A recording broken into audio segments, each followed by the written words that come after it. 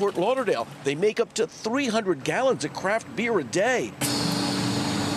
That requires 80 pounds of CO2. I'm showing about 200 PSI here, giving us another day or two. If we don't receive shipment by Thursday, we're out of luck. The growing worry, this burp in the CO2 supply chain could slow the flow. Just checking in and seeing how the supply of CO2 is looking. It's why they're on the phone here twice a day to check on deliveries. Yes, we definitely got you covered for the CO2. A shortage of CO2. Any other concerns? Yeah, I'm a little worried about what's going on in Ukraine. A lot of grain comes out of Ukraine.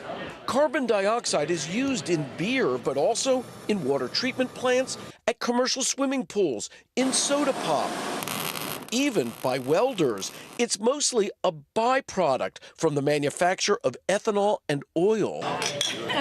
So without CO2, what is this? Flat beer. And we don't like that in America. We do not like that in America. Definitely not an American taste. It's something more akin to what you'd find in Europe.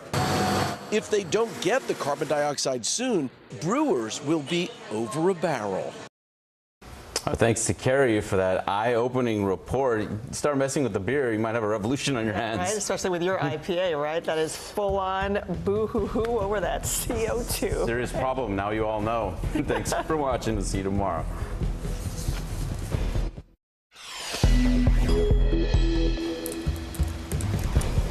This morning, high drama on the diplomatic front. China is furious over Speaker Pelosi's visit to Taiwan, launching military drills and using live ammunition for the first time since 1996 near Taiwanese territory. Detained in Moscow since February 17th, the fate of WNBA star Brittany Griner is coming to a head with closing arguments in her. Your attorneys messed up and sent me an entire digital copy of your entire cell phone with every text message you've sent for the past 2 years. It fell free and clear into my possession, and that is how I know you lied to me when you said you didn't have text messages about Sandy Hook. Did you know that? I told you the truth. This is your Perry Mason moment. I gave them my phone. It clearly flustered Alex Jones on the stand. Now says the Sandy Hook school shooting did happen, quote, 100%. Now the case is in the jury's hands with $150 million sought. Death-defying, a paraglider's brush with death after his chute failed to open. The dramatic fall to earth all caught on camera. And after a 6-year legal battle, we now know who stands to inherit the estate of Prince. Early today starts right now. Good morning. I'm Philip Mena. Good to be with you. I'm Frances Rivera. Extremes from the Atlantic to the Pacific. The McKinney Fire, California's largest wildfire so far this year, continues its deadly onslaught. The massive inferno, devouring more than 57,000 acres, has taken 4 lives and is only 10% contained. And in Utah, police say a man who tried to kill a spider with a lighter sparked a 60-acre blaze. He has been arrested, and the fire is now 90% contained. Meanwhile, eastern Kentucky is now blanketed by a heat wave just a week after devastating floods battered the area, killing at least 37. Thousands remain without power, and some homes are still bogged with floodwaters, making it unsafe to use electricity. And the boiling temperatures are stretching from Texas all the way up to Maine. 64 million Americans are now under heat alerts, with highs soaring into the high 90s and triple digits. Let's bring in NBC meteorologist Michelle Grossman to start us off. Good morning, Michelle. Good morning to you both. Yeah, it's going to be brutal, especially in the Northeast today. We're going to have high humidity, high heat. You combine that together, it's going to feel like 105 in some spots. Still sweltering in the South. We've had 38 days of triple digits in Dallas. We're going to continue that trend. So we're looking at heat advisories in Texas, stretching all the way to the Northeast, even into northern parts of New England. 64 million Americans. And notice Hazard, Kentucky, you are under a heat advisory. That's a spot that got 9 inches of rain in just 12 hours. So hot and humid today. We have a cold front moving through, but ahead of that cold front, we're so warm. 96 in Baltimore today, 90 in Binghamton, 90 degrees in Charleston. It's going to feel like 98 degrees. We'll talk more about the heat. Also tracking some storms. We'll do that in just a bit. All right, Michelle, thank you. House Speaker Nancy Pelosi has arrived in South Korea, where she is meeting with that country's top political leaders.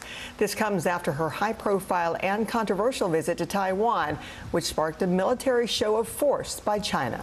NBC's Andrea Mitchell has more on the fallout.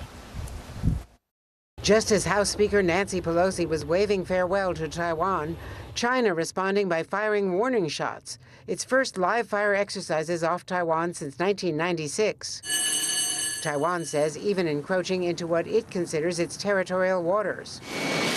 China at times sending fighter jets across a critical dividing line between Taiwan and the mainland, according to Taiwan and a senior U.S. official. An aggressive action raising U.S. fears either side could miscalculate. We come in friendship. Pelosi meeting with human rights leaders and Taiwan's democratically elected president, Tsai Ing-wen. The speaker saying the world is in a struggle between autocracy and democracy. Our delegation came here to send an unequivocal message. America stands with Taiwan. China, which considers the island its territory, is punishing Taiwan for hosting the speaker by blocking some imports, but not critical semiconductor chips. Taiwan is the world's biggest chip manufacturer. G7 foreign ministers calling out China's threatening actions, and Pelosi questioning why past trips by male Congress members did not create an outcry from China. I think that they made a big fuss because I'm speaker, I guess. I don't know if that was a reason or an excuse, because they didn't say anything when the men came. A senior U.S. official tells NBC News the U.S. does not think China plans to invade now. But the worry is if China's military gets too close to Taiwan and Taiwan overreacts, this could spiral out of control. Okay, Andrea, thank you. The critical July jobs report is due out tomorrow, which could shed new light on the threat of a recession. Markets are coming off of a big day. It was green across the board as stocks bounced back from 2 straight days of losses. But it comes as inflation continues to weigh heavy on Americans. Here's Tom Costello. In Colorado, Keelan Thomas and her husband are on a mission to keep spending down and pay off the last of the $15,000 in credit card debt they ran up after getting married. We want to be able to buy a house, and we don't have a house yet, and we are in our 30s, and that's hard, but it's because we made the choice to use the credit cards thinking that we'd be able to pay it off easily. As inflation soars, new data shows many Americans are charging it. Credit card debt has jumped 13% in 1 year, the biggest increase in 20 years. And Americans opened 233 million new accounts, the most since 2008. While balances still remain below pre-pandemic levels, interest rates, now averaging 17.4%, could soon soar to record highs as the Fed continues hiking rates to fight inflation. If you're carrying heavy credit card debt, financial experts recommend cutting it down as fast as possible. That rate's probably 3, 4, 5x what you're paying on your mortgage or car loan. So definitely you want to be paying down the credit card debt. Transfer balances to cards offering 0% introductory rates. Perhaps turn to nonprofit financial counselors for help. Meanwhile, the White House noting some inflation relief, with gas prices now averaging $4.16 a gallon, down 85 cents from the record high set in June. Experts say gas probably will drop below $4 a gallon over the coming weeks and hopefully through Labor Day. In the meantime, OPEC pledging to pump even more oil, 100,000 barrels a day more. But experts say that likely will have a minimal impact on the price at the pump. Back to you. All right, Tom, thank you. The Biden administration is scrambling to play catch-up when it comes to its monkeypox response. The shift in strategy comes as the U.S. has confirmed more than 6,000 cases, with nearly 1,400 in New York alone. The government plans to distribute 700,000 more vaccine doses. One San Francisco clinic says it has 10,000 people on a waiting list, but they've only gotten just over 1,000 doses. The newly appointed monkeypox response coordinator is expected to hold a press briefing today. Flags at the Capitol are at half-staff this morning for Congresswoman Jackie Walorski. The Indiana Republican was killed in a car crash north of Indianapolis yesterday. Police say another vehicle crossed the center line and hit her car head-on. 2 members of her staff were also killed. Walorski had served in Congress since 2013. The cause of the crash is still under investigation this morning. The fate of Alex Jones is now in the hands of a Texas jury. For years, the conspiracy theorist has claimed the mass shooting at Sandy Hook Elementary School was a hoax. But for the first time, he admitted it was real. Here's Ann Thompson. Alex Jones' stunning admission came during a contentious cross-examination. It's 100% real. finally conceding the Sandy Hook school shooting did happen. After years of insisting on his InfoWars show, the massacre was a hoax. How could you believe any of it? It's 100% real, and the media still ran with lies that I was saying it wasn't real. The parents of Jesse Lewis, one of 20 first graders who died in the massacre, are seeking $150 million in damages. To restore the honor and the legacy of my son that was tarnished by Mr. Jones. Jones blasted Jesse's father on his show. He is being manipulated by some very bad people. I mean, I'll just say it because I got to be honest. He's slow. But in court, he faced Jesse's mother. Jesse was real. I am a real mom. Testifying their 6-year-old son and their pain were real. The conspiracy theorist has been a difficult witness. This is not your show. Admonished by the judge for lying on the stand. You're already under oath to tell the truth. You've already violated that oath twice today. And he was caught in another lie by the plaintiff's attorney. Your attorney's messed up and sent me an entire digital copy of your entire cell phone with every text message you've sent for the past 2 years. Including text messages about Sandy Hook Jones failed to share, as ordered by the court. And that is how I know you lied to me when you said you didn't have text messages about Sandy Hook. Did you know that? The jury will determine what, if anything, Jones must pay. Ann Thompson, NBC News.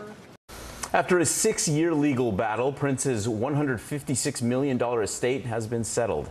A Minnesota judge ruled that the late singer's assets, including music rights, will be divided among 3 of his legal heirs and management company Primary Wave. The pop legend, who did not leave behind a will, died in 2016 of a fentanyl overdose. According to Billboard, both sides have committed to, quote, preserving Prince's legacy. Okay, let's go back now to Michelle with more on today's extreme weather. And again, no relief in sight, it seems. I know, yeah, it keeps going on, and we're looking at that intense heat, that dangerous heat across the country. We're waking up to temperatures near 90 degrees in some spots. Even in the Northeast, we're near 80 degrees. We're going to see these temperatures soaring throughout the day into the 90s, into the triple digits. You factor in the humidity, it's going to feel like 105 in spots. So the Northeast, we are going to be chasing some records today. Albany, 98 degrees, a record of 98. Newark, we're looking at 98 as well. That's a look at the big weather story of the day. Here's a closer look at your day ahead.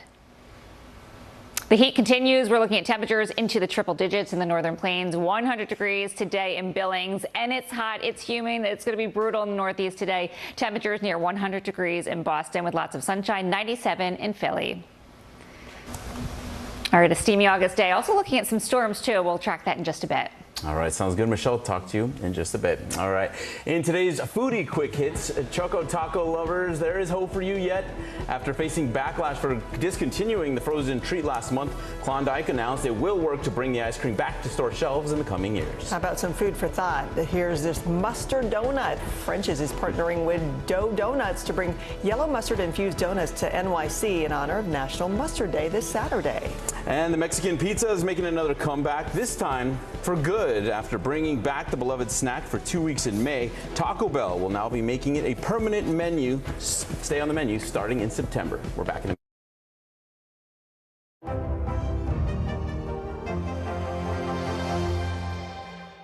To cover the news, you have to be in it. This is how so many towns and cities are protecting themselves. They're pushing the gates open. Was there a school officer on campus? That's what we've been told. No. Top story with Tom Yamas. Weeknights at 7 on NBC News Now. At 73, Prince Charles is still waiting for the job that is his birthright. Do we want Charles? Do we want a monarchy? I'm Keir Simmons, and we'll take on these questions and more in our new podcast, Born to Rule. Listen now. Here's what's happening in your neck of the woods. Sometimes the news can be difficult and overwhelming for kids to understand. Ukraine and Russia. Could you help me understand what's going on? So to help make sense of it all, we've created a newscast just for them. We hope your family will watch Nightly News Kids Edition. The day's biggest political stories with trusted insight now and expert analysis now. A daily look at the politics behind the headlines. Meet the Press Now, streaming weekdays at 4 p.m. on NBC News Now. Harry Styles! Sometimes the news can be difficult and overwhelming for kids to understand. Ukraine and Russia. Could you help me understand what's going on? So to help make sense of it all, we've created a newscast just for them. We hope your family will watch Nightly News Kids Edition. Our show is about sparking conversations around today's biggest issues. The Fed raises interest rates. That controls inflation. Explain how that works. Is part of this that everyone's rethinking their jobs and their relationship to their employers? Could you just remind us why there are 9 justices on the Supreme Court instead of 3 or 20 or 2? It's not my job to tell you what to think. My job is to think about what you tell me.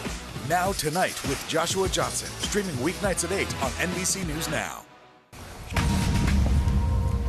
In overwhelming bipartisan style, the Senate votes in favor of Sweden and Finland joining NATO. The vote was nearly unanimous, 95-1, with Republican Senator Josh Hawley of Missouri casting the only no vote. When the 2 Nordic countries join, it'll be a substantial expansion of NATO. President Biden hosted the leaders of both countries in D.C. in May, and after Wednesday's vote, he reiterated he looks forward to welcoming them into the alliance. Brittany Griner will appear in a Russian court again today for her ongoing drug crimes trial. The WNBA star has been detained in Russia since February 17th. She could face 10 years in prison over less than 1 gram of cannabis vape cartridges. This ordeal has become an international diplomatic incident, with the U.S. offering a prisoner swap that Russia has not officially commented on. For more on this, let's go to NBC's Jay Gray. Jay, good morning. What can we expect in court today? Well, Philip, Francis, good morning to you. And look, we had expected to hear closing arguments and still may, though a member of Griner's legal team tells NBC News early this morning that there could, in fact, be further hearings in this case. The WNBA star's Russian lawyers have spent a lot of time in court during these proceedings talking about the medicinal qualities of cannabis, specifically to treat pain, and stressing that Griner packed in a hurry and never intended to break Russian law.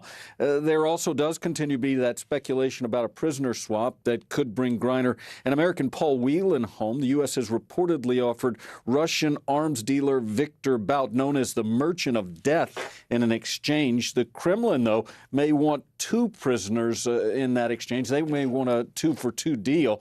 The White House says there's really been no serious counteroffer, and so this continues. It'll be interesting to see what happens today and if there will be further hearings in the case. Of course, we'll continue to cover it. Jay, thank you so much. The NFL is putting the pressure on Browns quarterback Deshaun Watson. The league appealed Watson's 6-game suspension, which was handed down by a disciplinary officer. Commissioner Roger Goodell now decides who hears the appeal, whether it's himself or someone else. The NFLPA can challenge the appeal in federal court. Watson and the Players Union urged the league to accept the ruling in a joint statement on Sunday before the decision for a 6-game suspension was brought down. Still to come, trash bag or Balenciaga, the new fashion statement fit for a dumpster. And don't chicken out on a kiss. Just wing it on your next date with a new Applebee's lip gloss.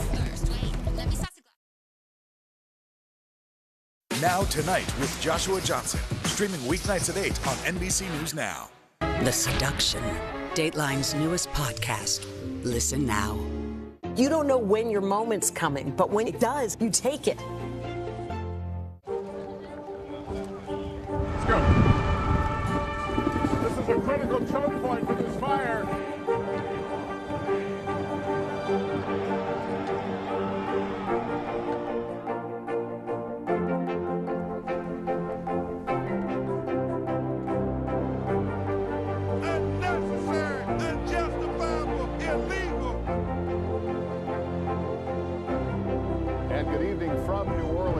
Military operation, witnessing the massive crowds. I admire you both. Nice to really spend some time with you. Appreciate it.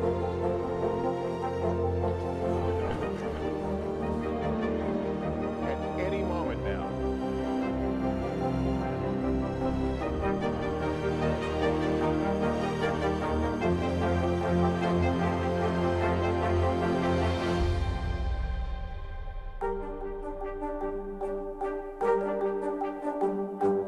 Welcome back to Today. We got a lot to celebrate on this Wednesday morning. It's good to have you along with us. You don't know when your moment's coming, but when it does, you take it. Everybody good, and that's it. We're here to start conversations because it's not my job to tell you what to think. My job is to think about what you tell me. Now Tonight with Joshua Johnson. Weeknights at 8 on NBC News Now. Hallie Jackson Now. Weekdays at 5 on NBC News Now. News is happening now. To look at what's making headlines around the world. We're coming on the air with breaking news. This is a significant moment. Whenever it happens, wherever you are, NBC News, streaming free now. Desire, deception, and a double cross. The Seduction, a deadly love story only Dateline and Keith Morrison can tell. Listen now, wherever you get your podcasts.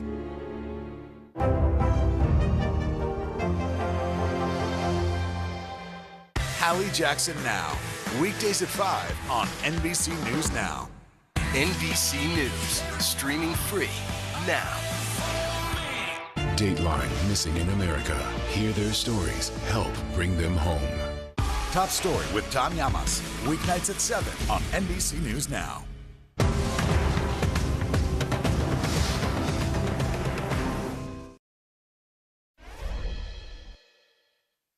Our chemistry's just too hot. No side of a ranch can't cool off. A Brutus can't quench this thirst. Wait, let me sauce a glass first. Come on over, taste my face. You know you wanna taste my face. You know you need to taste my face. You know you gotta taste my face. I know you want what I got. Some big names promoting this. It's an unlikely pairing that's spicing up some social media buzz. Applebee's partnered with makeup brand Winky Lux. So this is what they've created. A lip gloss inspired by chicken wing sauce. So this collection you see there comes in 4 different flavors based on the restaurant chain's own sauces. The 4-piece is on sale for $65. Hey, how about we just, leave the gloss, grab a wing, smack that all over your smackers, and there you go. I've never met a wing I didn't like or a lip gloss. Put them together, I'm wearing it. In part. My friend Mario's been on this. His girlfriend used to call him sloppy because he wouldn't wipe his mouth after he went to Applebee's. He's been on it for 20 years now. Hey. $65 they're charging for it now. And it's win-win for somebody who loves it. You're kissing somebody with, I guess that's the whole point. But I say you just do it, make it easy. Go buy some wings. And just, you could do both. Speaking of things that it shouldn't cost as much as you would think, right? Balenciaga, they have managed to turn an everyday household item into a luxury couture. That you take it out every Tuesday and Friday usually, right? Their new trash pouches, they're called. It's part of their winter 2022 collection. They're made entirely out of calf skin. They come in 4 different colors. Creative director Demna of Balenciaga says that he could not resist, could not miss an opportunity to make the most expensive trash bag in the world because who doesn't love a fashion scandal? That is all a quote there. This thing is nearly $1,800. They're available if you're into that to buy at Balenciaga's boutiques, or you can get it on their online store. That is insane. Or you could go at any one of our trash cans here. This is literally my trash can right next to the desk. I mean, look at it. It's the same look, right? It sure does. Yeah, you can charge It matches with you. It matches with you. Knock yourself out. I picture my kids just throwing their trash in my bag. If their stuff ends up in my purse anyway, they're going to really put it in there. This is nice, Francis. And then you get that wing lip gloss. There and you then go. You just put it right in there. And then on what are those days? Tuesday, Wednesday, Tuesday and Thursday. There you go. Okay. Coming up here, a paraglider who thinks fast when his parachute won't open, and it's all caught on camera. Mystery in Paradise. There's my sweet little sister on the news. A series of secrets to be discovered. This investigation takes you into the swinger lifestyle. Dateline's hottest July ever. Fridays at 10/9 Central. Still to come on the Channel 2 News. Well, the waters are certainly receding now. Still too close to call. Lester Holt reporting from the Ground Zero, as it's being referred to. It is, in fact, a taste of freedom. The Haitian people know a little something about resiliency. What's the biggest risk right now? Some of the troops who have been proud. I want to welcome you to the first presidential debate. In fact, we've been told we can't go any farther. You were some resilient folks. Let me give you a hint.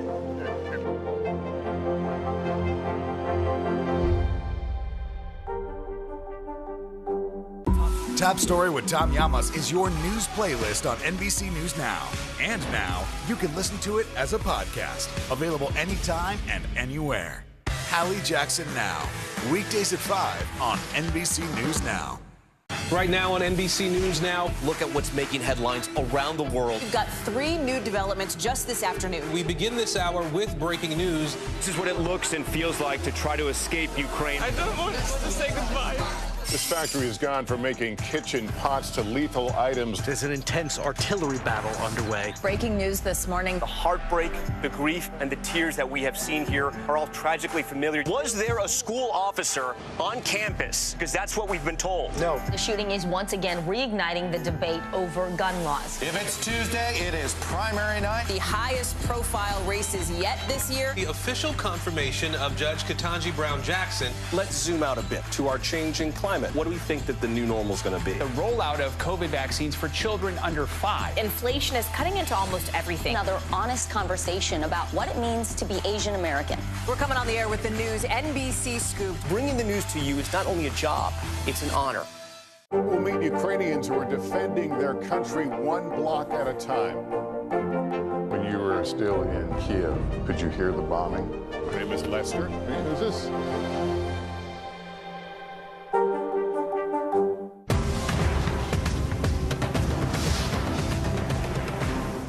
Sometimes the news can be difficult and overwhelming for kids to understand, so we've created a newscast just for them. We hope your family will watch Nightly News Kids Edition. Welcome back on this Thursday. We are tracking storms from New England all the way to Tennessee. Could see some winds gusting to 60 miles per hour, some hail, even the chance of a tornado. We'll be right back.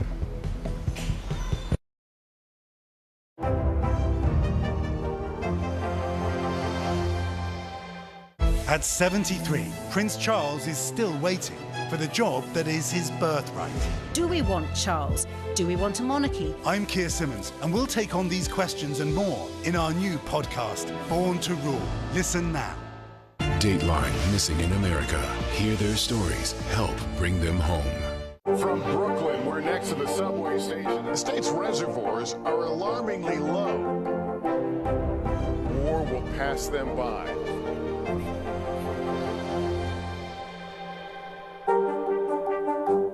At 73, Prince Charles is still waiting for the job that is his birthright. Do we want Charles? Do we want a monarchy? I'm Keir Simmons, and we'll take on these questions and more in our new podcast, Born to Rule. Listen now. Mystery in Paradise. There's my sweet little sister on the news. A series of secrets to be discovered. This investigation takes you into the swinger lifestyle. Dateline's hottest July ever. Fridays at 10/9 Central. These are our missing daughters and sons. We need anyone who saw something to come forward. She was wearing a black jacket, a black top. I'm going to bring my son home alive. Dateline Missing in America. Listen now wherever you get your podcasts. Sometimes the news can be difficult and overwhelming for kids to understand, so we've created a newscast just for them. We hope your family will watch Nightly News Kids Edition. Welcome back to today. We got a lot to celebrate on this Wednesday morning. It's good to have you along with us. You don't know when your moment's coming, but when it does, you take it. Everybody's good, and that's it. Sometimes the news can be difficult and overwhelming for kids to understand, so we've created a newscast just for them. We hope your family will watch Nightly News Kids Edition. In a new interview with AARP, the magazine, actor and filmmaker Tyler Perry opened up about paying it forward to the late Cicely Tyson. Perry revealed that he paid Tyson $1 million for a single day's work on Why Did I Get Married, adding that he wanted to make sure she knew there were people who valued her. Perry said he felt great giving Tyson financial security later in life. Tyson worked on several films with Perry before her death last year. Now to a heart-stopping new video. A professional paraglider caught on camera in a free fall after he became tangled in his parachute, and his mother watched in horror below. Gotti Schwartz spoke to him about the quick-thinking move that saved his life. Terrifying video of professional aerobatic paraglider Kevin Phillips plummeting thousands of feet out of the sky.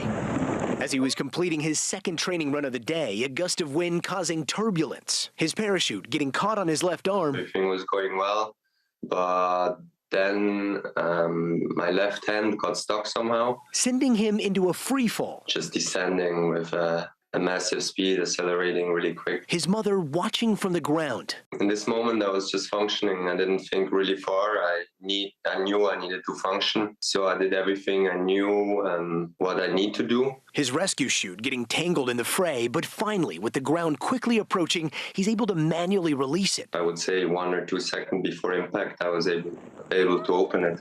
Oh my God! I was surprisingly calm mentally. It doesn't look maybe from outside or at the footage, but yeah, I knew exactly what I needed to do, and in the end, I got really lucky. During the fall, he says it was his mom on his mind, not whether or not he would live to tell the tale. My mother was actually there on takeoff, and we're watching just me going down like a stone. When I fall down, I knew like they see me, and so I was. My heart or my thoughts were with them. For me, it didn't matter if I crash and I die, like your dad doesn't, affect me that much after that point. But even after this fall, Philip says he'll be back in the air. I had to rethink and to consider if it's worth it or not. Yeah, and I had to say at this point, it's completely worth it. It was never a question if I should leave the sport or if I should stop doing that. It gives me too much pleasure, too much fun and excitement. Thanks to Gotti Schwartz for that report. Wow, the composure, the mental composure he had with his arms and legs flailing like that in that free fall? Yeah, that's one of the many reasons why I wouldn't get anywhere near that. But you're right. Again, that was panic time for most people. And his mom watched it all. Thanks for waking up with us. I'm Frances Rivera. And I'm Philip Mena. We leave you with this. For the first time since the start of the pandemic, a fireworks festival in central Japan, one of the largest displays in the country. Have a great Thursday.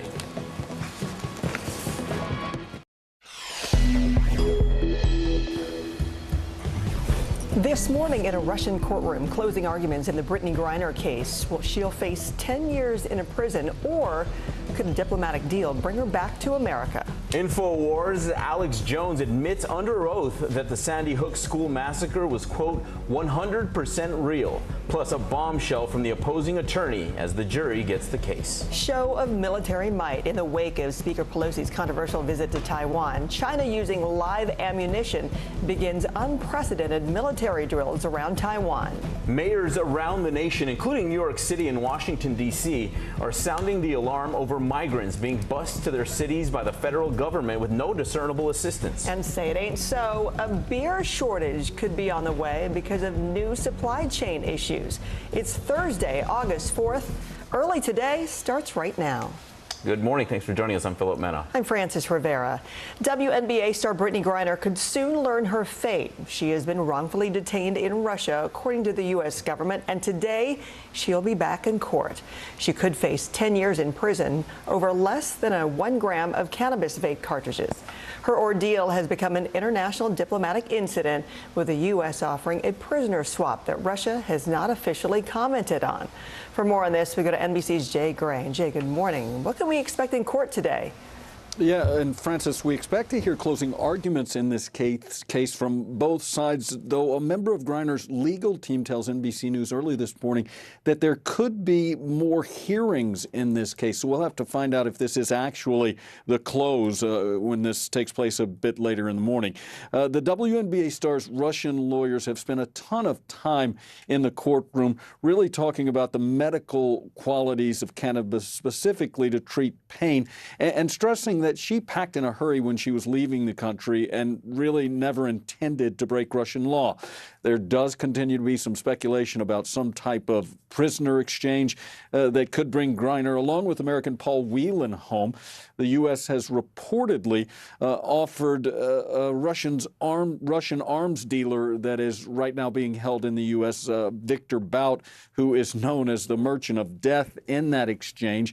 There's been no movement from the Kremlin at this point, and there's some speculation that they'd like to see a 2-for-2 swap, if you will, 2 Russian prisoners exchanged for the 2 Americans.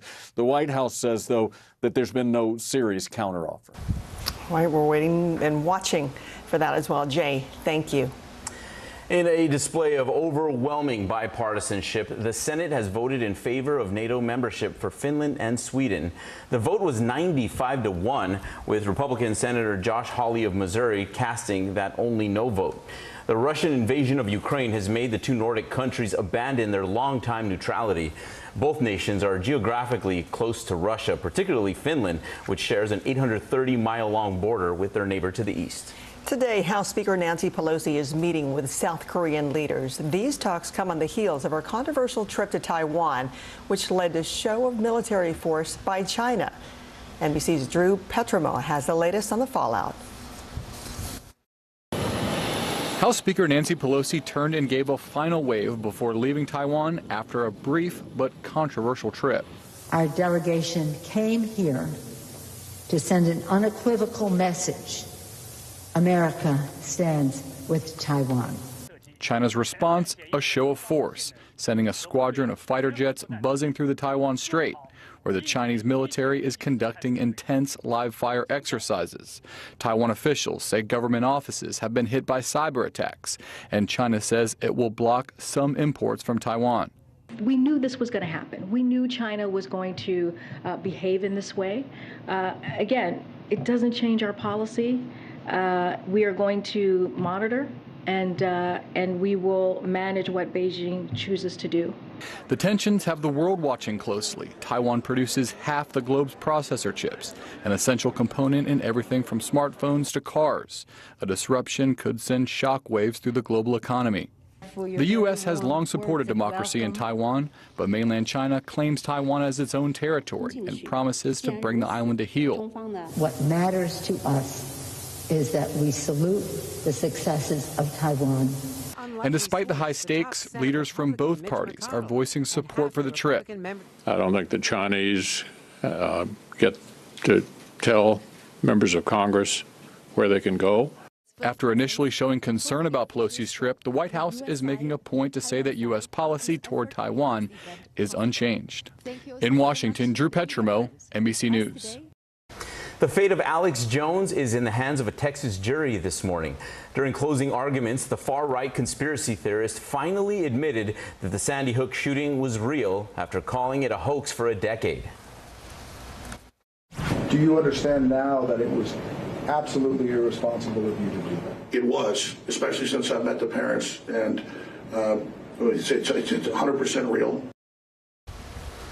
Jones has already been found liable for defaming the parents of a 6-year-old who was among the 20 students and 6 educators killed in the 2012 massacre in Newtown.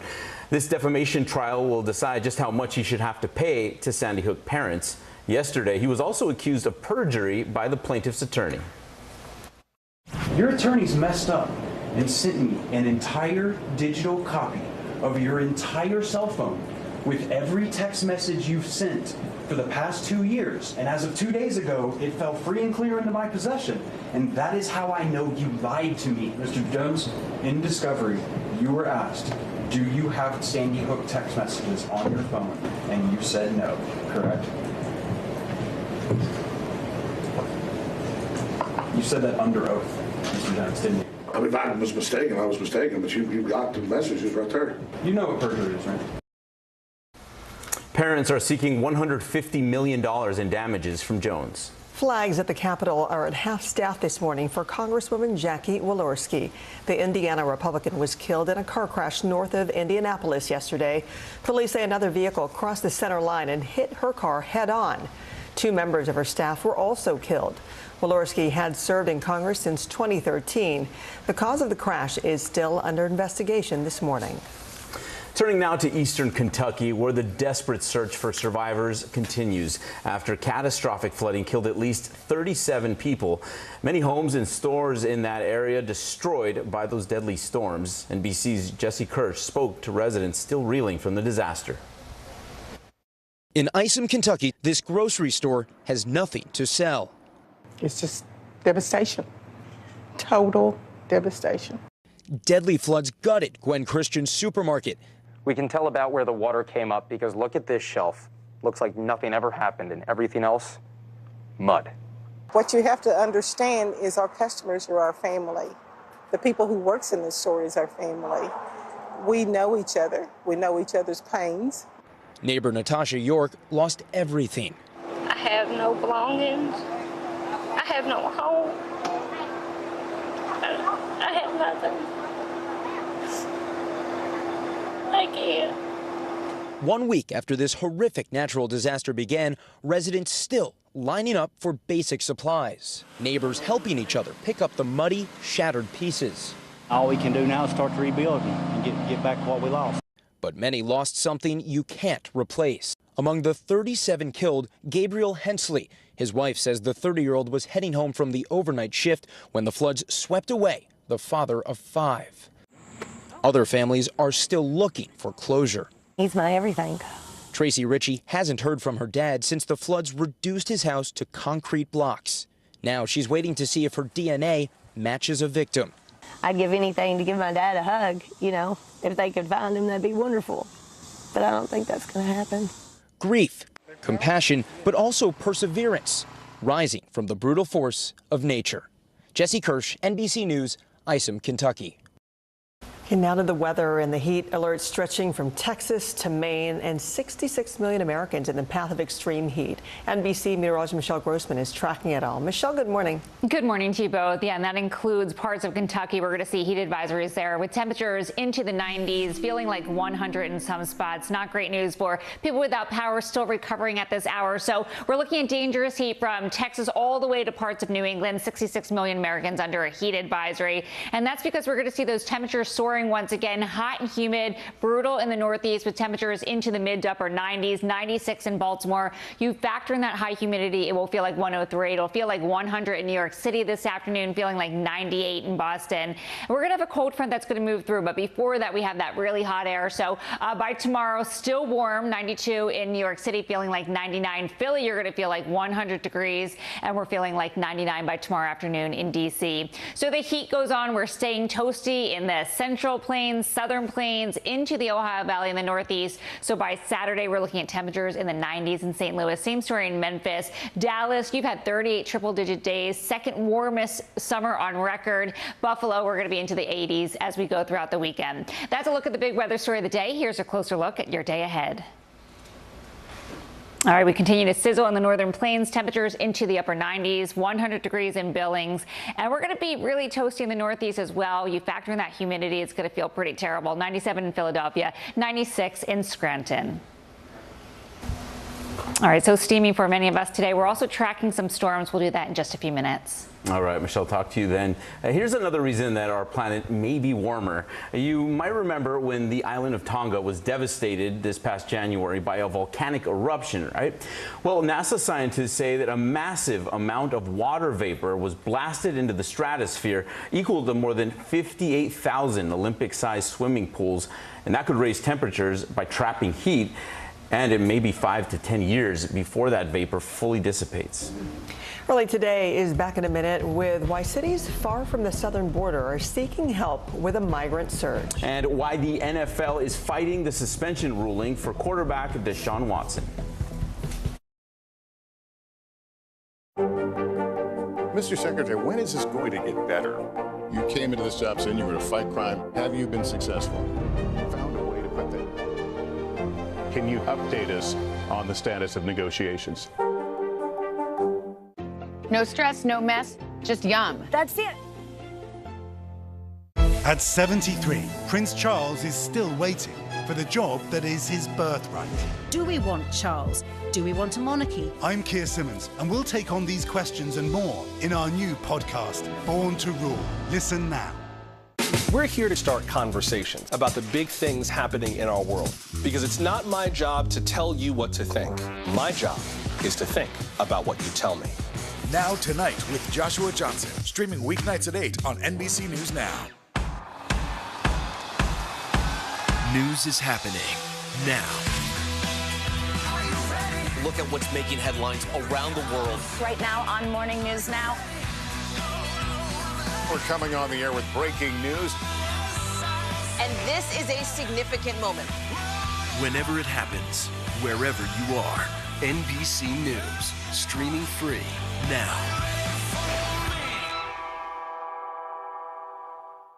These days, it feels like the news never stops. So let's get into it. What's happening right now, what it all means for you for an hour every day. It can be hard to keep up, so let's get started together. Hallie Jackson Now, weekdays at 5 on NBC News Now.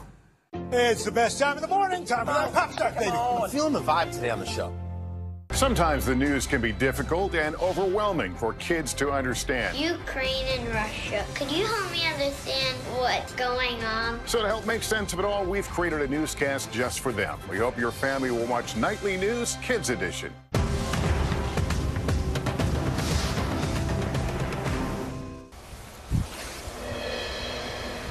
New this morning, the NFL is putting the pressure on Browns quarterback Deshaun Watson.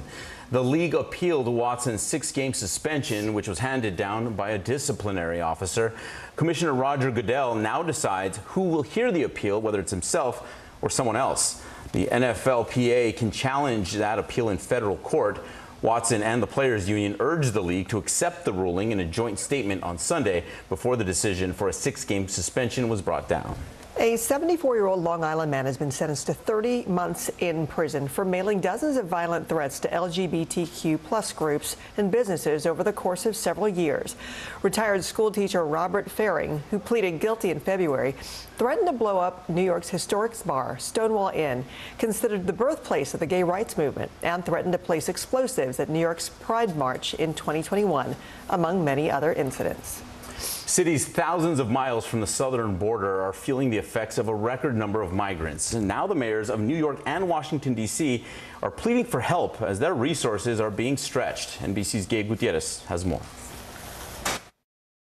Far from the U.S. southern border, the mayor of Washington, D.C., a Democrat, has asked the National Guard to help handle more than 4,000 migrants recently bussed to the nation's capital. I've asked for the deployment of the Guard as long as we need the Guard to deal with the humanitarian crisis. The request comes after Texas's Republican governor, in what Democrats call a political stunt, started sending migrants to D.C. But Republicans blame the Biden administration after a record number of illegal border crossings in May. Also, according to internal documents reviewed by NBC News, 73 migrants, including 13 children, were recently found living in stash houses operated by human smugglers in Northwest D.C. Every single community in America is now a border city. This is a national crisis. New York's mayor is also asking the federal government for help. His office says about 4,000 asylum seekers have entered the city's homeless shelter system since late May. If there was ever an all-hands-on-deck moment, this is it. Have you ever seen numbers like this? Not really, not really. Catholic Charities in New York City is busier than ever. Right now, this is a new emergency. Kervis and Antonia say they're from Venezuela. Why'd you come? ¿Por qué viniste? A better life for my daughter, she says. They were among those bussed to the Northeast from Texas after a grueling journey through Central America. My daughter said she trusted us, but it was hard, she says, because at one point we almost ran out of food. Now, migrant arrests at the border did drop 14% in June, after that all-time high the month before. Back to you. All right, Gabe, thank you. Still to come, OPEC agrees to pump more oil, but will it actually drive down prices at the pump? And the nation's largest retailer feels the squeeze from inflation.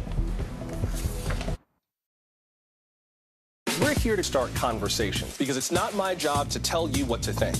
My job is to think about what you tell me. Now Tonight with Joshua Johnson. Weeknights at 8 on NBC News Now. Dateline, missing in America. Hear their stories. Help bring them home. We're here to start conversations about the big things happening in our world because it's not my job to tell you what to think. My job is to think about what you tell me. Now Tonight with Joshua Johnson. Streaming weeknights at 8 on NBC News Now.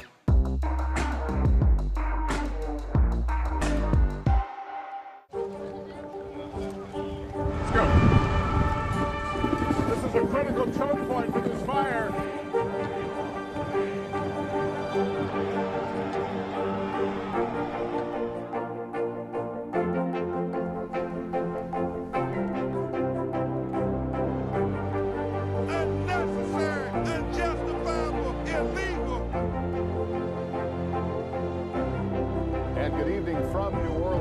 Military operation witnessing the massive crowds. I admire you both. Nice to really spend some time with you. Appreciate it.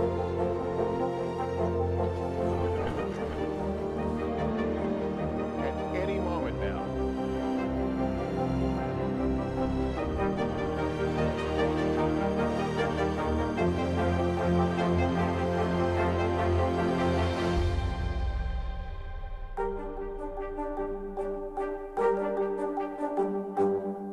What do you love about fatherhood? The chaos, the learning. Is climate change one of your top priorities? What's your message to girls who want to make a difference in their own communities? Believe in yourself.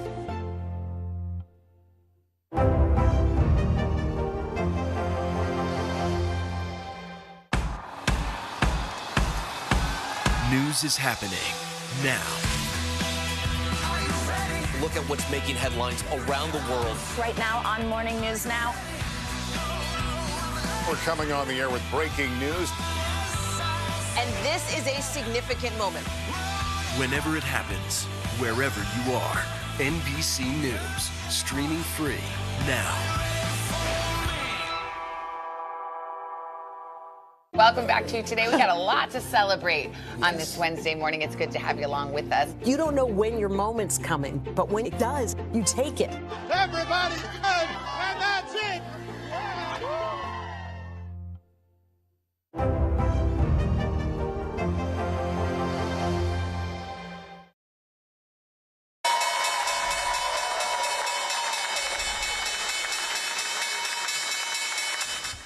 It was green across the board as stocks bounced back from 2 days straight of losses. The Dow surged over 400 points, while the Nasdaq was up more than 2.5%.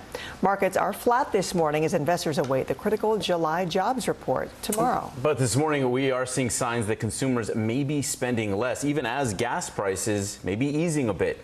Here with more is CNBC's Mandy Drury. Good morning, Mandy. Good morning, Philip. Yeah, we're watching what's happening with oil prices, as you rightly say, after the oil-producing group OPEC Plus decided to go ahead with a very small increase in output. And I mean really small. It's just not going to move the needle at all. And the United States had wanted them to try and supply the market with quite a lot more than they did to try and bring prices down further. The good news for the American consumer is that prices have been coming off the boil anyway. So you mentioned gas prices just a second ago. Let me run you through the numbers here. So the average price at the pump at the moment for a gallon of gas is $4.16. This is lower than the $4.81, which was the average a month ago, and quite a lot lower than we saw in the middle of June, which was just above $5. That was a record for a gallon of gas. Mind you, it's still a lot higher than what we were paying 1 year ago. There's another story that you mentioned, that is with regards to U.S. consumers showing signs of pulling back, and this pertains to Walmart. So it started laying off corporate employees, and basically this is just after a week ago, Walmart did slash their profit outlook because they do see signs of, because of the high cost of living at the moment, the high inflationary environment, American consumers are starting to pull back on things like discretionary spending.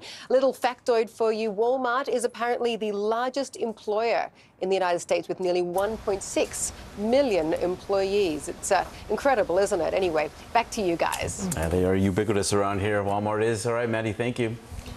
Meteorologist Michelle Grossman joins us next with a look at the severe weather and heat. And what a CO2 shortage could mean for beer lovers.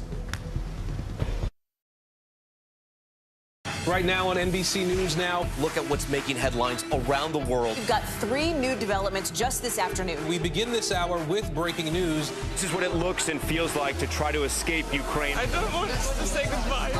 This factory has gone from making kitchen pots to lethal items. There's an intense artillery battle underway. Breaking news this morning. The heartbreak, the grief, and the tears that we have seen here are all tragically familiar. Was there a school officer on campus? Because that's what we've been told. No. The shooting is once again reigniting the debate over gun laws. If it's Tuesday, it is primary night. The highest profile races yet this year. The official confirmation of Judge Ketanji Brown Jackson. Let's zoom out a bit to our changing climate. What do we think that the new normal is going to be? The rollout of COVID vaccines for children under 5. Inflation is cutting into almost everything. Another honest conversation about what it means to be Asian American. We're coming on the air with the news NBC Scoop. Bringing the news to you is not only a job, it's an honor.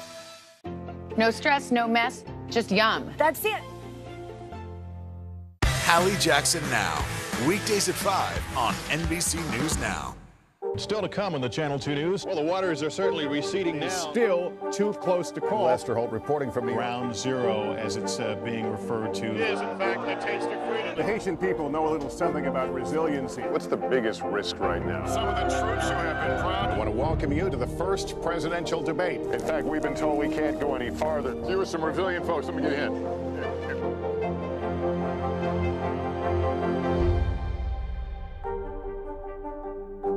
Our show is about sparking conversations around today's biggest issues. The Fed raises interest rates. That controls inflation. Explain how that works. Is part of this that everyone's rethinking their jobs and their relationship to their employers? Could you just remind us why there are 9 justices on the Supreme Court instead of 3 or 20 or 2? It's not my job to tell you what to think. My job is to think about what you tell me. Now Tonight with Joshua Johnson, streaming weeknights at 8 on NBC News Now. And what do you love about fatherhood? The chaos, the learning. Is climate change one of your top priorities? What's your message to girls who want to make a difference in their own communities? Believe in yourself. Hallie Jackson Now, weekdays at 5 on NBC News Now. Welcome back on this Thursday. We are watching a flooding threat once again today. Where you see these red blocks, that's your flash flood warning. So throughout Missouri into Illinois, also northern parts of Kentucky. This is why we're looking at very heavy rain. Where you see the darker colors, especially the reds, the oranges, that's where we're seeing torrential downpours. Lots of lightning too. It's all due to a cold front that's moving through this hot and humid air. So we're going to see storms today from New England all the way to portions of Tennessee, Burlington, Pittsburgh, Nashville. Could see winds gusting up to 60 miles per hour. Could even see some hail as well. Back to you guys. All right. Thanks, Michelle. If you want to taste wings all day long, Applebee's is now serving up a new lip-smacking lip gloss.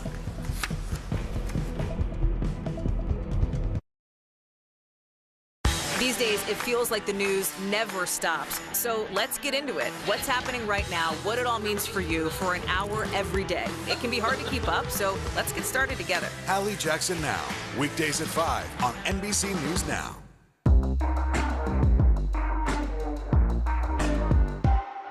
Sometimes the news can be difficult and overwhelming for kids to understand. Ukraine and Russia. Could you help me understand what's going on? So to help make sense of it all, we've created a newscast just for them. We hope your family will watch Nightly News Kids Edition. The Seduction, Dateline's newest podcast. Listen now. At 73, Prince Charles is still waiting for the job that is his birthright. Do we want Charles? Do we want a monarchy? I'm Keir Simmons, and we'll take on these questions and more in our new podcast, Born to Rule. Listen now. These days, it feels like the news never stops. So let's get into it. What's happening right now, what it all means for you for an hour every day. It can be hard to keep up, so let's get started together. Hallie Jackson Now, weekdays at 5 on NBC News Now. From Brooklyn, we're next to the subway station. The state's reservoirs are alarmingly low. War will pass them by.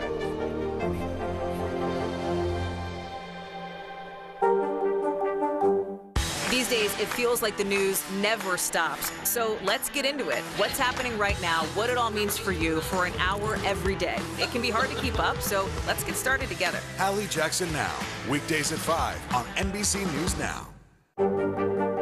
Mr. Secretary, when is this going to get better? You came into this job saying you were to fight crime. Have you been successful?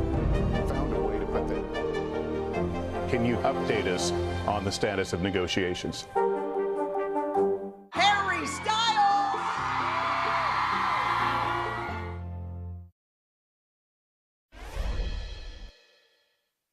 Our chemistry's just too hot. No side of a wrench can't cool off. A Brutus can't quench this thirst. Wait, let me sauce a glass first. Come on over, taste my face. You know you wanna taste my face. You know you need to taste my face. You know you gotta taste my face. I know you want what I. Okay, so what do you think of this one? It's an unlikely pairing, spicing up some social media buzz. Applebee's has partnered with the makeup brand Winky Lux, creating chicken wing sauce inspired lip gloss. So the gloss comes in 4 different flavors based on the restaurant chain's own sauces. The 4-piece is on sale for $65. You may have some trouble after that gloss cooling off your lips with a glass of beer. That is because a shortage of CO2 is causing some problems, especially for smaller breweries. Our Carrie Sanders has more. Beer taps running dry. Not yet, but if there's going to be a beer shortage, it's going to be a problem. The problem is to get those bubbles requires CO2. Much of the nation's carbon dioxide used in beer is shipped from Mississippi, where they encountered a recent contamination issue, causing shortages. And then a train line strike in the Midwest resulted in CO2 delivery problems. A dozen or more breweries that are experiencing the same problem, and those are just the ones that I know of. It was as if a switch went off overnight. At Tarpon River Brewing in Fort Lauderdale, they make up to 300 gallons of craft beer a day. That requires 80 pounds of CO2. I'm showing about 200 PSI here, giving us another day or two. If we don't receive shipment by Thursday, we're out of luck. The growing worry, this burp in the CO2 supply chain could slow the flow. Just checking in and seeing how the supply of CO2 is looking. It's why they're on the phone here twice a day to check on deliveries. Yes, we definitely got you covered for the CO2. A shortage of CO2. Any other concerns? Yeah, I'm a little worried about what's going on in Ukraine. A lot of grain comes out of Ukraine. Carbon dioxide is used in beer, but also in water treatment plants, at commercial swimming pools, in soda pop, even by welders. It's mostly a byproduct from the manufacture of ethanol and oil. So without CO2, what is this? Flat beer. And we don't like that in America. We do not like that in America. Definitely not an American taste. It's something more akin to what you'd find in Europe. If they don't get the carbon dioxide soon, brewers will be over a barrel.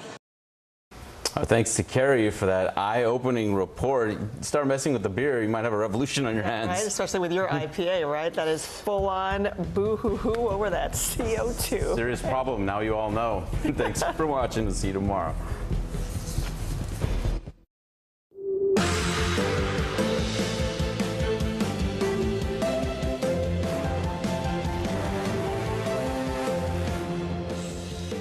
Good morning, I'm Joe Fryer. Savannah is on assignment. Right now on Morning News Now, hazardous heat. Temperatures rising across much of the U.S.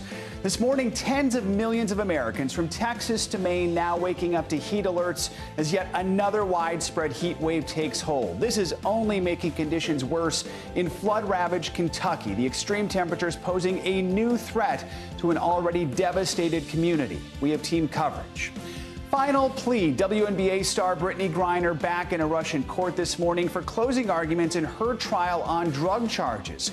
Griner expected to take the stand one last time before her sentencing. We'll bring you the latest as calls grow louder for Griner's release. Rallying the right, one of the GOP's biggest events taking place in Texas. This year's CPAC in Dallas about to get underway with a who's who of conservatives, including former President Trump, expected to attend. More on the event and what it could signal ahead of the November midterms. And bad rap this morning, controversy growing in courtrooms and on Capitol Hill following the arrest of two rappers on gang charges. Now a new bill would limit using song lyrics as evidence in trials. We're going to talk to one of the lawmakers behind the legislation, plus why some argue this is about more than music. Good to have you with us on this Thursday. We are going to begin with the weather and another smothering heat wave for much of the country. This morning, more than 70 million people are waking up under heat alerts stretching all the way from Texas to Maine, and the Northeast could potentially see record-breaking temperatures today. Perhaps no one is feeling the impact of that heat more than flood-ravaged eastern Kentucky, where temperatures will feel like 95 to 100 degrees. For a week now, thousands there have been without power after historic rain and flooding. Crews are still working around the clock to get the power back on so people can have air conditioning during this heat wave. But for many who are still waiting for the floodwaters to recede, that could be much, much longer. We have full team coverage of the flooding and the heat. We're going to get to NBC News meteorologist Michelle Grossman with your forecast in just a moment. But let's begin with NBC News correspondent George Solis, who is on the ground in Lexington, Kentucky. George, good morning to you. So this heat, it's not only dangerous, it's also impacting the search and rescue efforts there in eastern Kentucky. What are you hearing from rescue crews? Yeah, good morning, Joe. You not only have the heat bearing down on all of these groups working to help the people most impacted, you also have the emotional toll that it's now taking on them. Keep in mind, many of them, as you mentioned, are working around the clock, and they are contending with a lot of the same issues that are impacting a lot of the affected homeowners, right? They have little food, little water, and they're running on little sleep. And they're going into some of the roughest areas at this point. And on the subject of heat, well, they're trying their best to stay hydrated. They're trying their best to find those pockets of shade and taking those breaks when necessary. Yesterday, I spoke with the leader of a humanitarian group led by veterans who are going into some of these regions to help out people who have yet to see the National Guard or any other resource. And they are just heartbroken about some of the images that they are seeing. Here's what one member had to tell me. We get like liquid IVs. We make sure they have their water, hydration, electrolytes. Today with the heat index, we're going to end an hour early just so we don't burn our volunteers out so we can continue tomorrow. You can imagine a lot of these volunteers, Joe, are working beyond that. They are doing everything they can to get help to everyone impacted. Thank goodness for those volunteers. You know, George, so many people lost almost everything in these floods. They lost friends and relatives. Now they're having to deal with these temperatures that could reach triple digits. So what is the state doing to make sure people are as safe as possible? Do they have the resources they need? Yeah, one thing Governor Andy Beshear has been critical on is making sure that they get ahead of any other weather event after this flooding. He announced the opening of cooling centers, at least 8 in the region, which are so crucial, especially for seniors that are without power. And right now, the other thing is making sure they have water. And we have seen pallets and truckloads of water being carried into these regions, and in some cases being airdropped where there are still no roads or bridges to get into certain regions. And also on that, you also have the utility crews that have been working nonstop to restore power. And it's actually kind of impactful when you think about it. When we first got here, the outages were in the tens of thousands. They are now down to a few thousand in certain pockets. And that is crucial in helping to restore AC for those people that still have homes. At a time they need it more than ever. You know, George, Kentucky was hit by those deadly tornadoes late last year, then the devastating floods, now this dangerous heat. You've been talking to us all week about the resiliency of these communities. How are they dealing just with challenge after challenge coming from Mother Nature?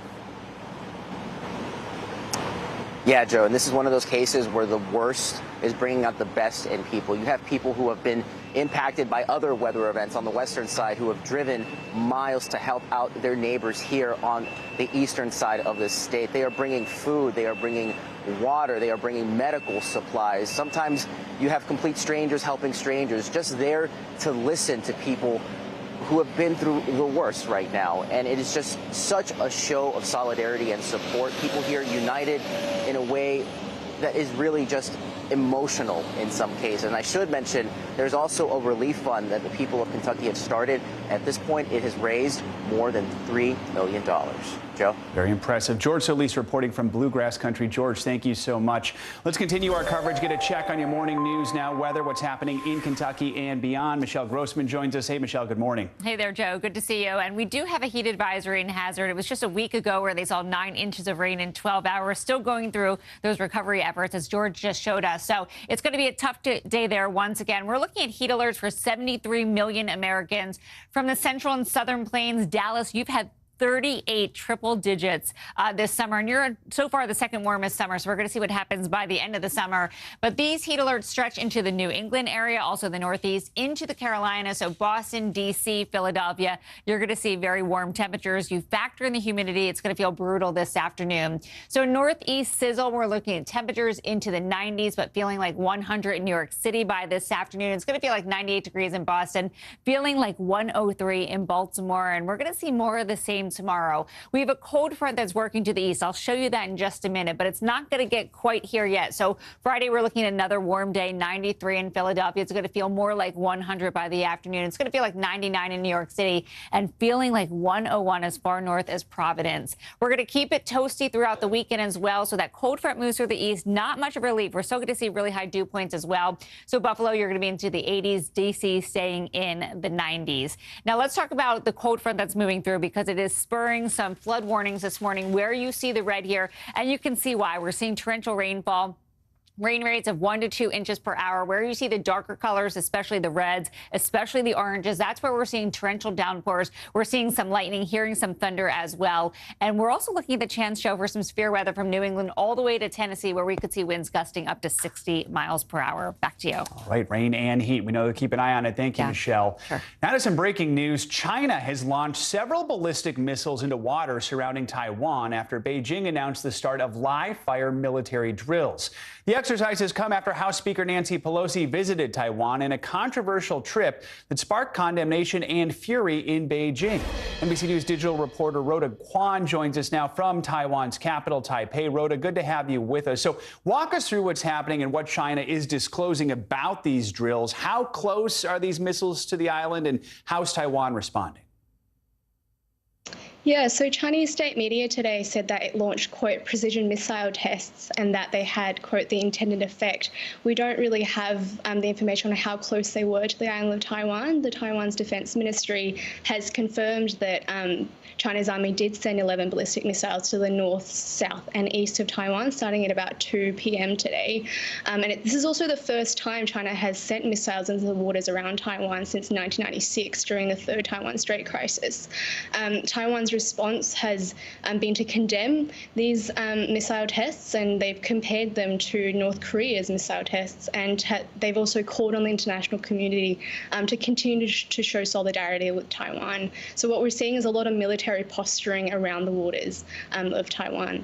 All of this is coming, of course, after Speaker Pelosi's visit. What is the atmosphere like in Taiwan right now? Are people concerned that tensions with China could escalate further? There's actually really no sign of panic here in the capital of Taipei. These drills, although they don't happen every day, they weren't unexpected, given China has been warning that they didn't want this trip to happen. What's to understand is that here in Taiwan, the Taiwanese have been living with the threat of a possible invasion from China for decades. So their response really is a much more measured one and a pragmatic one. And the Taiwanese government's messaging around this has also been very calm and very, very measured. Countries all around the world are keeping an eye on what's going on here. I mean, what's the international reaction been like to these military drills that are happening?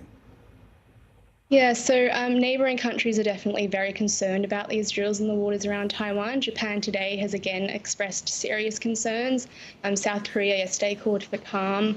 The ASEAN, the Association of Southeast Asian Nations, has also put out a joint statement today expressing concern that these drills will destabilize the region. And the foreign ministers of the G7 countries, they sent out a joint statement today telling China that there is no justification, a visit is not a justification for an aggressive military action like this, and they've called for China to not unilaterally change the status quo across the strait, and to call on China to resolve this by peaceful means. All right, Rhoda, thanks so much for joining us this morning with this breaking news. We appreciate it. The Russian trial of WNBA star Brittany Griner appears to be coming to a close. Both sides are set to deliver closing arguments this morning. Griner's lawyers say we will also hear from her one last time before the trial wraps. She'll deliver final testimony in her own defense. At the same time, there are renewed calls this morning for Griner's release. The head coach of the WNBA's Las Vegas Aces, Becky Hammon, spoke out, sending a message to Russian officials. See, Brittany being detained. Like I said, it's upsetting. We want her to come home, so I just asked the Russian government to do the right thing. It's never too late to do the right thing, and I think at this point, like I said, whether she did or didn't, it's time to send her home. For more on this, let's bring in NBC News foreign correspondent Kelly Kobiea in London. So, Kelly, with the trial expected to wrap up today, how soon could we expect a verdict? Well, there's been a lot of talk about that over the past couple of days, Joe. On Tuesday, one of Griner's defense team said that a verdict could come very soon, hinting that it could possibly come today. But today, as NBC News was talking to members of her defense, we were told that there could actually be more hearings, and we should be prepared for that. Basically, there is no set, cut and dried schedule here. It's up to the judge whether or not there will be additional hearings, whether they need to make time for perhaps Brittany Griner to once again address the court, or for more time for more witnesses, or for closing arguments. So we're basically at the mercy of the judge to find out when that verdict will be read. It could happen as early as today, according to Griner's defense attorneys, but then again, we may see even more hearings. Joe. I mean, and Kelly, and Russian officials have repeatedly said they cannot discuss a trade until Griner's trial is complete. We know the White House proposed that prisoner swap, reportedly offering to release convicted Russian arms trafficker Victor Bout in exchange for Griner and another American detainee, Paul Whelan. The Biden administration said Russia made a bad faith response to that proposal. Where do those negotiations stand this morning? Do we know? Well, it's not very clear, to be honest, Joe. We did hear from the State Department on Monday saying that they made a substantial and serious offer for a prisoner swap, and that Moscow came back with a counteroffer that was not serious. As well, the State Department said, look, we're not going to talk about details of any of these offers. We're not going to negotiate in public. And Moscow has said the same thing. On Tuesday, the Kremlin spokesperson Dmitry Peskov came forward and said, we're not engaging in megaphone diplomacy. We don't want to negotiate a deal in public. And they've said repeatedly that they have to wait for the legal process to play out before any talks, any sort of deal is struck. So really, this idea of a prisoner swap is sort of on hold until there is a verdict in the Griner case. And as I said, Joe, we're not sure if that'll happen as early as today. It's quite possible that there will be more hearings before we get to a verdict. I mean, Kelly, as you mentioned, the Biden administration, they've discussed the negotiations publicly, but they're not giving many details, which is understandable with a sensitive situation like this. The Kremlin, you sort of touched on this. They've been warning about that approach. What can you tell us about that and the tensions over this? Yeah, they've been warning about it repeatedly. They've said, do not pressure us in public. Do not put pressure to come up with some sort of prisoner swap. This is not the way we're going to discuss this. If a swap does happen, they keep using this term megaphone diplomacy. We don't want to talk about this trading possible deals or negotiations or putting pressure on Moscow via the airwaves, via, public press briefings, and that if it does continue, it could put any deal to bring Brittany Griner home in jeopardy. That has been the line from Russia throughout this process, and it was repeated again on Tuesday, Joe. All right, Kelly, thank you so much. We want to take a closer look at the legal aspects of Griner's case. So for that, let's bring in NBC News legal and MSNBC legal analyst and former federal prosecutor Glenn Kirshner. Glenn, good morning. Good to have you with us. So we know our legal team has said that Brittany Griner's search at the airport was improper, that she was not informed of her rights upon her arrest. So even in a Russian court where, 99% of people are convicted, do you think that could be an effective defense? It doesn't feel like it will be, Joe. This has the feel of a movie where you already know the ending and it's not a happy ending. Now, that being said, they are still calling witnesses in Brittany Griner's defense. It's different than an American trial because she's pleaded guilty to the charge. And yet they are still putting on witnesses. They put on an expert Russian forensic chemist to testify that the analysis of the suspected drugs did not even comply with Russian law. They're also putting on witnesses like Brittany Griner's teammates, her doctor. And let's remember, she was authorized to use this cannabis oil for medical pain management purposes here in the United States, but apparently or allegedly it violates Russian law. So it feels like a foregone conclusion, and it's not a surprise that the State Department characterizes her as being wrongfully detained. Which means this might all come down perhaps to the sentence. We know Griner pleaded guilty to the drug charges, hoping that by taking responsibility she could receive some leniency. In this case, do you think that was the right move? I mean, if she's convicted, could that have some impact on her sentence?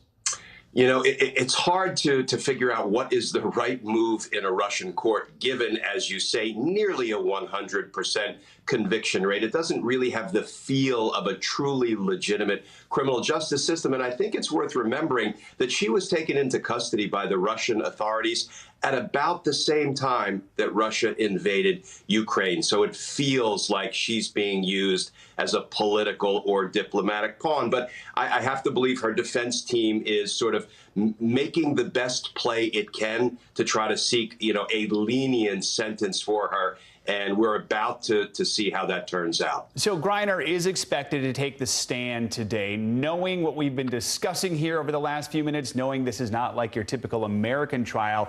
If you were representing her, what would you advise her to say?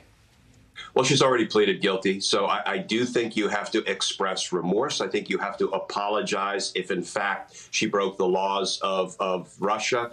And then she has to hope for the best. It does sound like they've put on some character testimony, like I say, from her teammates and the team director. So perhaps the judge will have leniency on her. But given the talk of a potential swap, Brittany Griner, for some Russian prisoners that we have here in the United States, you feel like this sentence might ultimately be used as leverage for political purposes. All right, Glenn Kirshner, appreciate your analysis this morning. Thank you so much for joining us. Turning now to the NFL and the ongoing controversy surrounding Cleveland Browns quarterback Deshaun Watson. Earlier this week, Watson was given a 6-game suspension by a disciplinary officer appointed by the league and the Players Association. But yesterday, the league announced it's appealing that decision, calling for a tougher penalty for violating the league's personal conduct policy. Watson is accused of sexual assault and sexual misconduct by some 24 women. He has denied any wrongdoing. In a statement, the NFL said Commissioner Roger Goodell will determine who will hear the appeal. Under the league's collective bargaining agreement, Goodell can consider the appeal himself or can appoint a designee to do so. On Capitol Hill, tributes are pouring in for Indiana Congresswoman Jackie Walorski. She died in a car accident yesterday, along with 2 staffers. The White House is flying its flags at half-staff after President Biden offered his condolences in a statement last night. NBC News senior congressional reporter Scott Wong joins us now. So, Scott, how is Congresswoman Walorski being remembered? What are we hearing from the president and from those who knew her and worked with her on Capitol Hill?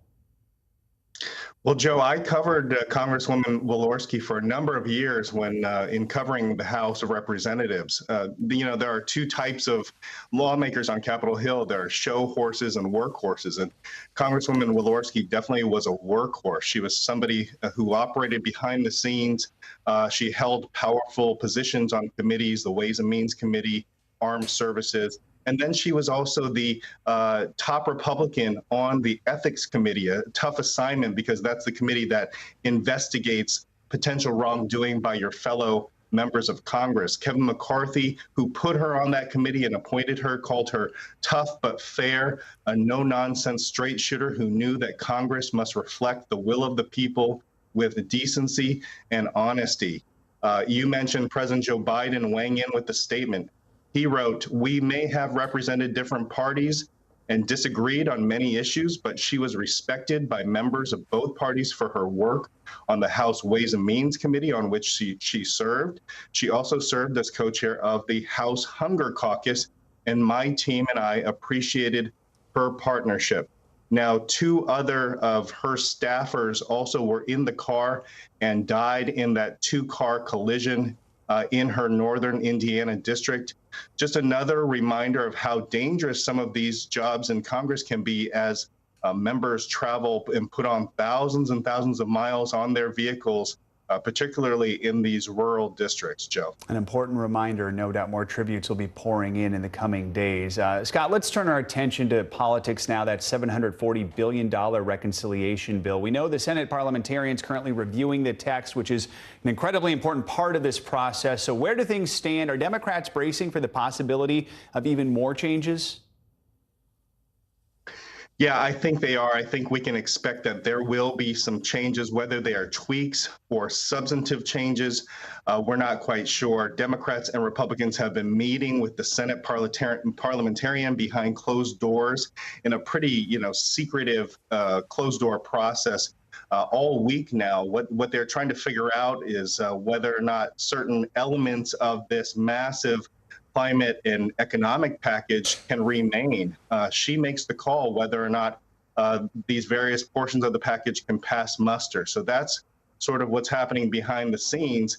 Now, separately, Kyrsten Sinema, the moderate Democrat from Arizona, is quietly behind the scenes raising objections to certain parts of the package as well. She wants a long-held position she's had was that she's opposed to closing a special tax loophole that helps private equity and hedge fund managers, allows them to pay lower taxes. She's opposed to closing that loophole. She also wants some more money for wildfire prevention and resiliency.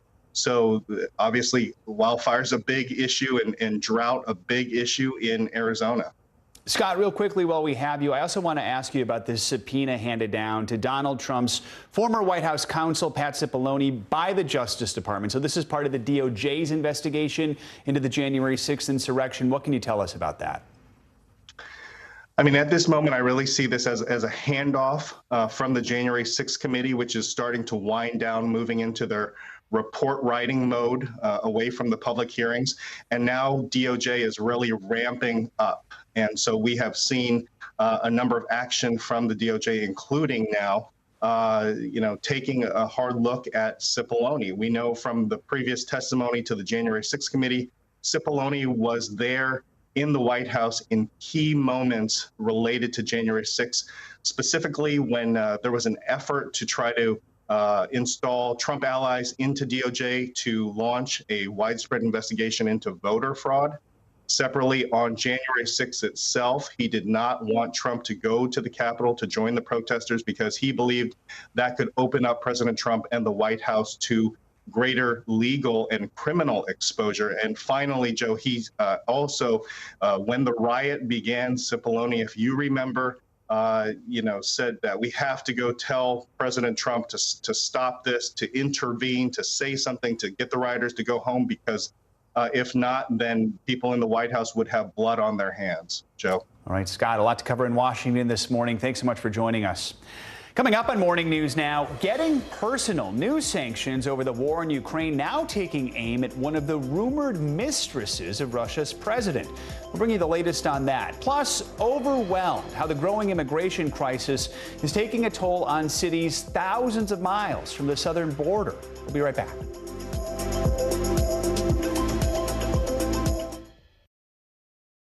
From Brooklyn, we're next to the subway station. The state's reservoirs are alarmingly low.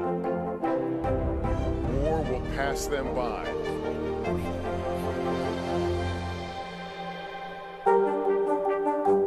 News is happening now. Look at what's making headlines around the world. Whenever it happens, wherever you are, it's here now. Still to come on the Channel 2 News. Well, the waters are certainly receding now. Still too close to call. Lester Holt reporting from Ground Zero, as it's being referred to. It is, in fact, a taste of freedom. The Haitian people know a little something about resiliency. What's the biggest risk right now? Some of the troops who have been proud. I want to welcome you to the first presidential debate. In fact, we've been told we can't go any farther. You were some resilient folks. Let me get a hint.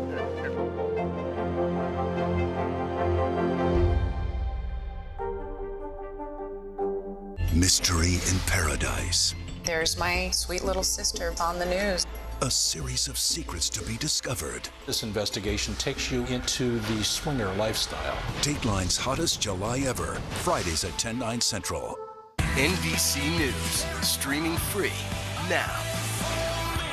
We're here to start conversations because it's not my job to tell you what to think. My job is to think about what you tell me. Now tonight with Joshua Johnson, weeknights at 8 on NBC News Now. Live from Ukraine, from Uvalde, Texas, from Mayfield, Kentucky.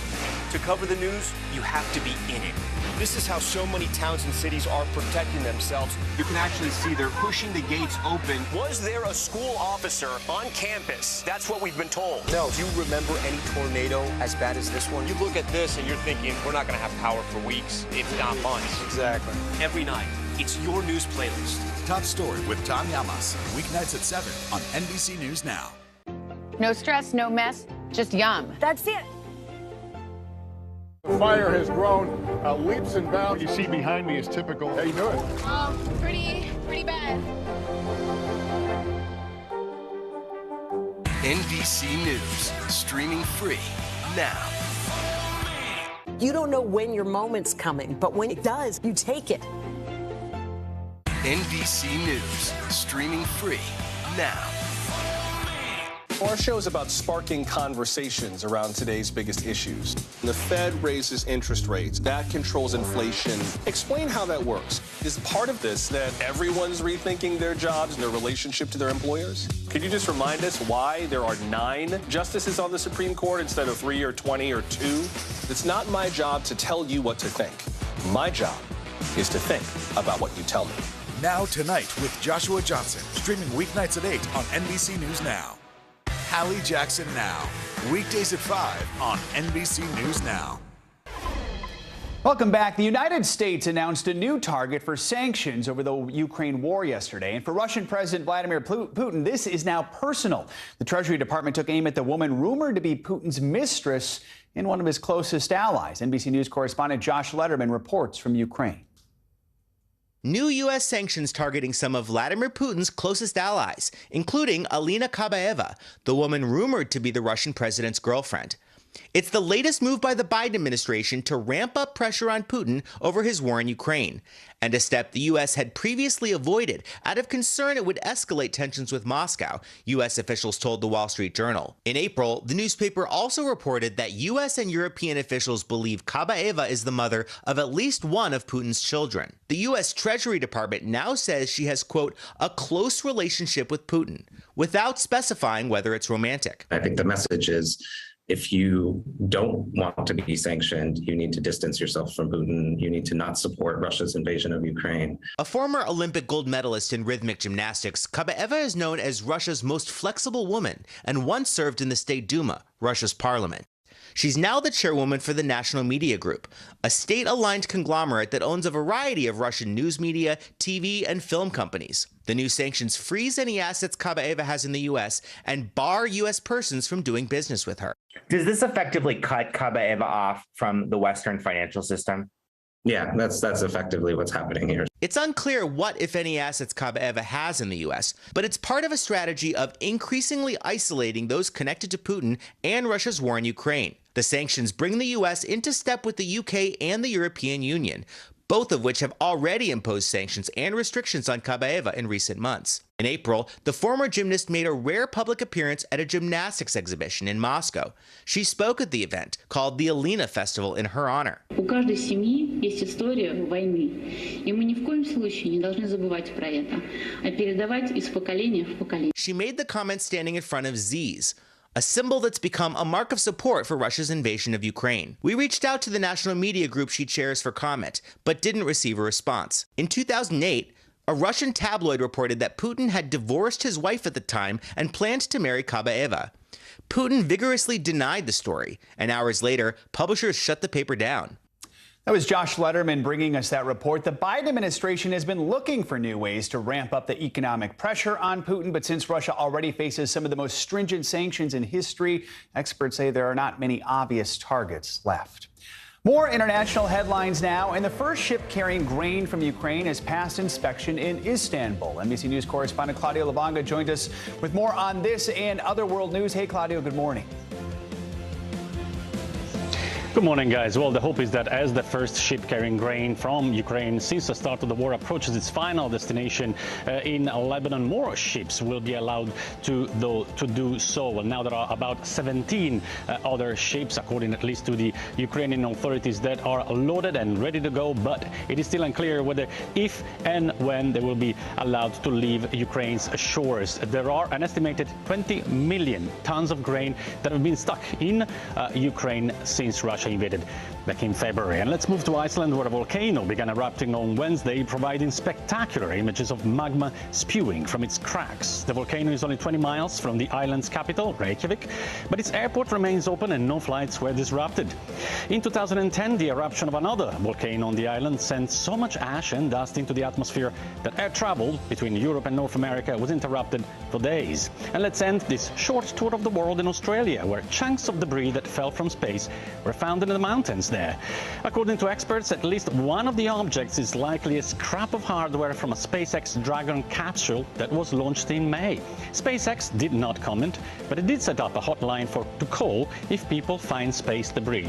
Even though if a space debris hits you in the head, you may want to call an ambulance first, guys. Yes, some good advice there, though. I think if that hit you on the head, you might be in trouble. All right, Claudio, thanks so much. Appreciate it. The record number of migrants crossing the southern border is stretching resources in American cities, thousands of miles away. Now, as national correspondent Gabe Gutierrez reports, the mayors of New York and Washington, D.C. are pleading for help. Republicans have been seizing on the immigration issue ahead of this year's midterm elections, and now they say that the mayors of two major cities in the Northeast asking for federal help proves their point.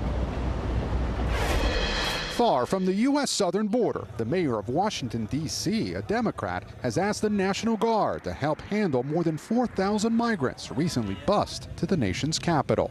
So I've asked for the deployment of the Guard as long as we need the Guard to deal with the humanitarian crisis. The request comes after Texas's Republican governor, in what Democrats call a political stunt, started sending migrants to D.C. But Republicans blame the Biden administration after a record number of illegal border crossings in May. Also, according to internal documents reviewed by NBC News, 73 migrants, including 13 children, were recently found living in stash houses operated by human smugglers in northwest D.C. Every single community in America is now a border city. This is a national crisis. New York's mayor is also asking the federal government for help. His office says about 4,000 asylum seekers have entered the city's homeless shelter system since late May. If there was ever an all-hands-on-deck moment, this is it. Have you ever seen numbers like this? Not really, not really. Catholic Charities in New York City is busier than ever. Right now, this is a new emergency. Kervis and Antonia say they're from Venezuela. Why'd you come? ¿Por qué viniste? A better life for my daughter, she says. They were among those bused to the Northeast from Texas after a grueling journey through Central America. My daughter said she trusted us, but it was hard, she says, because at one point we almost ran out of food.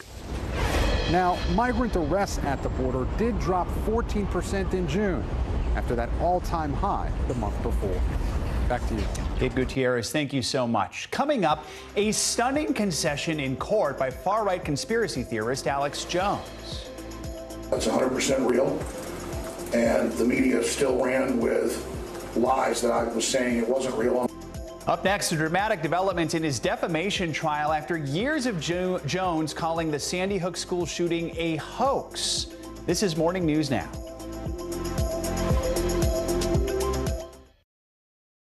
The Seduction, Dateline's newest podcast. Listen now. You don't know when your moment's coming, but when it does, you take it. The Seduction, Dateline's newest podcast. Listen to the full season now. Uvalde, Texas, a small town that has become yet another landmark.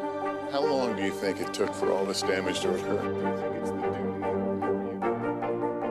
Can you tell us what it was like? With our NBC News exclusive. Hey, Mr. Lester,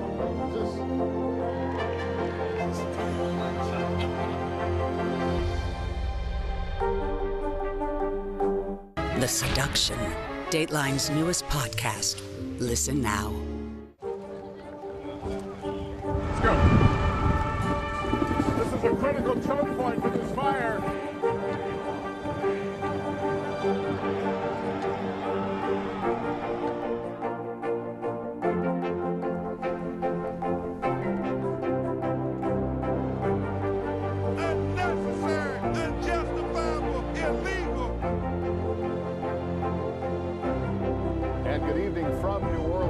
Military operation, witnessing the massive crowds. I admire you both.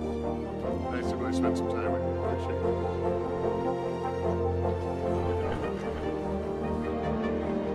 At any moment now.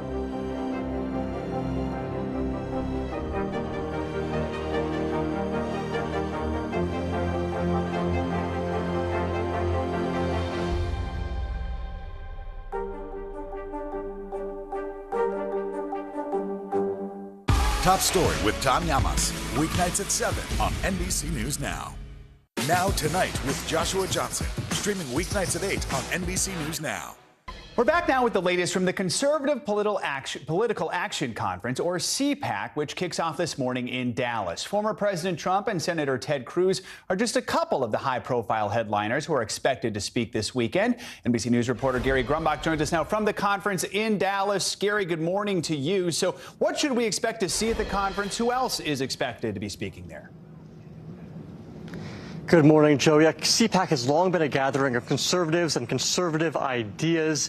But since Donald Trump stepped on the stage, literally and metaphorically, a few years ago here at CPAC, it really has become a gathering of Trumpism and Trump world in every sense of those terms. We're going to hear from everybody from Ted Cruz, former President Donald Trump, as you mentioned, to Colorado Representative Lauren Boebert.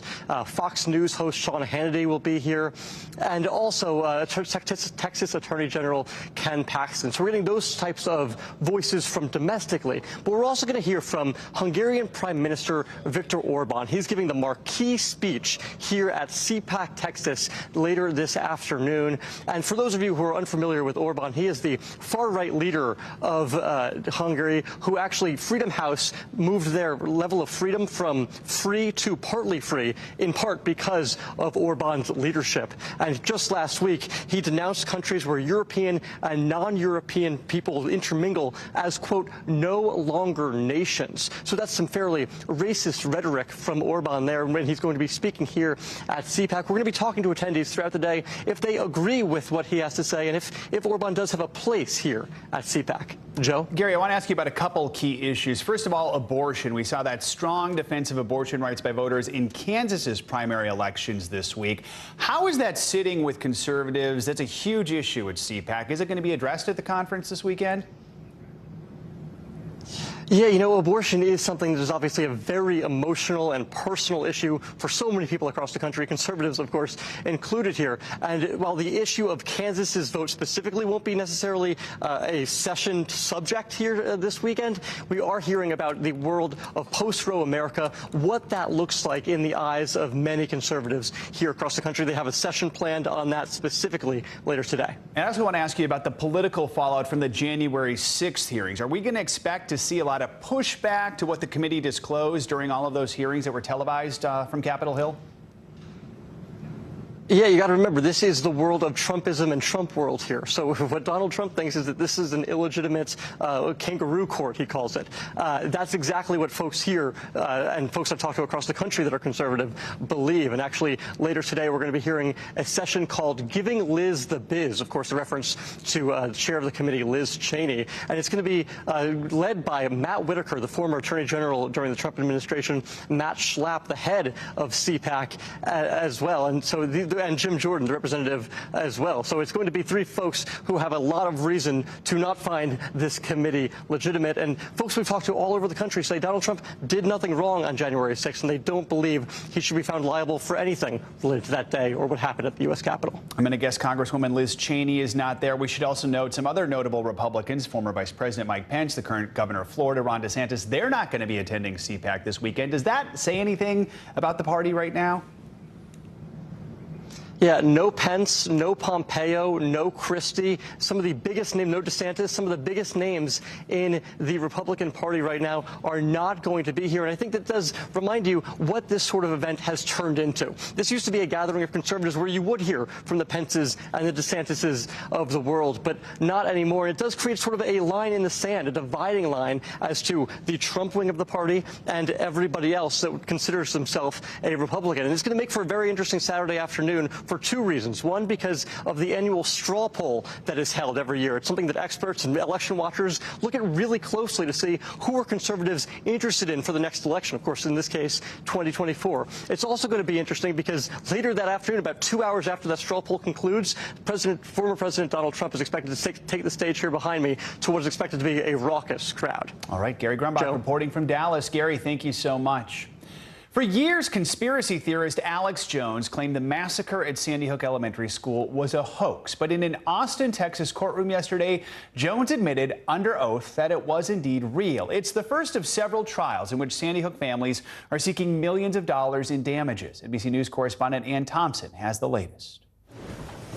Alex Jones' stunning admission came during a contentious cross-examination. It's 100% real. Finally conceding the Sandy Hook school shooting did happen.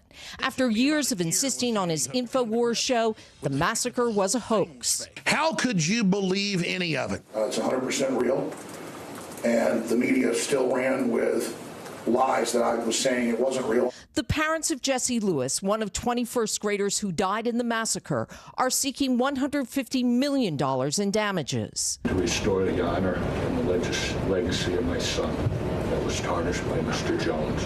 Jones blasted Jesse's father on his show. He is being manipulated by some very bad people. I mean, I'll just say it because I got to be honest. He's slow. But in court, he faced Jesse's mother. Jesse was real. I am a real mom. Testifying their 6-year-old son and their pain were real. The conspiracy theorist has been a difficult witness. This is not your show. Admonished by the judge for lying on the stand. You're already under oath to tell the truth. You've already violated that oath twice today. And he was caught in another lie by the plaintiff's attorney. Your attorney's messed up and sent me an entire digital copy of your entire cell phone with every text message you've sent for the past 2 years. Including text messages about Sandy Hook Jones failed to share, as ordered by the court. And that is how I know you lied to me when you said you didn't have text messages about Sandy Hook. Did you know that? The jury will determine what, if anything, Jones must pay. Ann Thompson, NBC News. A new piece of legislation would bar the use of song lyrics as evidence in criminal cases. It's called the Restoring Artistic Protection, or RAP Act, and it was introduced in Congress last week. Supporters of the bill argue that prosecutors have used lyrics in this way for decades and that the practice disproportionately impacts the hip-hop community. Most recently, lyrics have been cited as evidence in a case against award-winning Atlanta-based rappers Jeffrey Williams and Sergio Kitchens, who go by Young Thug and Gunna. Williams and Kitchens were arrested in May on gang-related charges. They're currently being held in Fulton County Jail without bail until their trial next year. Prosecutors drafted an 88-page indictment against them and 26 others, citing their song lyrics as evidence. Both men's lawyers say they are innocent. Joining us now to discuss more of this issue is the bill's co-sponsor, Democratic New York Congressman Jamal Bowman. Congressman, thanks so much for joining us. We really do appreciate your time. You know, you've said that, quote, our judicial system apparently criminalizes black and brown lives, including black and brown creativity. So when it comes to lyrics, you said, I mean, there's a difference between how juries interpret hip hop music versus some other genres like country or pop artists. Talk more about that disparity. Yes, another example of the institutional racism, the structural racism, and the subconscious and unconscious racism and bias that we all have toward particular communities. Hip hop, particularly aspects of hardcore hip hop, are often looked at as criminal and interpreted as criminal. And when you look at over the last 20 years, hip hop lyrics were used in court cases 500 times towards prosecution. When you look at other genres of music, it's only been used 4 times. All 4 ultimately were thrown out. So this is once again the criminal justice system disproportionately targeting black and brown people. And once again, another example of institutional, structural, and subconscious racism that we have to deal with as a country. Why do you believe that giving lyrics this legal protection is so important? There might be people saying, well, this can't possibly happen terribly often, but what do you say to that? Why has it taken so long to pass legislation that even makes these protections possible? Well, 500 times over the last 20 years is quite often.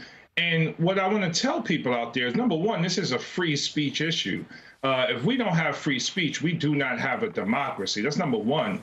Number two, rap and hip hop is an art form. This is literature. This is poetry. This is creativity. And that should never be criminalized. We don't criminalize it in the visual art world. We don't criminalize it when it comes to other genres. We don't criminalize it in movies and television shows. And number three, we're talking about communities historically marginalized and oppressed, finding their voice through hip hop. And now we're going to crush the one genre in which they found their voice. This is completely wrong, inhumane, and unacceptable. I want to ask you specifically about this case that really has been shining a light on this issue recently, and that's the case of the rappers Young Thug and Gunna. In a statement to fans, Young Thug said, "I always use my music as a form of artistic expression, and now I see that black artists and rappers don't have that, freedom." What are your thoughts on how lyrics are being used in this specific case? Is this exactly what you're talking about when you propose this legislation? It's exactly what we're talking about. If you have hard evidence, if you have forensic evidence, if you have witness testimony to prosecute a crime, then go ahead and do that. When we're talking about hip hop lyrics, we're talking about storytelling. We're talking about commenting on something that happens around the world. We're talking about ways in which we communicate things that happen in our communities through storytelling and creativity. So it's not an admission of a crime, which would be foolish for artists to do that. It's not that. So that's what I would say. You have hard evidence, use the hard evidence. If you do not try to piece things together with hip hop lyrics that are completely unrelated to the crime that we're talking about. Congressman Bowman, thanks so much for taking some time to speak with us this morning about this. We appreciate it. Thank you so much for having me. Coming up, more Americans drowning in credit card debt. After the break here on Morning News Now, a closer look at the impacts of inflation on your wallet and what you can do to try and keep your costs low.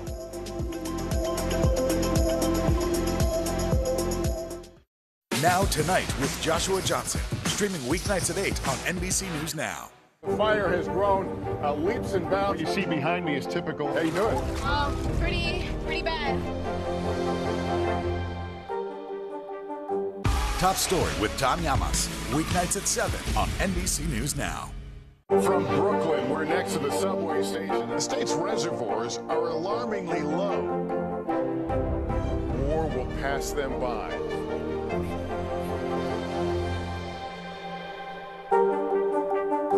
The Seduction, Dateline's newest podcast. Listen to the full season now.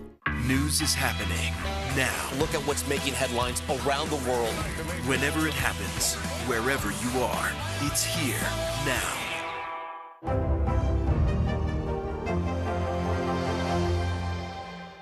At 73, Prince Charles is still waiting for the job that is his birthright. Do we want Charles? Do we want a monarchy? I'm Keir Simmons, and we'll take on these questions and more in our new podcast, Born to Rule. Listen now.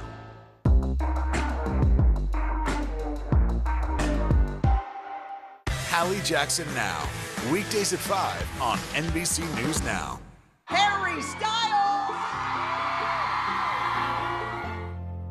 News is happening now. Look at what's making headlines around the world. We're coming on the air with breaking news. This is a significant moment. Whenever it happens, wherever you are, NBC News, streaming free now. Top Story with Tom Llamas, weeknights at 7 on NBC News Now. Here's what's happening in your neck of the woods. The fire has grown leaps and bounds. You see behind me is typical. How you doing? Pretty bad. We're back with financial headlines and a new proposed rule that may allow you to get reimbursed if your flight is delayed. CNBC's Bertha Coombs joins us with that and other money news this morning. Hey, Bertha.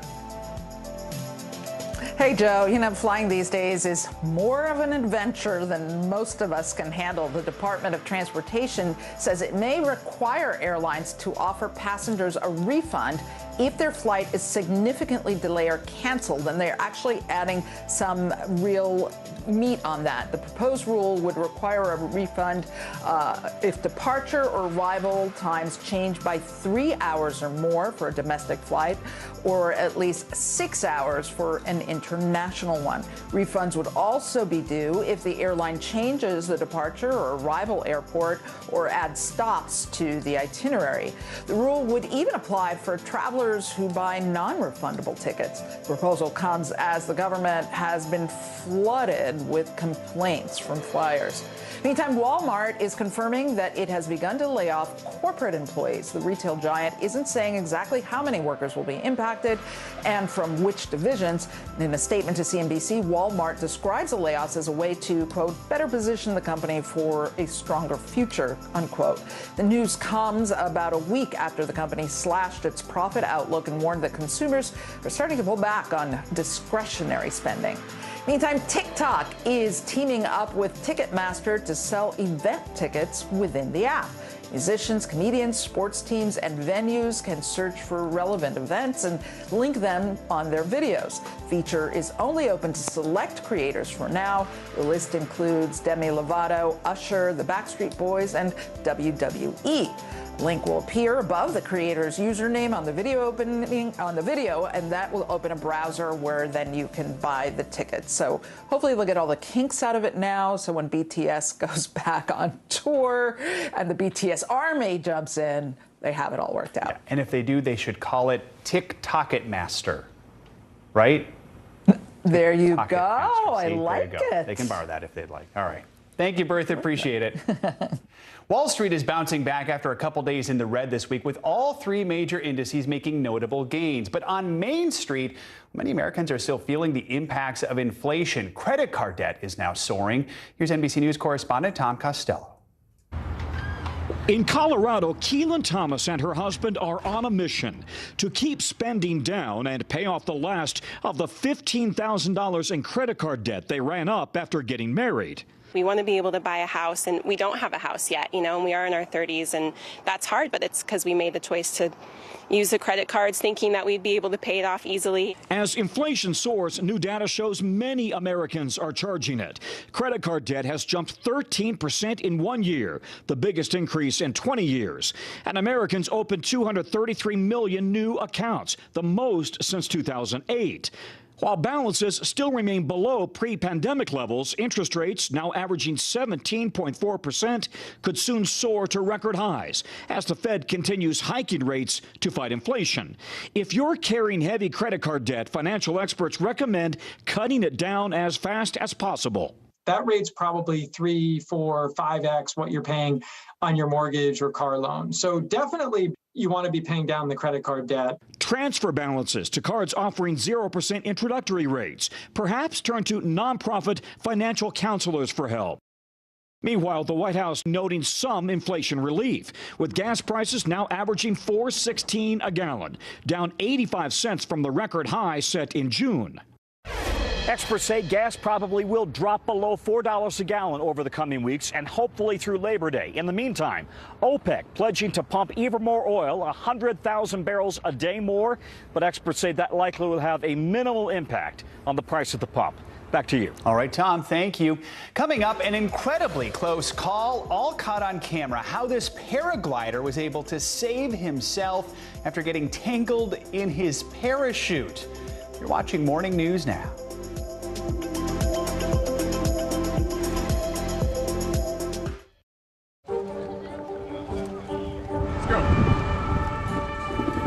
Critical choke point for this fire.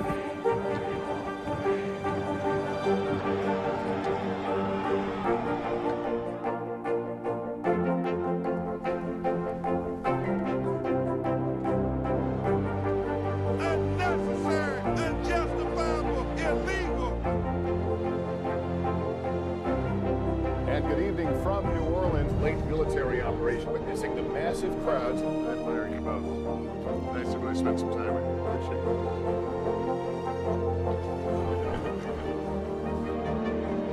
At any moment now.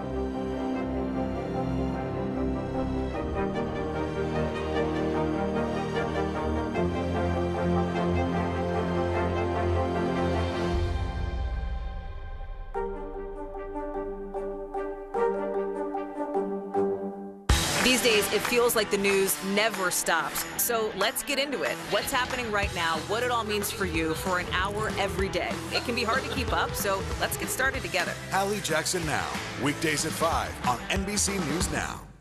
These are our missing daughters and sons. We need anyone who saw something to come forward. She was wearing a black jacket, a black top. I'm going to bring my son home alive. Dateline Missing in America. Listen now wherever you get your podcasts. Our show is about sparking conversations around today's biggest issues. The Fed raises interest rates. That controls inflation. Explain how that works. Is part of this that everyone's rethinking their jobs and their relationship to their employers? Can you just remind us why there are 9 justices on the Supreme Court instead of 3 or 20 or 2? It's not my job to tell you what to think.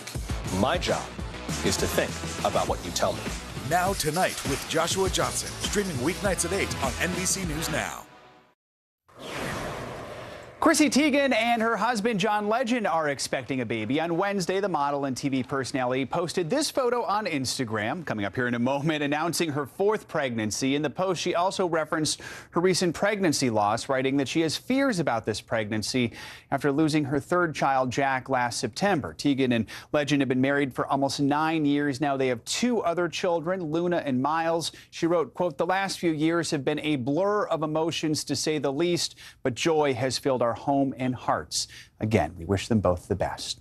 We end this hour with a heart-stopping new video. A professional paraglider was caught on camera in a free fall after he became tangled in his parachute, all while his mother watched on in horror below. But he tells NBC News how one quick-thinking move saved his life. Correspondent Gotti Schwartz has the story. Terrifying video of professional aerobatic paraglider Kevin Phillips plummeting thousands of feet out of the sky. As he was completing his 2nd training run of the day, a gust of wind causing turbulence. His parachute getting caught on his left arm. Everything was going well, but then my left hand got stuck somehow. Sending him into a free fall. Just descending with a massive speed, accelerating really quick. His mother watching from the ground. In this moment, I was just functioning. I didn't think really far. I knew I needed to function. So I did everything I knew what I need to do. His rescue chute getting tangled in the fray, but finally, with the ground quickly approaching, he's able to manually release it. I would say 1 or 2 seconds before impact, I was able to open it. Oh my God! I was surprisingly calm mentally. It doesn't look maybe from outside or at the footage, but yeah, I knew exactly what I needed to do, and in the end, I got really lucky. During the fall, he says it was his mom on his mind, not whether or not he would live to tell the tale. My mother was actually there on takeoff, and we're watching just me going down like a stone. When I fall down, I knew like they see me, and so I was. My heart or my thoughts were with them. For me, it didn't matter if I crash and I die, like your dad doesn't, affect me that much after that point. But even after this fall, Philip says he'll be back in the air tomorrow. I had to rethink and to consider if it's worth it or not. Yeah, and I had to say at this point, it's completely worth it. It was never a question if I should leave the sport or if I should stop doing that. It gives me too much pleasure, too much fun and excitement. Thanks to Gotti Schwartz for that report. Philip did suffer some injuries in the jump, and not for the first time. 5 years ago, he was paralyzed from the waist down for 3 months after crashing into a mountain. But then he was out of a wheelchair and, yes, back paragliding again within 6 months. Incredible. That does it for this hour of Morning News Now. The news continues right now.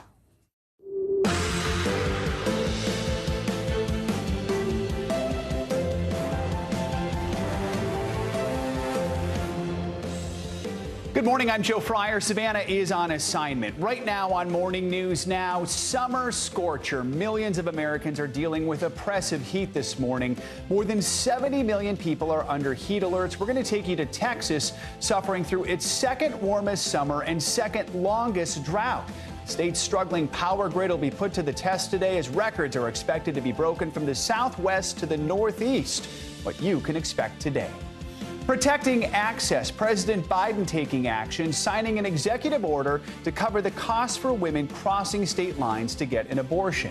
What we're learning about this plan, plus the other actions the White House is considering to help women in states with abortion restrictions. Courtroom bombshell. A slew of new evidence comes out in the defamation trial against conspiracy theorist Alex Jones. He's now admitting the Sandy Hook school shooting happened after calling it a hoax for years. How could you believe any of it? It's 100% real.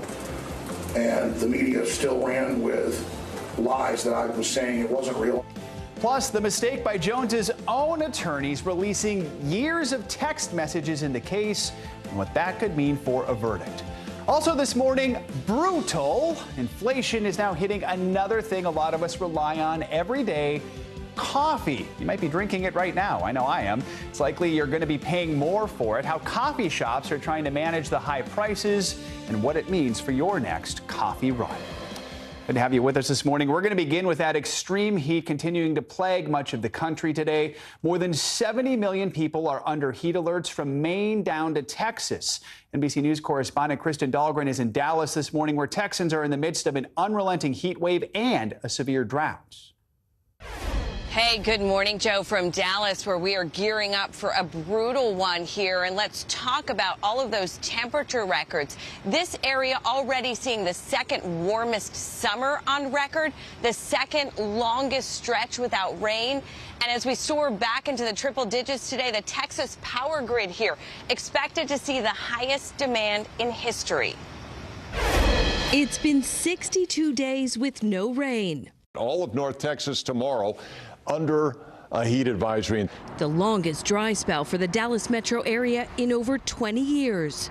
We hit 104 today. That's the 39th time we've had triple-digit heat. And there is no end in sight. Temperatures are expected to be in the triple digits in Dallas and throughout the state into the weekend. The extreme heat poised to test a struggling power grid today, with demand potentially topping 80 gigawatts for the first time ever. That's about as much as the total amount of electricity used by California and New York combined in a day. ERCOT says they are coordinating closely with the Public Utility Commission, as well as generation resource owners and transmission utilities, to ensure that they are prepared. The heat index in the triple digits from Texas along the Gulf Coast into the Northeast. Cities that could set record highs today include Albany, Hartford, Boston, Newark, and Philadelphia. 74% of the United States is experiencing longer, more intense heat waves compared to 50 years ago. So what's the best way to beat extreme heat? So what I do is relax in my house with the AC on and don't go outside. Experts also say reschedule strenuous activities to early morning or evening. And remember, never leave young children and pets unattended in vehicles. On a 95-degree day, temperatures in cars can get to 114 in 10 minutes and as high as 129 degrees in under a half hour. And of course, it is so dry here. It's just a tinderbox. Grass fires, a huge concern. Overnight, one fire sparked up and some homes had to be evacuated. So this is just a dangerous situation all around, Joe. All right, Kristen Dahlgren, thank you so much. Let's get a check on your morning news now. Weather, boy, all over the map. We're keeping an eye on things. Michelle Grossman's here with more. Yeah. Hi there, Joe. I know, so dangerous. We're looking at Texas. Kristen showed all the way up the Northeast. We're also concerned about our friends still in Kentucky because we do have video outside from Kentucky. We're still seeing cars underwater. We're still seeing buildings underwater. And they're going to be really hot today. We're looking at temperatures into the 90s at triple digits. So much devastation still. These pictures are so sad. They're still in recovery mode. And they're going to have to be out in the heat today, still rescuing people. Look at all that water. And just think with the humidity, all the wet homes, the buildings, we're going to see some mold issues as well. All right, let's take a look at what's happening because we were certainly talking about the heat. We're talking about severe weather. We have a lot going on today. We have the extreme heat in the middle of the country to the Northeast. We have a flood threat once again. That's from that monsoonal moisture. Fire risk in the Northwest. So we're so dry in the Northwest. We're so wet in the Southwest. So we're looking at also daytime heating. That's going to spark some storms in the Southeast as well. Let's start with the heat here because we're looking at 73 million people under a heat alert. That is in your orange. We do have an excessive heat warning, but most of us seeing temperatures into the 90s, into the 100s, especially in the Northeast. It will be brutal. We're looking at temperatures feeling like 105 in some spots. It's all due to that area of high pressure just building in this heat. So we're looking at temperatures probably record-breaking in many spots in the Northeast. 98 degrees in Albany. The record there is 98. 98 in Hartford, but we're probably going to break a record there. 98 degrees in Newark. And we're going to feel like the 100s in some spots. Same story as we go throughout Allentown, Wilmington, Georgetown, temperatures into the 90s. This is well above average for this time of year. And we're going to stay toasty over the weekend. The heat wave goes on and on with no relief in sight. We're looking looking at Oklahoma City into the upper 90s. Once again, Dallas, triple digits. I think 39 days made it official yesterday with triple digits. We probably make it 40, 41 by Friday. So we do have a flood threat as well. We have a cold front that's moving through. It's bringing really heavy rain. The atmosphere has so much moisture. So we're looking at reds, oranges, yellow. That's where we're seeing that really heavy rain. It's going to spark some flooding as we go throughout the afternoon. And that's what we're going to watch really closely. All right. We know you'll keep an eye on it. Michelle, thank you so much. Appreciate it. Sure. Turning now to the annual CPAC meeting that's getting underway in Dallas. This large gathering of conservatives comes in the wake of this week's primary elections and a strong message of support for abortion rights by voters in Kansas. NBC News Now anchor and senior Washington correspondent Hallie Jackson brings us what we can expect as the weekend kicks off. A couple of big names are not set to speak at the conservative conference starting today, including Florida Governor Ron DeSantis, but plenty of others will be there, like former President Trump, just days after a critical test of how much sway he still has in his party. In Texas today, the world's biggest lineup of conservatives will descend on CPAC, featuring Republican lawmakers like Ted Cruz and Lauren Boebert, media personalities like Sean Hannity, and the man who still dominates the party, former President Donald Trump, set to deliver the keynote address on Saturday.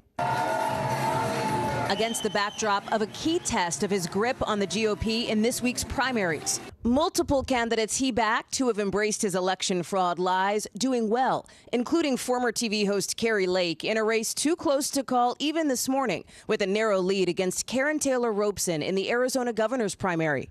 Lake's also set to appear at CPAC after claiming without evidence before Election Day that the primary was rigged until the votes came in showing her in the lead. I want to bring the Republican Party together. I mentioned that earlier. We're one big, happy, sometimes dysfunctional family, but we can come together. Another Trump ally set to speak at CPAC today, Hungary's far-right leader Viktor Orban, who met with Mr. Trump Tuesday and who has attracted a following among some U.S. conservatives for his anti-immigrant rhetoric. During a recent speech in Romania, Orban said he doesn't want Hungary to become a mixed-race country, railing against migrants from outside Europe. All of it coming as Democrats are celebrating and hoping to capitalize on momentum in the midterms around access to abortion after a stunner of a win for abortion rights advocates in Kansas, where voters chose to protect abortion access. President Biden signing an executive order to try and make it easier for women seeking abortions to travel between states, applauding the Kansas vote and what it could mean come November. Court practically dared women in this country to go to the ballot box and restore the right to choose. As we look ahead now to the general election matchups in November, there are some key races that are getting more of a focus now. Traditionally, the Secretary of State races have flown under the radar. Not right now. These are the people who actually run elections on the state level. But in several key states, election deniers have won Republican primaries for this job, including in Arizona and Michigan just this week. Candidates who have questioned the legitimate results of the 2020 election. The concern? If in November they win their general election races, they could be in positions of power in states that might decide the 2024 presidential race and could use that platform to erode trust in any potential Democratic victories. Something to watch. Back to you. All right, Hallie Jackson, thank you so much. For more on that abortion rights executive order this morning, let's get to NBC News White House correspondent Mike Memley. Mike, good morning to you. So we know that crossing state lines to get an abortion is becoming more and more common in this post-Roe versus Wade America. So what will this executive order do? How could it help out those who are seeking care in another state?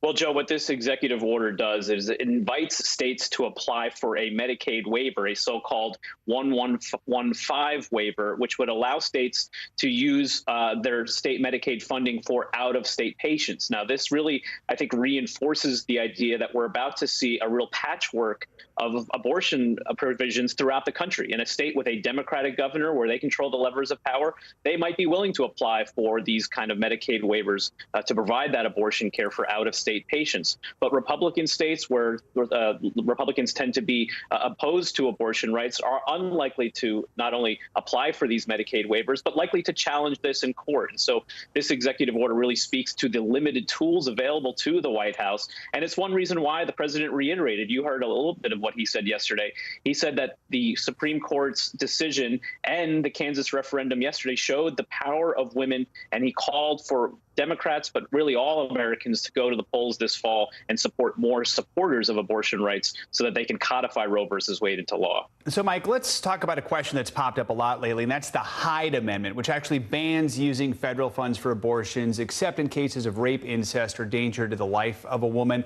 Has the White House indicated how these funds might be allocated without violating that amendment? Yeah, this was one of the questions that the White House actually struggled to answer yesterday. Karine Jean-Pierre said that we're going to follow the law. And for the moment, the Hyde Act still remains the law of the land. President Biden, you may remember, got in trouble in the Democratic presidential primaries for initially stating he still supported the Hyde Amendment. Biden, a Catholic, has long had a really complicated history with the issue of abortion, but he ultimately did say he supported overturning the Hyde Amendment, but there still aren't the votes in Congress to do so. So Karine Jean-Pierre, the White House press secretary, said the order will allow states to cover what is already allowed under Medicaid, which does include abortion care in cases of the health of the women being at stake. But this is, again, a limited tool, and that the White House is going to still try to do through law, not through executive order. All right, Mike Memoli, thank you so much. Appreciate it. You probably noticed it at the pump, but there is some good news for your commute and your vacation this morning. Gas prices are falling. AAA says the average price for a gallon of regular is now $4.14. To put that into perspective, that's down more than 60 cents from a month ago and down 14 cents in just the last week. For more on this good news, we're joined by NBC News correspondent Maggie Vespa in Chicago. So, Maggie, this is welcome news, at least if we're remembering back to June of this year. Walk us through what's behind these falling prices.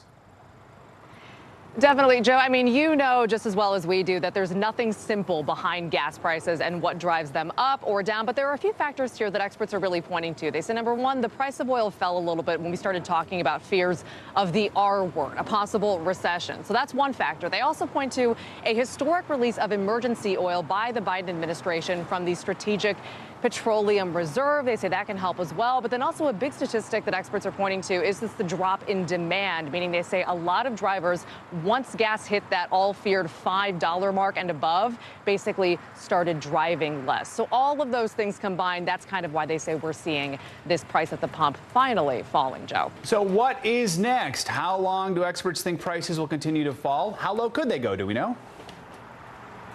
That is the big question for sure. Experts point to the possibility, at least over the next few weeks, that it could drop below $4 a gallon. And kind of given how erratic this summer has been, it doesn't seem like they want to walk it that much more forward than that much farther forward. So again, below $4 a gallon is a possibility. They also caution that by pointing out any number of things could disrupt that. The war in Ukraine could disrupt global supplies. That could cause it to go back up. And then also we've seen if there's any kind of storm or hurricane in the Gulf of Mexico, that can shut down refineries, which could cause gas prices to rise again. But below that $4 mark would be a huge relief, as we know, Joe. Okay, so the national price is dropping, but we know in some areas, and I'm looking over your shoulder there in Chicago, that is well above the national average. We know some states are paying more. Exactly. Why is that?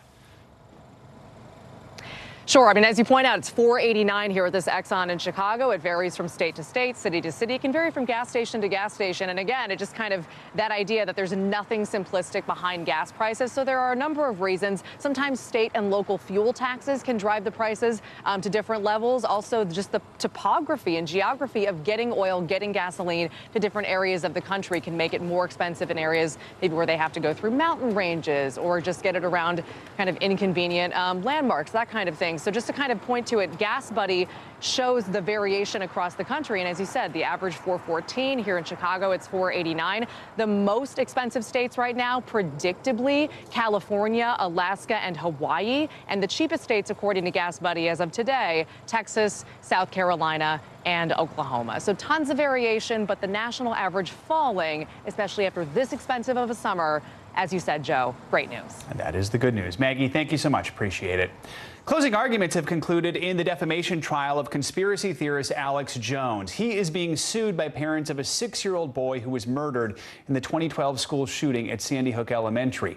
The controversial radio host, who previously and repeatedly publicized false theories about the attack, well, he admitted in court the shooting was 100% real and said it was irresponsible of him to call it a hoax. The about face came a day after he was confronted face-to-face by the boy's mother. NBC News correspondent Ann Thompson's been following it and joins us with more. And that wasn't the only real major revelation in court yesterday, was it? It was an incredible day in court yesterday, Joe. But this morning, the jury is going to resume its deliberations after what certainly was a fiery day of testimony and what Alex Jones himself called a Perry Mason moment. The people that don't believe it. For years, InfoWars host Alex Jones claimed the Sandy Hook school shooting was staged. Sandy Hook is a synthetic, completely fake, with actors, in my view, manufactured. A hoax. They're recycling a green screen behind him. But facing parents seeking $150 million in damages, he changed his story in court. Especially since I met the parents, and it's 100% real. A dramatic about-face on a day when Jones was also called out as a liar. You know what perjury is, right?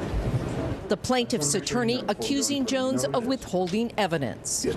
Your attorney's messed up and sent me an entire digital copy of your entire cell phone with every text message you've sent for the past 2 years. And that is how I know you lied to me when you said you didn't have text messages about Sandy Hook. Jones is being sued by the parents of Jesse Lewis, one of 20 first graders killed in the massacre. They say Jones' lies made their lives a living hell. My home was shot up. Vehicles were shot up in my yard. Jesse's mother, Scarlett Lewis, spoke directly to Jones, pleading with Jones to stop spreading falsehoods. I know you believe me, and yet you're going to leave this courthouse and you're going to say it again. On his show this week, he went after Jesse's father and his testimony. He is being manipulated by some very bad people. Yet here I am. Throughout the trial, Jones has tested the patience of the judge. This is not your show. Who took him to task for not telling the truth earlier this week. You're already under oath to tell the truth. You've already violated that oath twice today. So this morning, the big question is, what does the jury think? The plaintiff's attorney showed a video of Jones insulting the panel on his show. The jury will decide how much, if anything, Jones has to pay Jesse's parents, because the court has already found Jones liable for defamation in a summary judgment issued last year. This is the first of several lawsuits from Sandy Hook families who have spent years fighting back against Jones and other conspiracy theorists. Joe? Perhaps insulting the jury, not the best strategy. No, or the judge. Yeah. And they showed videos of that as well. All right. We'll see, Ann. Thanks so much. Appreciate it. Coming up, nearly 1 year after the search for Gabby Petito grabbed the world's attention, her mother is keeping her memory alive. Our story begins because of domestic violence tragedy, and we don't want to see that happen to anybody else. How she's making sure no one else suffers the same fate as her daughter.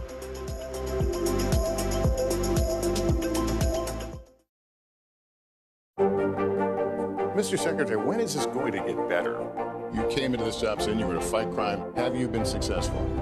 Found a way to put that. Can you update us on the status of negotiations? You don't know when your moment's coming, but when it does, you take it. News is happening now. Look at what's making headlines around the world. Right now on Morning News Now. We're coming on the air with breaking news. And this is a significant moment. Whenever it happens, wherever you are, NBC News, streaming free now. These are our missing daughters and sons. We need anyone who saw something to come forward. She was wearing a black jacket, a black top. I'm going to bring my son home alive. Dateline Missing in America. Listen now wherever you get your podcasts. As we look out over the latest city-turned-crime scene, we see the things left behind. Back now with our NBC News exclusive.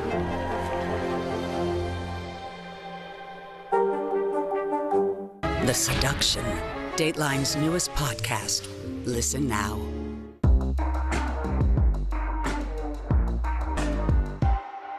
Sometimes the news can be difficult and overwhelming for kids to understand. Ukraine and Russia. Could you help me understand what's going on? So to help make sense of it all, we've created a newscast just for them. We hope your family will watch Nightly News Kids Edition. We're here to start conversations because it's not my job to tell you what to think. My job is to think about what you tell me. Now Tonight with Joshua Johnson, weeknights at 8 on NBC News Now. News is happening now. Look at what's making headlines around the world. We're coming on the air with breaking news. This is a significant moment. Whenever it happens, wherever you are, NBC News, streaming free now. Now Tonight with Joshua Johnson, streaming weeknights at 8 on NBC News Now. To cover the news, you have to be in it. This is how so many towns and cities are protecting themselves. They're pushing the gates open. Was there a school officer on campus? That's what we've been told. No. Top Story with Tom Yamas, weeknights at 7 on NBC News Now.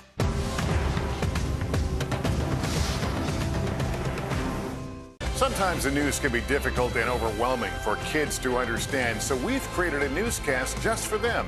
We hope your family will watch Nightly News Kids Edition. These are our missing daughters and sons. We need anyone who saw something to come forward.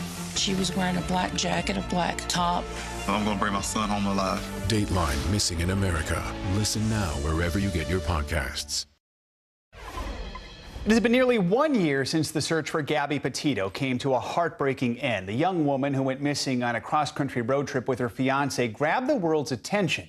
Now her mother is working to make sure what happened to her daughter does not happen to anyone else. She sat down with Kate Snow to share news about the Gabby Petito Foundation's work. It was also her first time reacting in an interview to the excerpts of a notebook written by Gabby's fiance, Brian, in which he confessed to her murder. NBC News senior national correspondent Kate Snow joins us with that story. Kate, good morning. Good to see you. Joe, good morning. Good to see you. As we approach that 1 year since Gabby's death, Gabby's mother, Nicole Schmidt, joined me to announce the Gabby Petito Foundation's sizable gift to the National Domestic Violence Hotline, which will go toward a larger fundraising goal that would enable them to hire more staff and save lives.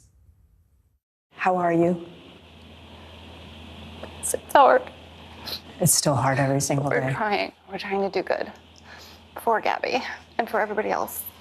Gabby Petito's mother is determined to help others. This morning, Nicole Schmidt announcing the foundation named in her daughter's honor is donating $100,000 to the National Domestic Violence Hotline. Our story begins because of domestic violence tragedy, and we don't want to see that happen to anybody else. The hotline's CEO by her side. Do you think some women came forward because they saw Gabby's story? Absolutely. Brian's stretching. The laughing, loving videos of a cross-country road trip with Gabby's fiancé, Brian Laundrie, painted a picture of bliss. But just days before her death, we drove by and the gentleman was slapping the girl.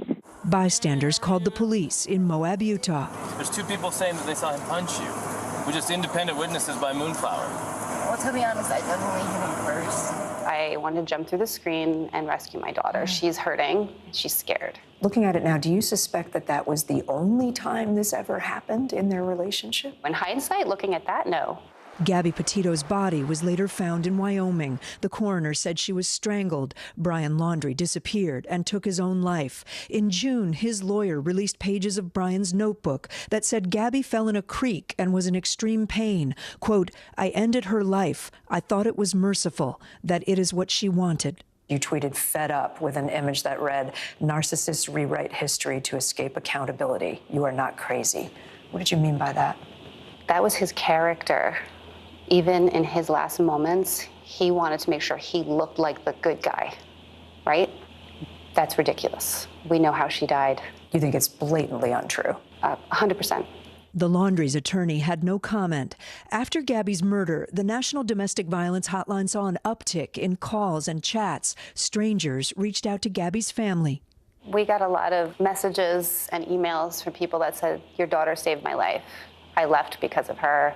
But this summer, the hotline is overwhelmed with nearly twice as many calls and chats as last year, and wait times over 15 minutes. Every potential call that's coming in is someone's life, and that's how we have to think about this. Time is precious. Lives are precious. The hotline says the Gabby Petito Foundation's donation will help them hire more staff. Nicole says she's proud of her daughter. She touched the world, right? This whole tragedy that happened is for a higher purpose. That's what keeps me going. The National Domestic Violence Hotline has a goal of raising $2 million. Their campaign is called Hope Can't Wait. We've got more information over at today.com. We should mention that Gabby Petito's parents and step-parents have sued the Laundrie family, alleging that Brian told his parents he had killed Gabby before he returned home without her. They say the Laundries refused to respond to them or law enforcement during the search for Gabby. The Laundries attorney denies those allegations and says, quote, the Laundries had no obligation to speak to law enforcement or any third party, including the Petito family. Joe? Nothing will bring Gabby back, but to hear that she's heard from other people who say they've left dangerous relationships, that's incredible. So many. She told me that she's been flooded with letters and cards and emails and, tweets and everything from people who say, thank you for, it's a horror that happened to her family, but it saved me. Yeah. Kate, thank you so much. Appreciate that. And if you or someone you know needs help, here is how you can reach the National Domestic Violence Hotline. To international headlines now, rescuers in Mexico are racing to save a group of trapped coal miners. NBC News correspondent Claudio Lavanga joins us from Rome with this and other world headlines. Claudio, good morning. Good morning, guys. Yes, at least 3 miners have been rescued and taken to hospital so far, but several others are still trapped inside the mine after one of its walls collapsed. About 100 soldiers have now joined the search and rescue operation in the hope that they will bring everyone out alive. And let's move to Peru, where the country's prime minister announced his resignation Wednesday. Aníbal Torres wrote on his Twitter account he was stepping down for personal reasons, but the prime minister's resignation adds to political uncertainty in Peru at a time when its president, Pedro Castillo, faces several criminal investigations. And let's end this short tour of the world with an incredible story of survival. A 62-year-old French man was found alive after surviving for 16 hours at sea inside a capsized boat. The sailor sent out a distress signal on Monday after his boat went upside down in the Atlantic Ocean. He survived using an air bubble where he stayed for 16 hours until rescuers arrived. Well, very lucky, but also very resourceful guy. No kidding. Resourceful guy. Good for him. Claudio, thank you so much. Appreciate it. All right, thanks, Claudio. Florida Governor Ron DeSantis has launched a new training curriculum for civics educators across the state, and it's leaving some of them feeling a little unsettled. NBC News correspondent Maura Barra takes a closer look at this hot debate.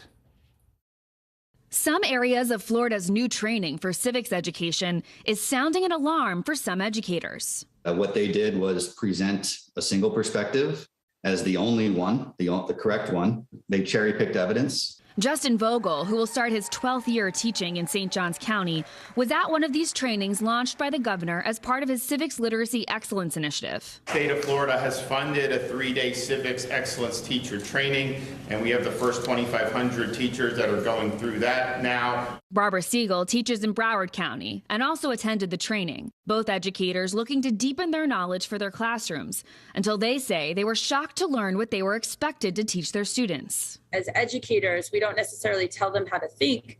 We give them all the evidence and we allow them to come up with their own conclusions. And that's something that wasn't presented at this workshop. They told us what to think and what our opinions were, and it was very unsettling.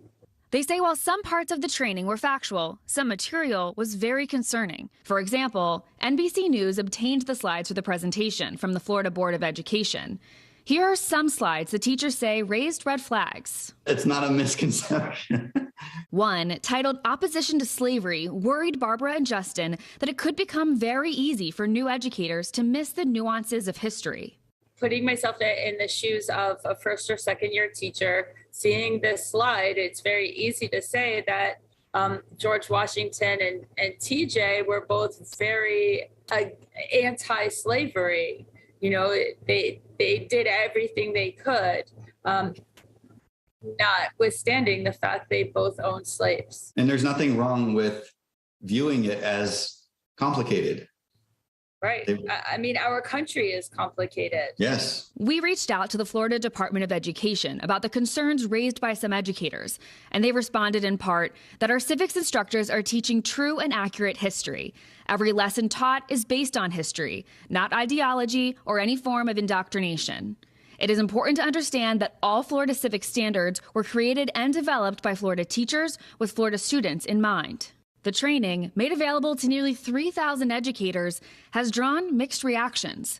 Although some educators attending the training raised concerns, when announcing this initiative, the governor was joined by one who was excited for its launch. There's a lot of enthusiasm, and we are grateful for the investment that you've made in our space, not only for the students, because that's really important, but also for us as professionals. This training is one of many legislative changes rolling out in Florida classrooms, and they're firing up strong reactions. Florida's controversial so-called Don't Say Gay law and the Stop Woke Act banning schools from teaching critical race theory both went into effect in July, all while classroom culture wars continue to make headlines in recent years. A lot of that had to do with COVID shutdowns, that suddenly schools were in the news and lots of people had strong opinions about what schools were doing. There are people using education as a political weapon, and I don't like it. I don't like it at all. And even through the gray areas of a culture war, curriculum debates are not exactly new. So curriculum has always been a sort of battleground for political fights in education. These fights over questions like how do we teach about American history and how do we teach about race or the separation of church and state. And that is a reflection of how bitterly divided our politics are. But the focus for these teachers is simply to do their job, to teach. They say they want trainings that help them in the classroom. I don't want them to get rid of it. I want them to fix it. It needs to be fixed. I agree. I don't want to see this go away. These are our standards for the next decade. I would have just liked to have seen a better, more fuller way to present the material. Now, this concern comes just months ahead of the November midterms, where lawmakers' messaging around education will likely play into campaign efforts to attract votes. The Florida governor has not been shy about tapping into hot-button issues, often inspiring widespread impact on trends across the Republican Party. His views on what should and shouldn't be said in the classroom might be working. One recent poll showed that voters in key battleground states approve of education policies and even rhetoric that has been widely popularized by DeSantis, like the ones targeting race in the classroom. All right, Maura Barrett, thank you so much. Coming up here on Morning News Now, some of the world's most popular golfers are taking their battle with the PGA to court. What's behind the new lawsuit and what it could mean for the future of the sport. Plus, the fall semester is just weeks away for college students. Some are dealing with a new reality, a lack of abortion access. Next, the push for colleges to help students if they need an abortion.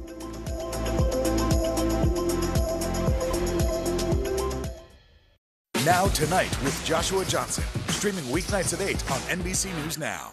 As we look out over the latest city-turned-crime scene, we see the things left behind.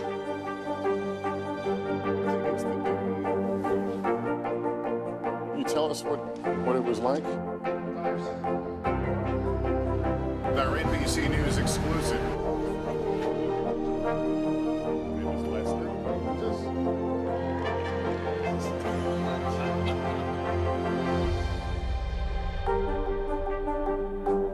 The Seduction, Dateline's newest podcast. Listen now.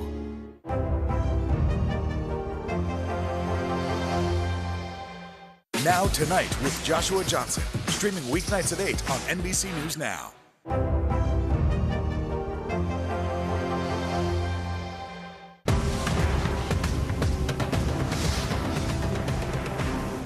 Still to come on the Channel 2 News. Well, the waters are certainly receding now. Still too close to call. Lester Holt reporting from Ground Zero, as it's being referred to. It is, in fact, the taste of freedom. The Haitian people know a little something about resiliency. What's the biggest risk right now? Some of the troops who have been proud. I want to welcome you to the first presidential debate. In fact, we've been told we can't go any farther. You were some resilient folks. Let me get a hint.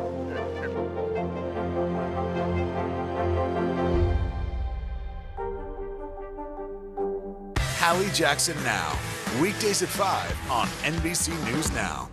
And what do you love about fatherhood? The chaos, the learning. Is climate change one of your top priorities? What's your message to girls who want to make a difference in their own communities? Believe in yourself.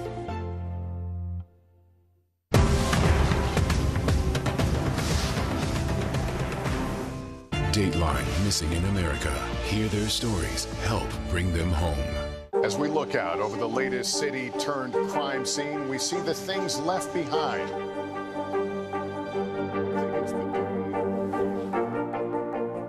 tell us what it was like?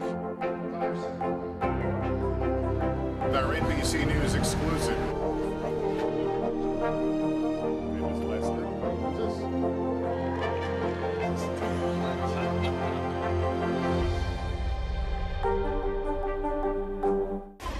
We're back with the growing legal and financial battle over the future of golf. Phil Mickelson and 10 other players who've joined the upstart LIV golf circuit have filed an antitrust lawsuit against the PGA Tour for suspending them. They argue that tour has, quote, evolved into an entrenched monopolist with a vice grip on professional golf. NBC News legal analyst Danny Ceballos joins us now to talk more about this. Danny, good morning to you. So this new LIV golf circuit, it's backed by Saudi Arabia, big appearance fees, big purses involved. So in this lawsuit, they're basically saying the PGA Tour's conduct is only harming the players, blocking the creation of a competitive threat to the PGA. What else is in this lawsuit? What are they arguing?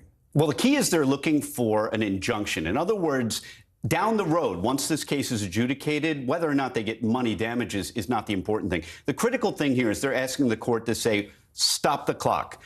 Allow us to play on this tour. That's key because given that athletes have a limited shelf life, a period of time in which to make their money, the court is going to essentially conduct a mini trial in its mind and assess whether or not they are likely to prevail on the merits. And then from there, the court will analyze whether or not the harm that these golfers would suffer is irreparable. And I can't think of a more irreparable kind of harm than taking a professional athlete for whom the clock is ticking every day on their physical abilities and not allowing them to play in a tournament. So if the court determines that there's a likelihood of success, they are probably going to issue an injunction, which means that while this antitrust case wends its way through the courts, and these cases take years because they're so complicated, these golfers will essentially be able to play in the PGA Tour, which is a huge victory for them. And way to make some money. So the PGA is responding to this. They say in a statement, these suspended players who are now Saudi Golf League employees have walked away from the tour and now want back in. With the Saudi Golf League on hiatus, they're trying to use lawyers to force their way into competition alongside our members in good standing. Is that a good defense? What kind of defense do you expect from the PGA Tour in this case? The PGA Tour is essentially going to argue that they're not being anti-competitive. They're just creating their own rules, self-protective rules. But of course, the plaintiffs are going to argue that, look, this is a classic case of an antitrust violation. You have essentially what is a monopoly that has grown into PGA Tour golf, and now they're trying to preclude any competition. By precluding the golfers of LIV, you're precluding the competitive efforts of LIV. You know, what you normally have in anti-competition cases and antitrust cases is an upstart that doesn't have as much money as the big, game in town with a big name in town, which is the PGA Tour. Here you kind of have the opposite. LIV has much more money than the PGA Tour. Says who? The PGA Tour themselves. They say they can't compete with this kind of competition. So you have a very unusual antitrust situation here in which the young upstart is anything but an upstart by monetary definition. Which we should note isn't just riling up the PGA, but some of the players in the PGA who are not joining LIV as well, which is, I guess, at least some of the debate over this. So we should note the PGA Tour is also facing a Justice Department investigation. So beyond this lawsuit here, a Justice Department investigation over possible anti-competitive practices, and it's fighting to keep players from joining LIV. I mean, what kind of acts could the DOJ be looking for to determine if any laws were broken here? Trust busting, basically. I mean, that's what the DOJ does. The fact that they're investigating, I want to be clear, doesn't indicate that the PGA Tour has done anything criminal. The DOJ does a lot of things. It enforces civil rights and it investigates antitrust violations. So really what the DOJ is looking to do at the end of this continuum is probably break up an antitrust situation that they see. So no criminal implications, but there's no question that the plaintiffs in the civil case are emboldened by a DOJ investigation. That's only going to help their case. And no surprise that this filing comes right around the same time. It's a tremendous advantage for the golfer plaintiffs. Fascinating debate about money and power, and now all about the law, too. All right, Danny Ceballos, thanks so much for joining us. We appreciate it. College athletes returning to campus may soon return and find that they're in a state where abortions are now illegal. And that's causing some students to wonder if their schools have options if they do become pregnant. Here's NBC News reporter Julie Sirkin. Training for the fall's college athletic season is underway. But this year, Donnell Branch, a volleyball player and rising senior at Claflin University, has a little more on her mind than just the game. Honestly, I haven't heard a single word from our school just about the overturn of Roe v. Wade, which is kind of disappointing. Branch goes to school in South Carolina, where abortion is banned after 6 weeks. And for her, that's worrisome. It kind of seems like no one wants to talk about it until it becomes an issue.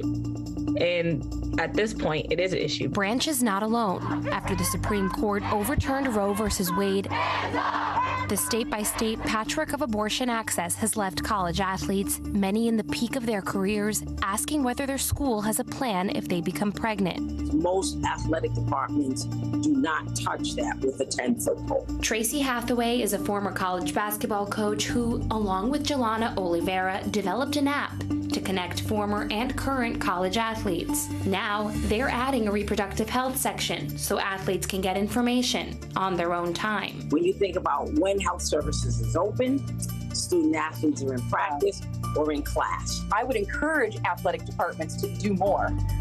We're just not confident that that is the case. Individual schools are in this tricky spot. Sports historian and former college athlete Victoria Jackson says that while individual universities might be restricted by their state's laws, the governing NCAA league can take a stance, and they've done it before. The NCAA is pulling 7 championship events out of the state. That's the type of boldness I'd like to see.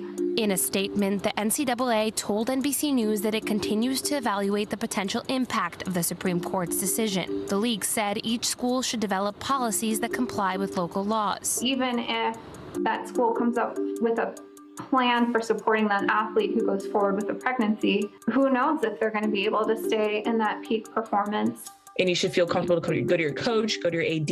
If anything were to happen, where you should go from there, but it's just not. NBC News reached out to Claflin University multiple times, but we did not hear back. Branch is educating herself in case she or one of her teammates needs options. Pregnancy scares are a thing, and just to know what your options are, just in case, is also kind of nerve-wracking because it's not openly talked about. And so those coaches need to be talking now, today, with the sports medicine staff at their schools, with the OBGYN who serves their athletes, and talking with the athletes themselves about best practices. Looking for support in a new legal landscape where universities are trying not to step out of bounds.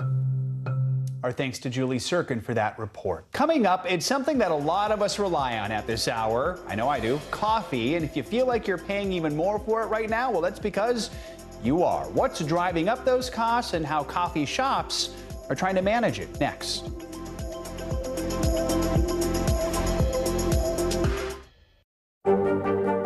Mr. Secretary, when is this going to get better?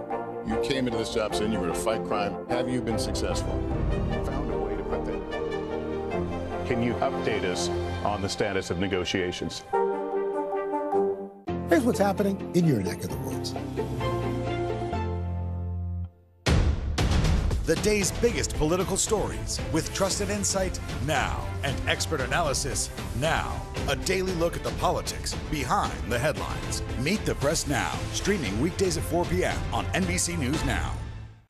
Right now on NBC News Now. We've got all the angles covered tonight. Look at what's making headlines around the world. We've got 3 new developments just this afternoon. We begin this hour with breaking news and the growing impact of Russia's assault. This is what it looks and feels like to try to escape Ukraine. I don't want to say goodbye.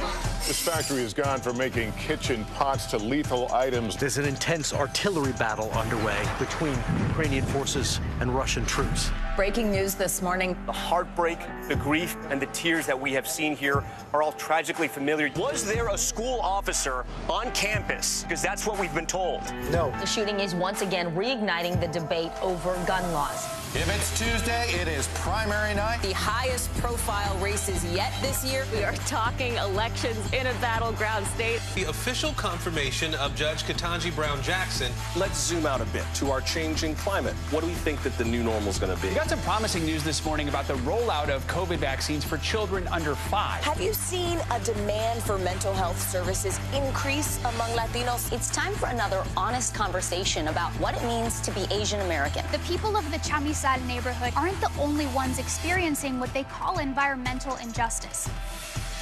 we're here to try to start conversation. A lot to talk about as we continue our rolling coverage. We're coming on the air with the news NBC Scoop. Bringing the news to you is not only a job, it's an honor. Harry Styles! Top Story with Tom Llamas. Weeknights at 7 on NBC News Now. Hallie Jackson Now. Weekdays at 5 on NBC News Now. Now Tonight with Joshua Johnson. Streaming weeknights at 8 on NBC News Now. The Seduction, Dateline's newest podcast. Listen to the full season now. Welcome back. The latest jobless claim numbers for the end of July are out. CNBC's Bertha Coombs joins us with that and other money news. Hey, Bertha, good morning. Hey, Joe. Yeah, we saw unemployment claims yesterday, last week rather, rise 260,000. That was up about 6,000 from the week before, and it was right on the money for what analysts were expecting. And of course, everything now announced with a tweet from the Labor Department. Tomorrow, the big number is the July overall jobless numbers. We'll get those about the same time. Meantime, Facebook is shutting down live shopping. The QVC-like feature is something that they launched just a couple of years ago. It lets creators broadcast and sell products to an audience. It'll officially shut down October 1st. Facebook says the move is part of the company's efforts to shift the focus to video, specifically Reels, which, as we know, is what they want to focus on to compete with TikTok. Creators will still be able to use Facebook Live to broadcast live events, but they won't be able to make product playlists or tag products in those videos. Live stream shopping only started on Facebook a couple of years ago. Meantime, Klondike says that it is looking to possibly bring back the Choco Taco in the coming years, is the quote, after a public uproar over the dessert treat being discontinued. Company tweeting that it may sell the Choco Taco again through ice cream trucks.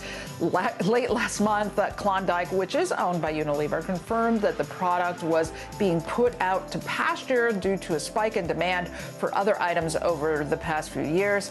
Choco Taco was introduced back in 1983, and I've never had one, but now I want one because I can't have it. You know, I'm wondering if it's all just like a marketing thing. That might be part of it. You know, I hadn't thought much about it until this, and then I looked in the store and realized it's peanuts. I'm allergic to peanuts, so I can't eat it, so I'm indifferent. But I think there are a lot of people who are just like you. They're saying, well, now I want to try a Choco Taco. So let me know if you like it, all right? Exactly. All right, thanks, Bertha. I will. With the price of just about everything on the rise, many Americans are now taking a closer look at their budgets, trying to find ways to cut back on spending. Take coffee, for example. That morning cup of joe is more expensive than ever. CNBC's Kate Rogers spoke with a vendor in San Francisco who's trying to keep the customers pouring in while his business costs soar. At Alamo Square Cafe in San Francisco, Nelson Hernandez is paying his vendor 20% more for coffee than he was last year. He hiked prices for customers by 15% this past January, but he's hesitant to pass on further costs, even as the price of everything from cream cheese to pastries and paper continues to rise. If I put myself in their shoes, you know, I'm kind of going through the same sentiments when I go out and shop, and I'm noticing all the price increases in everything else. So I feel their pain. Hernandez is hardly alone, and if you think your morning cup of joe has gotten pricier, you're not imagining things. At coffee shops from January through May of 2022, the average price of regular coffee was $4.03, up 9% from the same time last year. And for specialty coffee, prices were up 6% to $5.23, according to the NPD Group. Faced with higher costs, some people are cutting back. I think just in general, gas prices, food prices, all of those things played a role. You know, we've got 2 young kids at home, and so there's a lot of money going out the door, and we've just had to be much more conscious about what we're spending our money on. It's something Starbucks interim CEO Howard Schultz warned about earlier this spring. When I look at gas prices at $6 and getting to $7 a gallon, we are on a collision course with time in terms of how long the American consumer, American family, can continue to spend at the level they are. And so it's hard to be optimistic unless there is a plan to get inflation under control. That was CNBC's Kate Rogers. Now, despite that inflation warning from Starbucks' Howard Schultz, the company says it's not seeing customers shy away from their morning jolt. Starbucks reported better than expected quarterly earnings on Tuesday, driven by high demand for cold coffee drinks. Well, it certainly doesn't feel like it, but fall is quickly approaching, which means you might want a pumpkin spice latte. Well, coming up next, why it might be harder to find those fall clothes and how you can score the best deals on the items you do find. Stay with us. You're watching Morning News Now.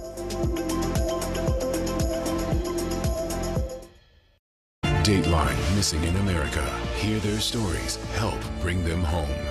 News is happening now. Look at what's making headlines around the world. We're coming on the air with breaking news. This is a significant moment. Whenever it happens, wherever you are, NBC News, streaming free now. Mystery in Paradise. There's my sweet little sister on the news.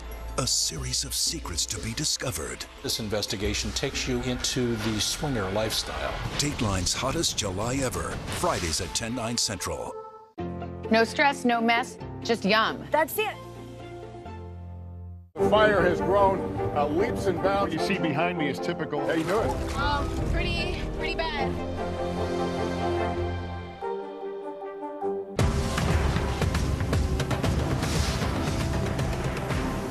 As we look out over the latest city-turned-crime scene, we see the things left behind.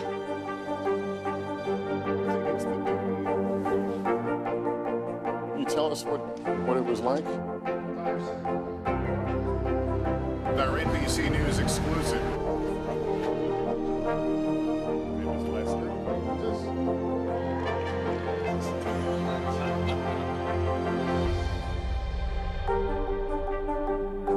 Live from Ukraine, from Uvalde, Texas, from Mayfield, Kentucky. To cover the news, you have to be in it.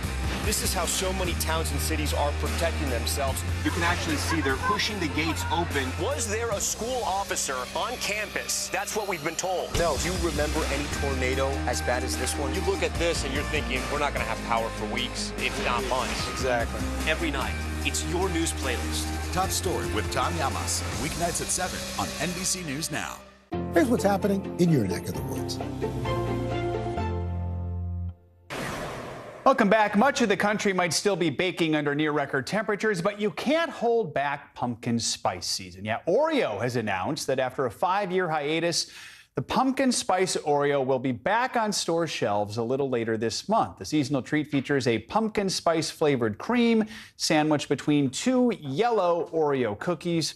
Pumpkin spice flavor is usually associated with the start of fall, but Krispy Kreme is actually bringing its pumpkin spice donuts back on Monday.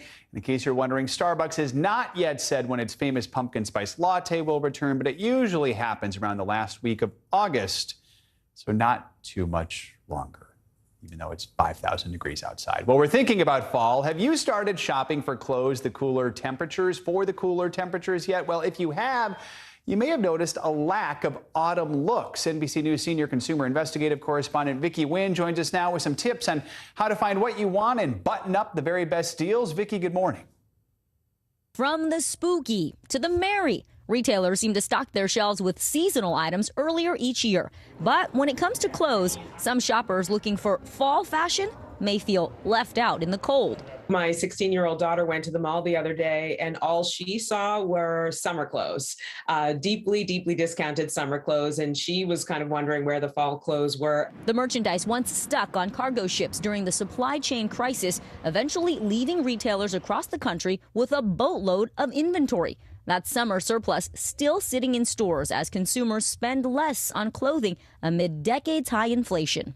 While many retailers have slashed their prices, others have sold their overstock to discount stores like Burlington, Ross, and the TJ Maxx family of brands. It doesn't make sense for a general retailer to have very deep discounting going on for too long, because essentially what that does is it trains the consumer to expect that kind of discounting. Experts say take advantage of the discounts on summer items you can easily transition into your fall wardrobe, like tanks and tees for layering when sweater weather arrives. If you can't find what your kids need for back to school, try shopping their closets first to see what still fits.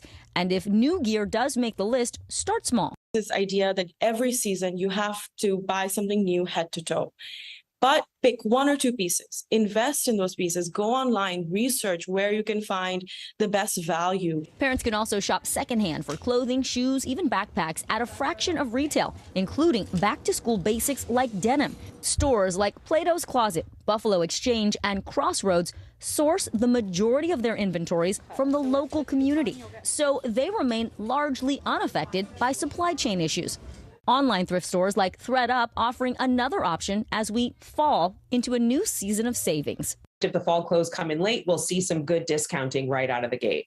All right, Vicki Wynn, thank you so much. Football fans rejoice. The NFL is back. Preseason matchups start tonight. It really is starting to feel like fall, with the Hall of Fame game airing right here on NBC. An NBC correspondent and resident Patriots fan, Stephanie Gosk, is at the stadium in Canton, Ohio, with the story.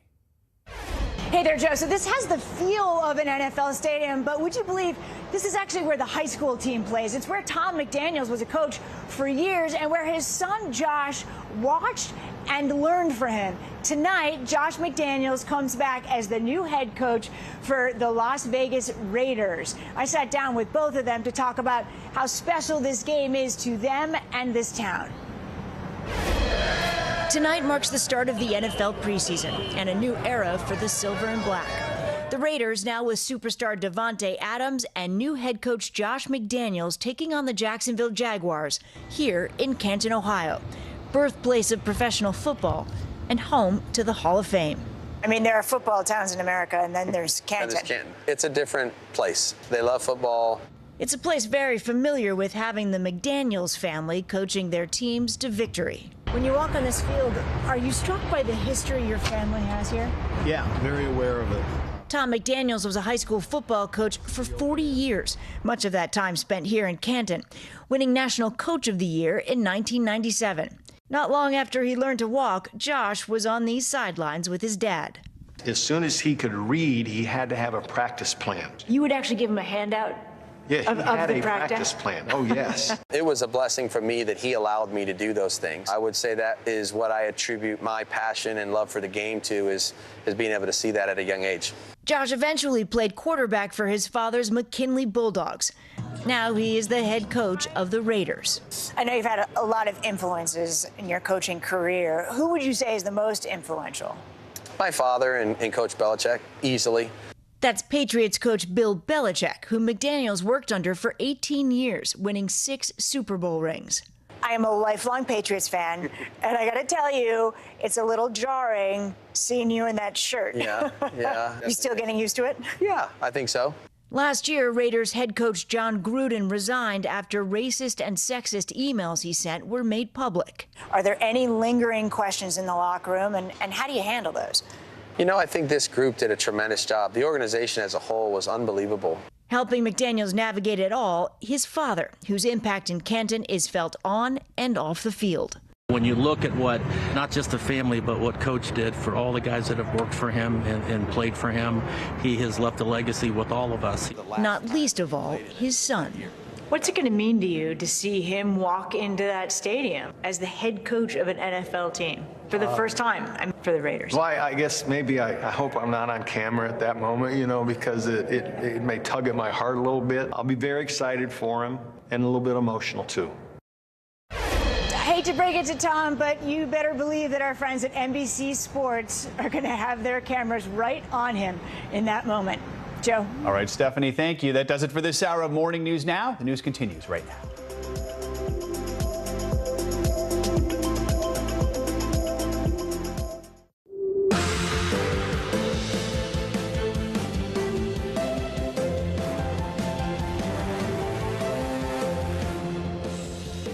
Good morning, I'm Joe Fryer. Savannah is on assignment. Right now on Morning News Now, hazardous heat. Temperatures rising across much of the U.S. This morning, tens of millions of Americans from Texas to Maine now waking up to heat alerts as yet another widespread heat wave takes hold. This is only making conditions worse in flood-ravaged Kentucky. The extreme temperatures posing a new threat to an already devastated community. We have team coverage. Final plea. WNBA star Brittany Griner back in a Russian court this morning for closing arguments in her trial on drug charges. Griner expected to take the stand one last time before her sentencing. We'll bring you the latest as calls grow louder for Griner's release. Rallying the right, one of the GOP's biggest events taking place in Texas. This year's CPAC in Dallas about to get underway with a who's who of conservatives, including former President Trump, expected to attend. More on the event and what it could signal ahead of the November midterms. And bad rap this morning, controversy growing in courtrooms and on Capitol Hill following the arrest of two rappers on gang charges. Now a new bill would limit using song lyrics as evidence in trials. We're going to talk to one of the lawmakers behind the legislation, plus why some argue this is about more than music. Good to have you with us on this Thursday. We are going to begin with the weather and another smothering heat wave for much of the country. This morning, more than 70 million people are waking up under heat alerts stretching all the way from Texas to Maine, and the Northeast could potentially see record-breaking temperatures today. Perhaps no one is feeling the impact of that heat more than flood-ravaged eastern Kentucky, where temperatures will feel like 95 to 100 degrees. For a week now, thousands there have been without power after historic rain and flooding. Crews are still working around the clock to get the power back on so people can have air conditioning during this heat wave. But for many who are still waiting for the floodwaters to recede, that could be much, much longer. We have full team coverage of the flooding and the heat. We're going to get to NBC News meteorologist Michelle Grossman with your forecast in just a moment. But let's begin with NBC News correspondent George Solis, who is on the ground in Lexington, Kentucky. George, good morning to you. So this heat, it's not only dangerous, it's also impacting the search and rescue efforts there in eastern Kentucky. What are you hearing from rescue crews? Good morning, Joe. You not only have the heat bearing down on all of these groups working to help the people most impacted, you also have the emotional toll that it's now taking on them. Keep in mind, many of them, as you mentioned, are working around the clock, and they are contending with a lot of the same issues that are impacting a lot of the affected homeowners, right? They have little food, little water, and they're running on little sleep. And they're going into some of the roughest areas at this point. And on the subject of heat, well, they're trying their best to stay hydrated. They're trying their best to find those pockets of shade and taking those breaks when necessary. Yesterday, I spoke with the leader of a humanitarian group led by veterans who are going into some of these regions to help out people who have yet to see the National Guard or any other resource. And they are just heartbroken about some of the images that they are seeing. Here's what one member had to tell me. We get like liquid IVs. We make sure they have their water, hydration, electrolytes. Today with the heat index, we're going to end an hour early just so we don't burn our volunteers out so we can continue tomorrow. You can imagine a lot of these volunteers, Joe, are working beyond that. They are doing everything they can to get help to everyone impacted. Thank goodness for those volunteers. You know, George, so many people lost almost everything in these floods. They lost friends and relatives. Now they're having to deal with these temperatures that could reach triple digits. So what is the state doing to make sure people are as safe as possible? Do they have the resources they need?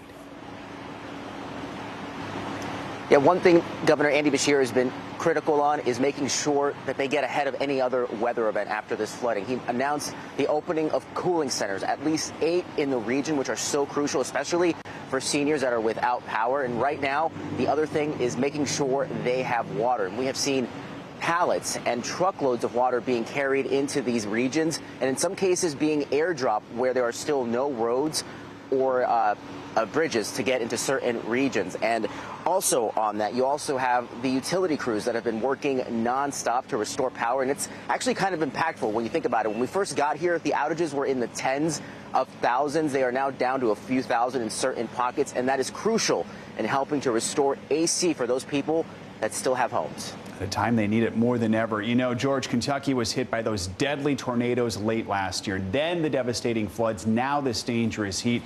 You've been talking to us all week about the resiliency of these communities. How are they dealing just with challenge after challenge coming from Mother Nature?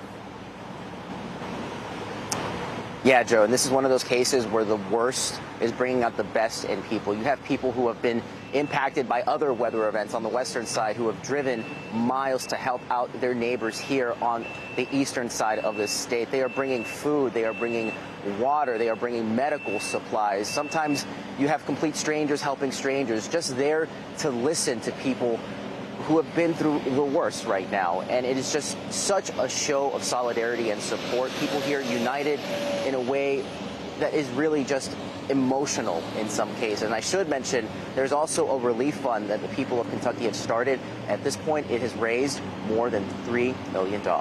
Joe? Very impressive. George Solis reporting from Bluegrass Country. George, thank you so much. Let's continue our coverage. Get a check on your morning news now weather, what's happening in Kentucky and beyond. Michelle Grossman joins us. Hey, Michelle, good morning. Hey there, Joe. Good to see you. And we do have a heat advisory in Hazard. It was just a week ago where they saw 9 inches of rain in 12 hours. Still going through those recovery efforts, as George just showed us. So it's going to be a tough day there once again. We're looking at heat alerts for 73 million Americans. From the central and southern plains, Dallas, you've had 38 triple digits this summer, and you're so far the second warmest summer, so we're going to see what happens by the end of the summer.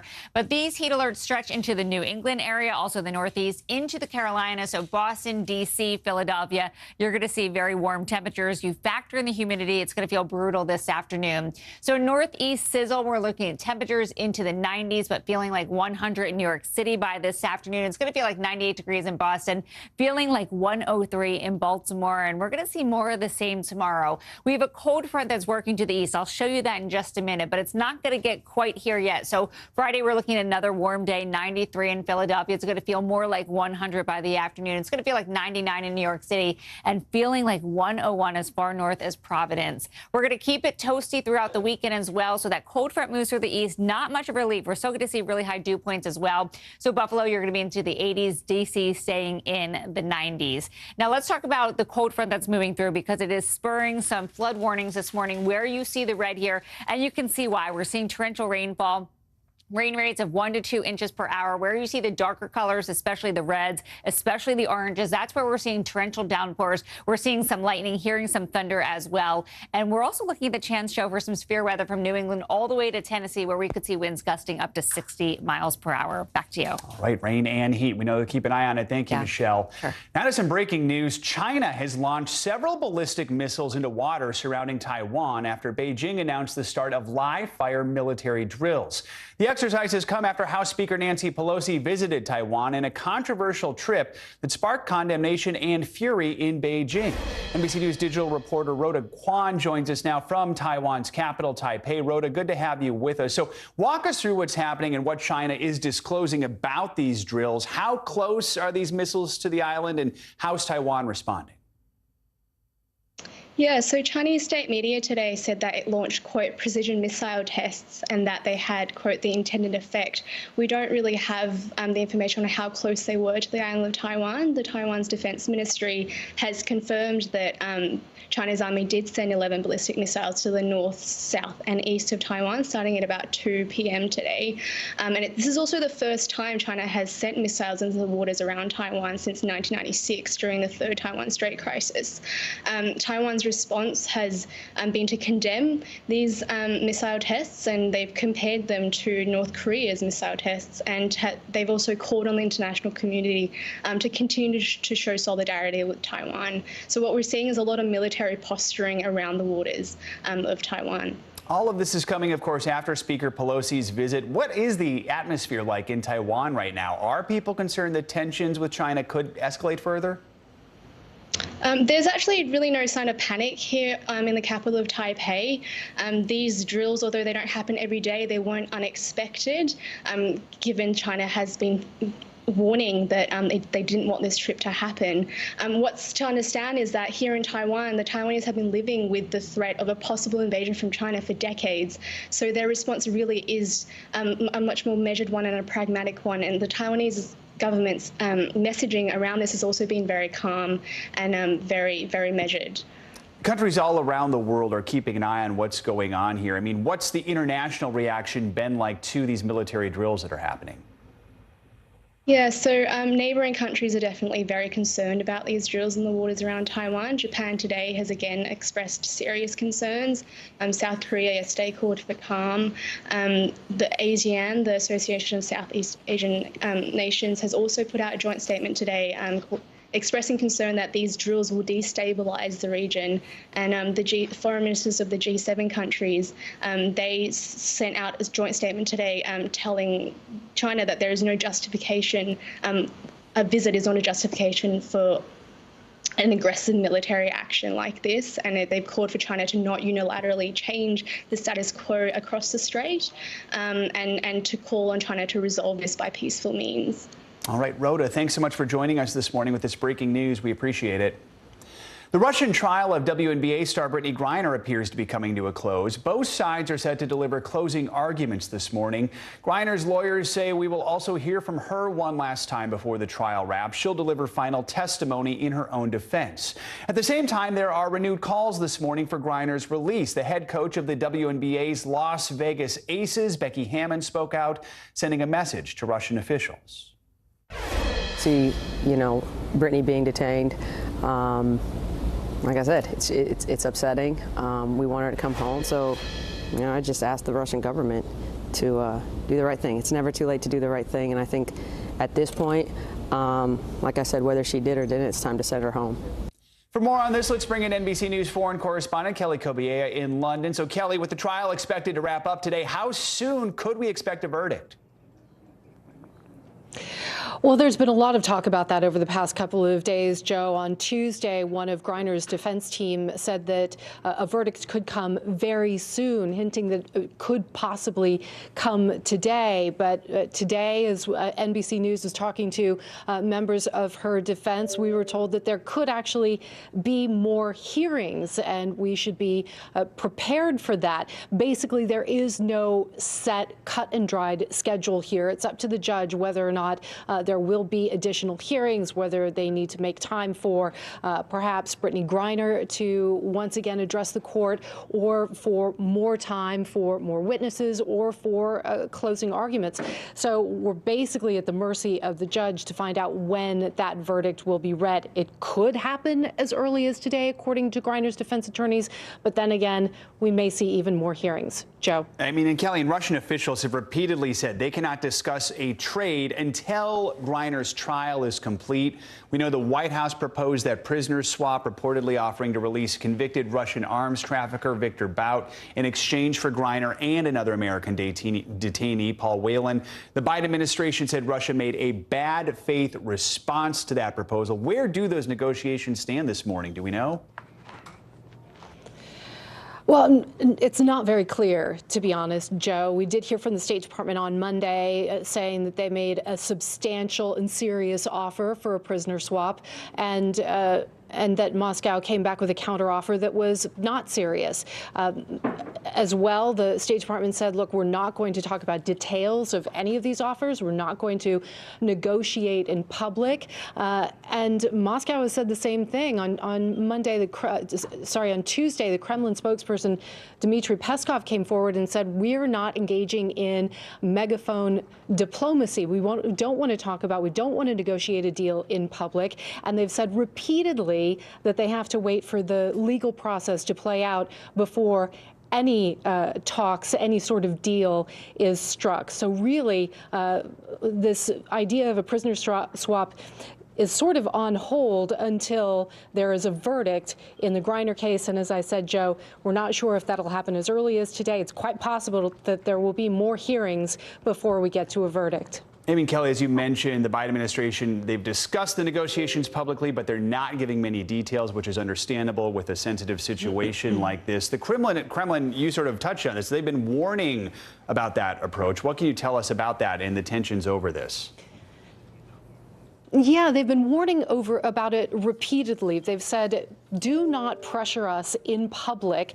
Do not put pressure to come up with some sort of prisoner swap. This is not the way we're going to discuss this. If a swap does happen, they keep using this term megaphone diplomacy. We don't want to talk about this trading possible deals or negotiations or putting pressure on Moscow via the airwaves, via public press briefings, and that if it does continue, it could put any deal to bring Brittany Griner home in jeopardy. That has been the line from Russia throughout this process, and it was repeated again on Tuesday, Joe. All right, Kelly, thank you so much. We want to take a closer look at the legal aspects of Griner's case. So for that, let's bring in NBC News legal and MSNBC legal analyst and former federal prosecutor Glenn Kirshner. Glenn, good morning. Good to have you with us. So we know our legal team has said that Brittany Griner's search at the airport was improper, that she was not informed of her rights upon her arrest. So even in a Russian court where, 99% of people are convicted, do you think that could be an effective defense?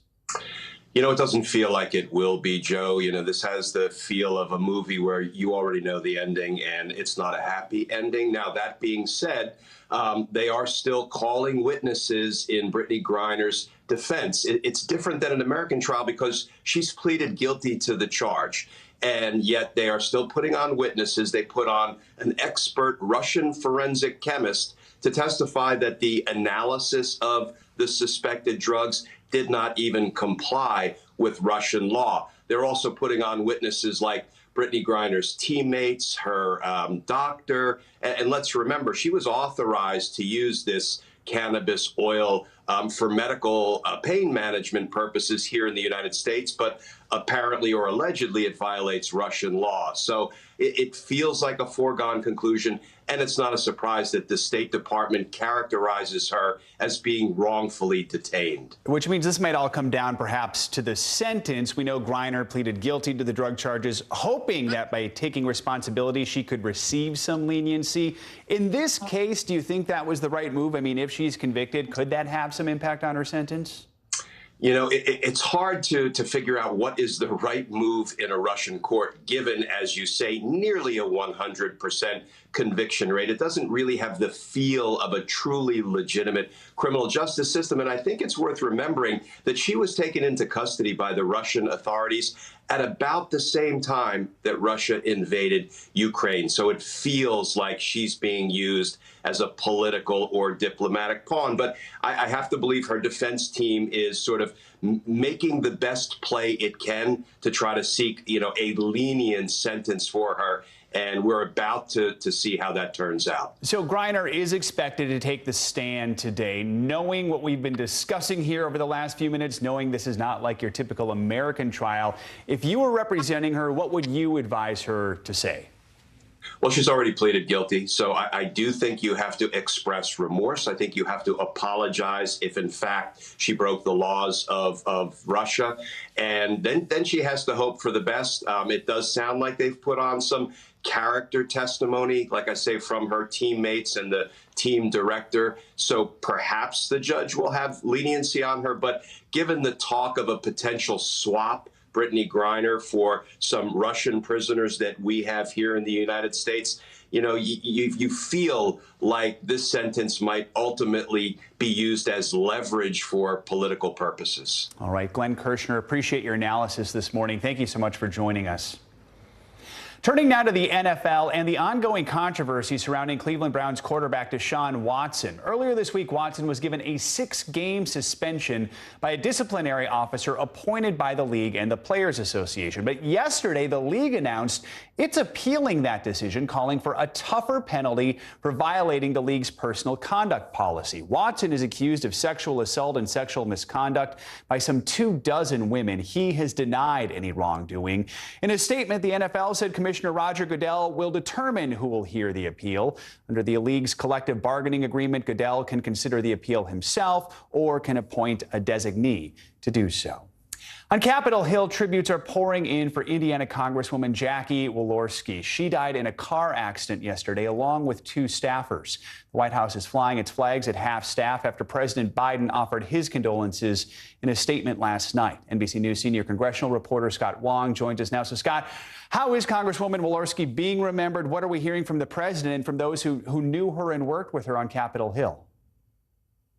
Well, Joe, I covered Congresswoman Walorski for a number of years when in covering the House of Representatives. There are 2 types of lawmakers on Capitol Hill. There are show horses and workhorses. And Congresswoman Walorski definitely was a workhorse. She was somebody who operated behind the scenes. She held powerful positions on committees, the Ways and Means Committee, Armed Services. And then she was also the top Republican on the Ethics Committee, a tough assignment because that's the committee that investigates potential wrongdoing by your fellow members of Congress. Kevin McCarthy, who put her on that committee and appointed her, called her tough but fair, a no-nonsense straight shooter who knew that Congress must reflect the will of the people with decency and honesty.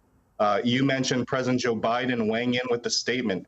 He wrote, "We may have represented different parties and disagreed on many issues, but she was respected by members of both parties for her work on the House Ways and Means Committee, on which she served. She also served as co-chair of the House Hunger Caucus, and my team and I appreciated her partnership." Now, 2 other of her staffers also were in the car and died in that 2-car collision in her northern Indiana district. Just another reminder of how dangerous some of these jobs in Congress can be as members travel and put on thousands and thousands of miles on their vehicles, particularly in these rural districts, Joe. An important reminder. No doubt more tributes will be pouring in the coming days. Scott, let's turn our attention to politics now. That $740 billion reconciliation bill. We know the Senate parliamentarians currently reviewing the text, which is an incredibly important part of this process. So where do things stand? Are Democrats bracing for the possibility of even more changes? Yeah, I think they are. I think we can expect that there will be some changes, whether they are tweaks or substantive changes.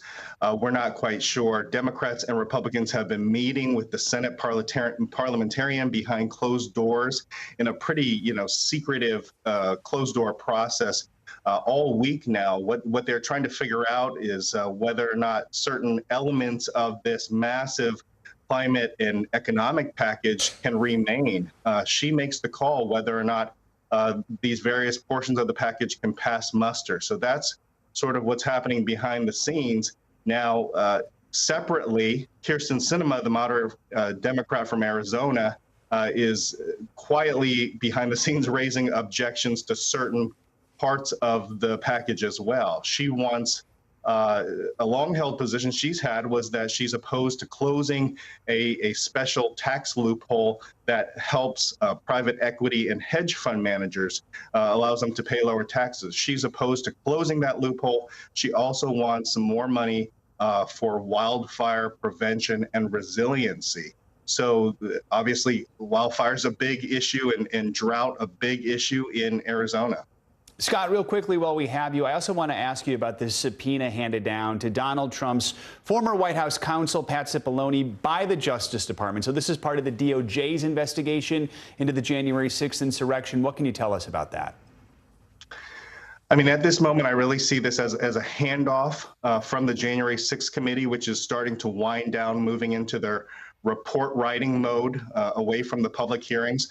And now DOJ is really ramping up. And so we have seen a number of action from the DOJ, including now, taking a hard look at Cipollone. We know from the previous testimony to the January 6th committee, Cipollone was there in the White House in key moments related to January 6th, specifically when there was an effort to try to install Trump allies into DOJ to launch a widespread investigation into voter fraud. Separately, on January 6th itself, he did not want Trump to go to the Capitol to join the protesters because he believed that could open up President Trump and the White House to greater legal and criminal exposure. And finally, Joe, he also, when the riot began, Cipollone, if you remember, said that we have to go tell President Trump to stop this, to intervene, to say something, to get the rioters to go home, because if not, then people in the White House would have blood on their hands. Joe. All right, Scott, a lot to cover in Washington this morning. Thanks so much for joining us.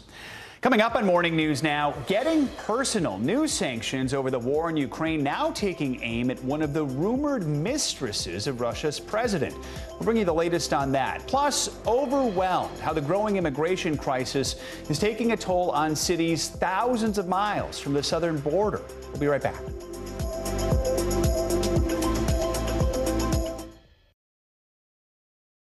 Now Tonight with Joshua Johnson, streaming weeknights at 8 on NBC News Now.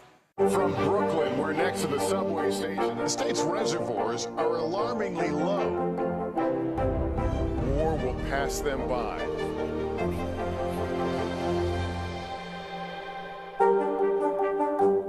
These days, it feels like the news never stops. So let's get into it. What's happening right now, what it all means for you for an hour every day. It can be hard to keep up, so let's get started together. Hallie Jackson Now, weekdays at 5 on NBC News Now. You don't know when your moment's coming, but when it does, you take it. We'll meet Ukrainians who are defending their country one block at a time. When you were still in Kiev, could you hear the bombing? My name is Lester. Who's this? You don't know when your moment's coming, but when it does, you take it. Top Story with Tom Llamas is your news playlist on NBC News Now.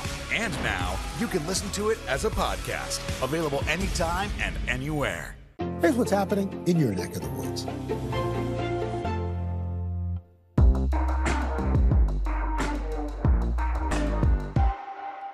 News is happening now. Look at what's making headlines around the world. Whenever it happens, wherever you are, it's here now.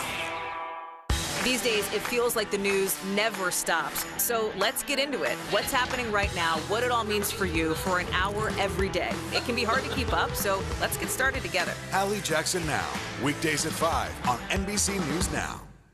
To cover the news, you have to be in it. This is how so many towns and cities are protecting themselves. They're pushing the gates open. Was there a school officer on campus? That's what we've been told. No. Top Story with Tom Llamas, weeknights at 7 on NBC News Now. As we look out over the latest city-turned-crime scene, we see the things left behind.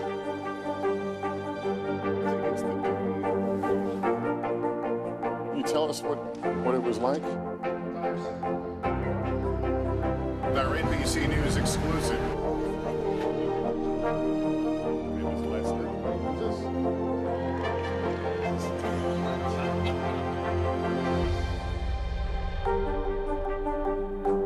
Our show is about sparking conversations around today's biggest issues. The Fed raises interest rates. That controls inflation. Explain how that works. Is part of this that everyone's rethinking their jobs and their relationship to their employers? Could you just remind us why there are 9 justices on the Supreme Court instead of 3 or 20 or 2? It's not my job to tell you what to think. My job is to think about what you tell me. Now Tonight with Joshua Johnson, streaming weeknights at 8 on NBC News Now. Welcome back. The United States announced a new target for sanctions over the Ukraine war yesterday. And for Russian President Vladimir Putin, this is now personal. The Treasury Department took aim at the woman rumored to be Putin's mistress and one of his closest allies. NBC News correspondent Josh Letterman reports from Ukraine. New U.S. sanctions targeting some of Vladimir Putin's closest allies, including Alina Kabaeva, the woman rumored to be the Russian president's girlfriend. It's the latest move by the Biden administration to ramp up pressure on Putin over his war in Ukraine, and a step the U.S. had previously avoided out of concern it would escalate tensions with Moscow, U.S. officials told the Wall Street Journal. In April, the newspaper also reported that U.S. and European officials believe Kabaeva is the mother of at least one of Putin's children. The U.S. Treasury Department now says she has, quote, a close relationship with Putin, without specifying whether it's romantic. I think the message is, if you don't want to be sanctioned, you need to distance yourself from Putin. You need to not support Russia's invasion of Ukraine. A former Olympic gold medalist in rhythmic gymnastics, Kabaeva is known as Russia's most flexible woman and once served in the State Duma, Russia's parliament. She's now the chairwoman for the National Media Group, a state-aligned conglomerate that owns a variety of Russian news media, TV, and film companies. The new sanctions freeze any assets Kabaeva has in the U.S. and bar U.S. persons from doing business with her. Does this effectively cut Kabaeva off from the Western financial system? Yeah, that's effectively what's happening here. It's unclear what, if any, assets Kabaeva has in the U.S., but it's part of a strategy of increasingly isolating those connected to Putin and Russia's war in Ukraine. The sanctions bring the U.S. into step with the UK and the European Union, both of which have already imposed sanctions and restrictions on Kabaeva in recent months. In April, the former gymnast made a rare public appearance at a gymnastics exhibition in Moscow. She spoke at the event, called the Alina Festival, in her honor. У каждой семьи есть история войны, и мы ни в коем случае не должны забывать про это, а передавать из поколения в поколение. She made the comment standing in front of Z's, a symbol that's become a mark of support for Russia's invasion of Ukraine. We reached out to the National Media Group she chairs for comment, but didn't receive a response. In 2008, a Russian tabloid reported that Putin had divorced his wife at the time and planned to marry Kabaeva. Putin vigorously denied the story, and hours later, publishers shut the paper down. That was Josh Letterman bringing us that report. The Biden administration has been looking for new ways to ramp up the economic pressure on Putin, but since Russia already faces some of the most stringent sanctions in history, experts say there are not many obvious targets left.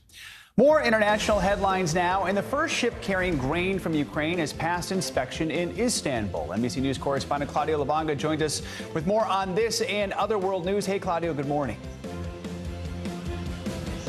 Good morning, guys. Well, the hope is that as the first ship carrying grain from Ukraine since the start of the war approaches its final destination in Lebanon, more ships will be allowed to do so. Well, now there are about 17 other ships, according at least to the Ukrainian authorities, that are loaded and ready to go, but it is still unclear whether, if and when, they will be allowed to leave Ukraine's shores. There are an estimated 20 million tons of grain that have been stuck in Ukraine since Russia invaded back in February. And let's move to Iceland, where a volcano began erupting on Wednesday, providing spectacular images of magma spewing from its cracks. The volcano is only 20 miles from the island's capital, Reykjavik, but its airport remains open and no flights were disrupted.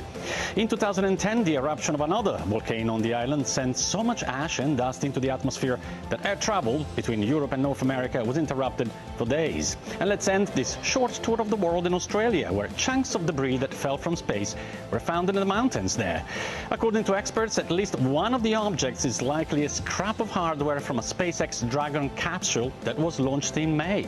SpaceX did not comment, but it did set up a hotline to call if people find space debris. Even though if a space debris hits you in the head, you may want to call an ambulance first, guys. Yes, some good advice there, though. I think if that hit you on the head, you might be in trouble. All right, Claudio, thanks so much. Appreciate it.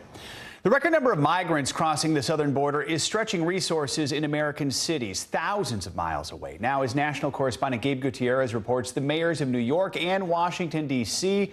are pleading for help. Republicans have been seizing on the immigration issue ahead of this year's midterm elections, and now they say that the mayors of two major cities in the Northeast asking for federal help proves their point. Far from the U.S. southern border, the mayor of Washington, D.C., a Democrat, has asked the National Guard to help handle more than 4,000 migrants recently bussed to the nation's capital. I've asked for the deployment of the Guard as long as we need the Guard to deal with the humanitarian crisis. The request comes after Texas's Republican governor, in what Democrats call a political stunt, started sending migrants to D.C. But Republicans blame the Biden administration after a record number of illegal border crossings in May.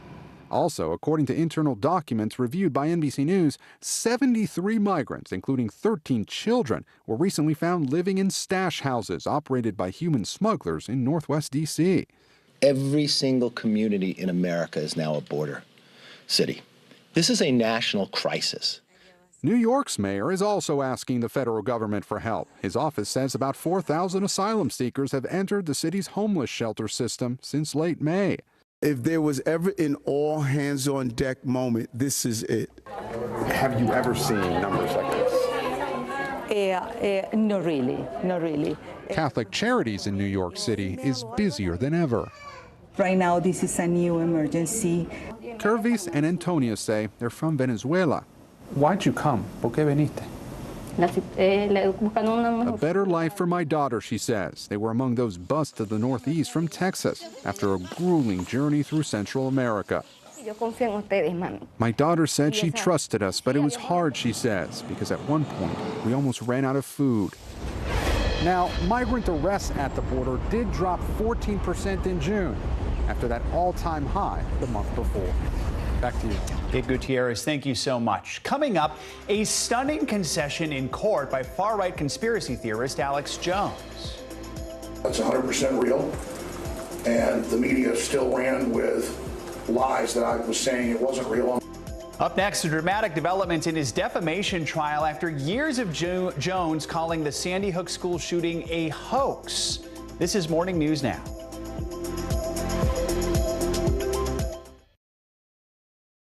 To cover the news, you have to be in it. This is how so many towns and cities are protecting themselves. They're pushing the gates open. Was there a school officer on campus? That's what we've been told. No. Top story with Tom Llamas. Weeknights at 7 on NBC News Now. Right now on NBC News Now, look at what's making headlines around the world. We've got 3 new developments just this afternoon. We begin this hour with breaking news. This is what it looks and feels like to try to escape Ukraine. I don't want to say goodbye. This factory has gone from making kitchen pots to lethal items. There's an intense artillery battle underway. Breaking news this morning. The heartbreak, the grief, and the tears that we have seen here are all tragically familiar. Was there a school officer on campus? Because that's what we've been told. No. The shooting is once again reigniting the debate over gun laws. If it's Tuesday, it is primary night. The highest profile races yet this year. The official confirmation of Judge Ketanji Brown Jackson. Let's zoom out a bit to our changing climate. What do we think that the new normal is going to be? The rollout of COVID vaccines for children under 5. Inflation is cutting into almost everything. Another honest conversation about what it means to be Asian American. We're coming on the air with the news NBC Scoop. Bringing the news to you is not only a job, it's an honor. At 73, Prince Charles is still waiting for the job that is his birthright. Do we want Charles? Do we want a monarchy? I'm Keir Simmons, and we'll take on these questions and more in our new podcast, Born to Rule. Listen now.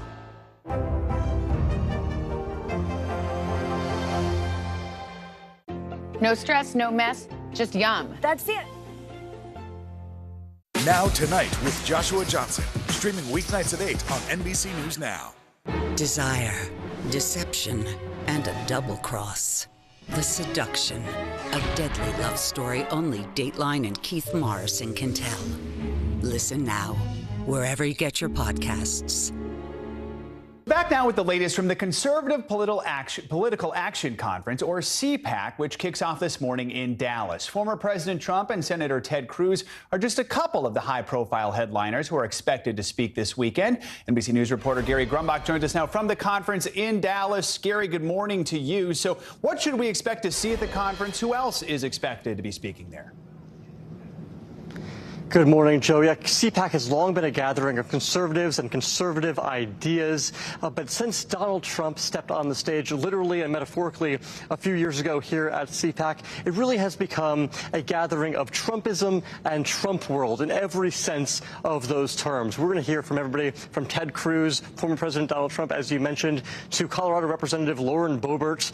Fox News host Sean Hannity will be here, and also Texas Attorney General Ken Paxton. So we're getting those types of voices from domestically, but we're also going to hear from Hungarian Prime Minister Viktor Orban. He's giving the marquee speech here at CPAC, Texas, later this afternoon. And for those of you who are unfamiliar with Orban, he is the far-right leader of Hungary, who actually Freedom House moved their level of freedom from free to partly free, in part because of Orban's leadership. And just last week, he denounced countries where European and non-European people intermingle as, quote, no longer nations. So that's some fairly racist rhetoric from Orban there when he's going to be speaking here at CPAC. We're going to be talking to attendees throughout the day if they agree with what he has to say and if Orban does have a place here at CPAC. Joe? Gary, I want to ask you about a couple key issues. First of all, abortion. We saw that strong defense of abortion rights by voters in Kansas's primary elections this week. How is that sitting with conservatives? That's a huge issue at CPAC. Is it going to be addressed at the conference this weekend? Yeah, you know, abortion is something that is obviously a very emotional and personal issue for so many people across the country, conservatives, of course, included here. And while the issue of Kansas's vote specifically won't be necessarily a session subject here this weekend, we are hearing about the world of post-Roe America, what that looks like in the eyes of many conservatives here across the country. They have a session planned on that specifically later today. And I also want to ask you about the political fallout from the January 6th hearings. Are we going to expect to see a lot of pushback to what the committee disclosed during all of those hearings that were televised from Capitol Hill?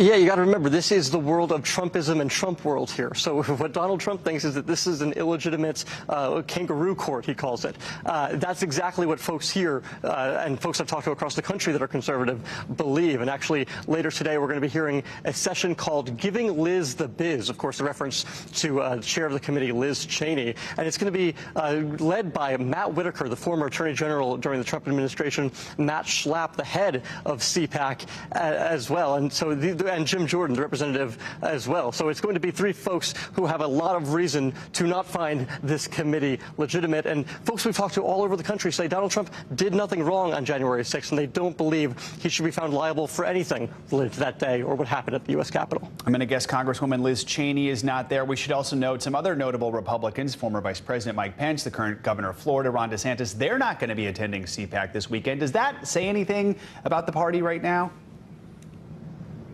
Yeah, no Pence, no Pompeo, no Christie. Some of the biggest names, no DeSantis, some of the biggest names in the Republican Party right now are not going to be here. And I think that does remind you what this sort of event has turned into. This used to be a gathering of conservatives where you would hear from the Pences and the DeSantises of the world, but not anymore. It does create sort of a line in the sand, a dividing line as to the Trump wing of the party and everybody else that considers himself a Republican. And it's going to make for a very interesting Saturday afternoon for two reasons. One, because of the annual straw poll that is held every year. It's something that experts and election watchers look at really closely to see who are conservatives interested in for the next election. Of course, in this case, 2024. It's also going to be interesting because later that afternoon, about 2 hours after that straw poll concludes, former President Donald Trump is expected to take the stage here behind me to what is expected to be a raucous crowd. All right, Gary Grumbach reporting from Dallas. Gary, thank you so much.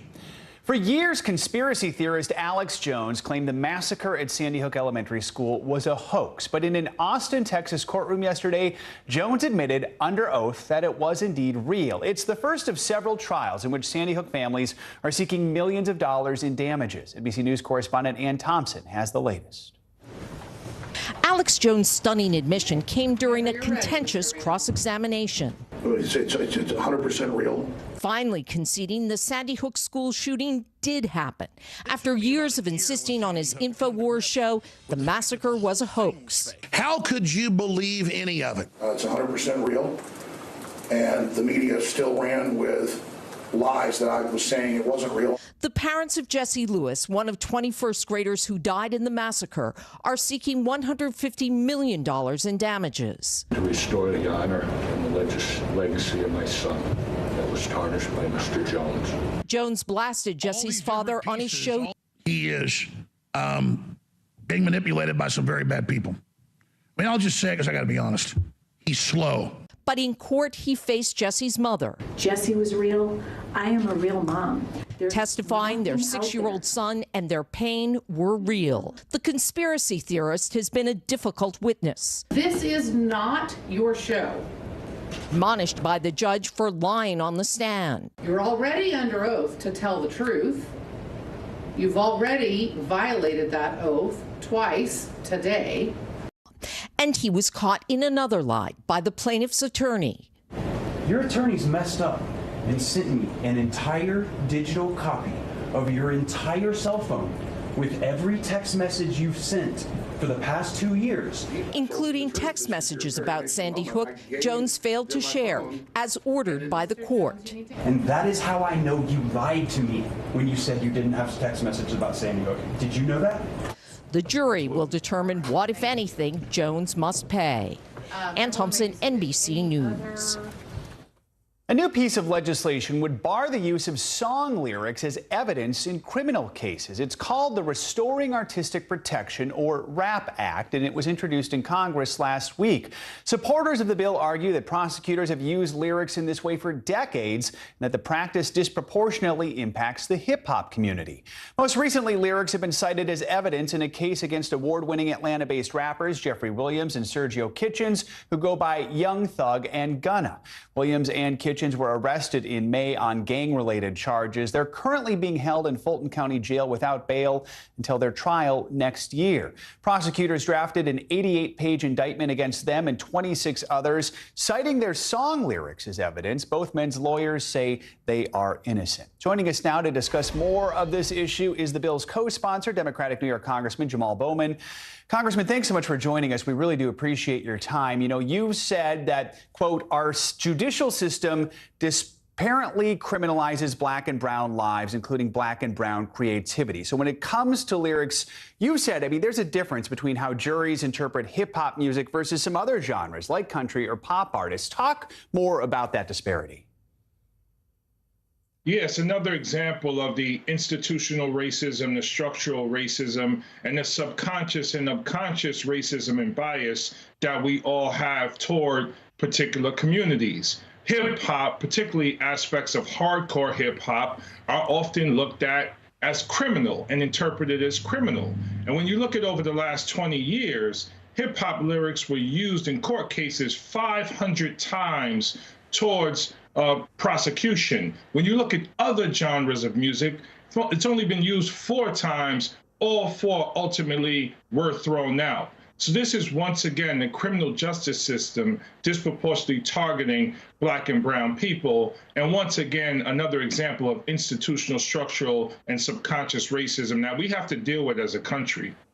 Why do you believe that giving lyrics this legal protection is so important? There might be people saying, well, this can't possibly happen terribly often, but what do you say to that? Why has it taken so long to pass legislation that even makes these protections possible? Well, 500 times over the last 20 years is quite often. And what I want to tell people out there is, number one, this is a free speech issue. If we don't have free speech, we do not have a democracy. That's number one. Number two, rap and hip hop is an art form. This is literature. This is poetry. This is creativity.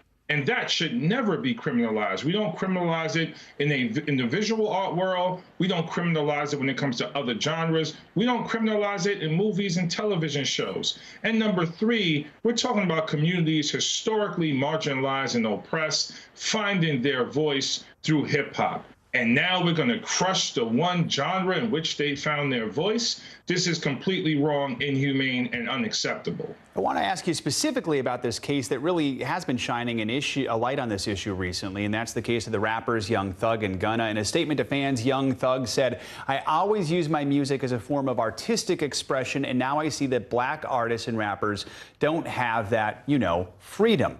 What are your thoughts on how lyrics are being used in this specific case? Is this exactly what you're talking about when you propose this legislation? It's exactly what we're talking about. If you have hard evidence, if you have forensic evidence, if you have witness testimony to prosecute a crime, then go ahead and do that. When we're talking about hip hop lyrics, we're talking about storytelling. We're talking about commenting on something that happens around the world. We're talking about ways in which we communicate things that happen in our communities through storytelling and creativity. So it's not an admission of a crime, which would be foolish for artists to do that. It's not that. So that's what I would say. You have hard evidence, use the hard evidence. If you do not try to piece things together with hip hop lyrics that are completely unrelated to the crime that we're talking about. Congressman Bowman, thanks so much for taking some time to speak with us this morning about this. We appreciate it. Thank you so much for having me. Coming up, more Americans drowning in credit card debt. After the break here on Morning News Now, a closer look at the impacts of inflation on your wallet and what you can do to try and keep your costs low.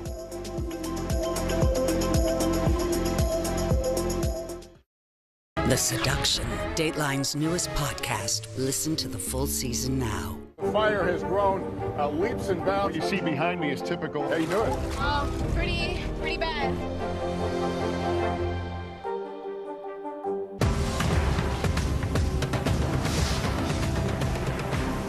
The fire has grown leaps and bounds. You see behind me is typical. How you doing? Pretty bad. Right now on NBC News Now, look at what's making headlines around the world. We've got 3 new developments just this afternoon. We begin this hour with breaking news. This is what it looks and feels like to try to escape Ukraine. I don't want to say goodbye. This factory has gone from making kitchen pots to lethal items. There's an intense artillery battle underway. Breaking news this morning. The heartbreak, the grief, and the tears that we have seen here are all tragically familiar. Was there a school officer on campus? Because that's what we've been told. No. The shooting is once again reigniting the debate over gun laws. If it's Tuesday, it is primary night. The highest profile races yet this year. The official confirmation of Judge Ketanji Brown Jackson. Let's zoom out a bit to our changing climate. What do we think that the new normal is going to be? The rollout of COVID vaccines for children under 5. Inflation is cutting into almost everything. Another honest conversation about what it means to be Asian American. We're coming on the air with the news NBC Scoop. Bringing the news to you is not only a job, it's an honor.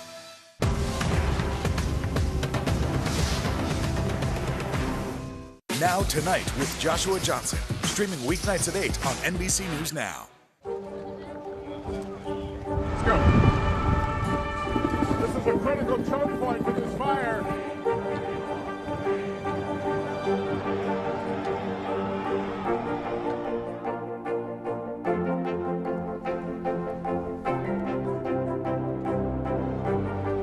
Unnecessary, unjustifiable, illegal. And good evening from New Orleans. Late military operation witnessing the massive crowds. I admire you both. Nice to really spend some time with you. Appreciate it.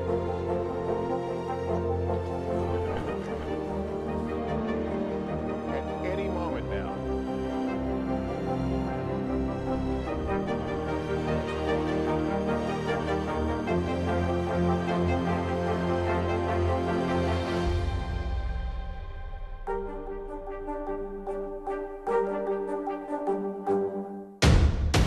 The day's biggest political stories with trusted insight now and expert analysis now. A daily look at the politics behind the headlines. Meet the Press Now, streaming weekdays at 4 p.m. on NBC News Now. It's the best time of the morning, time for that pop start, baby. I'm feeling the vibe today on the show. We're back with financial headlines and a new proposed rule that may allow you to get reimbursed if your flight is delayed. CNBC's Bertha Coombs joins us with that and other money news this morning. Hey, Bertha.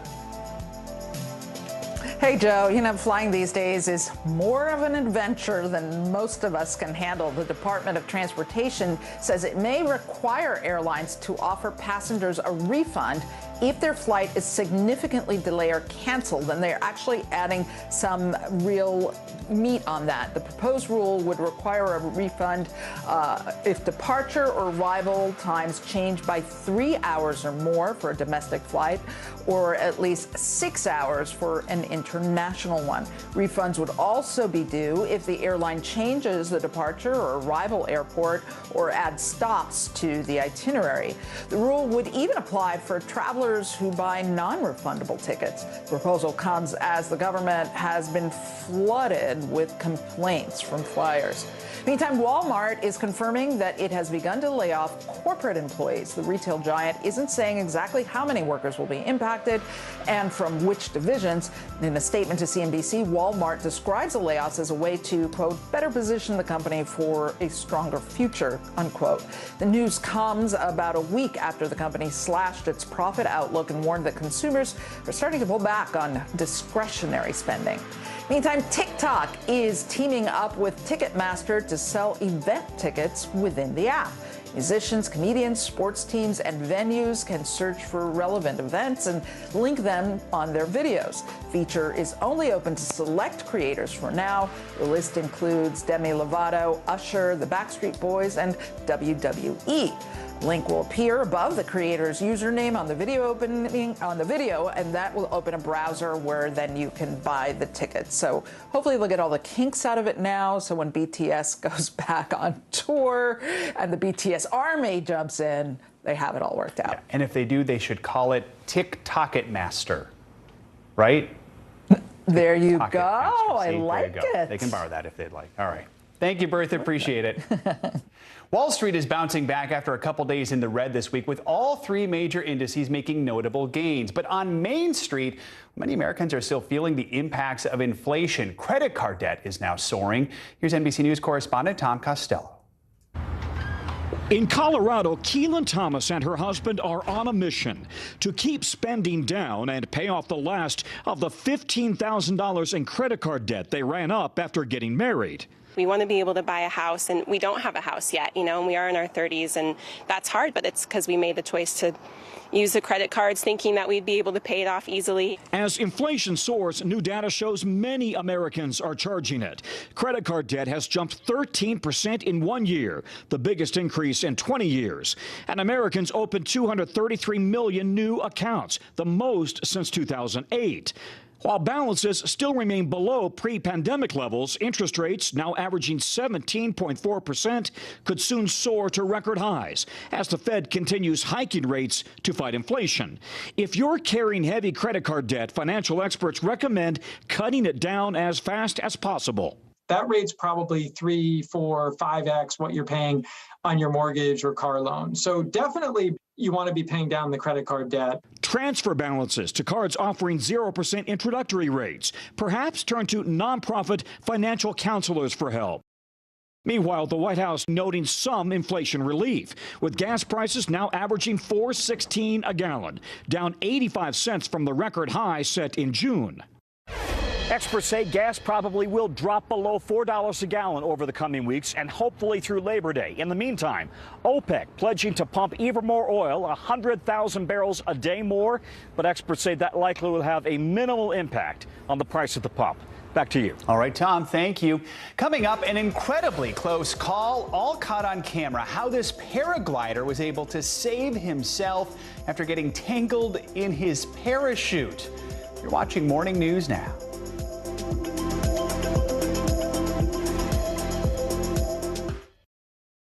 Hallie Jackson Now, weekdays at 5 on NBC News Now.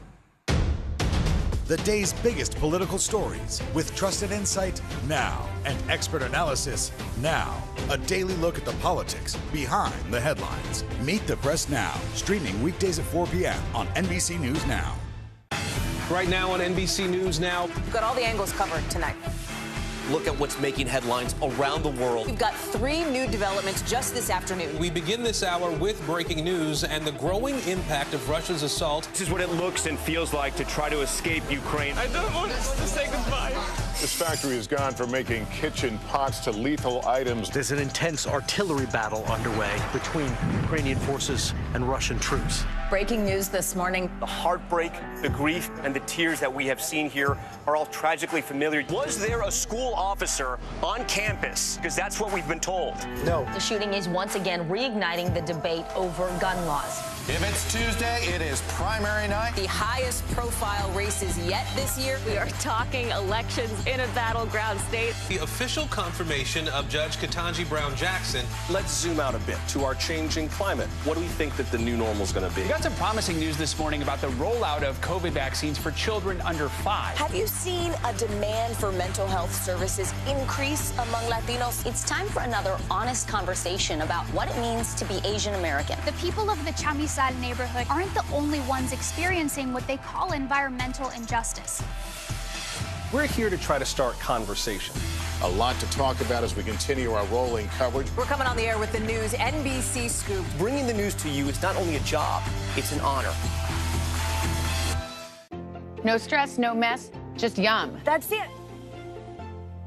The Seduction, Dateline's newest podcast. Listen now.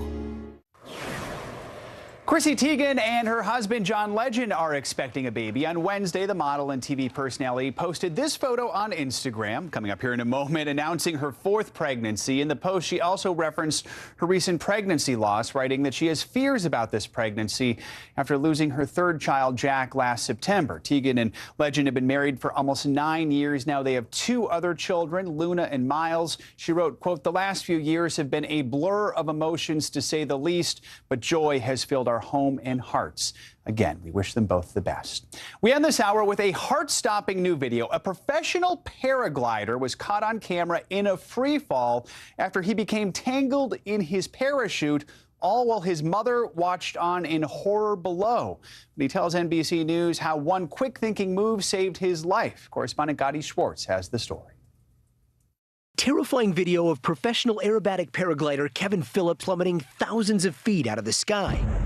As he was completing his 2nd training run of the day, a gust of wind causing turbulence. His parachute getting caught on his left arm. Everything was going well, but then my left hand got stuck somehow. Sending him into a free fall. Just descending with a massive speed, accelerating really quick. His mother watching from the ground. In this moment, I was just functioning. I didn't think really far. I knew I needed to function. So I did everything I knew what I need to do. His rescue chute getting tangled in the fray, but finally, with the ground quickly approaching, he's able to manually release it. I would say 1 or 2 seconds before impact, I was able to open it. Oh my God!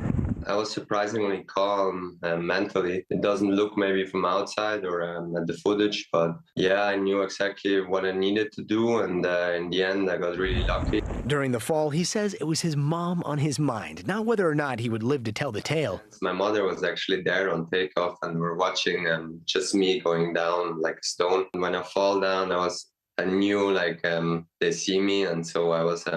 My heart or my thoughts were with them. For me, it didn't matter if I crash and I die, like your dad doesn't, affect me that much after that point. But even after this fall, Philip says he'll be back in the air tomorrow. I had to rethink and to consider if it's worth it or not. Yeah, and I had to say at this point, it's completely worth it. It was never a question if I should leave the sport or if I should stop doing that. It gives me too much pleasure, too much fun and excitement. Thanks to Gotti Schwartz for that report. Philip did suffer some injuries in the jump, and not for the first time. 5 years ago, he was paralyzed from the waist down for 3 months after crashing into a mountain. But then he was out of a wheelchair and, yes, back paragliding again within 6 months. Incredible. That does it for this hour of Morning News Now. The news continues right now.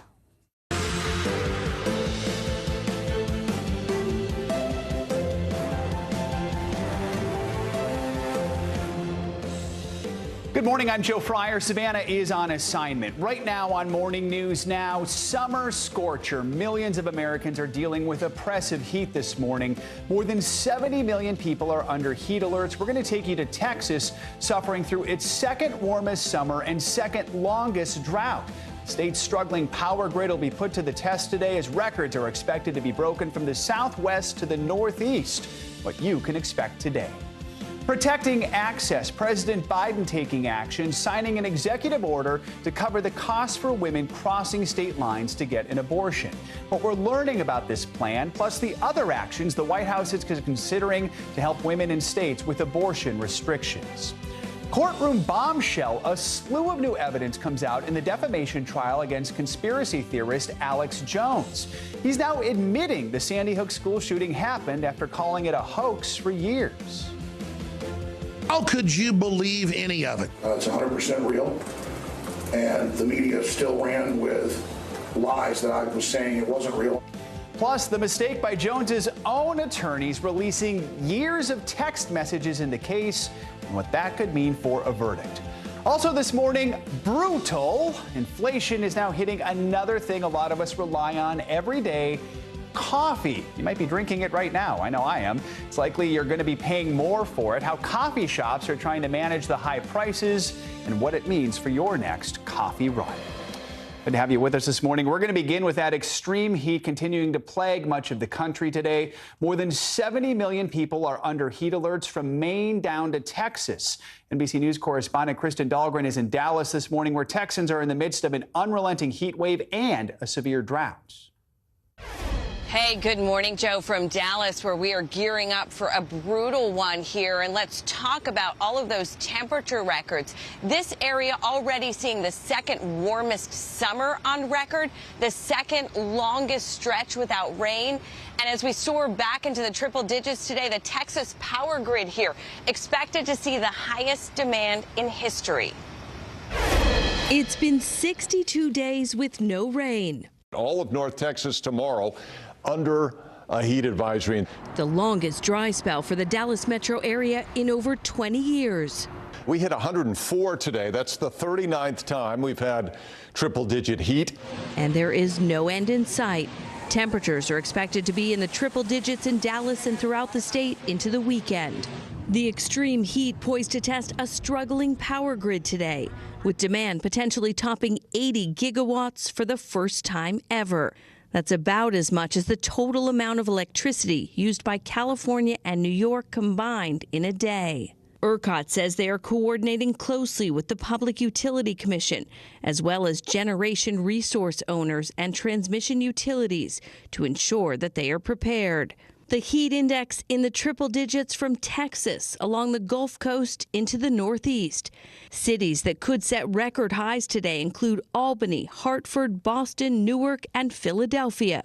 74% of the United States is experiencing longer, more intense heat waves compared to 50 years ago. So what's the best way to beat extreme heat? So what I do is relax in my house with the AC on and don't go outside. Experts also say reschedule strenuous activities to early morning or evening. And remember, never leave young children and pets unattended in vehicles. On a 95-degree day, temperatures in cars can get to 114 in 10 minutes and as high as 129 degrees in under a half hour. And of course, it is so dry here. It's just a tinderbox. Grass fires, a huge concern. Overnight, one fire sparked up and some homes had to be evacuated. So this is just a dangerous situation all around, Joe. All right, Kristen Dahlgren, thank you so much. Let's get a check on your morning news now weather. Boy, all over the map, we're keeping an eye on things. Michelle Grossman's here with more. Yeah. Hi there, Joe. I know, so dangerous. We're looking at Texas. Kristen showed all the way up the Northeast. We're also concerned about our friends still in Kentucky because we do have video outside from Kentucky. We're still seeing cars underwater. We're still seeing buildings underwater. And they're going to be really hot today. We're looking at temperatures into the 90s at triple digits. So much devastation still. These pictures are so sad. They're still in recovery mode, and they're going to have to be out in the heat today, still rescuing people. Look at all that water. And just think, with the humidity, all the wet homes, the buildings, we're going to see some mold issues as well. All right, let's take a look at what's happening, because we are certainly talking about the heat. We're talking about severe weather. We have a lot going on today. We have the extreme heat in the middle of the country to the Northeast. We have a flood threat once again. That's from that monsoonal moisture. Fire risk in the Northwest. So we're so dry in the Northwest. We're so wet in the Southwest. So we're looking at also daytime heating that's going to spark some storms in the Southeast as well. Let's start with the heat here, because we're looking at 73 million people under a heat alert. That is in your orange. We do have an excessive heat warning, but most of us seeing temperatures into the 90s, into the 100s, especially in the Northeast. It will be brutal. We're looking at temperatures feeling like 105 in some spots. It's all due to that area of high pressure just building in this heat. So we're looking at temperatures probably record-breaking in many spots in the Northeast. 98 degrees in Albany. The record there is 98. 98 in Hartford, but we're probably going to break a record there. 98 degrees in Newark. And we're going to feel like the 100s in some spots. Same story as we go throughout Allentown, Wilmington, Georgetown, temperatures into the 90s. This is well above average for this time of year. And we're going to stay toasty over the weekend. The heat wave goes on and on with no relief in sight. We're looking at Oklahoma City into the upper 90s. Once again, Dallas, triple digits. I think 39 days made it official yesterday with triple digits. We probably make it 40, 41 by Friday. So we do have a flood threat as well. We have a cold front that's moving through. It's bringing really heavy rain. The atmosphere has so much moisture. So we're looking at reds, oranges, yellow. That's where we're seeing that really heavy rain. It's going to spark some flooding as we go throughout the afternoon. And that's what we're going to watch really closely. All right. We know you'll keep an eye on it. Michelle, thank you so much. Appreciate it. Sure. Turning now to the annual CPAC meeting that's getting underway in Dallas. This large gathering of conservatives comes in the wake of this week's primary elections and a strong message of support for abortion rights by voters in Kansas. NBC News Now anchor and senior Washington correspondent Hallie Jackson brings us what we can expect as the weekend kicks off. A couple of big names are not set to speak at the conservative conference starting today, including Florida Governor Ron DeSantis, but plenty of others will be there, like former President Trump, just days after a critical test of how much sway he still has in his party. In Texas today, the world's biggest lineup of conservatives will descend on CPAC, featuring Republican lawmakers like Ted Cruz and Lauren Boebert, media personalities like Sean Hannity, and the man who still dominates the party, former President Donald Trump, set to deliver the keynote address on Saturday. Against the backdrop of a key test of his grip on the GOP in this week's primaries. Multiple candidates he backed who have embraced his election fraud lies doing well, including former TV host Carrie Lake in a race too close to call even this morning with a narrow lead against Karen Taylor Robeson in the Arizona governor's primary.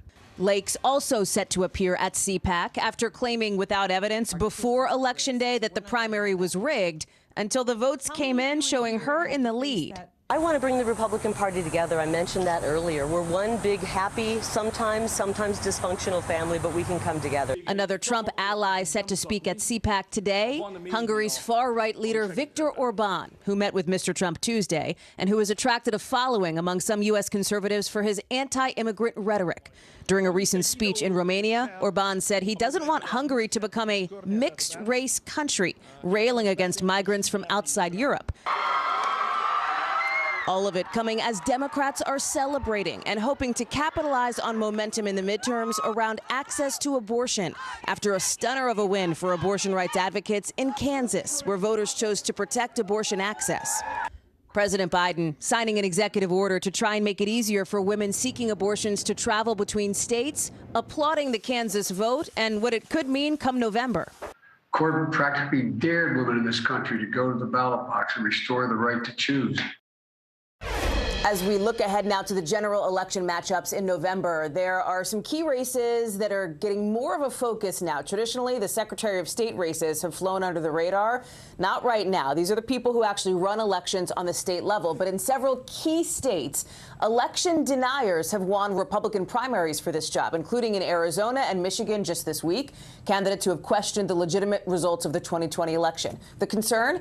If in November they win their general election races, they could be in positions of power in states that might decide the 2024 presidential race and could use that platform to erode trust in any potential Democratic victories. Something to watch. Back to you. All right, Hallie Jackson, thank you so much. For more on that abortion rights executive order this morning, let's get to NBC News White House correspondent Mike Memoli. Mike, good morning to you. So we know that crossing state lines to get an abortion is becoming more and more common in this post-Roe versus Wade America. So what will this executive order do? How could it help out those who are seeking care in another state?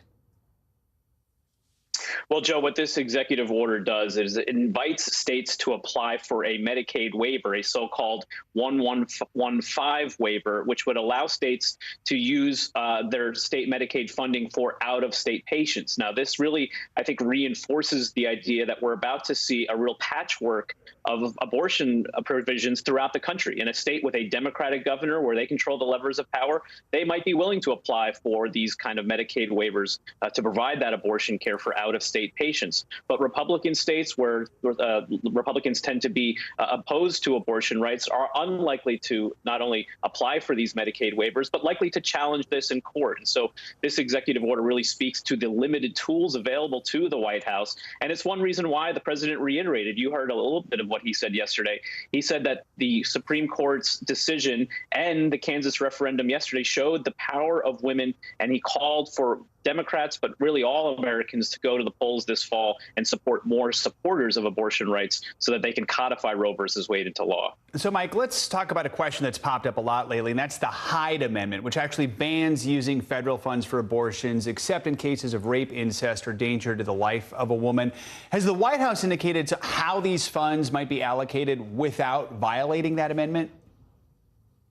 Yeah, this was one of the questions that the White House actually struggled to answer yesterday. Karine Jean-Pierre said that we're going to follow the law.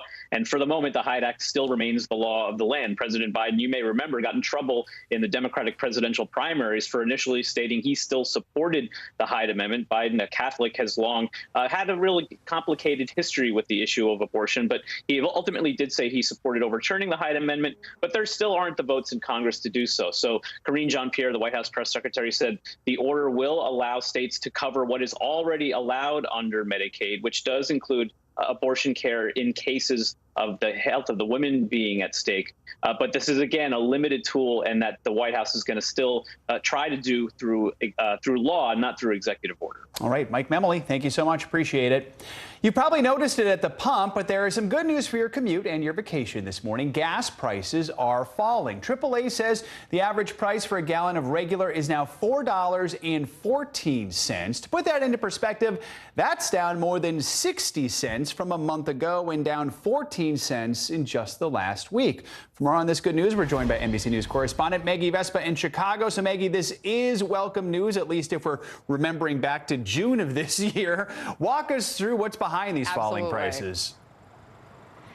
Definitely, Joe. I mean, you know just as well as we do that there's nothing simple behind gas prices and what drives them up or down. But there are a few factors here that experts are really pointing to. They say, number one, the price of oil fell a little bit when we started talking about fears of the R word, a possible recession. So that's one factor. They also point to a historic release of emergency oil by the Biden administration from the Strategic Petroleum Reserve. They say that can help as well. But then also a big statistic that experts are pointing to is this the drop in demand, meaning they say a lot of drivers, once gas hit that all feared $5 mark and above, basically started driving less. So all of those things combined, that's kind of why they say we're seeing this price at the pump finally falling, Joe. So what is next? How long do experts think prices will continue to fall? How low could they go? Do we know?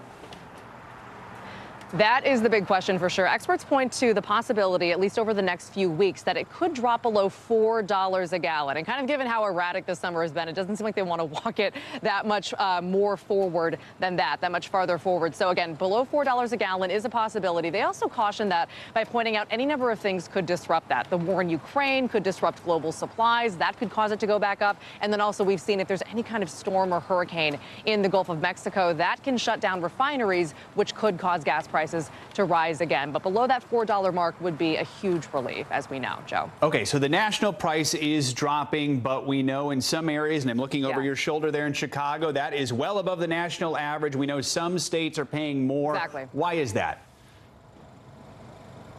Sure. I mean, as you point out, it's $4.89 here at this Exxon in Chicago. It varies from state to state, city to city. It can vary from gas station to gas station. And again, it just kind of that idea that there's nothing simplistic behind gas prices. So there are a number of reasons. Sometimes state and local fuel taxes can drive the prices to different levels. Also, just the topography and geography of getting oil, getting gasoline to different areas of the country can make it more expensive in areas maybe where they have to go through mountain ranges or just get it around kind of inconvenient landmarks, that kind of thing. So just to kind of point to it, Gas Buddy shows the variation across the country. And as you said, the average $4.14 here in Chicago, it's $4.89. The most expensive states right now, predictably, California, Alaska, and Hawaii. And the cheapest states, according to Gas Buddy, as of today, Texas, South Carolina, and Oklahoma. So tons of variation, but the national average falling, especially after this expensive of a summer.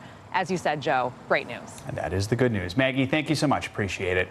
Closing arguments have concluded in the defamation trial of conspiracy theorist Alex Jones. He is being sued by parents of a 6-year-old boy who was murdered in the 2012 school shooting at Sandy Hook Elementary.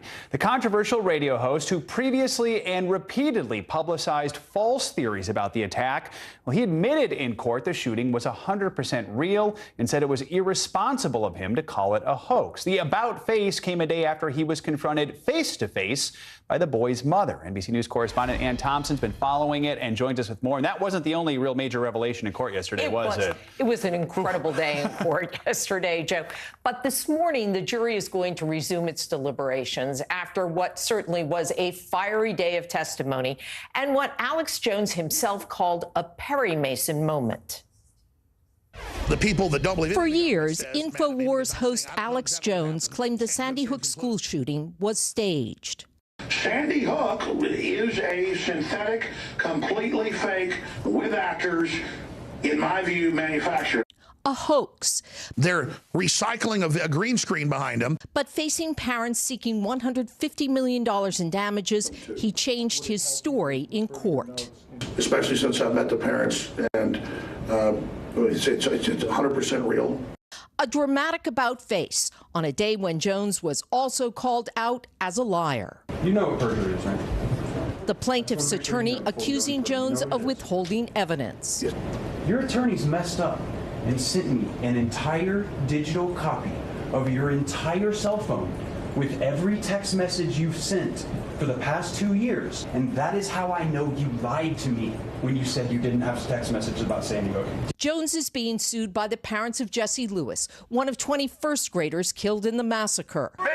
They say Jones' lies made their lives a living hell. My home was shot up. Vehicles were shot up in my yard. Jesse's mother, Scarlett Lewis, spoke directly to Jones, pleading with Jones to stop spreading falsehoods. I know you believe me, and yet you're going to leave this courthouse and you're going to say it again. On his show this week, he went after Jesse's father and his testimony. He is being manipulated by some very bad people. Yet here I am. Throughout the trial, Jones has tested the patience of the judge. This is not your show. Who took him to task for not telling the truth earlier this week. You're already under oath to tell the truth. You've already violated that oath twice today. So this morning, the big question is, what does the jury think? The plaintiff's attorney showed a video of Jones insulting the panel on his show. The jury will decide how much, if anything, Jones has to pay Jesse's parents, because the court has already found Jones liable for defamation in a summary judgment issued last year. This is the first of several lawsuits from Sandy Hook families who have spent years fighting back against Jones and other conspiracy theorists. Joe? Perhaps insulting the jury, not the best strategy. No, or the judge. Yeah. And they showed videos of that as well. All right. We'll see, Ann. Thanks so much. Appreciate it. Coming up, nearly 1 year after the search for Gabby Petito grabbed the world's attention, her mother is keeping her memory alive. Our story begins because of domestic violence tragedy, and we don't want to see that happen to anybody else. How she's making sure no one else suffers the same fate as her daughter. Harry Styles! The fire has grown leaps and bounds. You see behind me is typical. How you doing? Pretty bad. To cover the news, you have to be in it. This is how so many towns and cities are protecting themselves. They're pushing the gates open. Was there a school officer on campus? That's what we've been told. No. Top story with Tom Yamas. Weeknights at 7 on NBC News Now. We'll meet Ukrainians who are defending their country one block at a time. When you were still in Kiev, could you hear the bombing? My name is Lester. Who's this? Here's what's happening in your neck of the woods.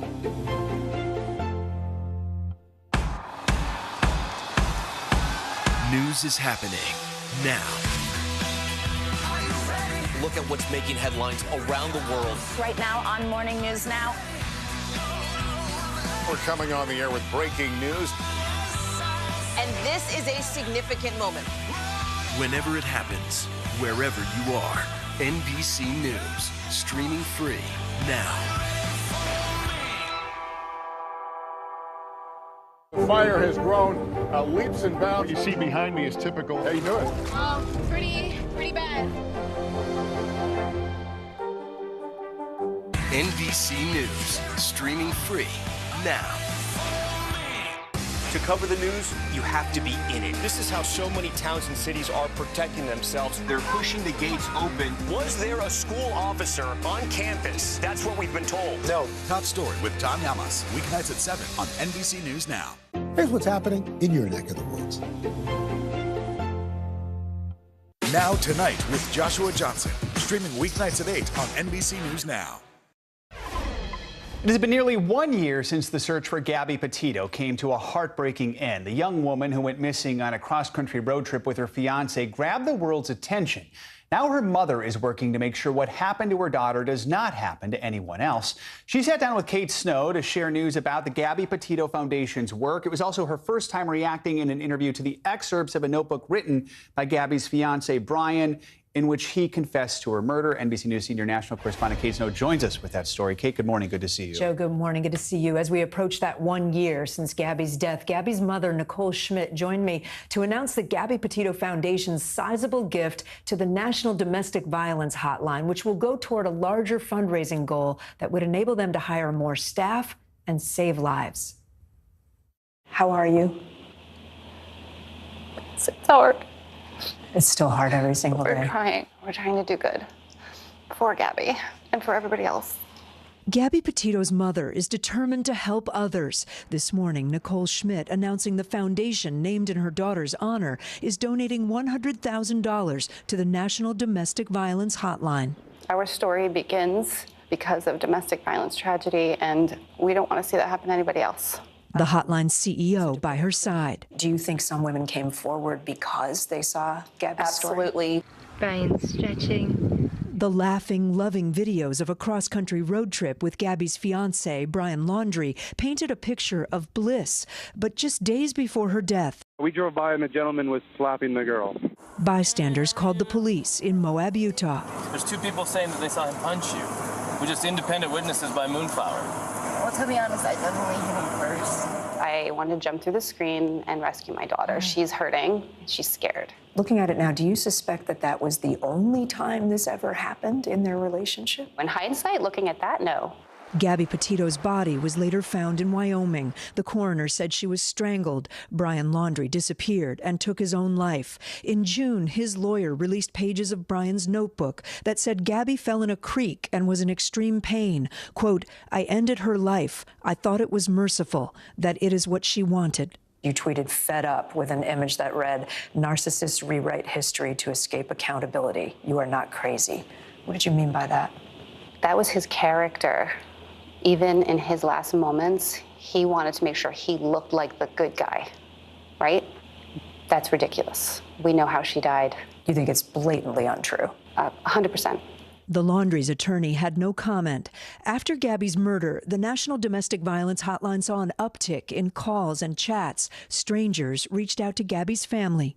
We got a lot of messages and emails from people that said, "Your daughter saved my life. I left because of her." But this summer, the hotline is overwhelmed with nearly twice as many calls and chats as last year, and wait times over 15 minutes. Every potential call that's coming in is someone's life, and that's how we have to think about this. Time is precious. Lives are precious. The hotline says the Gabby Petito Foundation's donation will help them hire more staff. Nicole says she's proud of her daughter. She touched the world, right? This whole tragedy that happened is for a higher purpose. That's what keeps me going. The National Domestic Violence Hotline has a goal of raising $2 million. Their campaign is called Hope Can't Wait. We've got more information over at today.com. We should mention that Gabby Petito's parents and step-parents have sued the Laundrie family, alleging that Brian told his parents he had killed Gabby before he returned home without her. They say the Laundries refused to respond to them or law enforcement during the search for Gabby.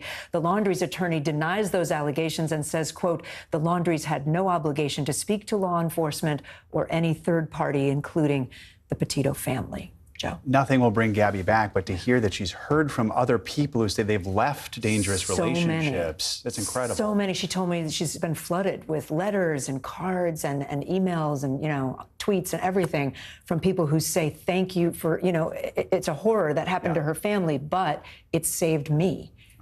Yeah. Kate, thank you so much. Appreciate that. And if you or someone you know needs help, here is how you can reach the National Domestic Violence Hotline. To international headlines now, rescuers in Mexico are racing to save a group of trapped coal miners. NBC News correspondent Claudio Lavanga joins us from Rome with this and other world headlines. Claudio, good morning. Good morning, guys. Yes, at least 3 miners have been rescued and taken to hospital so far, but several others are still trapped inside the mine after one of its walls collapsed. About 100 soldiers have now joined the search and rescue operation in the hope that they will bring everyone out alive. And let's move to Peru, where the country's prime minister announced his resignation Wednesday. Anibal Torres wrote on his Twitter account he was stepping down for personal reasons, but the prime minister's resignation adds to political uncertainty in Peru at a time when its president, Pedro Castillo, faces several criminal investigations. And let's end this short tour of the world with an incredible story of survival. A 62-year-old French man was found alive after surviving for 16 hours at sea inside a capsized boat. The sailor sent out a distress signal on Monday after his boat went upside down in the Atlantic Ocean. He survived using an air bubble where he stayed for 16 hours until rescuers arrived. Well, very lucky, but also very resourceful guy. Yeah, no kidding. Resourceful guy. Good for him. Claudio, thank you so much. Appreciate it. All right, thanks, Claudio. Florida Governor Ron DeSantis has launched a new training curriculum for civics educators across the state, and it's leaving some of them feeling a little unsettled. NBC News correspondent Maura Barra takes a closer look at this hot debate.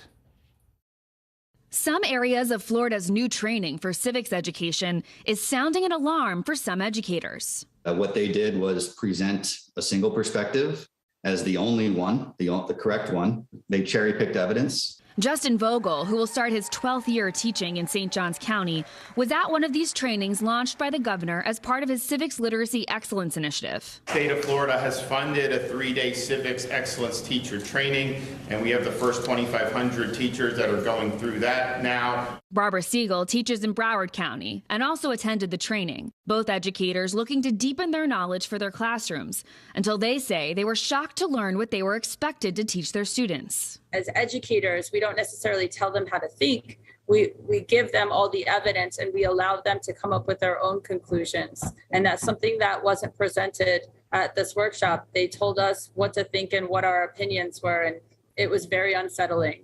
They say while some parts of the training were factual, some material was very concerning. For example, NBC News obtained the slides for the presentation from the Florida Board of Education.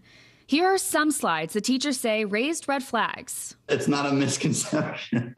One, titled Opposition to Slavery, worried Barbara and Justin that it could become very easy for new educators to miss the nuances of history.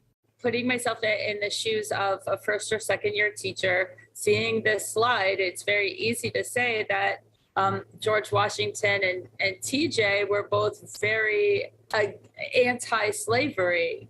You know, they did everything they could, notwithstanding the fact they both owned slaves. And there's nothing wrong with viewing it as complicated. Right. I mean, our country is complicated. Yes. We reached out to the Florida Department of Education about the concerns raised by some educators, and they responded in part that our civics instructors are teaching true and accurate history. Every lesson taught is based on history, not ideology or any form of indoctrination. It is important to understand that all Florida civics standards were created and developed by Florida teachers with Florida students in mind. The training, made available to nearly 3,000 educators, has drawn mixed reactions.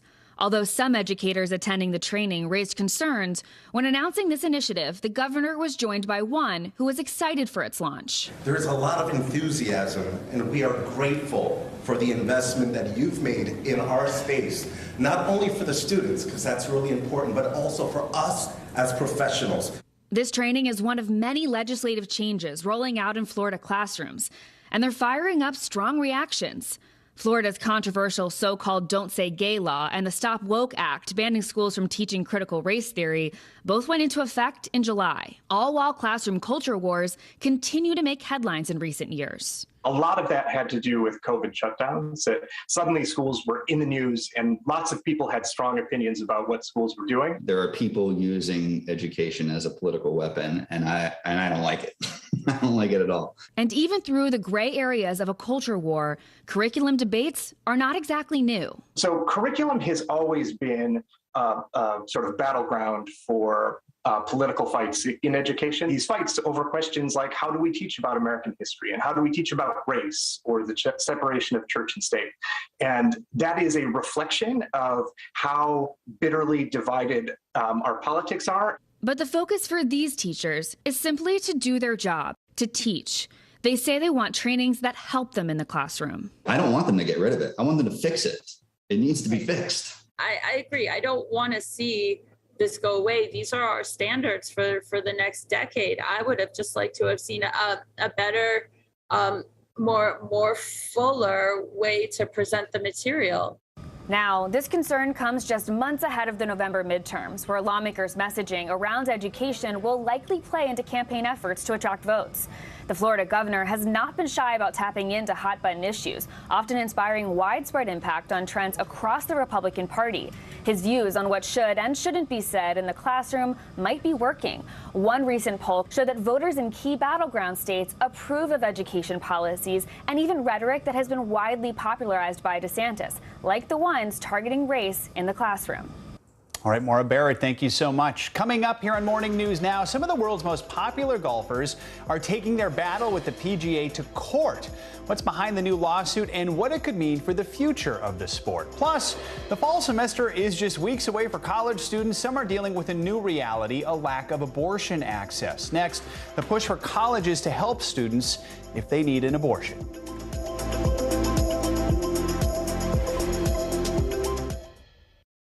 Uvalde, Texas, a small town that has become yet another landmark. How long do you think it took for all this damage to occur? Can you tell us what it was like? With our NBC News exclusive.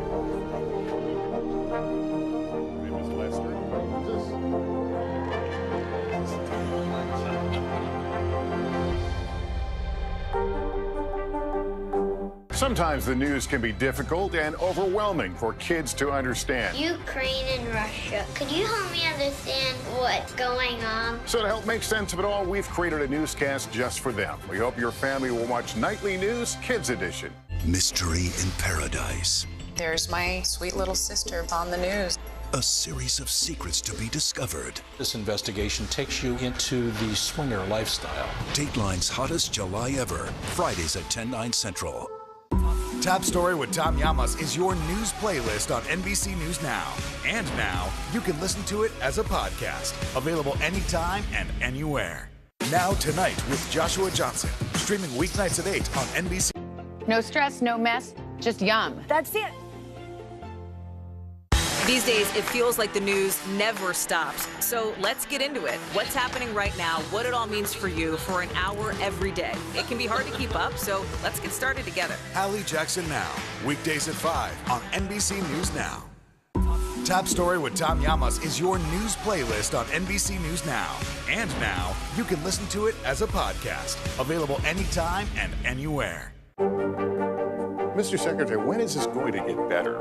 You came into this job saying you were to fight crime. Have you been successful? Found a way to put that. Can you update us on the status of negotiations? We're back with the growing legal and financial battle over the future of golf. Phil Mickelson and 10 other players who've joined the upstart LIV Golf Circuit have filed an antitrust lawsuit against the PGA Tour for suspending them. They argue that tour has, quote, evolved into an entrenched monopolist with a vice grip on professional golf. NBC News legal analyst Danny Ceballos joins us now to talk more about this. Danny, good morning to you. So this new LIV Golf Circuit, it's backed by Saudi Arabia, big appearance fees, big purses involved. So in this lawsuit, they're basically saying the PGA Tour's conduct is only harming the players, blocking the creation of a competitive threat to the PGA. What else is in this lawsuit? What are they arguing? Well, the key is they're looking for an injunction. In other words, down the road, once this case is adjudicated, whether or not they get money damages is not the important thing. The critical thing here is they're asking the court to say, stop the clock. Allow us to play on this tour. That's key because given that athletes have a limited shelf life, a period of time in which to make their money, the court is going to essentially conduct a mini trial in its mind and assess whether or not they are likely to prevail on the merits. And then from there, the court will analyze whether or not the harm that these golfers would suffer is irreparable. And I can't think of a more irreparable kind of harm than taking a professional athlete for whom the clock is ticking every day on their physical abilities and not allowing them to play in a tournament. So if the court determines that there's a likelihood of success, they are probably going to issue an injunction, which means that while this antitrust case wends its way through the courts, and these cases take years because they're so complicated, these golfers will essentially be able to play in the PGA Tour, which is a huge victory for them. And way to make some money. So the PGA is responding to this. They say in a statement, these suspended players who are now Saudi Golf League employees have walked away from the tour and now want back in. With the Saudi Golf League on hiatus, they're trying to use lawyers to force their way into competition alongside our members in good standing. Is that a good defense? What kind of defense do you expect from the PGA Tour in this case? The PGA Tour is essentially going to argue that they're not being anti-competitive. They're just creating their own rules, self-protective rules. But of course, the plaintiffs are going to argue that, look, this is a classic case of an antitrust violation. You have essentially what is a monopoly that has grown into PGA Tour golf, and now they're trying to preclude any competition. By precluding the golfers of LIV, you're precluding the competitive efforts of LIV. You know, what you normally have in anti-competition cases and antitrust cases is an upstart that doesn't have as much money as the big game in town with a big name in town, which is the PGA Tour. Here you kind of have the opposite. LIV has much more money than the PGA Tour. Says who? The PGA Tour themselves. They say they can't compete with this kind of competition. So you have a very unusual antitrust situation here in which the young upstart is anything but an upstart by monetary definition. Which we should note isn't just riling up the PGA, but some of the players in the PGA who are not joining LIV as well, which is, I guess, at least some of the debate over this. So we should note the PGA Tour is also facing a Justice Department investigation. So beyond this lawsuit here, a Justice Department investigation over possible anti-competitive practices, and it's fighting to keep players from joining LIV. I mean, what kind of acts could the DOJ be looking for to determine if any laws were broken here? Trust busting, basically. I mean, that's what the DOJ does. The fact that they're investigating, I want to be clear, doesn't indicate that the PGA Tour has done anything criminal. The DOJ does a lot of things. It enforces civil rights and it investigates antitrust violations. So really what the DOJ is looking to do at the end of this continuum is probably break up an antitrust situation that they see. So no criminal implications, but there's no question that the plaintiffs in the civil case are emboldened by a DOJ investigation. That's only going to help their case. And no surprise that this filing comes right around the same time. It's a tremendous advantage for the golfer plaintiffs. Fascinating debate about money and power, and now all about the law, too. All right, Danny Ceballos, thanks so much for joining us. We appreciate it. College athletes returning to campus may soon return and find that they're in a state where abortions are now illegal. And that's causing some students to wonder if their schools have options if they do become pregnant. Here's NBC News reporter Julie Sirkin. Training for the fall's college athletic season is underway. But this year, Donnell Branch, a volleyball player and rising senior at Claflin University, has a little more on her mind than just the game. Honestly, I haven't heard a single word from our school just about the overturn of Roe v. Wade, which is kind of disappointing. Branch goes to school in South Carolina, where abortion is banned after 6 weeks. And for her, that's worrisome. It kind of seems like no one wants to talk about it until it becomes an issue. And at this point, it is an issue. Branch is not alone. After the Supreme Court overturned Roe versus Wade, the state-by-state patchwork of abortion access has left college athletes, many in the peak of their careers, asking whether their school has a plan if they become pregnant. Most athletic departments do not touch that with a 10-foot pole. Tracy Hathaway is a former college basketball coach who, along with Jelana Oliveira, developed an app to connect former and current college athletes. Now, they're adding a reproductive health section so athletes can get information on their own time. When you think about when health services is open, student athletes are in practice or in class. I would encourage athletic departments to do more. We're just not confident that that is the case. Individual schools are in this tricky spot. Sports historian and former college athlete Victoria Jackson says that while individual universities might be restricted by their state's laws, the governing NCAA league can take a stance, and they've done it before.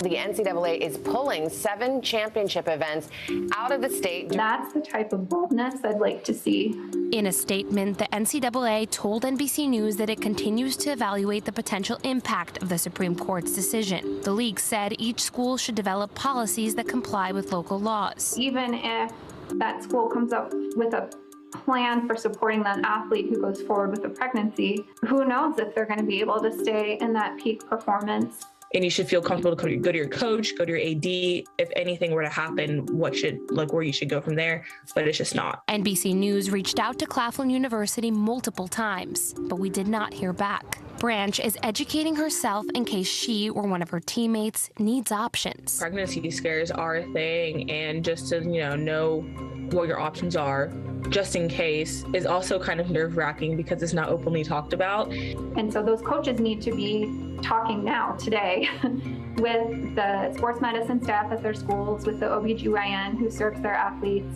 and talking with the athletes themselves about best practices. Looking for support in a new legal landscape where universities are trying not to step out of bounds. Our thanks to Julie Sirkin for that report. Coming up, it's something that a lot of us rely on at this hour. I know I do. Coffee. And if you feel like you're paying even more for it right now, well, that's because you are. What's driving up those costs and how coffee shops are trying to manage it? Next.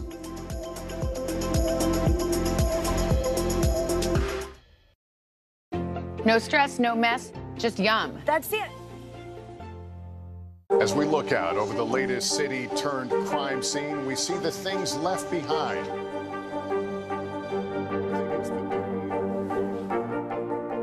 Can you tell us what it was like? Our NBC News exclusive.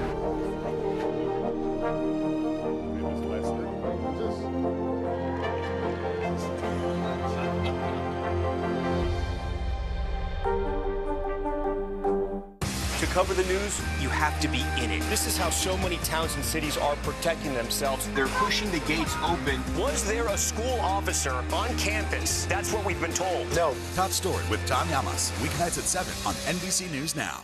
Our show is about sparking conversations around today's biggest issues. The Fed raises interest rates. That controls inflation. Explain how that works. Is part of this that everyone's rethinking their jobs and their relationship to their employers? Could you just remind us why there are 9 justices on the Supreme Court instead of 3 or 20 or 2? It's not my job to tell you what to think. My job is to think about what you tell me. Now Tonight with Joshua Johnson, streaming weeknights at 8 on NBC News Now. And what do you love about fatherhood? The chaos, the learning. Is climate change one of your top priorities?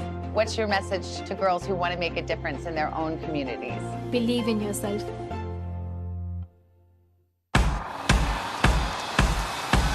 News is happening now. Look at what's making headlines around the world. Right now on Morning News Now. We're coming on the air with breaking news. And this is a significant moment. Whenever it happens, wherever you are, NBC News, streaming free now.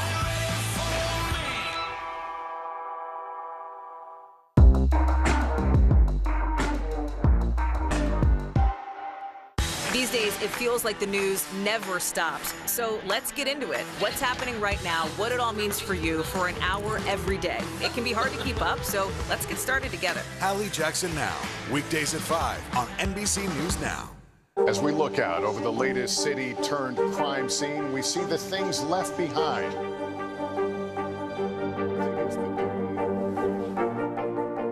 Can you tell us what it was like? Our NBC News exclusive.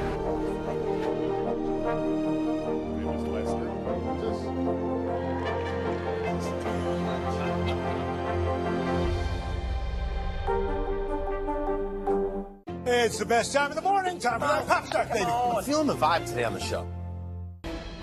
Welcome back. The latest jobless claim numbers for the end of July are out. CNBC's Bertha Coombs joins us with that and other money news. Hey, Bertha, good morning.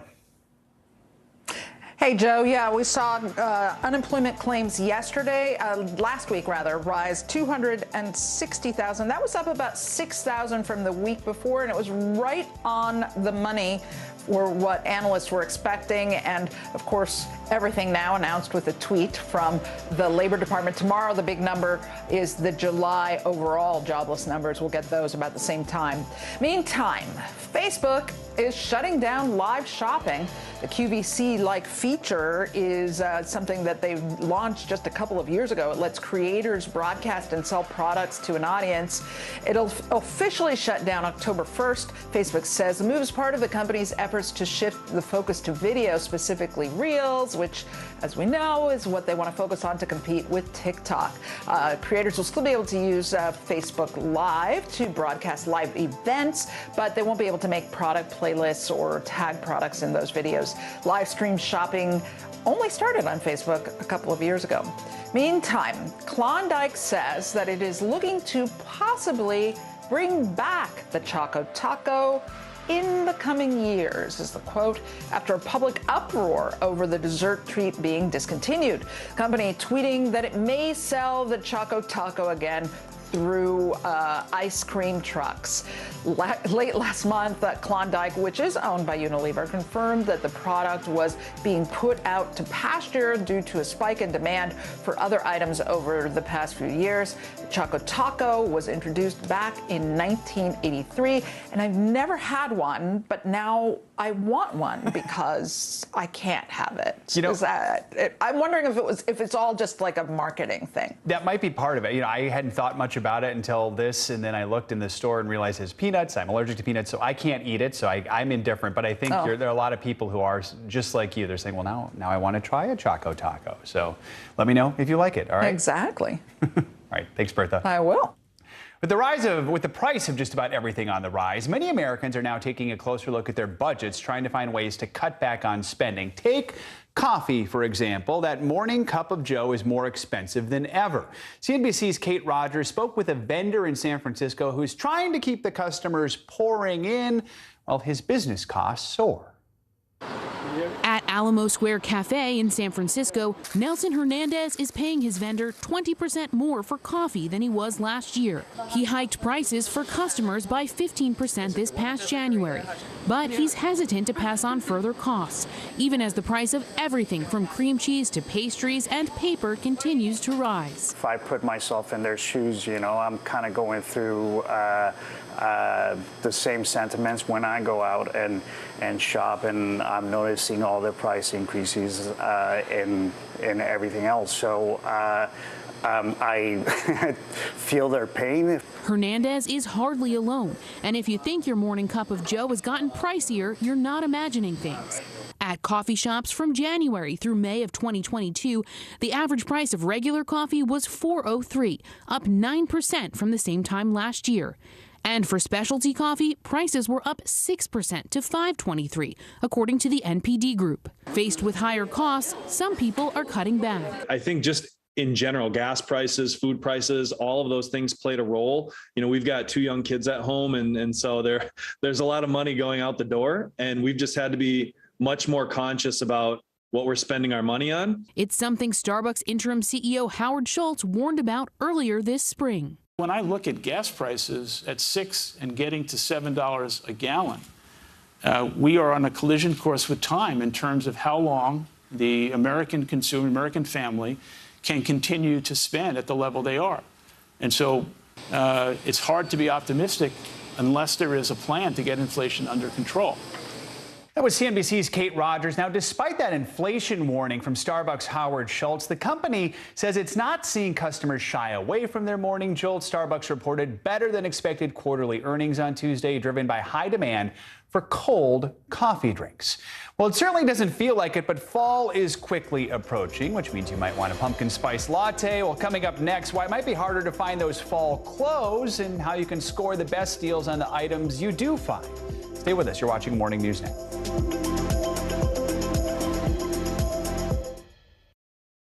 We're here to start conversations because it's not my job to tell you what to think. My job is to think about what you tell me. Now Tonight with Joshua Johnson. Weeknights at 8 on NBC News Now. No stress, no mess, Just yum. That's it. News is happening now. Look at what's making headlines around the world. Whenever it happens, wherever you are, it's here now.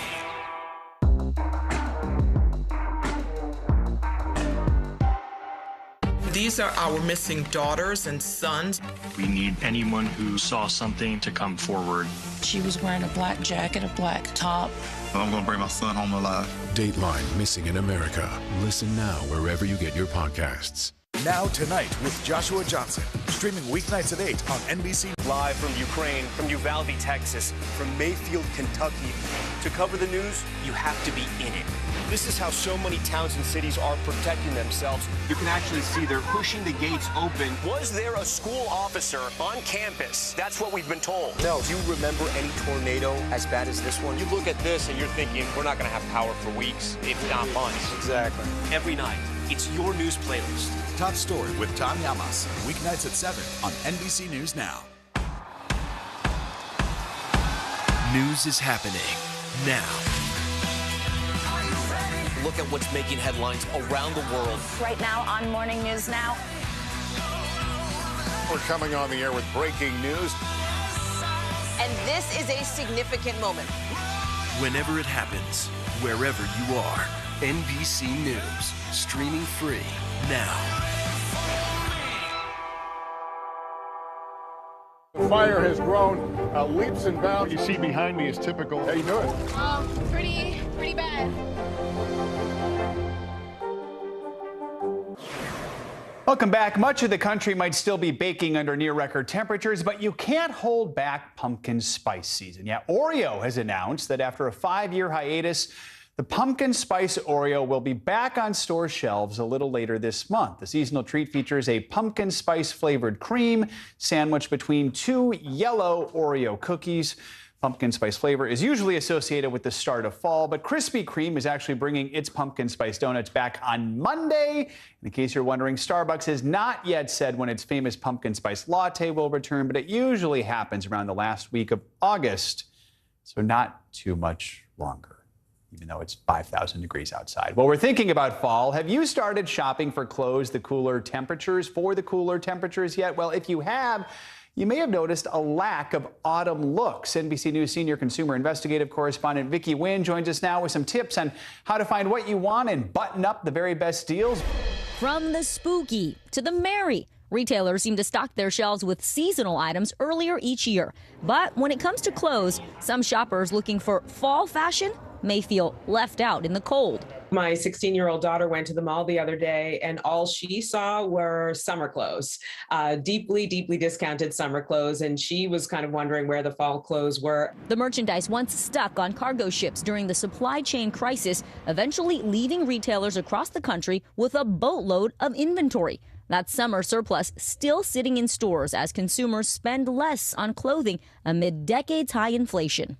While many retailers have slashed their prices, others have sold their overstock to discount stores like Burlington, Ross, and the TJ Maxx family of brands. It doesn't make sense for a general retailer to have very deep discounting going on for too long, because essentially what that does is it trains the consumer to expect that kind of discounting. Experts say take advantage of the discounts on summer items you can easily transition into your fall wardrobe, like tanks and tees for layering when sweater weather arrives. If you can't find what your kids need for back to school, try shopping their closets first to see what still fits. And if new gear does make the list, start small. This idea that every season you have to buy something new head to toe.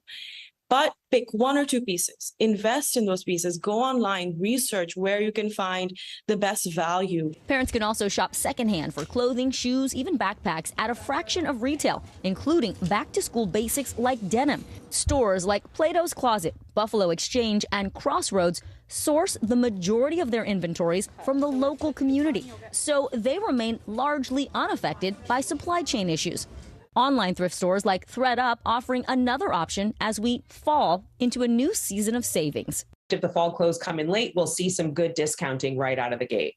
All right, Vicki Nguyen, thank you so much. Football fans rejoice. The NFL is back. Preseason matchups start tonight. It really is starting to feel like fall, with the Hall of Fame game airing right here on NBC. An NBC correspondent and resident Patriots fan, Stephanie Gosk, is at the stadium in Canton, Ohio with the story. Hey there, Joe. So this has the feel of an NFL stadium, but would you believe this is actually where the high school team plays? It's where Tom McDaniels was a coach for years and where his son Josh watched and learned from him. Tonight, Josh McDaniels comes back as the new head coach for the Las Vegas Raiders. I sat down with both of them to talk about how special this game is to them and this town. Tonight marks the start of the NFL preseason and a new era for the Silver and Black. The Raiders, now with superstar Davante Adams and new head coach Josh McDaniels, taking on the Jacksonville Jaguars here in Canton, Ohio, birthplace of professional football and home to the Hall of Fame. I mean, there are football towns in America, and then there's Canton. That is Canton. It's a different place. They love football. It's a place very familiar with having the McDaniels family coaching their teams to victory. When you walk on this field, are you struck by the history your family has here? Yeah, very aware of it. Tom McDaniels was a high school football coach for 40 years, much of that time spent here in Canton, winning National Coach of the Year in 1997. Not long after he learned to walk, Josh was on these sidelines with his dad.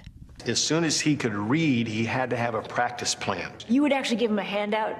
Yeah, he had a practice plan. Oh, yes. It was a blessing for me that he allowed me to do those things. I would say that is what I attribute my passion and love for the game to, is being able to see that at a young age. Josh eventually played quarterback for his father's McKinley Bulldogs.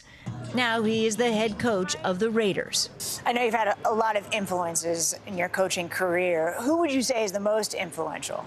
My father and Coach Belichick, easily. That's Patriots coach Bill Belichick, who McDaniels worked under for 18 years, winning 6 Super Bowl rings. I am a lifelong Patriots fan, and I got to tell you, it's a little jarring seeing you in that shirt. Yeah. You still getting used to it? Yeah, I think so. Last year, Raiders head coach John Gruden resigned after racist and sexist emails he sent were made public. Are there any lingering questions in the locker room, and how do you handle those? You know, I think this group did a tremendous job. The organization as a whole was unbelievable. Helping McDaniels navigate it all, his father, whose impact in Canton is felt on and off the field. When you look at what, not just the family, but what Coach did for all the guys that have worked for him and played for him, he has left a legacy with all of us. Not least of all, his son. What's it going to mean to you to see him walk into that stadium as the head coach of an NFL team for the first time for the Raiders? Well, I guess maybe I hope I'm not on camera at that moment, you know, because it may tug at my heart a little bit. I'll be very excited for him and a little bit emotional, too. I hate to break it to Tom, but you better believe that our friends at NBC Sports are going to have their cameras right on him in that moment. Joe. All right, Stephanie, thank you. That does it for this hour of Morning News Now. The news continues right now. Hi, everyone, and happy Thursday. I'm Vicki Wynn. My co-anchor Morgan Radford is off. Breaking right now on NBC News Now. Passionate plea. Basketball star Brittany Griner emotional in court today, asking for leniency as her trial for drug charges wraps up in Russia. How much prison time prosecutors are asking for. Facing the truth, the jury deliberating now in the defamation trial of conspiracy theorist Alex Jones, deciding how much he must pay the parents of Sandy Hook shooting victims for calling the attack a hoax. The stunning mistake from Jones's lawyer revealed by the plaintiff's attorney. Outbreak catch-up. Federal health officials briefing on the monkeypox outbreak today, the ballooning cases and the delayed vaccines, what the government hopes to do to slow the spread. And help wanted. Florida has thousands of open teaching positions, and now military veterans will be able to fill them. Why some teachers and local unions feel this move will lower the standard of education for Florida schools.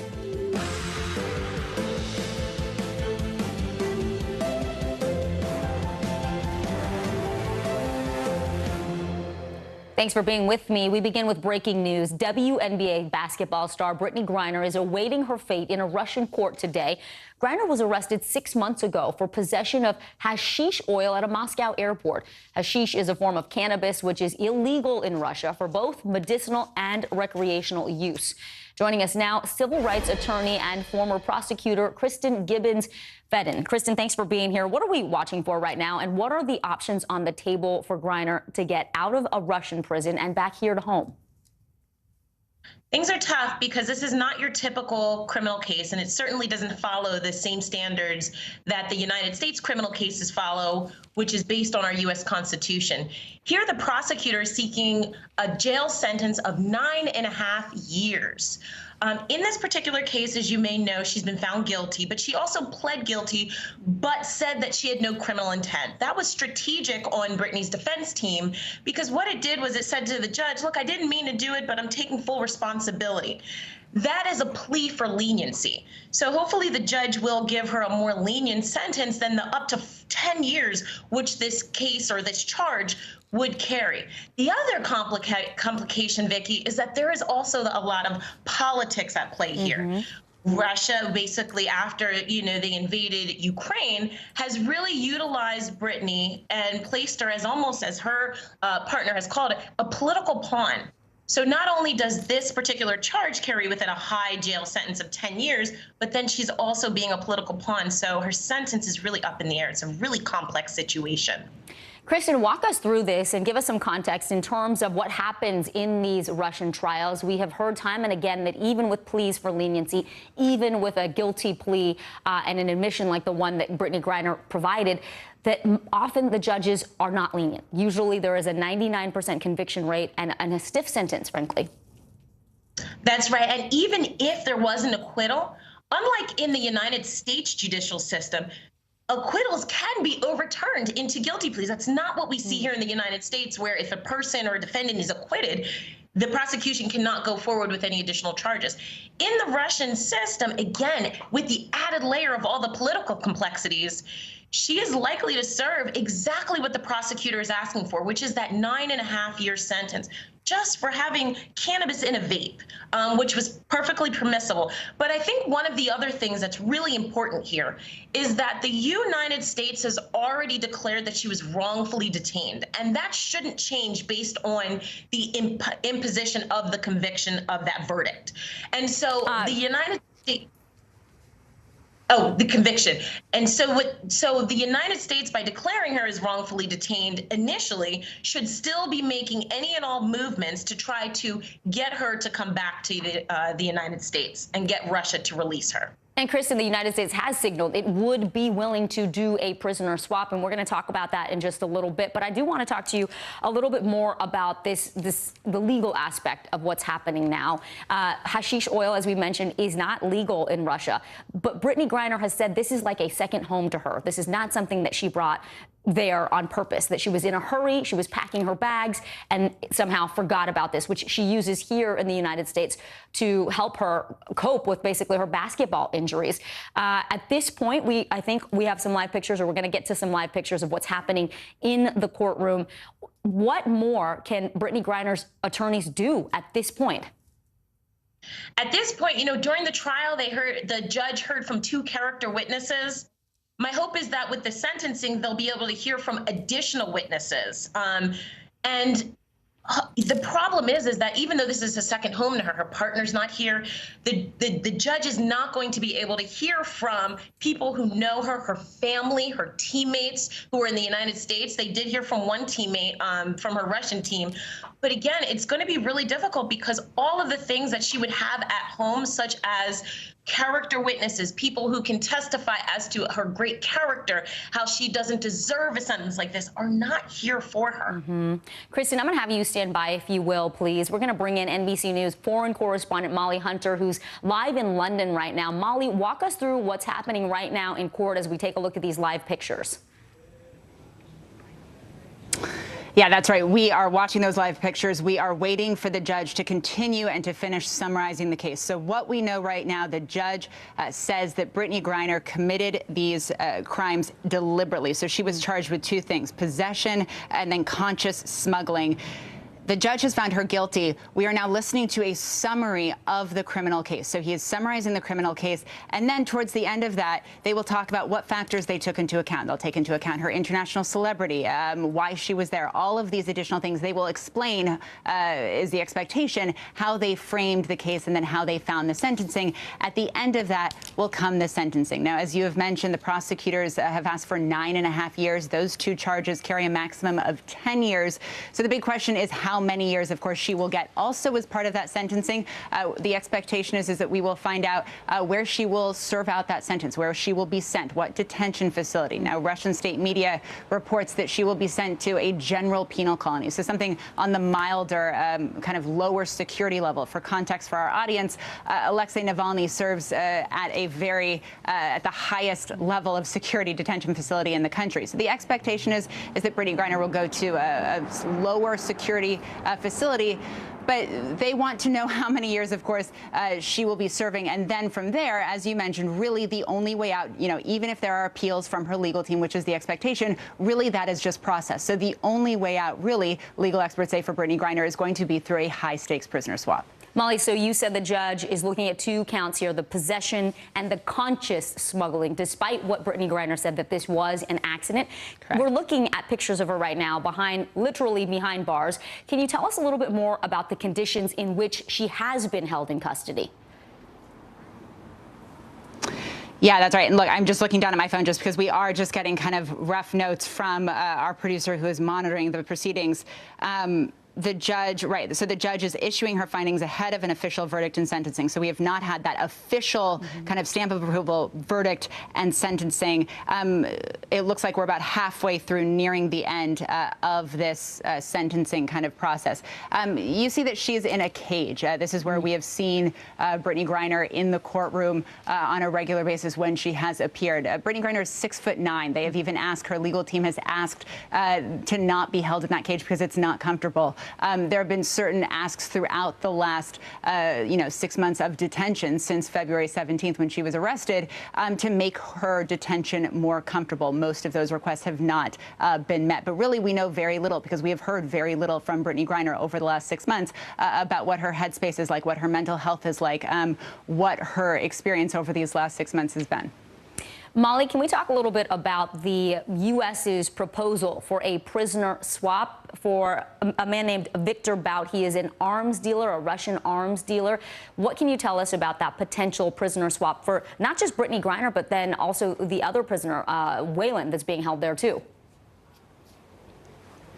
Yeah, that's exactly right. So Victor Bout is a convicted Russian arms dealer. He's serving out a 25-year sentence in the U.S. right now. And the U.S. made public their offer that they put on the table last week. So the offer would be for Brittany Griner and Paul Whelan. Paul Whelan is a former U.S. Marine who has been held in Russia since 2018. Paul Whelan and Brittany Griner for Victor Bout. Now, the understanding that our White House colleagues and that our colleagues in Washington have is that Russia didn't respond to that plea publicly the way the U.S. did. They back-channeled their counteroffer, Vicky, and so they back-channeled adding an additional name, a guy named Vadim Krasikov. Vadim Krasikov is a convicted murderer. He is a former colonel, Vicky, in the Russian domestic spy agency. He's a Russian national. He's not being held in the U.S. He is being held in Germany. So it was very clear at the end of last week and over the weekend that the U.S. was not taking this counteroffer seriously, not only because was it not made through the proper channels, it also included someone that the U.S. Couldn't deliver. At least it was very complicated for the U.S. to deliver. Molly, thanks. Let me bring Kristen back in now. You're a former prosecutor. You are a civil rights attorney. There have been so many calls in this country to free Brittany Griner, but also to discuss some of the conditions under which she is being held that Molly just detailed. Can you explain to us what a departure, how different this is, the Russian criminal justice system, from what we are accustomed to in America? Yeah, so even at the pre-arrest stage, right when Brittany was arrested, reports state that she was asked several questions. She, again, keep in mind, she speaks English. She's being asked questions in Russian. Reports indicate that she had to actually speak through her Google Translator. Why is all that important? Is because she was asked to sign certain things. There was searches of her property that occurred. And so under the United States criminal justice system, there could have been a suppression motion or some type of motion that said, hey, my rights are being violated, my constitutional rights are being violated. The police are not allowed to stop me and search me in this manner. Anything found should be excluded from trial or the case should be dismissed. Those are things that it didn't seem like Brittany had the opportunity to raise because those are not rights that are necessarily guaranteed in Russia. Not suggesting that her rights were violated. We don't know the full standards, but certainly if she's not able to speak competently with the officials who were searching her bags, then there could have been a suppression motion. That did not happen in this particular case. In addition to that, just in terms of the prison conditions, she's not able to sleep because she's almost 7 feet tall. The conditions are not made for a almost 7 foot tall person. Those are the type of inhumane, if you will, or cruel and unusual conditions that in the United States system, from a civil rights standpoint, are not permitted. So you do have to treat prisoners with, whether they're convicted or whether they're awaiting trial, with humanity and dignity and respect. And it doesn't appear that she received that here. Yeah, it's a very... Continue, Kristen, sorry. Oh, no, I was just going to say, additionally, just in terms of that pre-detention where her property was being searched, she was not given the opportunity to call or request or obtain an attorney. That's something that in our judicial system, we would have had that opportunity as well. Molly, let me bring you back in. Let's talk about the pictures we're looking at. I know you have someone in the courtroom that's giving you information, so at any time if something comes through, please feel free to interrupt. But who are all of these people in this little small room with Brittany there in the cage, as you call it, right behind the bars? Vicki, I've got to say, actually, our live feed just went down, so I'm actually not watching exactly what you're watching, but I can walk you through who has been in that courtroom and who has been in that courtroom this morning. So obviously you see Brittany right there in the cage. Her legal team is right there. You see her lawyer.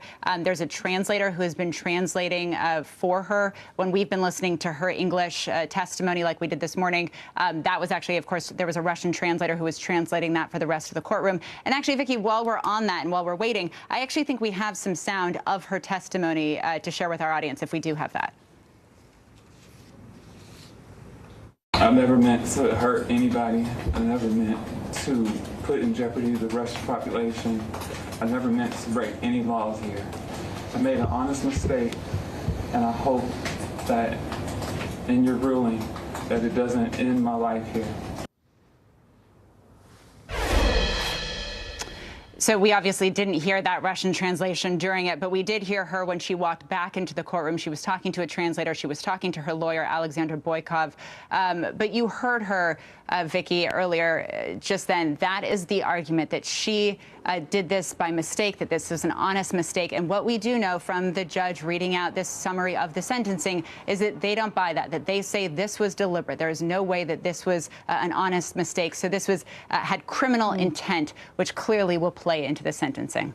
And let me bring in Shannon Pettypiece, who's standing by at the White House. She's our senior digital White House reporter. Shannon, as the world watches and waits to hear this verdict, what are you hearing at all from the White House, from the administration? Do we expect to hear from President Biden once the sentence is handed down? Well, certainly this is something that administration officials have been watching and following very closely. We have not heard anything from the president regarding this today. The president is, though, going to be making remarks later this afternoon on an unrelated topic, and so he could certainly take an opportunity to raise and respond and react to the verdict at that point. A U.S. official told my colleague Peter Alexander earlier today that there has been contact continuing between Brittany Griner's family and the administration at some very high levels with Biden's national security team. As you mentioned earlier, there has been this issue of a prisoner swap. The official said that they still have not gotten a substantive response from Russia regarding that proposed swap for Victor Bout, this arms dealer, and Brittany Griner and Paul Whelan. So that remains out there, and maybe after this verdict that they could potentially see some movement on that. But certainly it has been an issue that has been elevated on the president's agenda in recent days and weeks. He signed an executive order just recently about trying to address Americans who are being held wrongfully overseas. So it's a priority for the White House and something that officials say they are going to continue working on and that they're watching very closely. As we know, it has been 6 long months for Brittany Griner, her wife, her fans, and her family, her friends here in the United States. But Paul Whelan, the Marine, talk to us about how long he has been held in Russia. Bring us up to speed. Remind us what charges he's been held on. Well, I mean, that's an interesting case because some people who have been advocating, I did talk to an organization that's been advocating for some of these Americans who are detained, not just in Russia, but in countries overseas, about the issues that they have been facing, and that there has been relatively little attention placed on them, and that this Brittany Griner trial has elevated the plight of some of these other Americans who are being held overseas, like Paul Whelan, who you just mentioned there, a former U.S. Marine who is being held in that country for quite a considerable period of time now. And talking to some advocates for some of these families in recent weeks, they have felt that under the Biden administration, there had not been attention and a focus put on them. And they're trying to raise this issue now, and they feel like this Brittany Griner trial has gotten attention. And we are starting to see that in this case that you mentioned about Paul Whelan. Let me check back in with Molly Hunter, who's standing by live. Molly, do you have any more updates? Do we know if the judge is closer to issuing her decision?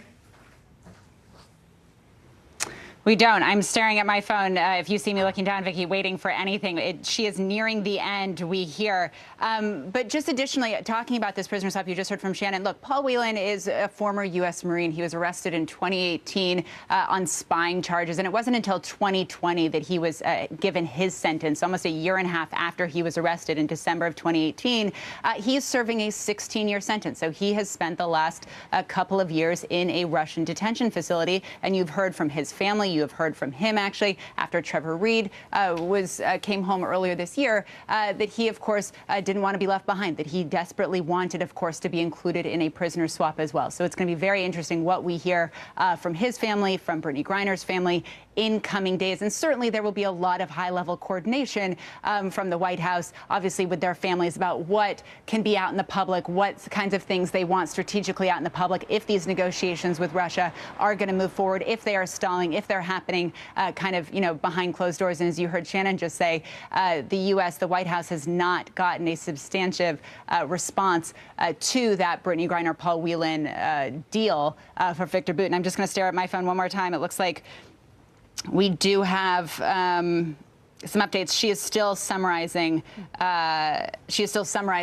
That case. And this could go on for a while. I want to warn you, Vicki. She could really kind of go into quite a bit of summary. We were expecting a hefty pages-long summary at the beginning before they even got into that kind of framing and the consideration before they got to the official verdict. And then, of course, the sentencing. But I will keep staring at my phone, and we'll certainly stay on it for you, Vicki. Molly Hunter, we appreciate it. We'll keep you standing by. We are going to go now to the rest of the day's news at 18 minutes past the hour. But thank you to Molly Hunter, NBC News senior digital White House reporter Shannon Pettypiece, and, of course, civil rights attorney, former prosecutor Kristen Gibbons-Feddens. Ladies, thank you so much. We will be checking back in with you, Molly, as soon as that sentence comes down.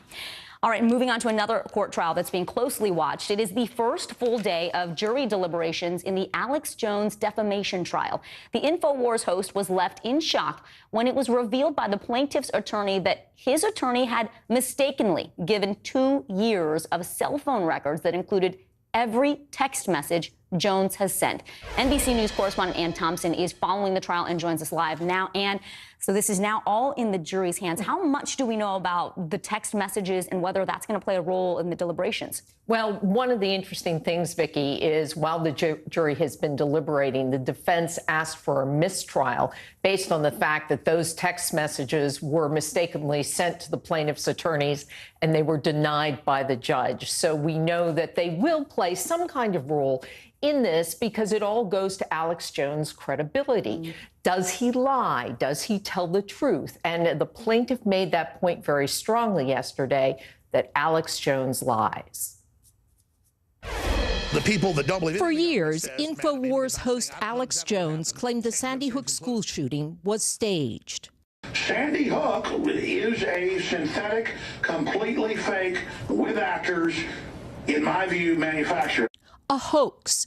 They're recycling a green screen behind him. But facing parents seeking $150 million in damages, he changed his story in court. Especially since I've met the parents, and it's 100% real.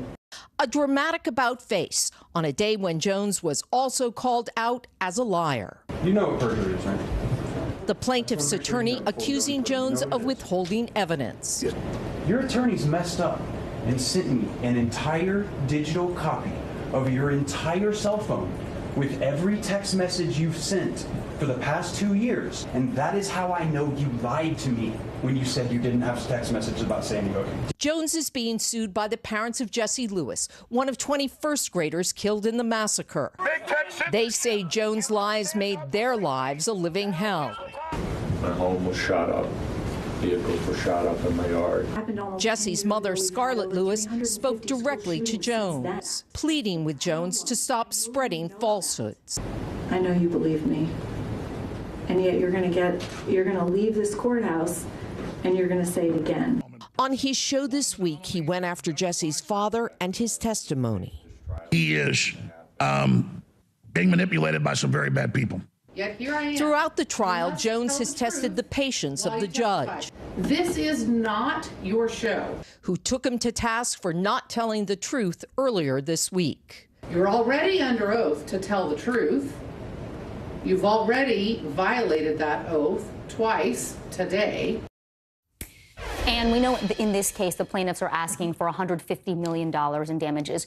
What are your thoughts? What are the experts telling you about how the outcome here could affect the many other defamation cases that are ongoing against Alex Jones? It could certainly have a big impact, because if he's found guilty in the case of Jesse Lewis, who's the little boy who was killed at Sandy Hook, certainly you would assume the same for the others. But the other piece of big news that just broke in the past few minutes, Vicki, is that Alex Jones is also being investigated for his role in the January 6th riot on Capitol Hill. And the plaintiff's attorney said it's been contacted by the January 6th committee about those texts, and he is going to turn over those texts. So Alex Jones has got a lot of problems on his plate this morning, and it's not just this trial. Wow. Okay, Ann Thompson, we appreciate it. NBC News national correspondent Ann Thompson joining us. Thank you. We are also following more breaking news. The Justice Department hitting 4 current and former Louisville Metro police officers with federal charges connected to Breonna Taylor's death. Attorney General Merrick Garland detailed these charges earlier. Take a listen. The federal charges announced today allege that members of the Place-Based Investigations Unit falsified the affidavit used to obtain the search warrant of Ms. Taylor's home, that this act violated federal civil rights laws, and that those violations resulted in Ms. Taylor's death. Well, here to break it down for us and help us is NBC News Justice and Intelligence correspondent Ken Delaney. And Ken, talk to us about the other major takeaways from the Attorney General's announcement right now. And what do you make of this timing? Good morning, Vicki. This is an incredibly consequential set of charges in a case that really roiled the nation. Recall that Breonna Taylor was shot by police back in 2020 after they essentially raided the wrong house based on wrong information in a warrant. Well, now what the Justice Department has come along and said is that at least 3 police officers, and a 4th was charged with other things, but 3 conspired to lie on that warrant and then mislead state, local, and federal investigators who were trying to get to the bottom of it. And the detective who wrote the warrant, who's already been fired by Louisville police, his name is Joshua James, and the charges say that he wrote in this March 2020 warrant application that he had verified with the U.S. Postal Inspector that Taylor's ex-boyfriend, a man police suspected of dealing drugs, received packages at her address. In fact, he had never personally verified that information. He instead relied on another officer's word that proved to be false. And what Attorney General Merrick Garland said was that those lies and that conspiracy contributed to the death of Breonna Taylor, a 26-year-old woman shot in her Louisville, Kentucky apartment. So the AG is saying this was not a case of mistaken identity, that there was actually intent here. I'm going to switch gears, Ken. I want to ask you about FBI Director Christopher Wray. He's on Capitol Hill right now testifying before the Senate Judiciary Committee. Today's questioning focuses on oversight of the FBI. So talk to us about some of the questions, because we know there have been whistleblower complaints about misconduct at the FBI. Walk us through that. Well, I would be a little careful about calling them whistleblower complaints Ken, about I'm misconduct. so sorry. We're going to interrupt you. We got to go to a special report now on the Brittany Griner sentence. This is an NBC News special report. Here's Savannah Guthrie. Good morning. As we come on the air, we have breaking news. Just seconds ago, a verdict was read in a Russian courtroom for the American Brittany Griner, the WNBA superstar, held in Moscow since February, found guilty of drug possession and sentenced to 9 years in a Russian prison. The prosecutors had asked for 9.5 years. The judge is ceding to that demand, 9 years in a Russian prison. She's got 10 days to appeal this case, of course, having become an international flashpoint between Russia, the U.S., U.S. at the very moment that the Russian forces invaded Ukraine, and now there are ongoing prisoner swap conversations between Russia and the U.S. We see Brittany Griner there in the docks in that Russian courtroom where she has been this morning. She briefly addressed the court this morning, apologizing, saying it was not her intent to bring drugs into the Russian territory. Let's play a little bit of that. I made an honest mistake, and I hope that in your ruling that it doesn't end my life here. I know everybody keeps talking about political pawn and politics, but I hope that that is far from this courtroom. Brittany Griner moments ago. She has now been sentenced officially by a Russian judge, 9 years in prison. I want to turn to our senior international correspondent, Keir Simmons, who's with me here in New York. You've obviously covered Russia extensively. Tell us about this trial, this proceeding. What comes next? Well, devastating news for Brittany Griner, her family, of course. The maximum sentence that she could have received, Savannah, was 10 years. As you mentioned, the prosecution asked for 9.5 years. We just heard just moments ago the judge announced that it would be at 9 years and a 1 million ruble fine, which is just over $16,000. As you mentioned, she's been told that she can appeal in 10 days' time. But as we heard the judge, and you saw her sitting in that cage there, she had to stand when the actual decision was announced. But you saw her most of the time sitting there, as you see now, her translator there with the short hair and the tie next to her to translate this hearing, this sentencing by the judge. She went through all of the evidence. What she crucially said was that she would find Brittany Griner guilty of conscious smuggling and possession. Now, as you know, Brittany Griner had argued that it was a mistake, that this vape pen was in her luggage, that she didn't mean to bring it, that she understood it was illegal in Russia. Clearly, what the judge here has decided in Russia is that it wasn't a mistake, that she knew what she was doing, and she has sentenced her to 9.5 years in prison. In point of fact, Brittany Griner had pleaded guilty to the charges, but in this lengthy statement and through her lawyers had argued she didn't do it intentionally. That is an argument the judge has clearly rejected. Yeah. Stand by there with me, if you would. I want to turn to Peter Alexander at the White House, being watched very closely there. The president has received correspondence from Brittany Griner. There has been talk of a potential negotiation now between Russia and the U.S. for a prisoner exchange, a prisoner swap. Brittany Griner, Paul Whelan, another American the U.S. says is wrongfully detained by Russia in exchange for a Russian prisoner. What happens next? Well, Andrea, certainly the White House was hoping that any verdict would accelerate this process. Russia has indicated that it wasn't until this trial, this court case, was resolved that they would begin in any earnest any conversations about a prisoner swap. You'll remember just last week we heard from the Secretary of State, Antony Blinken, announcing what they described as a serious offer that had been presented to the Russians back in June. That offer, as you detailed, was Brittany Griner and Paul Whelan. Paul Whelan, this former Marine who's been in the eyes of the U.S. wrongfully detained in Russia for years in exchange for an arms trafficker, a convicted Russian arms trafficker, a man by the name of Victor Bout. The Russians dismissed that, and according to the White House, they pushed back with a series of other suggestions.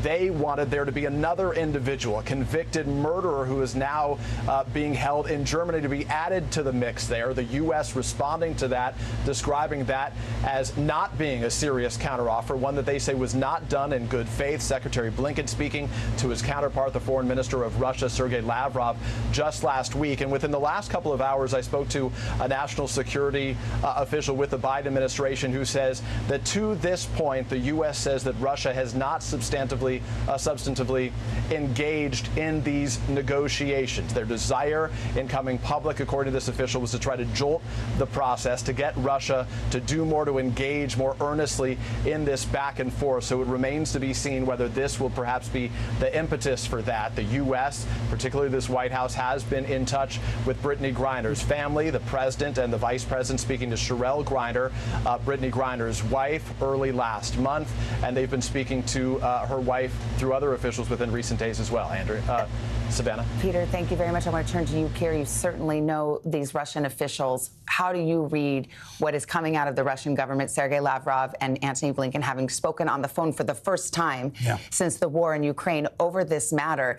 And let us not forget that that is the political backdrop here. Exactly. The Kremlin is negotiating, as the Kremlin does. When I interviewed the Kremlin spokesman, Dmitry Peskov, just a few weeks ago, before the White House had announced that it had made this offer, when I asked him whether Brittany Griner was a hostage, he said she wasn't, and then quickly segued to say, but Victor Bout, this Russian held in America, he is a hostage. So he was openly connecting two cases there. There's no doubt in my mind that the Russians would like to see some kind of a prisoner swap. But of course, they are going to try and get, if you like, to put it bluntly, as much as they can from this. And I think this sentence, 9.5 years, will put the pressure on the White House again. The question is, what exactly does the Kremlin want now? What deal are they prepared to do? Because already the White House has said it is prepared to do a deal. Yeah, so we'll continue to watch that. And I believe, Peter, the president has now weighed in on the sentence, which we have just reported, 9 years for Brittany Griner, the American being held in Russia. Yeah, Andrea, Savannah, that's exactly right, and certainly it demonstrates the urgency with which the White House is addressing this issue and the closeness with which they are watching it. This is from Joe Biden. President Biden says just moments ago, today, American citizen Brittany Griner received a prison sentence that is one more reminder of what the world already knew. Russia is wrongfully detaining Brittany, he writes. It's unacceptable, and I call on Russia to release her immediately so she can be with her wife, loved ones, friends, and teammates. He adds, my administration will continue to work tirelessly and pursue every possible avenue to bring Brittany and Paul Whelan home safely as soon as possible. Savannah, the words of President Biden within the last couple of minutes. All right. Well, some saw this as a predicate step. The Russians certainly did before a larger conversation potentially about a prisoner swap. We'll continue to follow it from the White House. Peter, thank you. Keir Simmons with me here in New York. Thank you. We'll have much more tonight on Nightly News with Lester Holt. We'll return you now to your regular programming. For most of you, that will be the Today Show. I'm Savannah Guthrie in New York. Have a good day.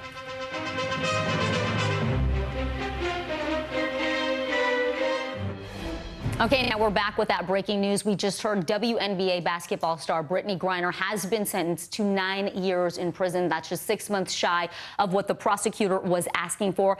It is a year short of the maximum sentence. Let's bring back NBC News foreign correspondent Molly Hunter and civil rights attorney and former prosecutor Kristen Gibbons-Fedden. Ladies, thank you for joining me once again. Molly, I'm going to have you take it away with the details of what just went down in the courtroom there. That's exactly right. So, Vicki, we were listening to her, the judge's sentencing and the whole summary of the criminal case, then the whole summary of the charges against Brittany Griner. And then at the end, she got to her official verdict. So guilty on both charges, as we discussed earlier. And then the sentencing, that was the number that we were waiting for, 9 years. Additionally, a fine of 1 million rubles. Vicki, that's just about $16,000. We also have a statement just a few seconds ago from her defense team. And I'm just going to read this out. I don't think we have it up on screen yet. This is from Brittany Griner's defense team. We are very disappointed by the verdict. As legal professionals, we believe that the court should be fair to everyone, regardless of nationality.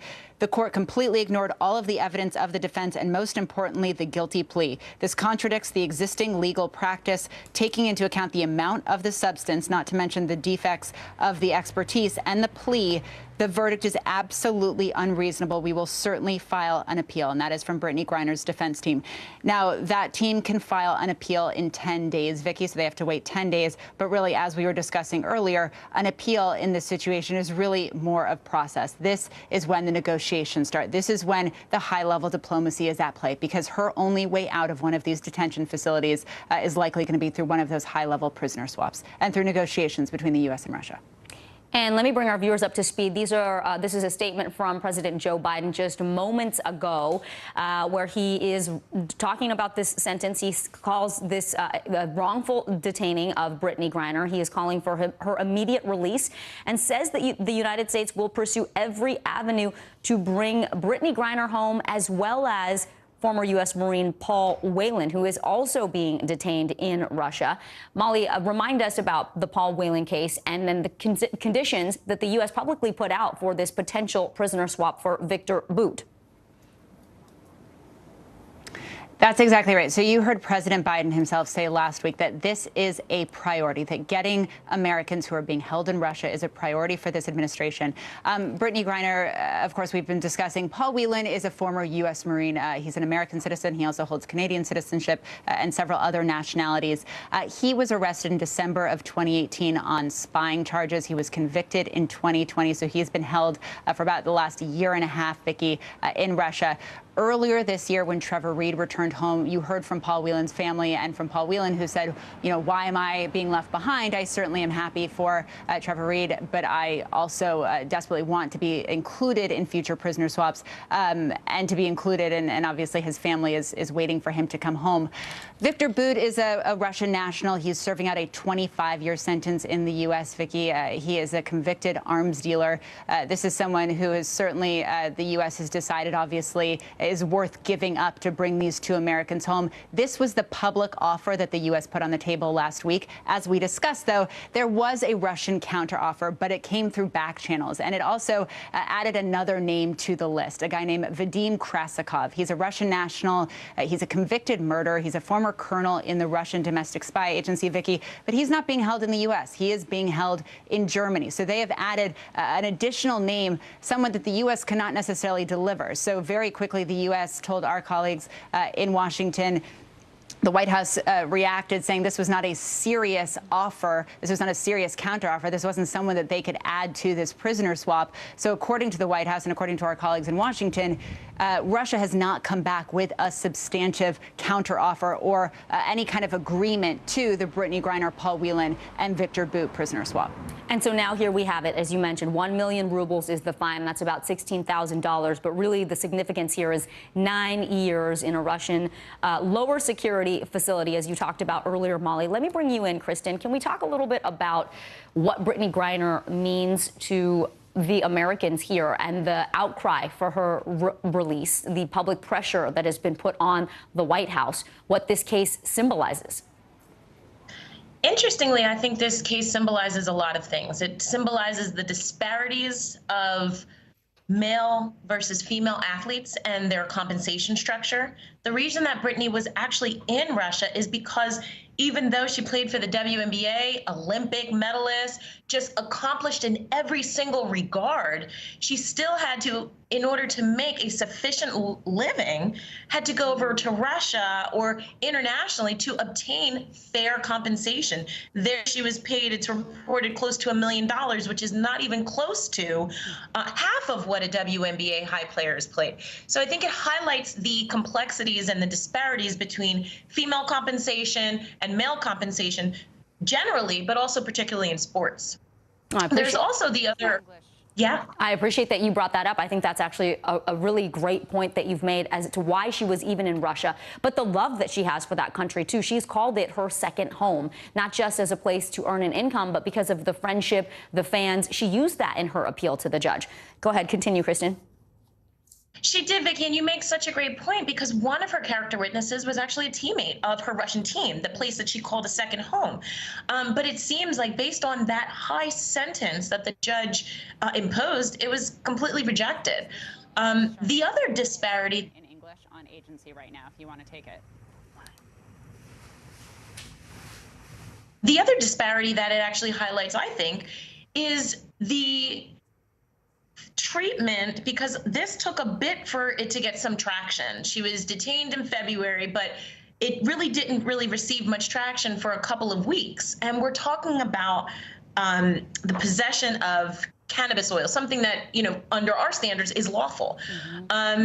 So it also highlights the disparities with race. So you have a black female where you're not getting a lot of traction, but then you also throw in her sexual orientation. She's a gay black female. And so the fact that it didn't get a lot of traction was also an indication of the disparities that we have both from a racial perspective in our country, but then also from a sexual orientation perspective in our country. So I'm really glad that this is being highly covered now, because then it also highlights the other layer, which is with even Paul Whelan and all of the other detainees who were, you know, presumably not getting as much traction as they should have, all being wrongfully detained, should be given equal priority so that we can bring them home.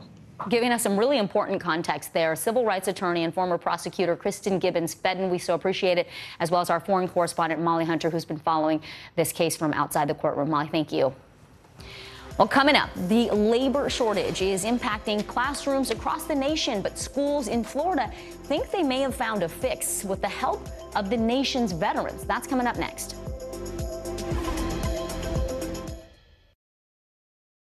Our show is about sparking conversations around today's biggest issues. The Fed raises interest rates. That controls inflation. Explain how that works. Is part of this that everyone's rethinking their jobs and their relationship to their employers? Could you just remind us why there are 9 justices on the Supreme Court instead of 3 or 20 or 2? It's not my job to tell you what to think.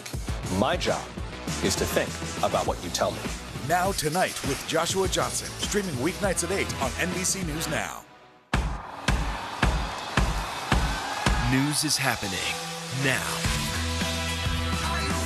Look at what's making headlines around the world. Right now on Morning News Now. We're coming on the air with breaking news.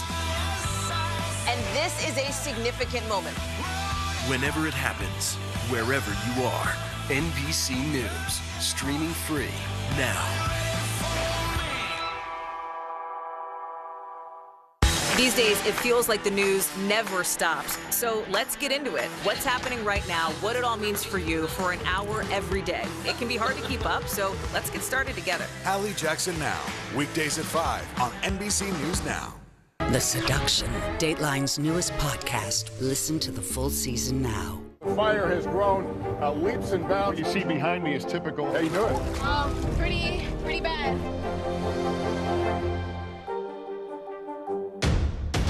The day's biggest political stories with trusted insight now and expert analysis now. A daily look at the politics behind the headlines. Meet the Press Now, streaming weekdays at 4 p.m. on NBC News Now. What do you love about fatherhood? The chaos, the learning. Is climate change one of your top priorities? What's your message to girls who want to make a difference in their own communities? Believe in yourself.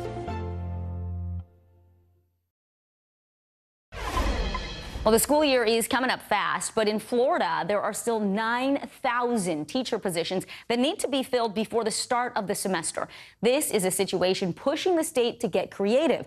Florida's Department of Education will now allow military veterans to become teachers without a degree.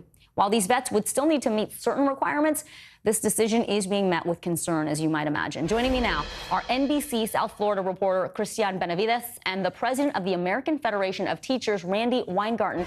Christian, let me begin with you. Why is Florida taking these steps now? Obviously, there's a big shortage, but how will they even roll this out?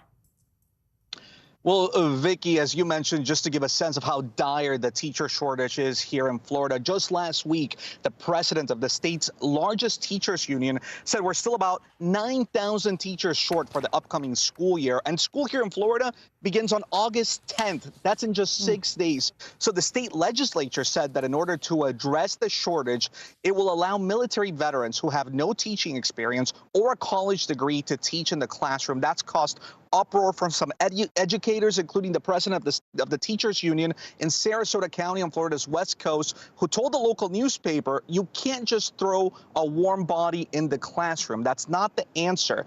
But Governor DeSantis, for his part, is standing by the plan, vowing to keep plowing forward. Take a listen. Can you give me somebody that has 4 years of experience as a devil dog over somebody that has 4 years of experience at shoehorn you? And I will take the Marine every day of the week and twice on Sundays. We should note if a veteran is hired, they will have a teacher mentor to help coach them as they begin to teach. Christian, what are some of the qualifications these veterans would have to meet? Obviously, they don't need a degree. This is an emergency. 9,000 teachers. August 10th is right around the corner. But what qualifications do they have to meet?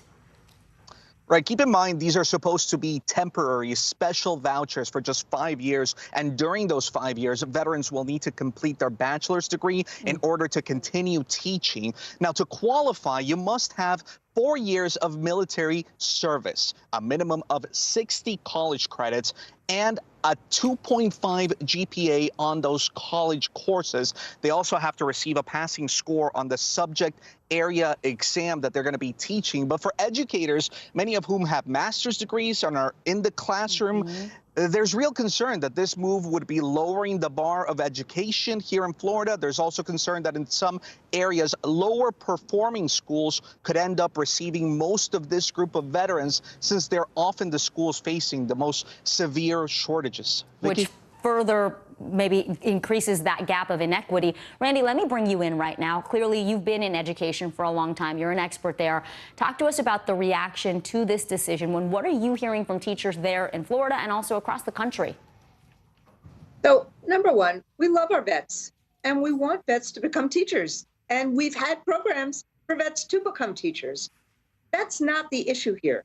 The issue here is that DeSantis has been driving a teacher shortage by this kind of culture war. How do you call an HBCU shoehorn you? How dare you do that to the people who go to an HBCU?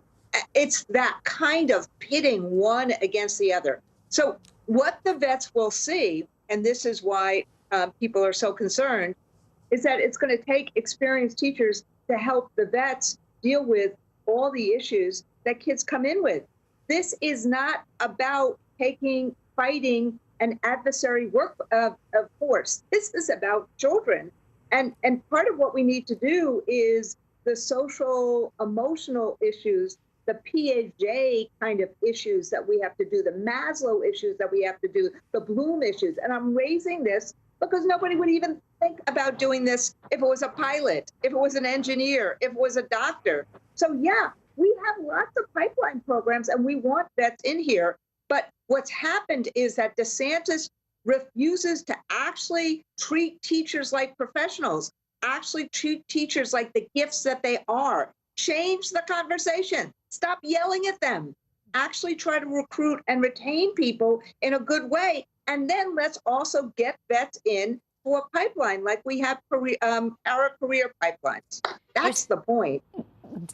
You're saying these things can exist, that there can be a program that gets veterans into place to be teachers with the right qualifications. But we are looking at 9,000 teachers that will not be in classrooms by August 10th. So what is a reasonable fix for this, Randy? And we're not going to get 9,000 vets in the next few days to be in the classrooms easier. The most important fix is for DeSantis to actually get on TV and say, I respect teachers. I love teachers. Not say what he said this week, which is teachers are trying to groom students. This is the most important fix. Talk about the conditions in schools. Let's keep the teachers that we have and respect them and pay them so we keep the people who are in teaching. Let's get retirees back into teaching. Stop doing this nonsense of this culture war. That's what he could do. That would help hugely.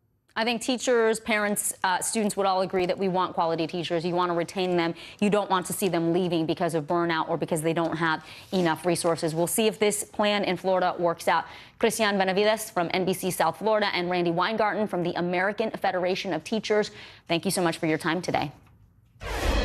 Well, abortion was banned, then it wasn't. That cycle repeated itself twice in Louisiana over the last few weeks. This has been a roller coaster for both supporters and opponents of abortion rights in the Bayou State. NBC News reporter Julie Sorkin joins us now with more on this tense legal battle. Julie.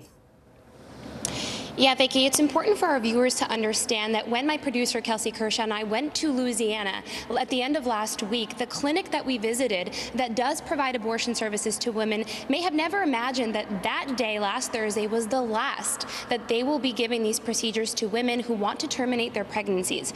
Take a listen to what we learned and saw on the ground.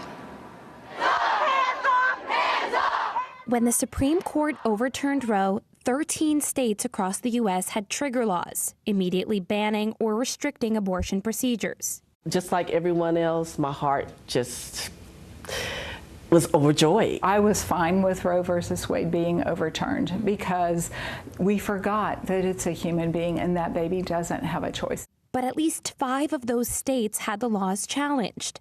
Like here in Louisiana, where this clinic is fighting to provide care for thousands of women seeking to terminate unwanted pregnancies.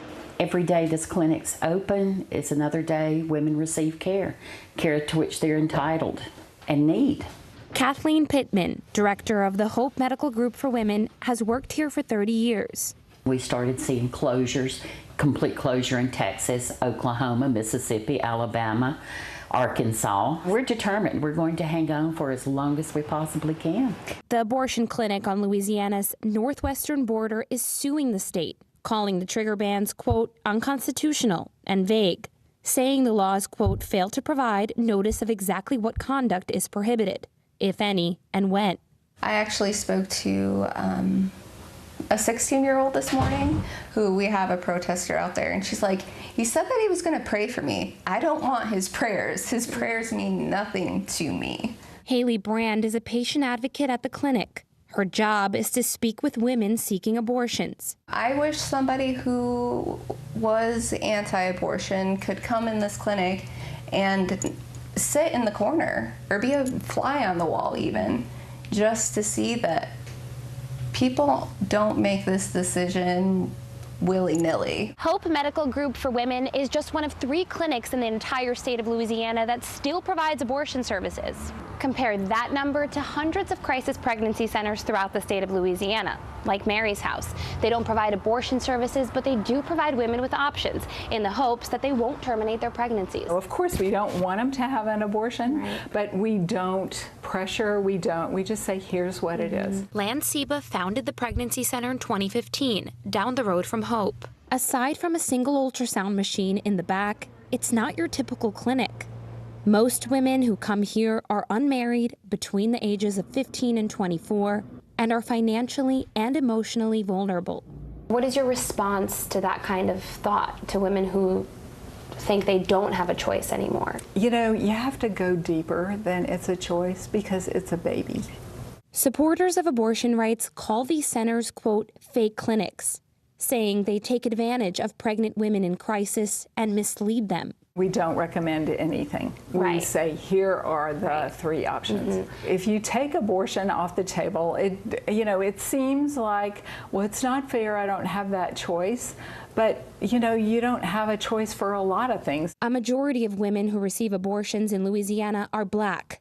Abortion is the #1 cause of death in our community. Kim Banks is a director for Louisiana Black Advocates for Life, an anti-abortion nonprofit aiming to reduce and eventually end abortions in the Black community. Black babies' lives are sacrificed for the sake of choice.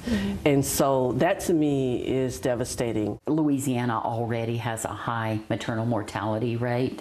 It's going to go up.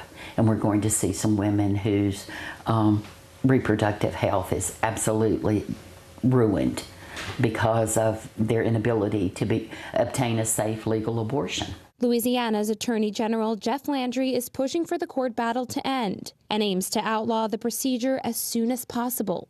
I'm on this planet for reproductive justice, and whatever happens, happens, and I'm gonna fight. That's exactly what happened Monday, when Landry's appeal was granted, putting a near total end to abortions in the Bayou State. Julie, what are you hearing from abortion providers and supporters of abortion rights? This came down on Monday. And what does it mean for the women now who are in Louisiana? Do they have to travel somewhere else if they need to get an abortion? Yeah, you have to understand that Louisiana, these clinics were basically the last shot for women in Texas, for women in these states in the surrounding areas without having to fly to places like Illinois and New York to obtain their abortions. When we were there on Thursday and we spoke to Kathleen and women in this clinic, it was busting at the seams. It was packed. There were women traveling hours to get there. Now, Kathleen, I just checked in with her before I came on here. She told me, we are not giving up. We are no longer seeing patients. We are providing callers with websites that direct them to abortion care, and we are continuing our legal challenge. All right, NBC News reporter Julie Sirkin, thank you. Well, guys, get excited. If you're a football fan, you know it. The NFL is back. The Las Vegas Raiders and the Jacksonville Jaguars kick off the league's preseason action. That is in the NFL's Hall of Fame game. We'll have more on tonight's action coming right up after this break.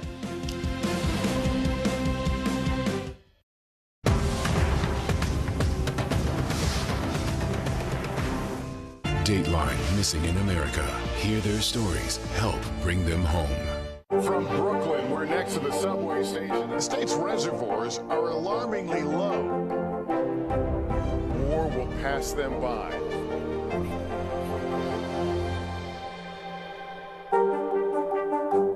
News is happening now. Look at what's making headlines around the world. Whenever it happens, wherever you are, it's here now. Hallie Jackson Now. Weekdays at 5 on NBC News Now. Top Story with Tom Llamas. Weeknights at 7 on NBC News Now. NBC News, streaming free now. These are our missing daughters and sons. We need anyone who saw something to come forward. She was wearing a black jacket, a black top. I'm going to bring my son home alive. Dateline Missing in America.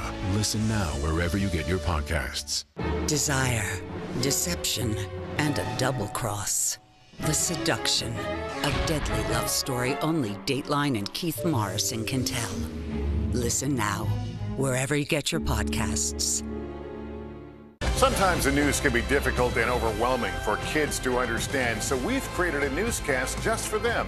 We hope your family will watch Nightly News Kids Edition. Mystery in Paradise. There's my sweet little sister on the news. A series of secrets to be discovered. This investigation takes you into the swinger lifestyle. Dateline's hottest July ever. Fridays at 10/9 Central. Sometimes the news can be difficult and overwhelming for kids to understand, so we've created a newscast just for them. We hope your family will watch Nightly News Kids Edition. Top Story with Tom Llamas. Weeknights at 7 on NBC News Now. Here's what's popping right now. Chrissy Teigen and John Legend are expecting a new addition to their family. The former model and cookbook author took to Instagram to share her brand new baby bump with her fans.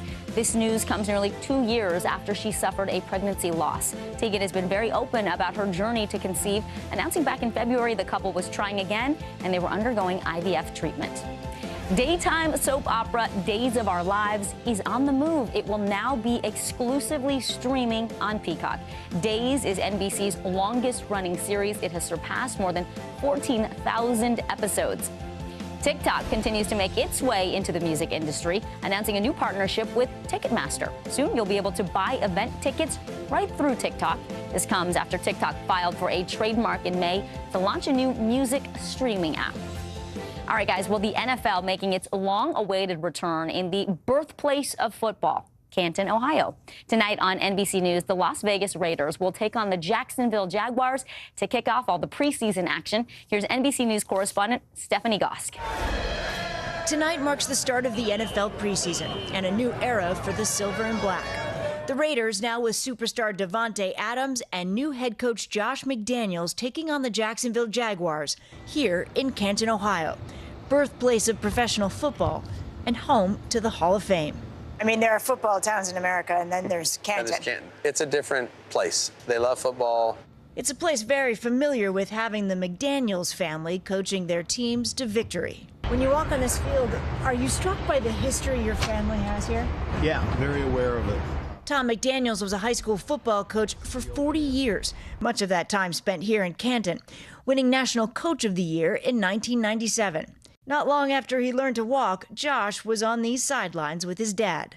As soon as he could read, he had to have a practice plan. You would actually give him a handout? Yeah, he had a practice plan. Oh, yes. It was a blessing for me that he allowed me to do those things. I would say that is what I attribute my passion and love for the game to, is being able to see that at a young age. Josh eventually played quarterback for his father's McKinley Bulldogs. Now he is the head coach of the Raiders. I know you've had a lot of influences in your coaching career. Who would you say is the most influential? My father and Coach Belichick, easily. That's Patriots coach Bill Belichick, who McDaniels worked under for 18 years, winning 6 Super Bowl rings. I am a lifelong Patriots fan, and I got to tell you, it's a little jarring seeing you in that shirt. Yeah. You still getting used to it? Yeah, I think so. Last year, Raiders head coach John Gruden resigned after racist and sexist emails he sent were made public. Are there any lingering questions in the locker room, and how do you handle those? You know, I think this group did a tremendous job. The organization as a whole was unbelievable. Helping McDaniels navigate it all, his father, whose impact in Canton is felt on and off the field. When you look at what, not just the family, but what Coach did for all the guys that have worked for him and played for him, he has left a legacy with all of us. Not least of all, his son. What's it going to mean to you to see him walk into that stadium as the head coach of an NFL team for the first time for the Raiders? Well, I guess maybe I hope I'm not on camera at that moment, you know, because it may tug at my heart a little bit. I'll be very excited for him and a little bit emotional, too. Well, hi, everyone. I'm Vicki Wynn. My co-anchor Morgan Radford is off. Breaking right now on NBC News Now, guilty verdict. The Russian court finding WNBA basketball star Brittany Griner guilty on drug charges and sentencing her to 9 years in prison. How she's reacting and what is next for a potential prisoner swap. Dangerous heat, a heat wave putting millions of Americans at risk, with temperatures hitting or feeling like 100 degrees in many states. How long this hot weather will last. Leaked emails, the jury deliberating now in the defamation trial of conspiracy theorist Alex Jones. The plaintiff's attorney asking the jury to award $150 million in damages. Fall fashion. If you're looking for back-to-school clothes, it might be hard to find. What you can do to find what you need this fall and save some money.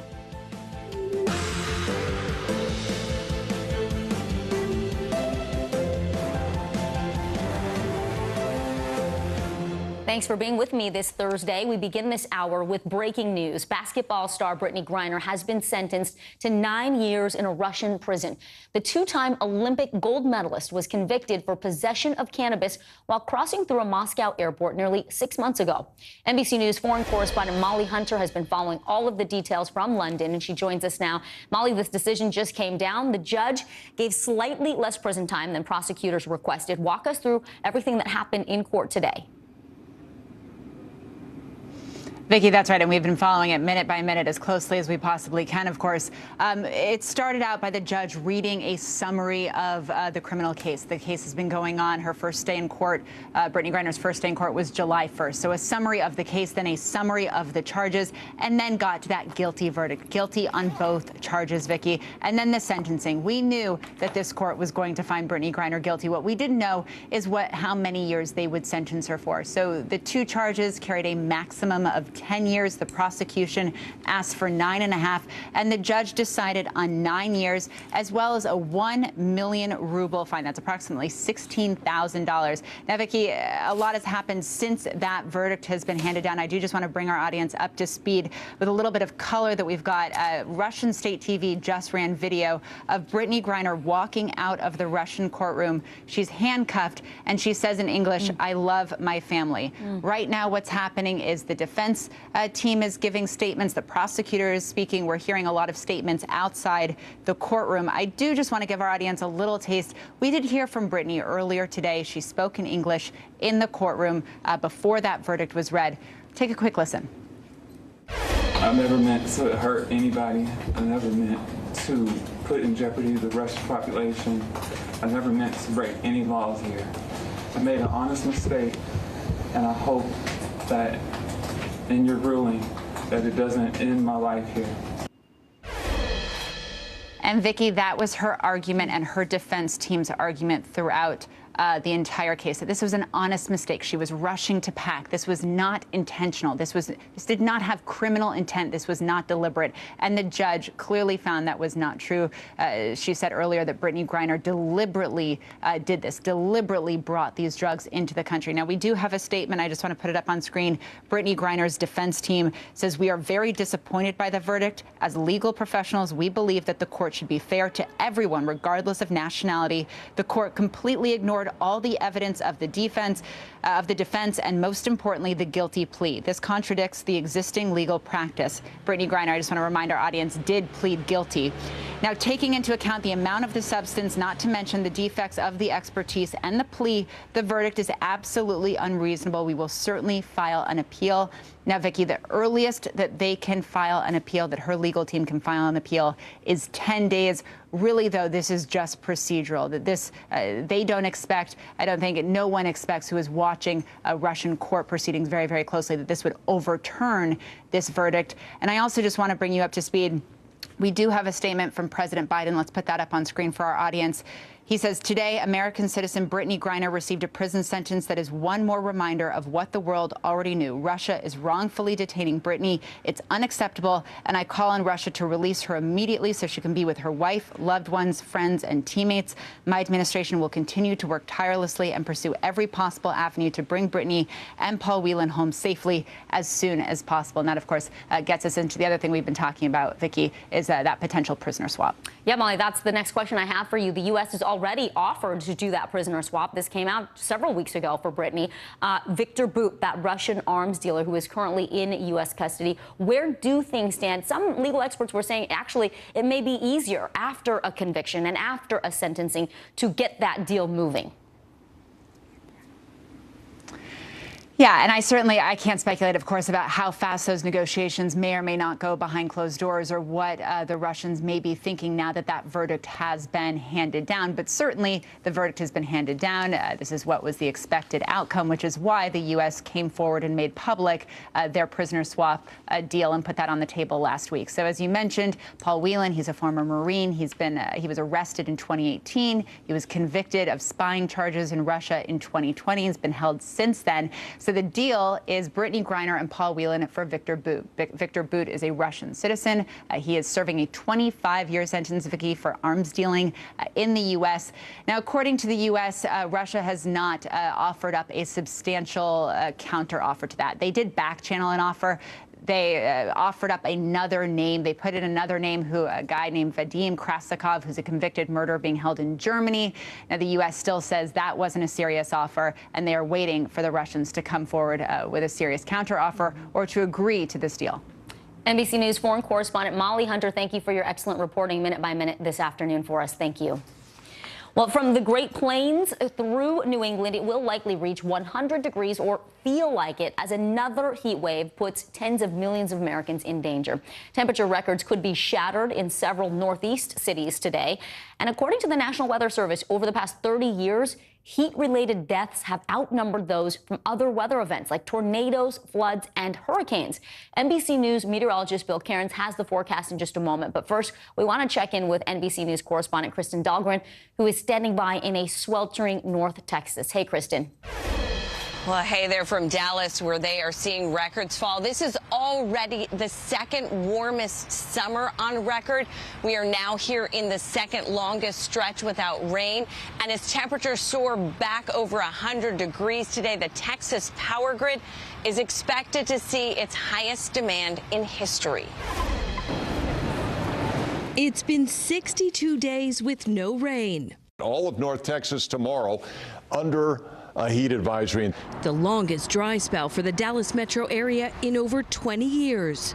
We hit 104 today. That's the 39th time we've had triple-digit heat. And there is no end in sight. Temperatures are expected to be in the triple digits in Dallas and throughout the state into the weekend. The extreme heat poised to test a struggling power grid today, with demand potentially topping 80 gigawatts for the first time ever. That's about as much as the total amount of electricity used by California and New York combined in a day. ERCOT says they are coordinating closely with the Public Utility Commission, as well as generation resource owners and transmission utilities, to ensure that they are prepared. The heat index in the triple digits from Texas along the Gulf Coast into the Northeast. Cities that could set record highs today include Albany, Hartford, Boston, Newark, and Philadelphia. 74% of the United States is experiencing longer, more intense heat waves compared to 50 years ago. So what's the best way to beat extreme heat? So what I do is relax in my house with the AC on and don't go outside. Experts also say reschedule strenuous activities to early morning or evening. And remember, never leave young children and pets unattended in vehicles. On a 95-degree day, temperatures in cars can get to 114 in 10 minutes and as high as 129 degrees in under a half hour. And with things just so dry, it is a tinderbox around here. Grass fires are a real concern. Overnight, one fire was sparked. Some homes had to be evacuated. So it is just a dangerous situation all around. Back to you. Kristen, thank you. We're going to dive deeper now into this extreme heat and weather blanketing the nation. NBC News meteorologist Bill Cairns is with us now. Bill, let's talk about this next round of high temperatures. Millions of us, we just went through that heat wave in July. Are we supposed to brace for that same kind of oppressive and long-lasting heat? In some areas, and let's talk about poor Kristen. Getting the assignment to stand outside in the Dallas summer weather days. She pretty drew the brutal. short straw today. And, that's going to continue to. Yes, she did. Yes, she did. It's like going to Minneapolis in the middle of winter for the cold spell.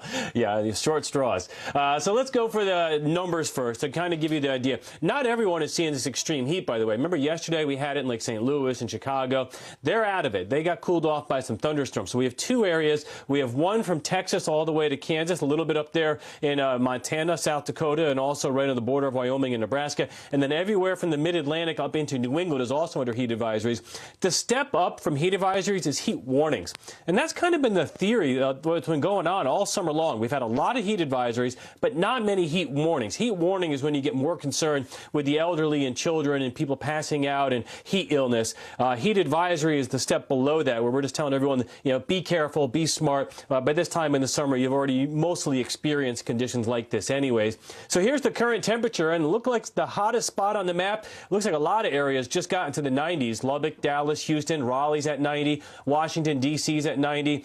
Central Park now only 1 degree shy of 90. And today, the exceptional numbers will be in New England. A lot of these areas will be the hottest that they've been all summer. Notice one of the hottest spots in the country right now is Baltimore at 94. We're already at 93 at Boston, Logan. Hartford's at 93. Albany, New York is at 91. And Albany is one of those cities we're going to watch break their record high today. But if they hit 98, it'll be the warmest in 10 years. So it's kind of unheard of and pretty rare to get near 100 degrees in interior New England. So here's the forecast high. 98 Albany. Newark should be 98. Hartford has a chance of getting up near 100 degrees. Also, some few records are possible. Islip and Poughkeepsie. And then this weekend, Vicki, heat goes on. It returns to normal in the Northeast, but no such luck for Kristen if she's staying in Kristen Dahlgren staying in Dallas. 90s up to 100 all weekend long. Hopefully she gets back east to her home and her family. All right, NBC News meteorologist Bill Yes. Cairns, we appreciate you. Thank you. All right, let's go to Capitol Hill now. FBI Director Christopher Wray in the hot seat today, pressed with questions from Senate lawmakers about oversight of the FBI. NBC News senior congressional reporter Scott Wong joins me now. Scott, lawmakers asked about a range of topics from the role of whistleblowers to January 6th to Hunter Biden and his laptop. Walk us through the hearing today. Absolutely. With all of these hearings involving the FBI director, the issues run the gamut. Senators can ask whatever they want. One of the issues centered on January 6th, obviously, why 350 people involved in the Capitol attack still have not been charged. Wray said they are still working through a lot of cases. Obviously, they are dealing with resource issues. He also mentioned that, they are pursuing more complicated cases involving conspiracy, and that may have to do with the slowdown. They also touched on Chinese spying and cyber attacks against U.S. businesses. That was an interesting issue that came up. And you mentioned whistleblowers. This has been a pet issue of both Judiciary Chairman Dick Durbin and his ranking member Chuck Grassley, the Republican from Iowa. They want to know what measures that Wray is taking to protect whistleblowers inside the FBI who are coming to committees like the Judiciary Committee and volunteering information about what they see as some perhaps inappropriate activity within the agency itself. Let's hear from the director, Christopher Wray, right now. We will be scrupulous in our adherence to the rules related to whistleblowers. Obviously, if there are allegations of misconduct by FBI employees, we want to make sure that we get that information so that we can use the tools that we have to go after that conduct. But certainly I condemn in the strongest possible terms any prospect of retaliation against whistleblowers. Vicki, and another interesting issue that came up was an exchange between Wray and Senator Klobuchar. She had asked Wray what the FBI was doing about violent threats against abortion clinics around the country. Wray said any violent threat against abortion clinics, whether you support the issue or are opposed to the issue, is simply unacceptable. Scott, while I have you, let me ask you about a new development regarding January 6th. Senate Judiciary Chair Dick Durbin, as you called on, he's asking the Defense Department to launch an internal investigation into those missing text messages from the Secret Service. What more do we know about this? Well, that's right. The last couple weeks, we've been focused on these missing text messages from the Secret Service. Now we understand that there are some missing text messages from the Department of Defense between officials there around the time of January 6th. The reason that's significant is we know on January 6th, President Trump has alleged that he said he called in 10,000 troops from the National Guard and sent them to the Capitol, ordered them sent to the Capitol. We know that the top officials at the Pentagon, including the acting Defense Secretary, Chris Miller, has said they never got those orders. And so Durbin and other senators want to get to the bottom of this. They are asking DOD, the Inspector General there, to open an investigation. Vicki. All right, NBC News senior congressional reporter Scott Wong. Thank you, Scott. Appreciate it. Thank you. InfoWars host Alex Jones' defamation trial now in the hands of the jury. The conspiracy theorist was left in shock when he found out his attorney had mistakenly turned over 2 years of his cell phone records to the plaintiff's attorney. Jones has claimed for years that the Sandy Hook school shooting was a hoax. Yesterday, he finally reversed course, admitting under oath that the shooting was, in fact, real.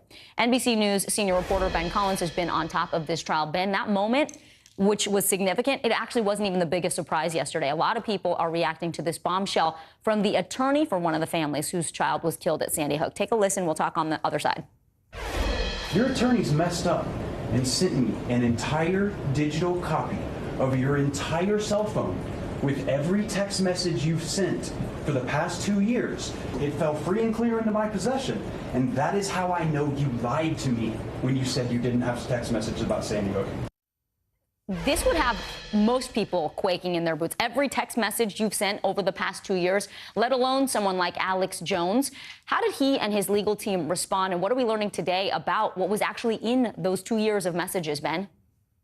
Yeah, today his legal team tried to get this case thrown out once again. They asked for mistrial, and the judge immediately said no. She said, "This is like the 17th time you've tried this." That's her words. They have completely exhausted this judge, Alex Jones's lawyers, and Alex Jones himself. There's fascinating stuff to come from this. First of all, the lawyers for the Sandy Hook parents say they are handing this over to law enforcement and complying with law enforcement requests. That could include the January 6th committee. And the other thing is they have text with what the lawyer said today, intimate text with Roger Stone. So that could be around the time of January 6th. This could open a Pandora's box for Alex Jones that has nothing to do with this one trial, where he could lose, even just today, up to $150 million. This could be a death knell for InfoWars, and that could be the very least of his problems. Yeah, not just a Pandora's box for Jones and InfoWars, but all of the people he was texting with, and now you've brought in January 6th. As you mentioned, Ben, $150 million judgment is on the line in this case, but we know Jones is facing several other trials related to the statements that he's made, defamation trials involving these Sandy Hook families. How could this judgment today, or what happens with this jury today, how might this case affect the other ones coming down the line?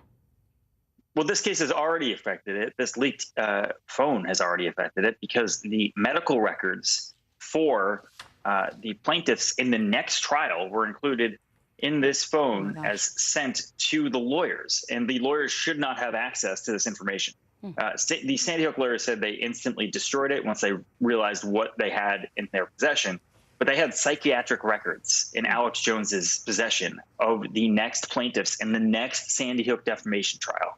So there's a lot going on here. This is not the end of it for Alex Jones, but it could be the start of a very long road towards justice for these Sandy Hook families. We appreciate you staying on it for us and bringing us some insight today. NBC News senior reporter Ben Collins. Thanks, Ben. The self-proclaimed largest gathering of conservatives in the world kicks off its annual conference in Dallas today. President Trump's keynote address highlights the CPAC agenda as the GOP unpacks Tuesday's primary results. NBC News reporter Gary Grumbach joins us now from Dallas. Gary, a lot of topics on the agenda here. You have the midterms. We were talking abortion rights. Will those bring people out in November? The economy and much, much more. So what exactly are you hearing from attendees there about the importance of this conference and the issues that they are discussing? Hey there, Vicki. Yeah, CPAC has long been a gathering of conservatives and conservatism, but ever since former President Donald Trump took the stage physically and metaphorically a few years ago, it has been all Trumpism and Trump world here at CPAC. You've got red, white, and blue shirts, MAGA hats, folks out in the hallway ready for CPAC. They're cheering on Steve Bannon as he's doing his podcast live outside. And we're going to see folks like Steve Bannon, like Senator Ted Cruz, Representative Lauren Boebert, Fox News host Sean Hannity. It really runs the gamut of the conservative movement. Folks you won't see here, though, include Vice President Mike Pence, Governor Ron DeSantis, and former Governor Chris Christie. Some of the sessions you're going to see here include giving Liz the biz, which is going to be what they consider to be the illegitimate January 6th committee, and sort of a discussion about that, as well as discussions about what a post-Roe America looks like. Of course, something people here are very excited about. Here's what some folks we talked to today had to say. How do you see the country going right now? You think it's going in a good direction? No, it's going in a bad direction. Why is that? Because of the things the Democrats have done. It just almost feel like they're wanting to tear down America. What do you make of the Kansas vote just this past week about abortion? Well, I think it worked like it's supposed to work. The Supreme Court didn't say that abortion was illegal. They just said it wasn't a federally protected right. They turned it back to the states. In Kansas, they made a choice. Now, on Saturday afternoon, we're going to see the big CPAC straw poll. It's something that election watchers look at really closely to see who conservatives are interested in for 2024. Folks I've talked to this morning say they're all in on former President Donald Trump. They're also liking the chances of Governor Ron DeSantis should Trump choose not to run, someone they've soured on big time, perhaps not surprisingly, former Vice President Mike Pence. I knew you were going to say that, Gary. I saw that coming. All right, let's switch gears a little bit. Hungary's prime minister is set to speak later today. He is viewed as far right. He's also come under fire internationally for anti-immigrant rhetoric. What statement does it have to make, really, that he is there at CPAC speaking to this group of American conservatives? Yeah, controversially, Hungarian Prime Minister Viktor Orban is set to give the marquee speech here this afternoon. It'll be about a 30-minute speech right on the stage behind me. And he's a far-right leader, for those who are unfamiliar with Viktor Orban, and many of the folks here, by the way, are. He is a far-right leader, somebody who is really big into nationalism. And he said over the past week, denouncing countries where European and European people intermingle as no longer nations. He said when there's intermingling of races, it's no longer a nation. So some really racist commentary coming from Viktor Orban. But most of the people, as I mentioned, don't even know who he is. And some folks I talked to said they do want his advice. Vicki? Will be interesting to see the reaction to that, but that races that commingle in a nation make a nation no longer a country. Pretty extreme view there. All right, NBC News reporter Gary Grumbach, we appreciate it. Thank you. In Arizona, the race for the GOP nomination for governor, it is still too close to call at this hour. Trump-endorsed candidate Kari Lake is narrowly leading her Pence-backed opponent, Karen Taylor Robson.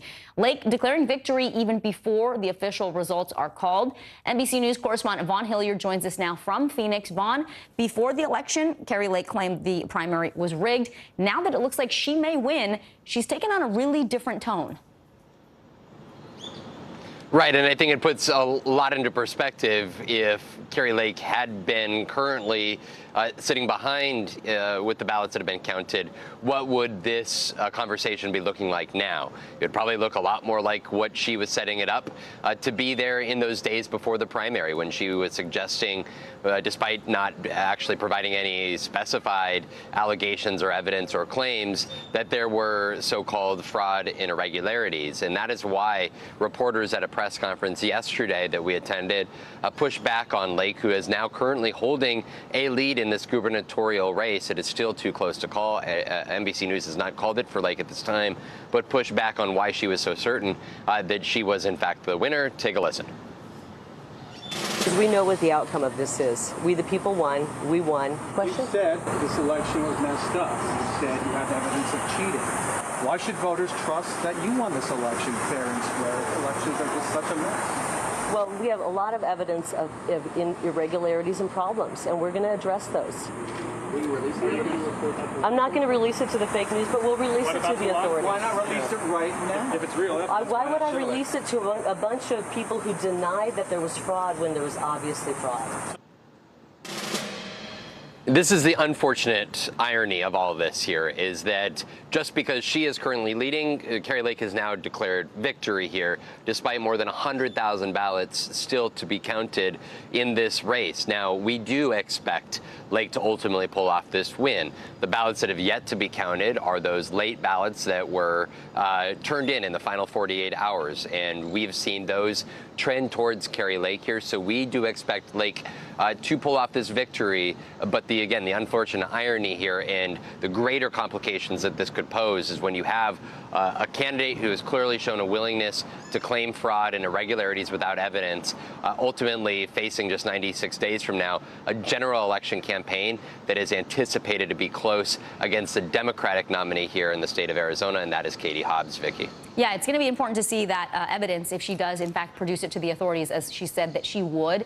Clearly, this is a tight race. If Kari Lake does win the GOP nomination, this doesn't mean she's rolling into the governor's seat. You talked about this yesterday. So what should be watching for in the general election in this purple state, Vaughn?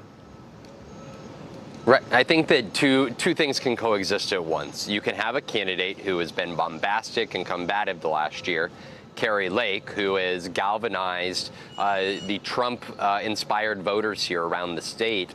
Well, also at the same time, we saw in her press conference yesterday sort of change her tenor and try to present herself as the defender of moms. You saw her standing with a gathering of women behind her here. And even just this morning in a tweet, she framed it as the media versus the moms here. She needs to win over a greater share of Maricopa County voters. These are the suburban voters in the greater Phoenix area that Donald Trump lost a great share of in 2020, which ultimately cost him the election here. She is now needing to win over a greater share of those voters that have shown a willingness to vote Democrat in years past here. And that is where you are going to see her not change her positions here.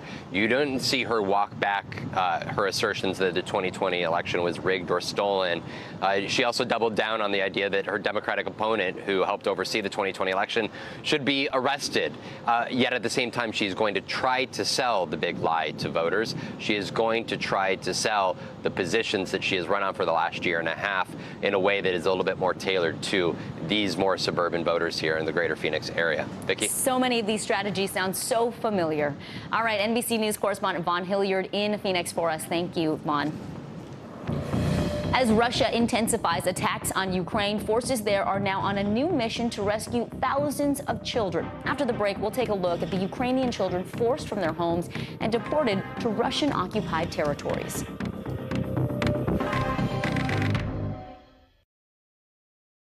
As we look out over the latest city-turned-crime scene, we see the things left behind.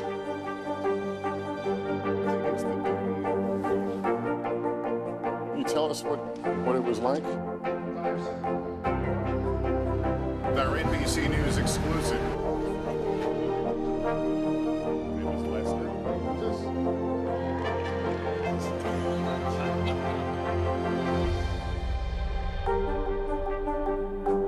It's the best time of the morning. Time for that pop stuff, baby. I'm feeling the vibe today on the show. Mystery in Paradise. There's my sweet little sister on the news. A series of secrets to be discovered. This investigation takes you into the swinger lifestyle. Dateline's hottest July ever. Fridays at 10/9 Central. These are our missing daughters and sons. We need anyone who saw something to come forward. She was wearing a black jacket, a black top. I'm going to bring my son home alive. Dateline Missing in America. Listen now wherever you get your podcasts. Top Story with Tom Llamas. Weeknights at 7 on NBC News Now. The Seduction, Dateline's newest podcast. Listen to the full season now. Here's what's happening in your neck of the woods. We're here to start conversations about the big things happening in our world, because it's not my job to tell you what to think. My job is to think about what you tell me. Now Tonight with Joshua Johnson, streaming weeknights at 8 on NBC News Now. Here's what's happening in your neck of the woods. News is happening now. Look at what's making headlines around the world. We're coming on the air with breaking news. This is a significant moment. Whenever it happens, wherever you are, NBC News, streaming free now. These days, it feels like the news never stops. So let's get into it. What's happening right now, what it all means for you for an hour every day. It can be hard to keep up, so let's get started together. Hallie Jackson Now, weekdays at 5 on NBC News Now. News is happening now. Look at what's making headlines around the world. We're coming on the air with breaking news. This is a significant moment. Whenever it happens, wherever you are, NBC News, streaming free now. Dateline Missing in America. Hear their stories. Help bring them home. Forces in Ukraine are now on an urgent new mission to track down and rescue more than 5,000 children who have been forcibly removed from their homes. According to Ukrainian officials, the missing children are currently being held in Russian-occupied territories. NBC News correspondent Morgan Chesky reports from Poltava, Ukraine. Ukraine says it's holding its ground in the east, thanks to U.S.-made guided missiles known as HIMARS. Major General Viktor Yagun telling us the weapon's impact vital at slowing Russia's advance. You've seen the front lines. How would you describe the fighting there right now? He tells me if the Russian military is able to advance, it's only a few hundred meters a day. And in Washington, new sanctions targeting Russian elites, including the reported girlfriend of Russian President Putin, 39-year-old Alina Gabayeva, the former Olympic gold medalist. Meanwhile, Ukraine launching a new mission to rescue the war's youngest victims, 5,000 children missing somewhere in Russian-occupied territories. Those children were deported and taken forcefully from the territory of Ukraine. They tell us 11-year-old Sasha was one of them, separated from his family at a Mariupol hospital. Months later, reunited with his grandmother, who told us his mother is still missing. What do you tell Sasha when he asks where his mother is? He is in pain to hear it. With God's will, maybe this war will end someday and she will come back to her children. Coming up, the future of the workplace. Could a 3-day weekend become the norm? That's next.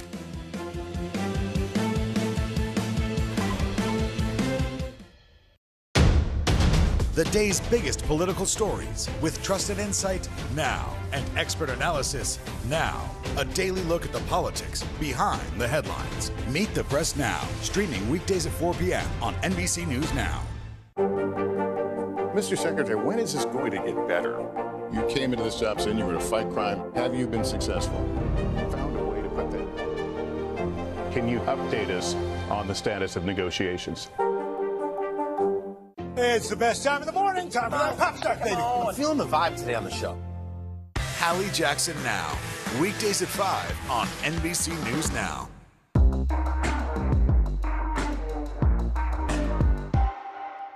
At 73, Prince Charles is still waiting for the job that is his birthright. Do we want Charles? Do we want a monarchy? I'm Keir Simmons, and we'll take on these questions and more in our new podcast, Born to Rule. Listen now. Mr. Secretary, when is this going to get better? You came into this job saying you were to fight crime. Have you been successful? Found a way to put that. Can you update us on the status of negotiations? NBC News, streaming free now. Hallie Jackson Now, weekdays at 5 on NBC News Now. NBC News, streaming free now. Welcome back to Today. We got a lot to celebrate on this Wednesday morning. It's good to have you along with us. You don't know when your moment's coming, but when it does, you take it. Everybody good, and that's it. Sometimes the news can be difficult and overwhelming for kids to understand, so we've created a newscast just for them. We hope your family will watch Nightly News Kids Edition. Let's go. This is a critical choke point for this fire.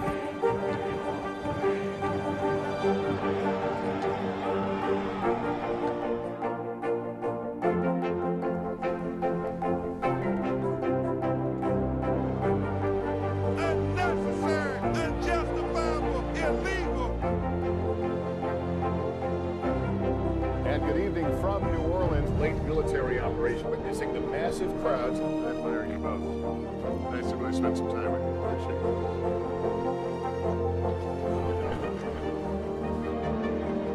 At any moment now.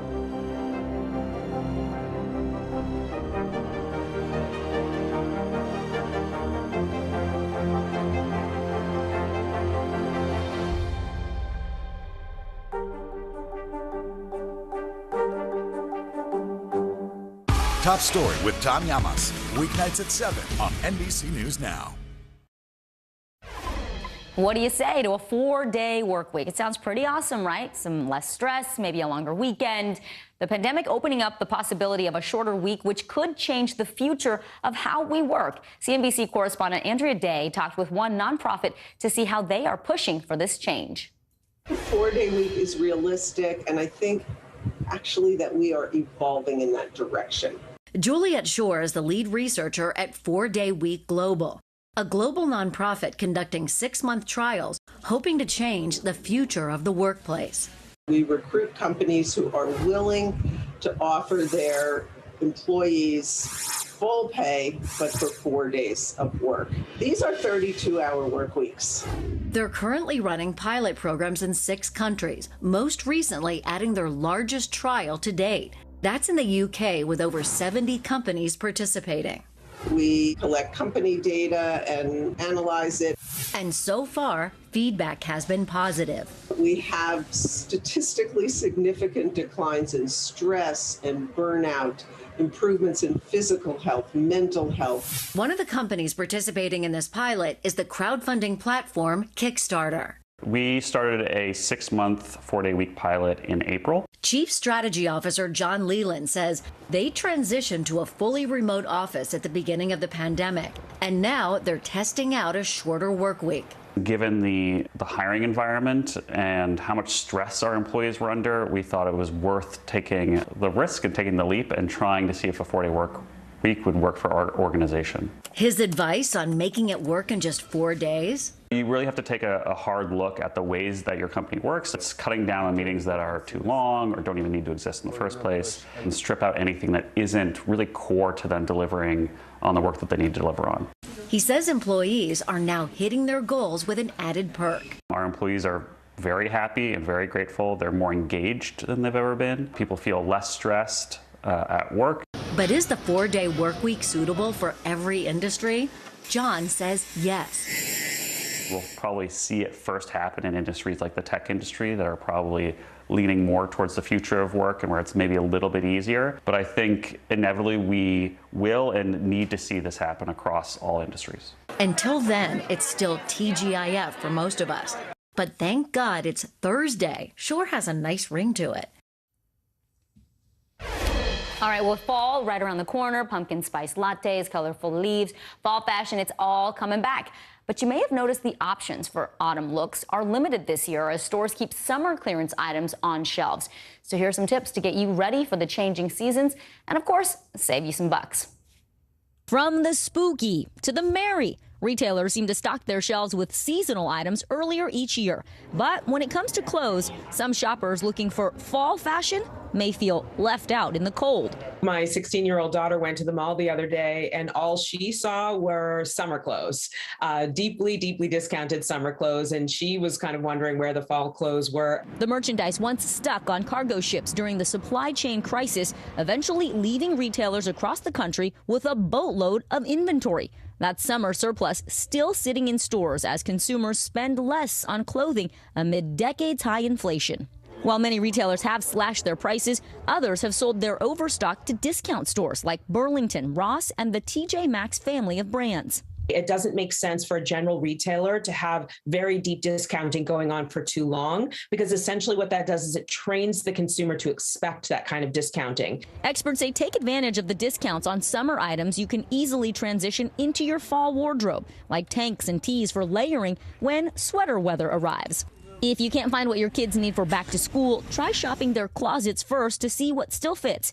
And if new gear does make the list, start small. This idea that every season you have to buy something new head to toe. But pick one or two pieces, invest in those pieces, go online, research where you can find the best value. Parents can also shop secondhand for clothing, shoes, even backpacks at a fraction of retail, including back-to-school basics like denim. Stores like Plato's Closet, Buffalo Exchange, and Crossroads source the majority of their inventories from the local community, so they remain largely unaffected by supply chain issues. Online thrift stores like ThredUp offering another option as we fall into a new season of savings. If the fall clothes come in late, we'll see some good discounting right out of the gate. That would be nice. Another way to find fall clothes, use your network, whether it's on social media or your neighborhood. Even out-of-town families, send that group message about what clothes you may have to share and do a clothing swap. Alrighty, coming up, the labor shortage, the shortage of teachers in Florida, well, that is affecting classrooms across the nation as well. There may be a fix, though, with the help of the nation's veterans. We're going to tell you about the controversial measures in place. That's coming up. Top Story with Tom Llamas is your news playlist on NBC News Now. And now, you can listen to it as a podcast. Available anytime and anywhere.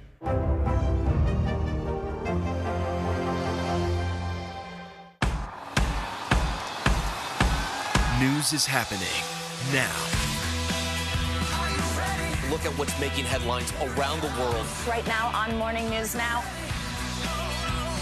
We're coming on the air with breaking news. And this is a significant moment. Whenever it happens, wherever you are, NBC News, streaming free now. Mystery in Paradise. There's my sweet little sister on the news. A series of secrets to be discovered. This investigation takes you into the swinger lifestyle. Dateline's hottest July ever. Fridays at 10/9 Central.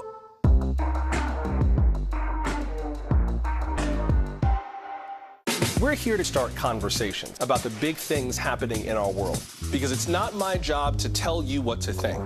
My job is to think about what you tell me. Now Tonight with Joshua Johnson, streaming weeknights at 8 on NBC News Now.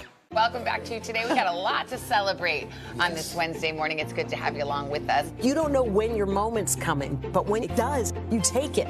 Everybody's good, and that's it. Top Story with Tom Llamas is your news playlist on NBC News Now. And now, you can listen to it as a podcast. Available anytime and anywhere.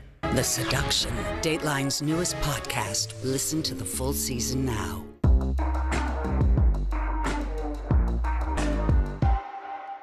Top Story with Tom Llamas, weeknights at 7 on NBC News Now.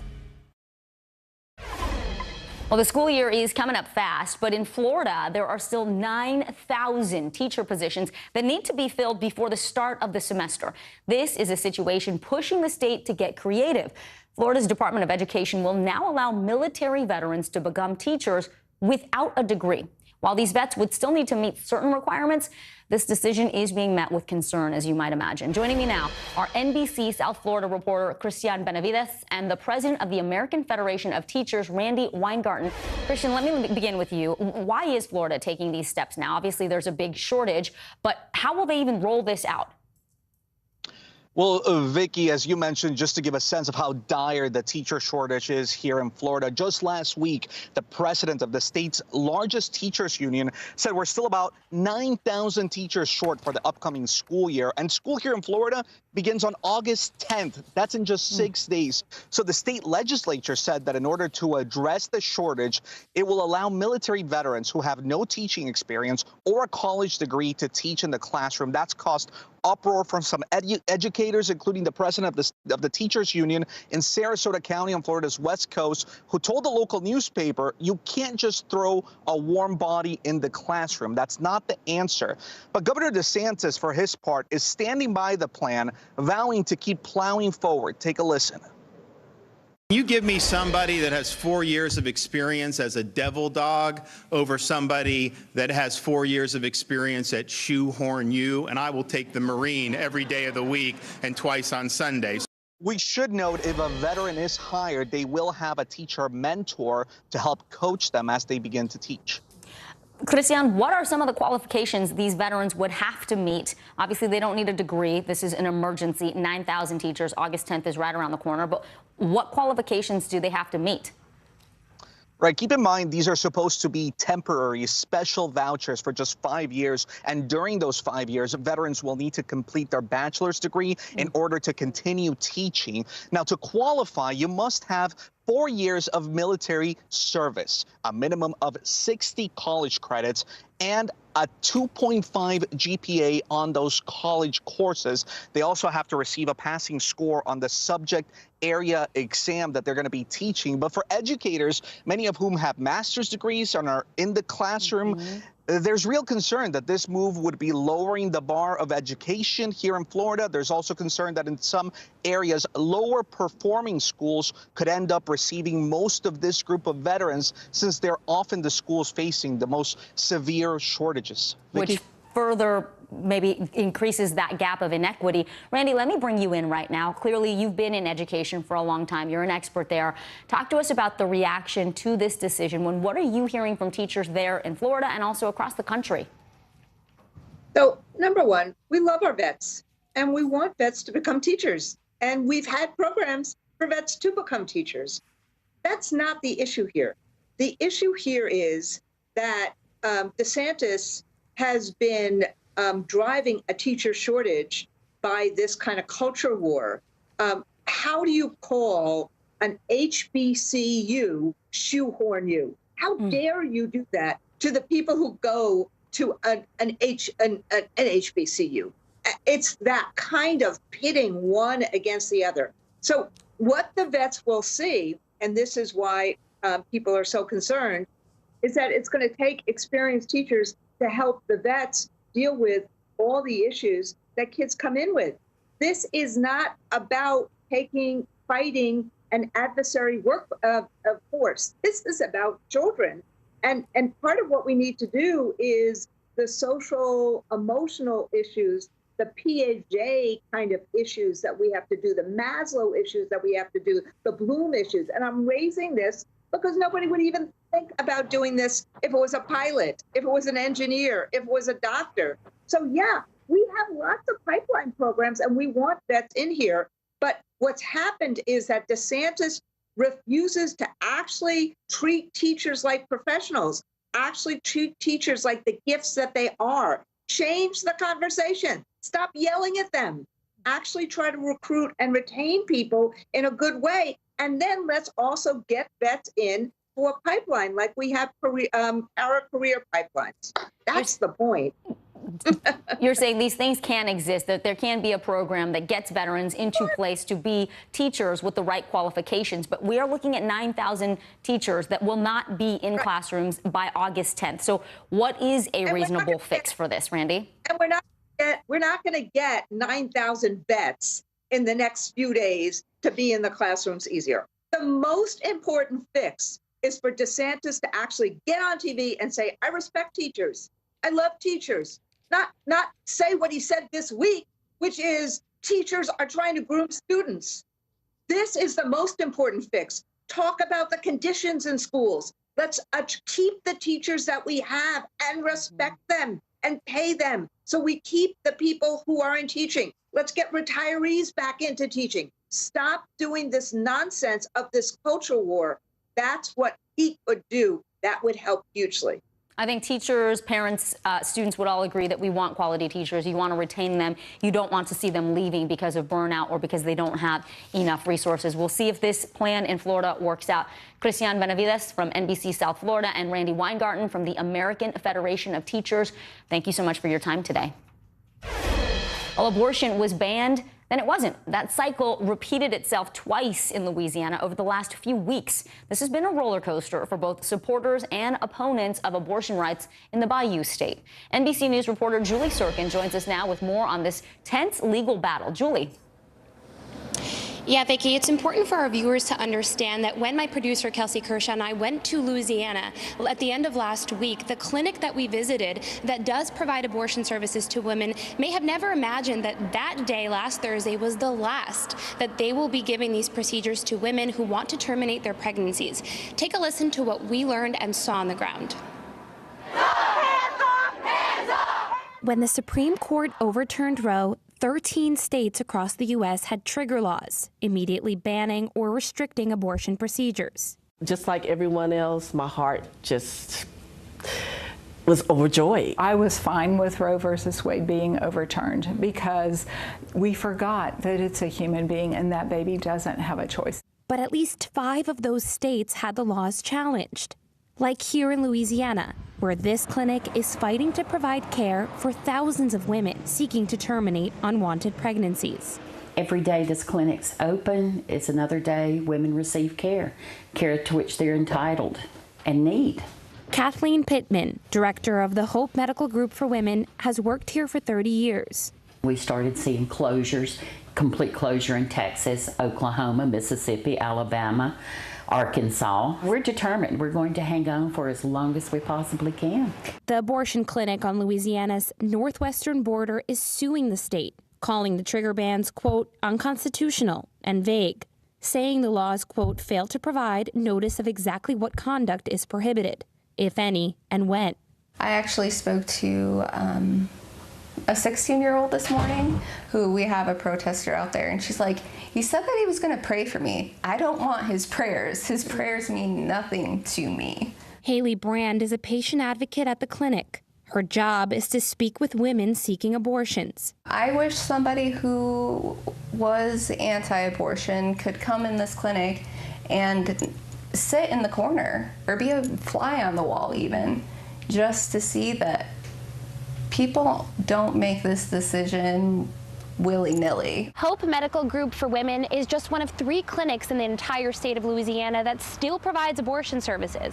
Compare that number to hundreds of crisis pregnancy centers throughout the state of Louisiana, like Mary's House. They don't provide abortion services, but they do provide women with options in the hopes that they won't terminate their pregnancies. Of course, we don't want them to have an abortion, but we don't pressure, we just say, here's what it is. Lance Seba founded the Pregnancy Center in 2015, down the road from Hope. Aside from a single ultrasound machine in the back, it's not your typical clinic.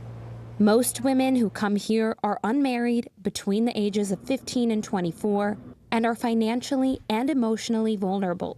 What is your response to that kind of thought, to women who think they don't have a choice anymore? You know, you have to go deeper than it's a choice because it's a baby. Supporters of abortion rights call these centers, quote, fake clinics, saying they take advantage of pregnant women in crisis and mislead them. We don't recommend anything. We say, here are the 3 options. If you take abortion off the table, it seems like, well, it's not fair, I don't have that choice. But, you don't have a choice for a lot of things. A majority of women who receive abortions in Louisiana are Black. Abortion is the #1 cause of death in our community. Kim Banks is a director for Louisiana Black Advocates for Life, an anti-abortion nonprofit aiming to reduce and eventually end abortions in the Black community. Black babies' lives are sacrificed for the sake of choice. And so that to me is devastating. Louisiana already has a high maternal mortality rate. It's going to go up. And we're going to see some women whose reproductive health is absolutely ruined because of their inability to obtain a safe legal abortion.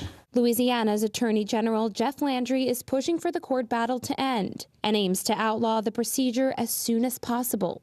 I'm on this planet for reproductive justice, and whatever happens, happens, and I'm gonna fight. That's exactly what happened Monday, when Landry's appeal was granted, putting a near total end to abortions in the Bayou State. Julie, what are you hearing from abortion providers and supporters of abortion rights? This came down on Monday. And what does it mean for the women now who are in Louisiana? Do they have to travel somewhere else if they need to get an abortion?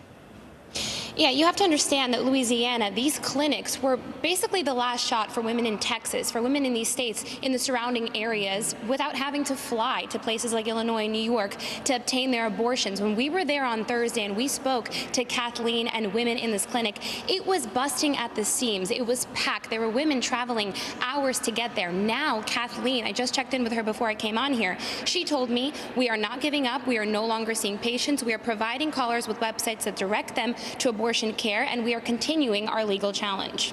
All right, NBC News reporter Julie Sirkin, thank you. Well, guys, get excited. If you're a football fan, you know it. The NFL is back. The Las Vegas Raiders and the Jacksonville Jaguars kick off the league's preseason action. That is in the NFL's Hall of Fame game. We'll have more on tonight's action coming right up after this break.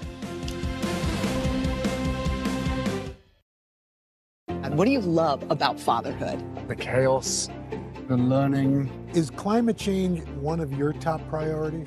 What's your message to girls who want to make a difference in their own communities? Believe in yourself. The Seduction, Dateline's newest podcast. Listen to the full season now. Uvalde, Texas, a small town that has become yet another landmark. How long do you think it took for all this damage to occur? You telling us what it was like? With our NBC News exclusive.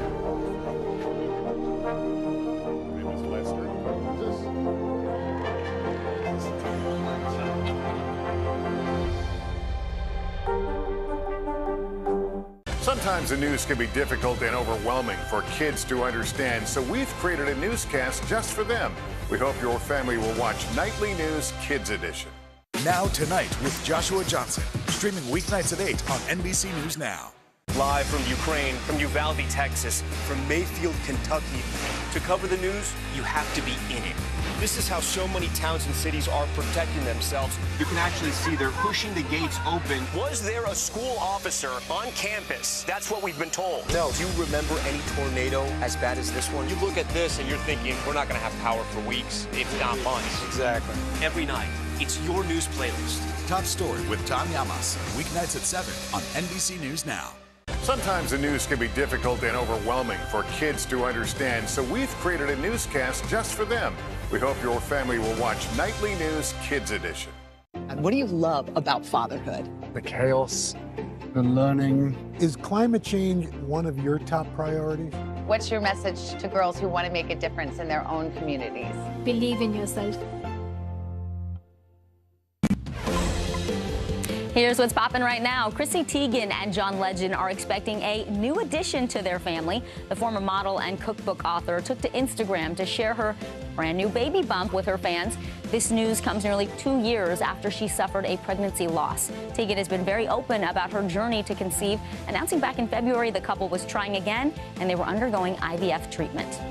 Daytime soap opera Days of Our Lives is on the move. It will now be exclusively streaming on Peacock. Days is NBC's longest running series. It has surpassed more than 14,000 episodes. TikTok continues to make its way into the music industry, announcing a new partnership with Ticketmaster. Soon you'll be able to buy event tickets right through TikTok. This comes after TikTok filed for a trademark in May to launch a new music streaming app. All right, guys, well, the NFL making its long-awaited return in the birthplace of football, Canton, Ohio. Tonight on NBC News, the Las Vegas Raiders will take on the Jacksonville Jaguars to kick off all the preseason action. Here's NBC News correspondent Stephanie Gosk. Tonight marks the start of the NFL preseason and a new era for the Silver and Black. The Raiders, now with superstar Davante Adams and new head coach Josh McDaniels, taking on the Jacksonville Jaguars here in Canton, Ohio, birthplace of professional football and home to the Hall of Fame. I mean, there are football towns in America, and then there's Canton. It's a different place. They love football. It's a place very familiar with having the McDaniels family coaching their teams to victory. When you walk on this field, are you struck by the history your family has here? Yeah, very aware of it. Tom McDaniels was a high school football coach for 40 years, much of that time spent here in Canton, winning National Coach of the Year in 1997. Not long after he learned to walk, Josh was on these sidelines with his dad. As soon as he could read, he had to have a practice plan. You would actually give him a handout? Yeah, he had a practice plan. Oh, yes. It was a blessing for me that he allowed me to do those things. I would say that is what I attribute my passion and love for the game to, is being able to see that at a young age. Josh eventually played quarterback for his father's McKinley Bulldogs. Now he is the head coach of the Raiders. I know you've had a lot of influences in your coaching career. Who would you say is the most influential? My father and Coach Belichick, easily. That's Patriots coach Bill Belichick, who McDaniels worked under for 18 years, winning 6 Super Bowl rings. I am a lifelong Patriots fan, and I got to tell you, it's a little jarring seeing you in that shirt. Yeah. You still getting used to it? Yeah, I think so. Last year, Raiders head coach John Gruden resigned after racist and sexist emails he sent were made public. Are there any lingering questions in the locker room, and how do you handle those? You know, I think this group did a tremendous job. The organization as a whole was unbelievable. Helping McDaniels navigate it all, his father, whose impact in Canton is felt on and off the field. When you look at what, not just the family, but what Coach did for all the guys that have worked for him and played for him, he has left a legacy with all of us. Not least of all, his son. What's it going to mean to you to see him walk into that stadium as the head coach of an NFL team for the first time for the Raiders? Well, I guess maybe I hope I'm not on camera at that moment, you know, because it may tug at my heart a little bit. I'll be very excited for him and a little bit emotional, too. Well, hi, everyone. I'm Vicki Wynn. My co-anchor Morgan Radford is off. Breaking right now on NBC News Now, guilty verdict. The Russian court finding WNBA basketball star Brittany Griner guilty on drug charges and sentencing her to 9 years in prison. How she's reacting and what is next for a potential prisoner swap. Dangerous heat, a heat wave putting millions of Americans at risk, with temperatures hitting or feeling like 100 degrees in many states. How long this hot weather will last. Leaked emails, the jury deliberating now in the defamation trial of conspiracy theorist Alex Jones. The plaintiff's attorney asking the jury to award $150 million in damages. Fall fashion. If you're looking for back-to-school clothes, it might be hard to find. What you can do to find what you need this fall and save some money.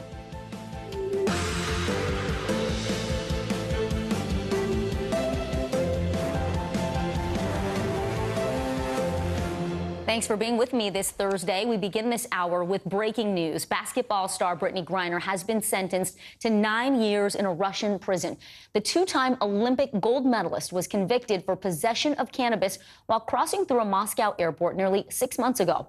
NBC News foreign correspondent Molly Hunter has been following all of the details from London, and she joins us now. Molly, this decision just came down. The judge gave slightly less prison time than prosecutors requested. Walk us through everything that happened in court today. Vicki, that's right, and we've been following it minute by minute as closely as we possibly can, of course. It started out by the judge reading a summary of the criminal case. The case has been going on. Her first day in court, Brittany Griner's first day in court was July 1st. So a summary of the case, then a summary of the charges, and then got to that guilty verdict. Guilty on both charges, Vicki. And then the sentencing. We knew that this court was going to find Brittany Griner guilty. What we didn't know is how many years they would sentence her for. So the two charges carried a maximum of 10 years. The prosecution asked for 9.5, and the judge decided on 9 years, as well as a 1 million ruble fine. That's approximately $16,000. Now, Vicki, a lot has happened since that verdict has been handed down. I do just want to bring our audience up to speed with a little bit of color that we've got. Russian state TV just ran video of Brittany Griner walking out of the Russian courtroom. She's handcuffed, and she says in English, "I love my family." Right now, what's happening is the defense team is giving statements. The prosecutor is speaking. We're hearing a lot of statements outside the courtroom. I do just want to give our audience a little taste. We did hear from Brittany earlier today. She spoke in English in the courtroom before that verdict was read. Take a quick listen. I never meant to hurt anybody. I never meant to put in jeopardy the Russian population. I never meant to break any laws here. I made an honest mistake, and I hope that in your ruling that it doesn't end my life here. And Vicki, that was her argument and her defense team's argument throughout the entire case, that this was an honest mistake. She was rushing to pack. This was not intentional. This did not have criminal intent. This was not deliberate. And the judge clearly found that was not true. She said earlier that Brittany Griner deliberately did this, deliberately brought these drugs into the country. Now, we do have a statement. I just want to put it up on screen. Brittany Griner's defense team says, "We are very disappointed by the verdict. As legal professionals, we believe that the court should be fair to everyone, regardless of nationality. The court completely ignored all the evidence of the defense, and most importantly, the guilty plea. This contradicts the existing legal practice." Brittany Griner, I just want to remind our audience, did plead guilty. Now, taking into account the amount of the substance, not to mention the defects of the expertise and the plea, the verdict is absolutely unreasonable. We will certainly file an appeal. Now, Vicki, the earliest that they can file an appeal, that her legal team can file an appeal, is 10 days. Really, though, this is just procedural. That this, they don't expect, I don't think, no one expects who is watching Russian court proceedings very, very closely, that this would overturn this verdict. And I also just want to bring you up to speed. We do have a statement from President Biden. Let's put that up on screen for our audience. He says, "Today, American citizen Brittany Griner received a prison sentence that is one more reminder of what the world already knew. Russia is wrongfully detaining Brittany. It's unacceptable, and I call on Russia to release her immediately so she can be with her wife, loved ones, friends, and teammates. My administration will continue to work tirelessly and pursue every possible avenue to bring Brittany and Paul Whelan home safely as soon as possible." And that, of course, gets us into the other thing we've been talking about, Vicki, is that potential prisoner swap. Yeah, Molly, that's the next question I have for you. The U.S. is already offered to do that prisoner swap. This came out several weeks ago for Brittany. Victor Bout, that Russian arms dealer who is currently in U.S. custody. Where do things stand? Some legal experts were saying actually it may be easier after a conviction and after a sentencing to get that deal moving. Yeah, and I can't speculate, of course, about how fast those negotiations may or may not go behind closed doors, or what the Russians may be thinking now that that verdict has been handed down. But certainly the verdict has been handed down. This is what was the expected outcome, which is why the U.S. came forward and made public their prisoner swap deal and put that on the table last week. So as you mentioned, Paul Whelan, he's a former Marine. He was arrested in 2018. He was convicted of spying charges in Russia in 2020. He's been held since then. So the deal is Brittany Griner and Paul Whelan for Victor Bout. Victor Bout is a Russian citizen. He is serving a 25-year sentence, Vicki, for arms dealing in the U.S. Now, according to the U.S., Russia has not offered up a substantial counteroffer to that. They did back-channel an offer. They offered up another name. They put in another name, a guy named Vadim Krasikov, who's a convicted murderer being held in Germany. Now, the U.S. still says that wasn't a serious offer, and they are waiting for the Russians to come forward with a serious counteroffer or to agree to this deal. NBC News foreign correspondent Molly Hunter, thank you for your excellent reporting minute by minute this afternoon for us. Thank you.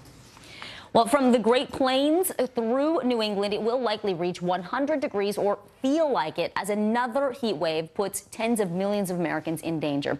Temperature records could be shattered in several Northeast cities today. And according to the National Weather Service, over the past 30 years, heat-related deaths have outnumbered those from other weather events like tornadoes, floods, and hurricanes. NBC News meteorologist Bill Cairns has the forecast in just a moment. But first, we want to check in with NBC News correspondent Kristen Dahlgren, who is standing by in a sweltering North Texas. Hey, Kristen. Well, hey there from Dallas, where they are seeing records fall. This is already the second warmest summer on record. We are now here in the second longest stretch without rain. And as temperatures soar back over 100 degrees today, the Texas power grid is expected to see its highest demand in history.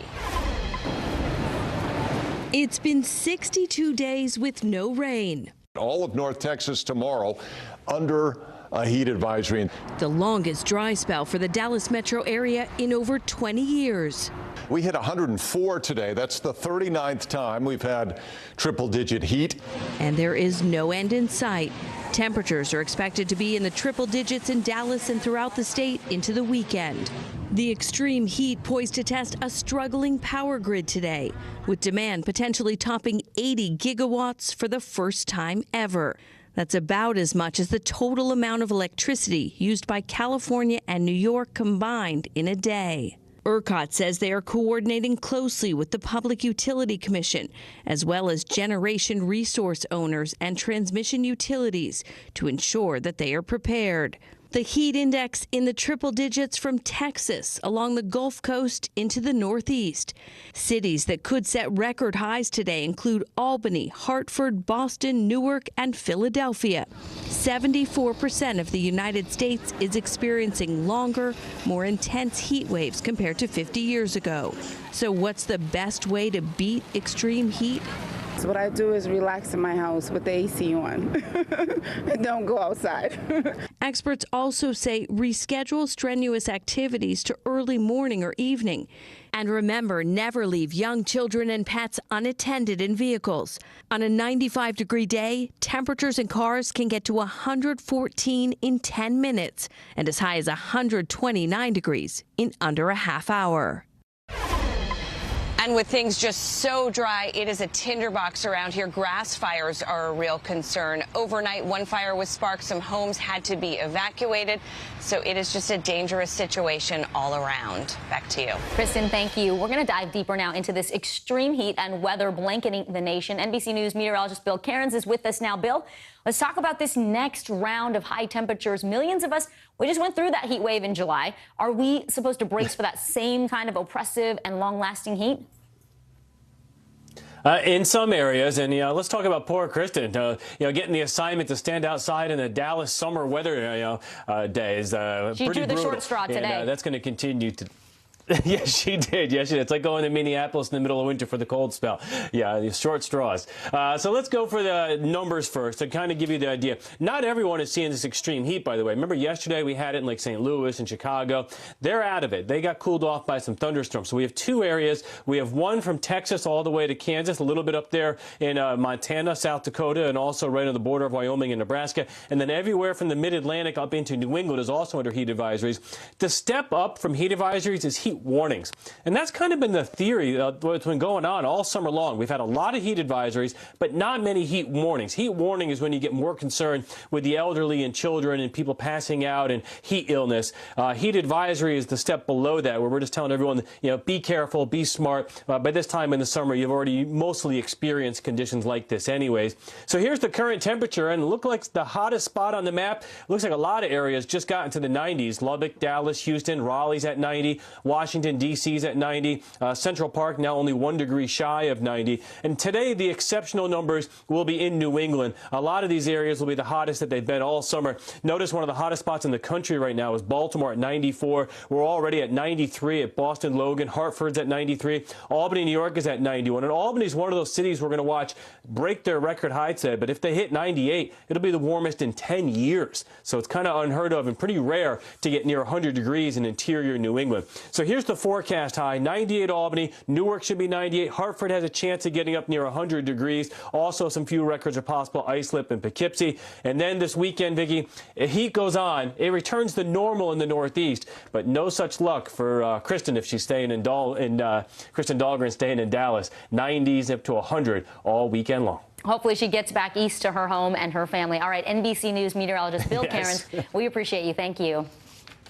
All right, let's go to Capitol Hill now. FBI Director Christopher Wray in the hot seat today, pressed with questions from Senate lawmakers about oversight of the FBI. NBC News senior congressional reporter Scott Wong joins me now. Scott, lawmakers asked about a range of topics, from the role of whistleblowers to January 6th to Hunter Biden and his laptop. Walk us through the hearing today. Absolutely. With all of these hearings involving the FBI director, the issues run the gamut. Senators can ask whatever they want. One of the issues centered on January 6th, obviously, why 350 people involved in the Capitol attack still have not been charged. Wray said they are still working through a lot of cases. Obviously, they are dealing with resource issues. He also mentioned that, they are pursuing more complicated cases involving conspiracy, and that may have to do with the slowdown. They also touched on on Chinese spying and cyber attacks against U.S. businesses. That was an interesting issue that came up. And you mentioned whistleblowers. This has been a pet issue of both Judiciary Chairman Dick Durbin and his ranking member Chuck Grassley, the Republican from Iowa. They want to know what measures that Wray is taking to protect whistleblowers inside the FBI who are coming to committees like the Judiciary Committee and volunteering information about what they see as some perhaps inappropriate activity within the agency itself. Let's hear from the director, Christopher Wray, right now. We will be scrupulous in our adherence to the rules related to whistleblowers. Obviously, if there are allegations of misconduct by FBI employees, we want to make sure that we get that information so that we can use the tools that we have to go after that conduct. But certainly, I condemn in the strongest possible terms any prospect of retaliation against whistleblowers. Vicki, and another interesting issue that came up was an exchange between Wray and Senator Klobuchar. She had asked Wray what the FBI was doing about violent threats against abortion clinics around the country. Wray said any violent threat against abortion clinics, whether you support the issue or are opposed to the issue, is simply unacceptable. Scott, while I have you, let me ask you about a new development regarding January 6th. Senate Judiciary Chair Dick Durbin, as you called on, he's asking the Defense Department to launch an internal investigation into those missing text messages from the Secret Service. What more do we know about this? Well, that's right. The last couple weeks, we've been focused on these missing text messages from the Secret Service. Now we understand that there are some missing text messages from the Department of Defense between officials there around the time of January 6th. The reason that's significant is we know on January 6th, President Trump has alleged that he said he called in 10,000 troops from the National Guard and sent them to the Capitol, ordered them sent to the Capitol. We know that the top officials at the Pentagon, including the acting Defense Secretary, Chris Miller, has said they never got those orders. And so Durbin and other senators want to get to the bottom of this. They are asking DOD, the Inspector General there, to open an investigation. Vicki. All right, NBC News senior congressional reporter Scott Wong. Thank you, Scott. Appreciate it. Thank you. InfoWars host Alex Jones' defamation trial now in the hands of the jury. The conspiracy theorist was left in shock when he found out his attorney had mistakenly turned over 2 years of his cell phone records to the plaintiff's attorney. Jones has claimed for years that the Sandy Hook school shooting was a hoax. Yesterday, he finally reversed course, admitting under oath that the shooting was, in fact, real. NBC News senior reporter Ben Collins has been on top of this trial. Ben, that moment, which was significant, it actually wasn't even the biggest surprise yesterday. A lot of people are reacting to this bombshell from the attorney for one of the families whose child was killed at Sandy Hook. Take a listen. We'll talk on the other side. Your attorney's messed up and sent me an entire digital copy of your entire cell phone with every text message you've sent for the past 2 years. It fell free and clear into my possession, and that is how I know you lied to me when you said you didn't have text messages about Sandy Hook. This would have most people quaking in their boots. Every text message you've sent over the past 2 years, let alone someone like Alex Jones. How did he and his legal team respond, and what are we learning today about what was actually in those 2 years of messages, Ben? Yeah, today his legal team tried to get this case thrown out once again. They asked for mistrial, and the judge immediately said no. She said, "This is like the 17th time you've tried this." That's her words. They have completely exhausted this judge, Alex Jones's lawyers, and Alex Jones himself. There's fascinating stuff to come from this. First of all, the lawyers for the Sandy Hook parents say they are handing this over to law enforcement and complying with law enforcement requests. That could include the January 6th committee. And the other thing is they have texts with what the lawyer said today, intimate texts with Roger Stone. So that could be around the time of January 6th. This could open a Pandora's box for Alex Jones that has nothing to do with this one trial, where he could lose, even just today, up to $150 million. This could be a death knell for InfoWars, and that could be the very least of his problems. Yeah, not just a Pandora's box for Jones and InfoWars, but all of the people he was texting with, and now you've brought in January 6th. As you mentioned, Ben, $150 million judgment is on the line in this case, but we know Jones is facing several other trials related to the statements that he's made, defamation trials involving these Sandy Hook families. How could this judgment today, or what happens with this jury today, how might this case affect the other ones coming down the line? Well, this case has already affected it. This leaked phone has already affected it, because the medical records for the plaintiffs in the next trial were included in this phone as sent to the lawyers, and the lawyers should not have access to this information. The Sandy Hook lawyers said they instantly destroyed it once they realized what they had in their possession, but they had psychiatric records in Alex Jones's possession of the next plaintiffs in the next Sandy Hook defamation trial. So there's a lot going on here. This is not the end of it for Alex Jones, but it could be the start of a very long road towards justice for these Sandy Hook families. We appreciate you staying on it for us and bringing us some insight today. NBC News senior reporter Ben Collins. Thanks, Ben. The self-proclaimed largest gathering of conservatives in the world kicks off its annual conference in Dallas today. President Trump's keynote address highlights the CPAC agenda as the GOP unpacks Tuesday's primary results. NBC News reporter Gary Grumbach joins us now from Dallas. Gary, a lot of topics on the agenda here. You have the midterms. We were talking abortion rights. Will those bring people out in November? The economy and much, much more. So what exactly are you hearing from attendees there about the importance of this conference and the issues that they are discussing? Hey there, Vicki. Yeah, CPAC has long been a gathering of conservatives and conservatism, but ever since former President Donald Trump took the stage physically and metaphorically a few years ago, it has been all Trumpism and Trump world here at CPAC. You've got red, white, and blue shirts, MAGA hats, folks out in the hallway ready for CPAC. They're cheering on Steve Bannon as he's doing his podcast live outside. And we're going to see folks like Steve Bannon, like Senator Ted Cruz, Representative Lauren Boebert, Fox News host Sean Hannity.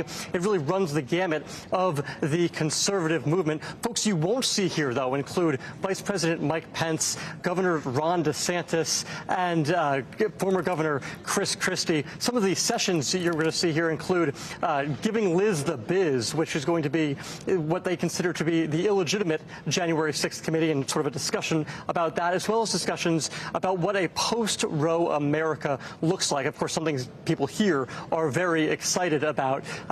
Here's what some folks we talked to today had to say. How do you see the country going right now? You think it's going in a good direction, no, bad it's direction? going in a bad direction. Why is that? Because of the things the Democrats have done. It just almost feel like they're wanting to tear down America.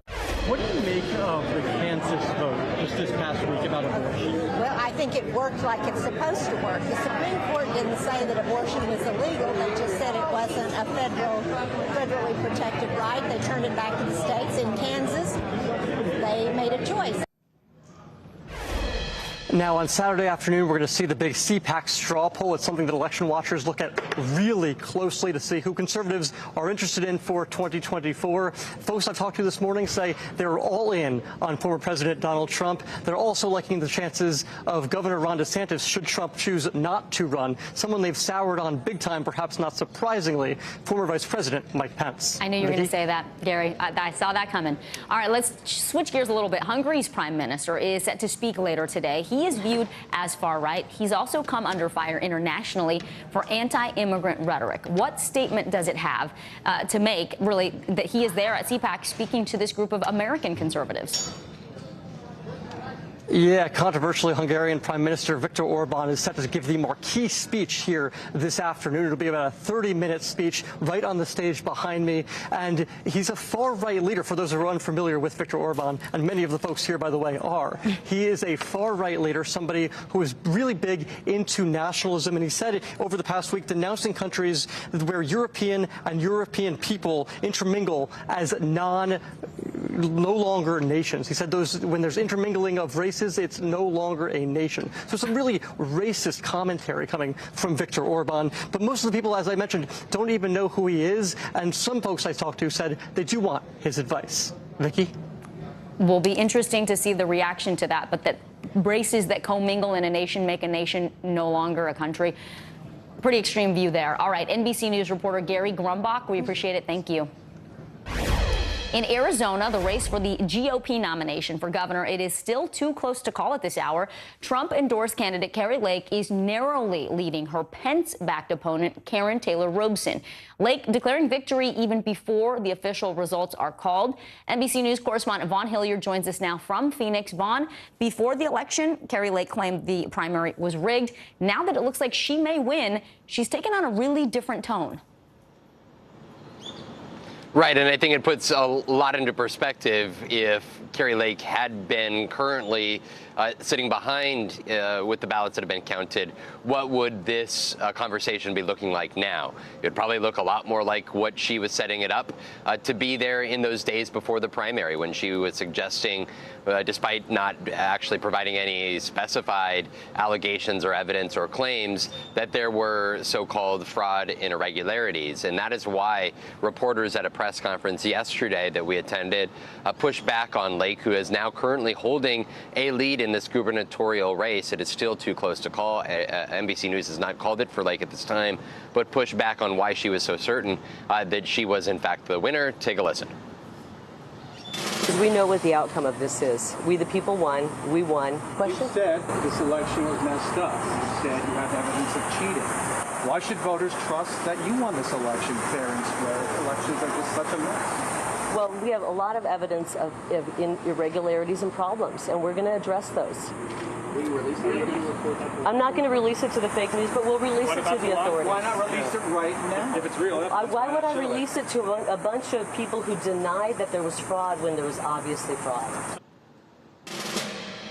This is the unfortunate irony of all of this here, is that just because she is currently leading, Kari Lake has now declared victory here, despite more than 100,000 ballots still to be counted in this race. Now, we do expect Lake to ultimately pull off this win. The ballots that have yet to be counted are those late ballots that were turned in the final 48 hours, and we've seen those trend towards Kari Lake here. So we do expect Lake to pull off this victory, but the unfortunate irony here and the greater complications that this could pose is when you have a candidate who has clearly shown a willingness to claim fraud and irregularities without evidence, ultimately facing just 96 days from now a general election campaign that is anticipated to be close against the Democratic nominee here in the state of Arizona, and that is Katie Hobbs. Vicky. Yeah, it's going to be important to see that evidence if she does, in fact, produce it to the authorities, as she said that she would.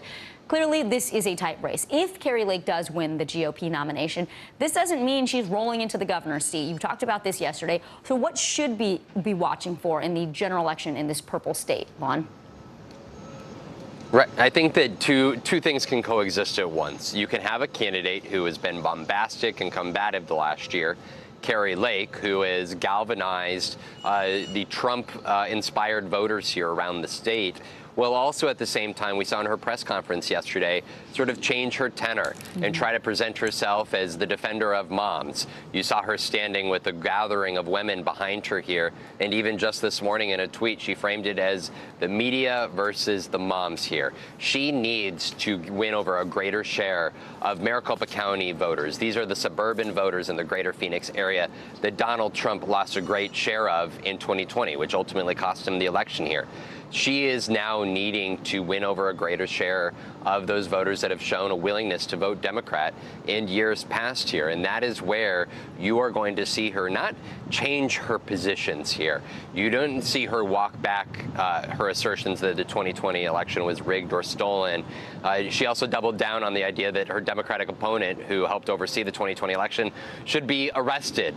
Yet at the same time, she's going to try to sell the big lie to voters. She is going to try to sell the positions that she has run on for the last year and a half in a way that is a little bit more tailored to these more suburban voters here in the greater Phoenix area. Vicki? So many of these strategies sound so familiar.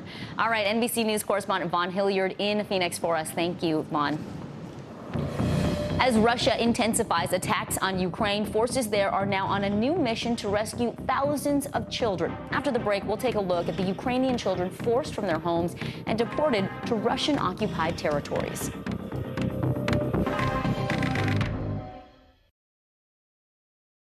NBC News, streaming free now. Now Tonight with Joshua Johnson, streaming weeknights at 8 on NBC News Now. From Brooklyn, we're next to the subway station. The state's reservoirs are alarmingly low. War will pass them by.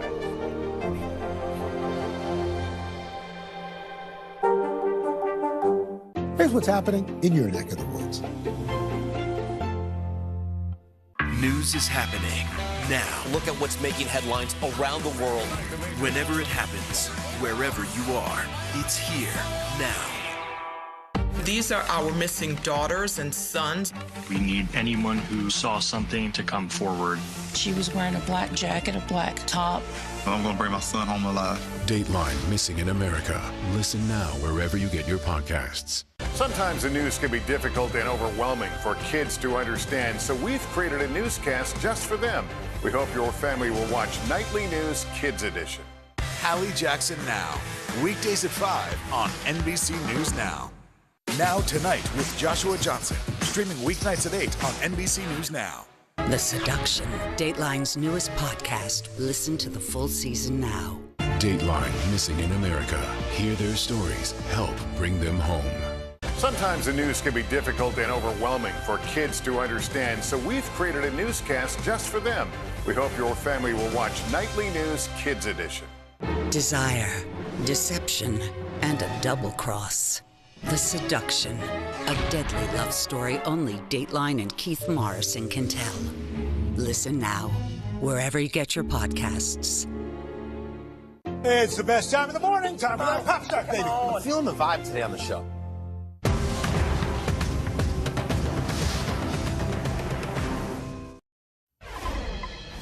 Forces in Ukraine are now on an urgent new mission to track down and rescue more than 5,000 children who have been forcibly removed from their homes. According to Ukrainian officials, the missing children are currently being held in Russian-occupied territories. NBC News correspondent Morgan Chesky reports from Poltava, Ukraine. Ukraine says it's holding its ground in the east, thanks to U.S.-made guided missiles known as HIMARS. Major General Viktor Yagun telling us the weapon's impact vital at slowing Russia's advance. Well, you've seen the front lines. How would you describe the fighting there right now? He tells me if the Russian military is able to advance, it's only a few hundred meters a day. And in Washington, new sanctions targeting Russian elites, including the reported girlfriend of Russian President Putin, 39-year-old Alina Gabayeva, the former Olympic gold medalist. Meanwhile, Ukraine launching a new mission to rescue the war's youngest victims. 5,000 children missing somewhere in Russian-occupied territories.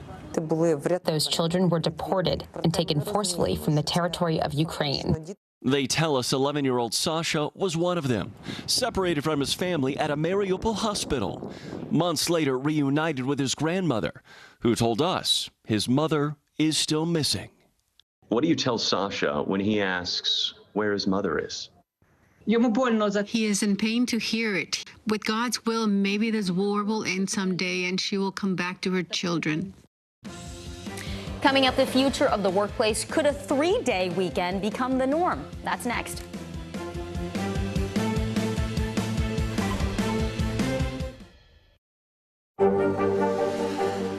Tonight, I interviewed Secretary of Transportation Pete Buttigieg about the ongoing delays. You seem to be pointing the finger at the airlines. They're pointing the finger back. Mr. Secretary, when is this going to get better?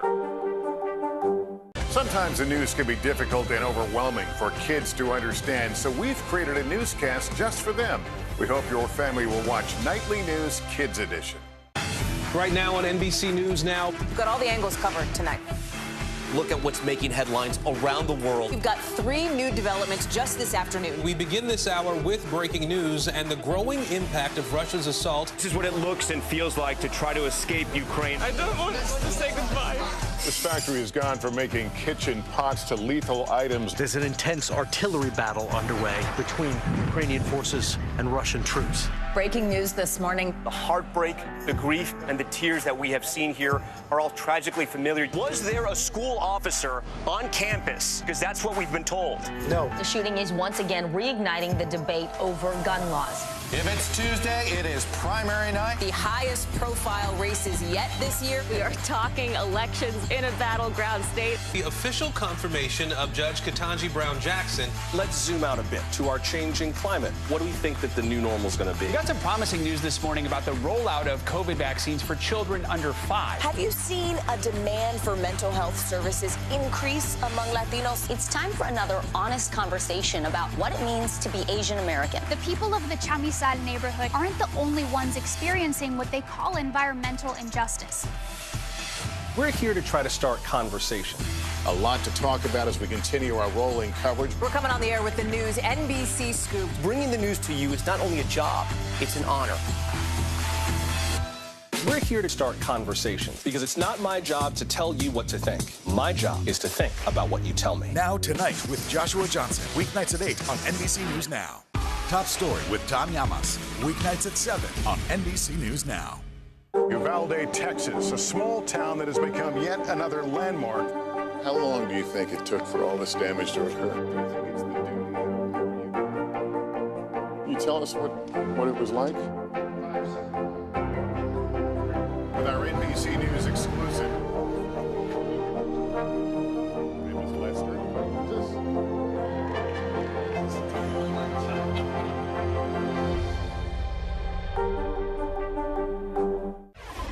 What do you say to a 4-day work week? It sounds pretty awesome, right? Some less stress, maybe a longer weekend. The pandemic opening up the possibility of a shorter week, which could change the future of how we work. CNBC correspondent Andrea Day talked with one nonprofit to see how they are pushing for this change. A 4-day week is realistic, and I think actually that we are evolving in that direction. Juliet Shore is the lead researcher at 4-Day Week Global, a global nonprofit conducting 6-month trials, hoping to change the future of the workplace.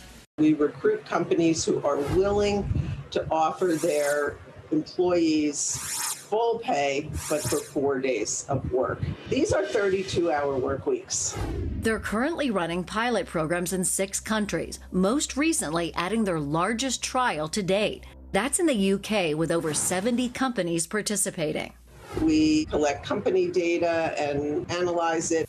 And so far, feedback has been positive. We have statistically significant declines in stress and burnout, improvements in physical health, mental health. One of the companies participating in this pilot is the crowdfunding platform Kickstarter. We started a 6-month, 4-day week pilot in April. Chief Strategy Officer John Leland says they transitioned to a fully remote office at the beginning of the pandemic, and now they're testing out a shorter work week.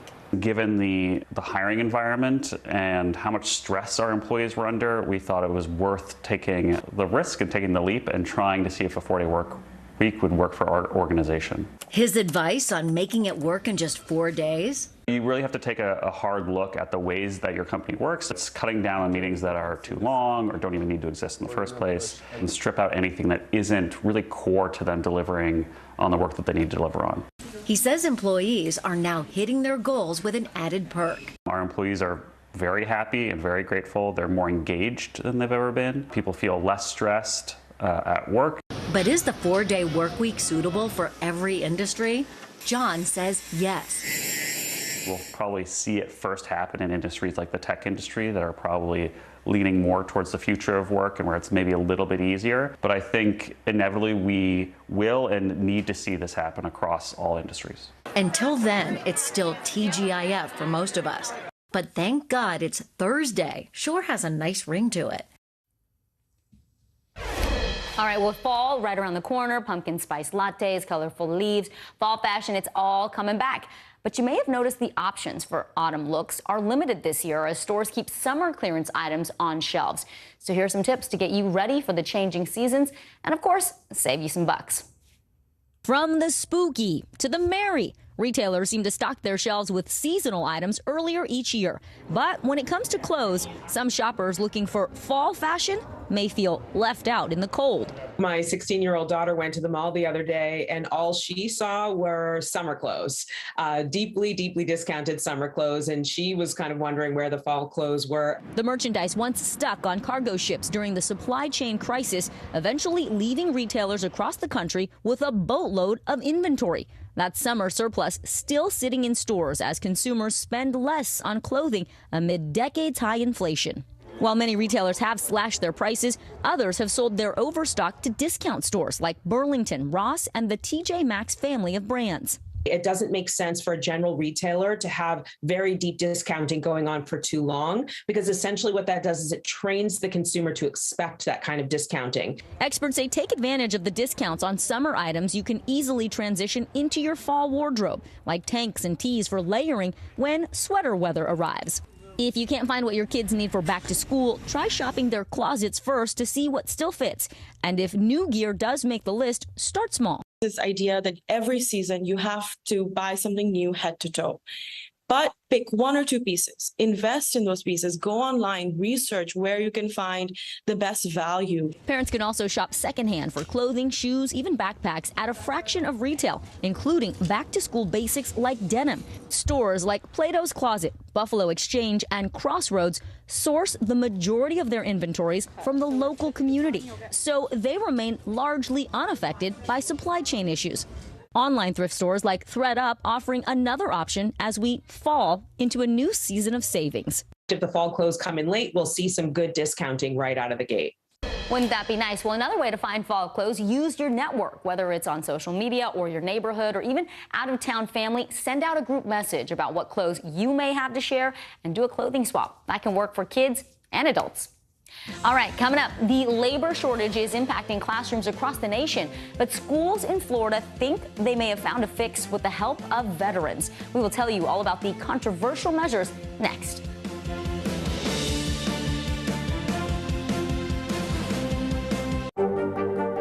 Mr. Secretary, when is this going to get better? You came into this job saying you were to fight crime. Have you been successful? Found a way to put that. Can you update us on the status of negotiations? At 73, Prince Charles is still waiting for the job that is his birthright. Do we want Charles? Do we want a monarchy? I'm Keir Simmons, and we'll take on these questions and more in our new podcast, Born to Rule. Listen now.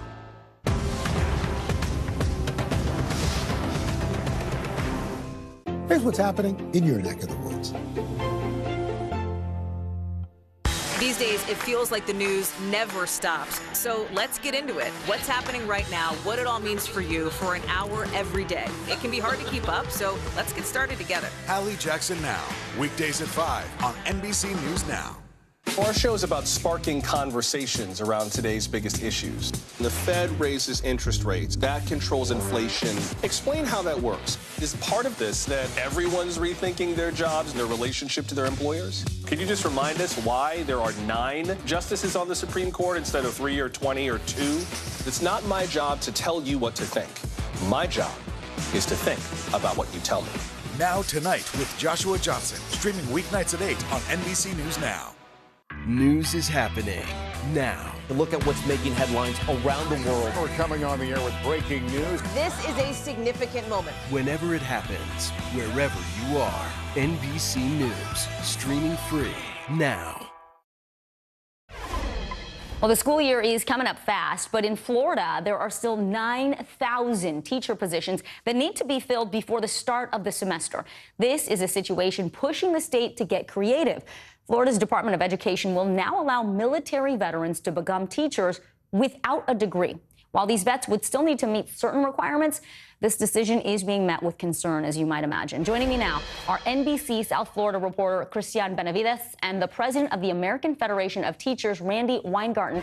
Christian, let me begin with you. Why is Florida taking these steps now? Obviously, there's a big shortage, but how will they even roll this out? Well, Vicky, as you mentioned, just to give a sense of how dire the teacher shortage is here in Florida, just last week, the president of the state's largest teachers union said we're still about 9,000 teachers short for the upcoming school year. And school here in Florida begins on August 10th. That's in just 6 days. So the state legislature said that in order to address the shortage, it will allow military veterans who have no teaching experience or a college degree to teach in the classroom. That's caused uproar from some educators, including the president of the teachers union in Sarasota County on Florida's West Coast, who told the local newspaper, you can't just throw a warm body in the classroom. That's not the answer. But Governor DeSantis, for his part, is standing by the plan, vowing to keep plowing forward. Take a listen. You give me somebody that has 4 years of experience as a devil dog over somebody that has 4 years of experience at shoehorn you, and I will take the Marine every day of the week and twice on Sundays. We should note if a veteran is hired, they will have a teacher mentor to help coach them as they begin to teach. Christian, what are some of the qualifications these veterans would have to meet? Obviously, they don't need a degree. This is an emergency. 9,000 teachers. August 10th is right around the corner. But what qualifications do they have to meet? Right. Keep in mind, these are supposed to be temporary special vouchers for just 5 years. And during those 5 years, veterans will need to complete their bachelor's degree in order to continue teaching. Now, to qualify, you must have 4 years of military service, a minimum of 60 college credits, and a 2.5 GPA on those college courses. They also have to receive a passing score on the subject area exam that they're going to be teaching. But for educators, many of whom have master's degrees and are in the classroom, there's real concern that this move would be lowering the bar of education here in Florida. There's also concern that in some areas, lower performing schools could end up receiving most of this group of veterans, since they're often the schools facing the most severe shortages. Vicky? Which further maybe increases that gap of inequity. Randy, let me bring you in right now. Clearly, you've been in education for a long time. You're an expert there. Talk to us about the reaction to this decision. What are you hearing from teachers there in Florida and also across the country? So, number one, we love our vets, and we want vets to become teachers. And we've had programs for vets to become teachers. That's not the issue here. The issue here is that DeSantis has been driving a teacher shortage by this kind of culture war. How do you call an HBCU shoehorn you? How dare you do that to the people who go to an HBCU? It's that kind of pitting one against the other. So what the vets will see, and this is why people are so concerned, is that it's going to take experienced teachers to help the vets deal with all the issues that kids come in with. This is not about fighting an adversary force. This is about children.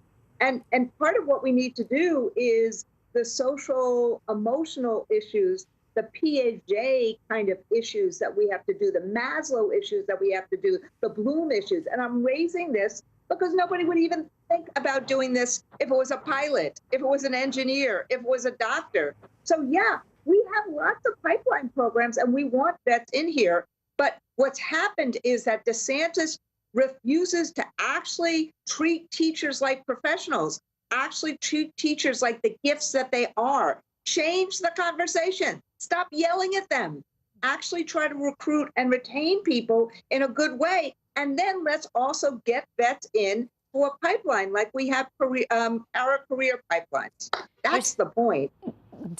You're saying these things can exist, that there can be a program that gets veterans into place to be teachers with the right qualifications. But we are looking at 9,000 teachers that will not be in classrooms by August 10th. So what is a reasonable fix for this, Randy? And we're not going to get 9,000 vets in the next few days to be in the classrooms easier. The most important fix is for DeSantis to actually get on TV and say, I respect teachers.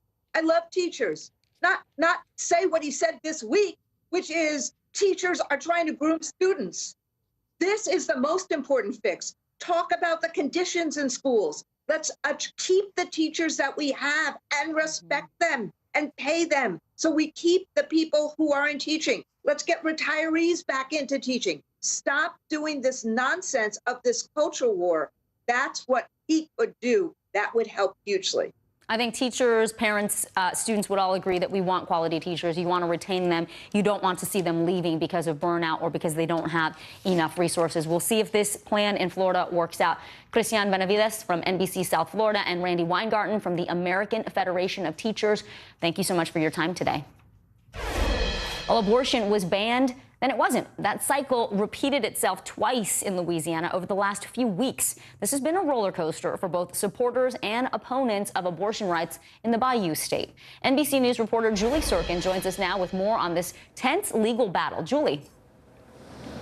Yeah, Vicki, it's important for our viewers to understand that when my producer, Kelsey Kershaw, and I went to Louisiana at the end of last week, the clinic that we visited that does provide abortion services to women may have never imagined that that day, last Thursday, was the last that they will be giving these procedures to women who want to terminate their pregnancies.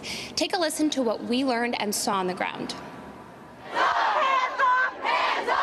When the Supreme Court overturned Roe, 13 states across the U.S. had trigger laws, immediately banning or restricting abortion procedures. Just like everyone else, my heart just was overjoyed. I was fine with Roe versus Wade being overturned because we forgot that it's a human being and that baby doesn't have a choice. But at least 5 of those states had the laws challenged.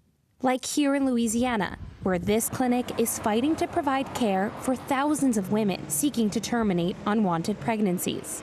Every day this clinic's open is another day women receive care to which they're entitled and need.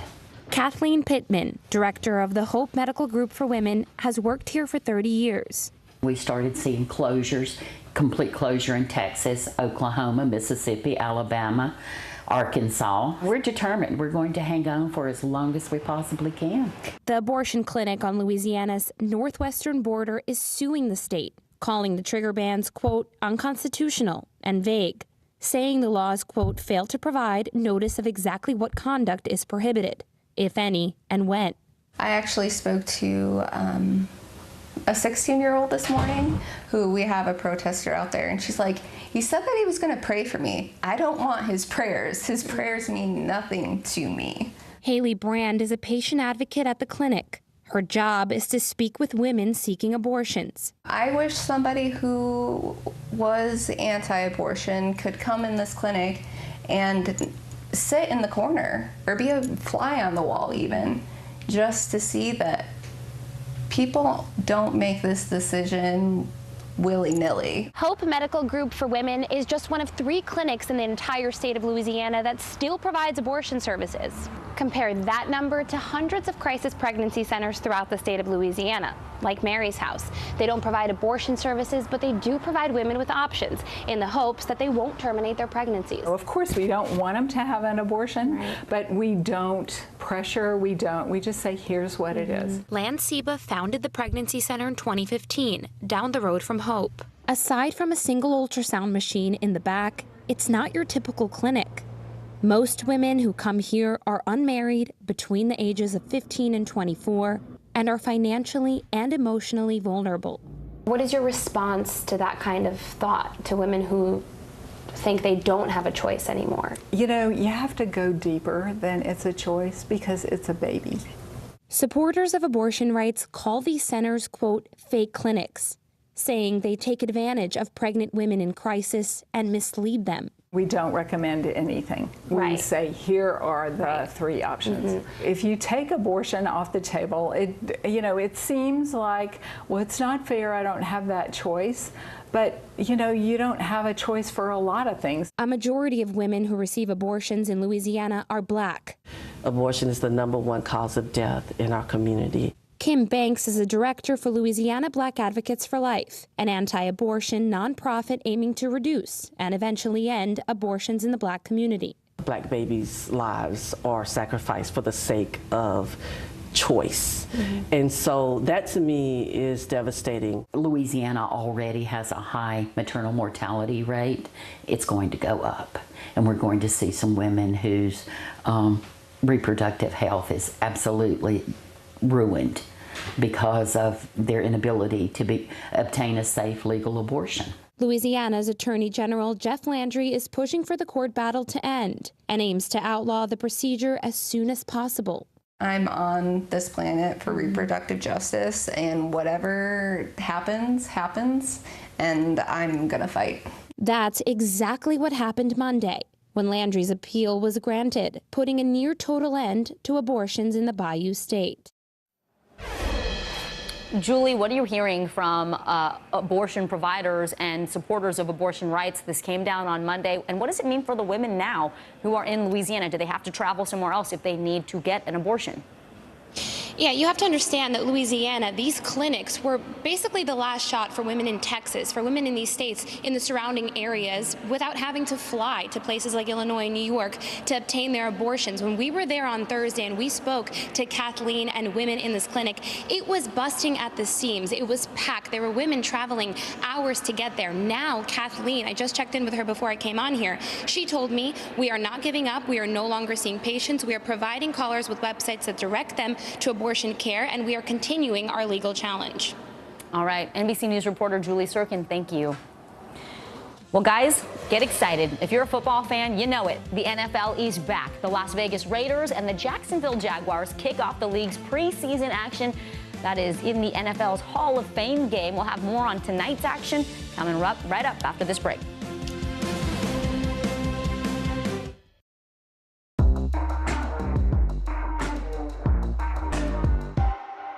Sometimes the news can be difficult and overwhelming for kids to understand, so we've created a newscast just for them. We hope your family will watch Nightly News Kids Edition.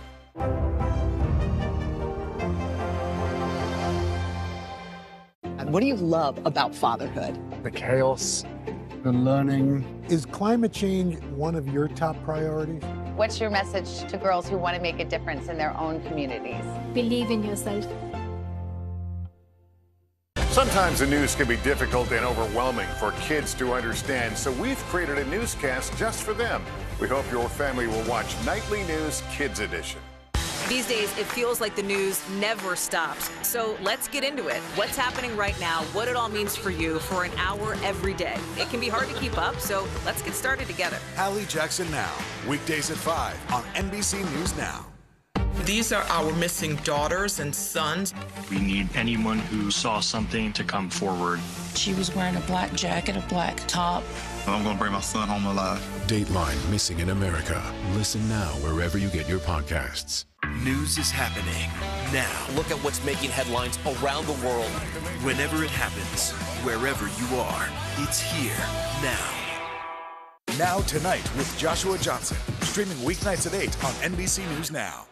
Hallie Jackson Now, weekdays at 5 on NBC News Now.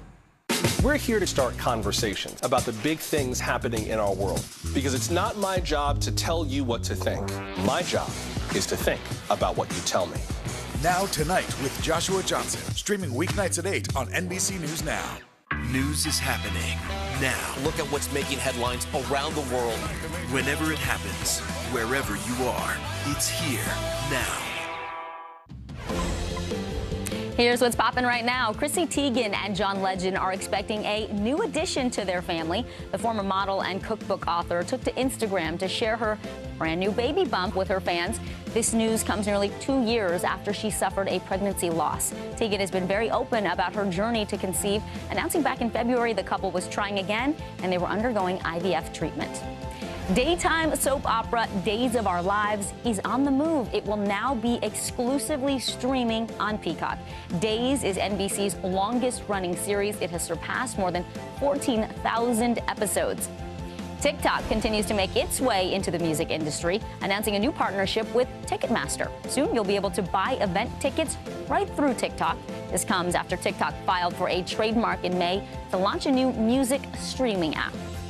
All right, guys, well, the NFL making its long-awaited return in the birthplace of football, Canton, Ohio.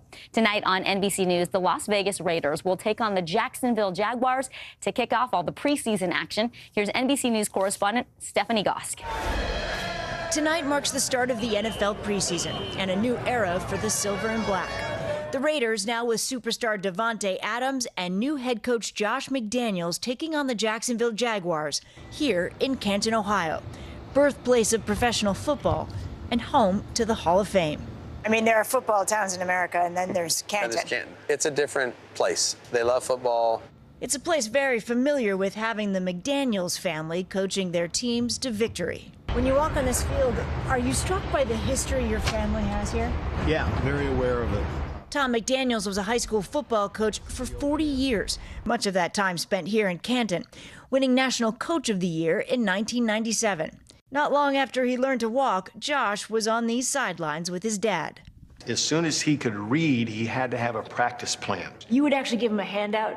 Yeah, he had a practice plan. Oh, yes. It was a blessing for me that he allowed me to do those things. I would say that is what I attribute my passion and love for the game to, is being able to see that at a young age. Josh eventually played quarterback for his father's McKinley Bulldogs.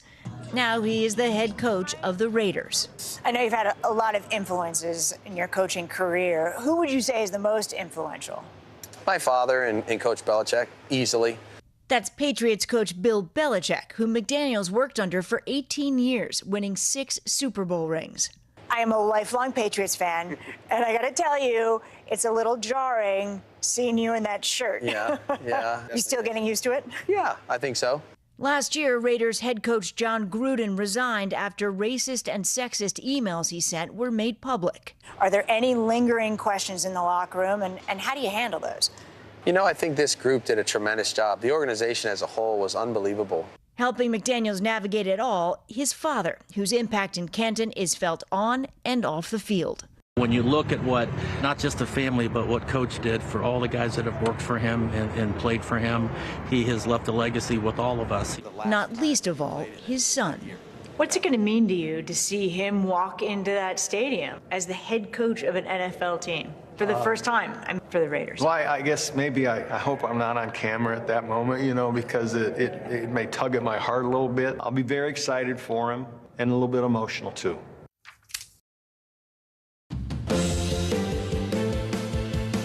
Breaking news on NBC News Now. Federal charges for current and former police officers now charged in the death of Breonna Taylor.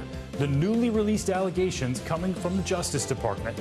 Also breaking, Griner found guilty. The WNBA player convicted on drug charges in Russia. The punishment she now faces and how the White House is responding. And feeling the burn. Another oppressive blast of sweltering heat, baking tens of millions across the country. How long it could last this time around.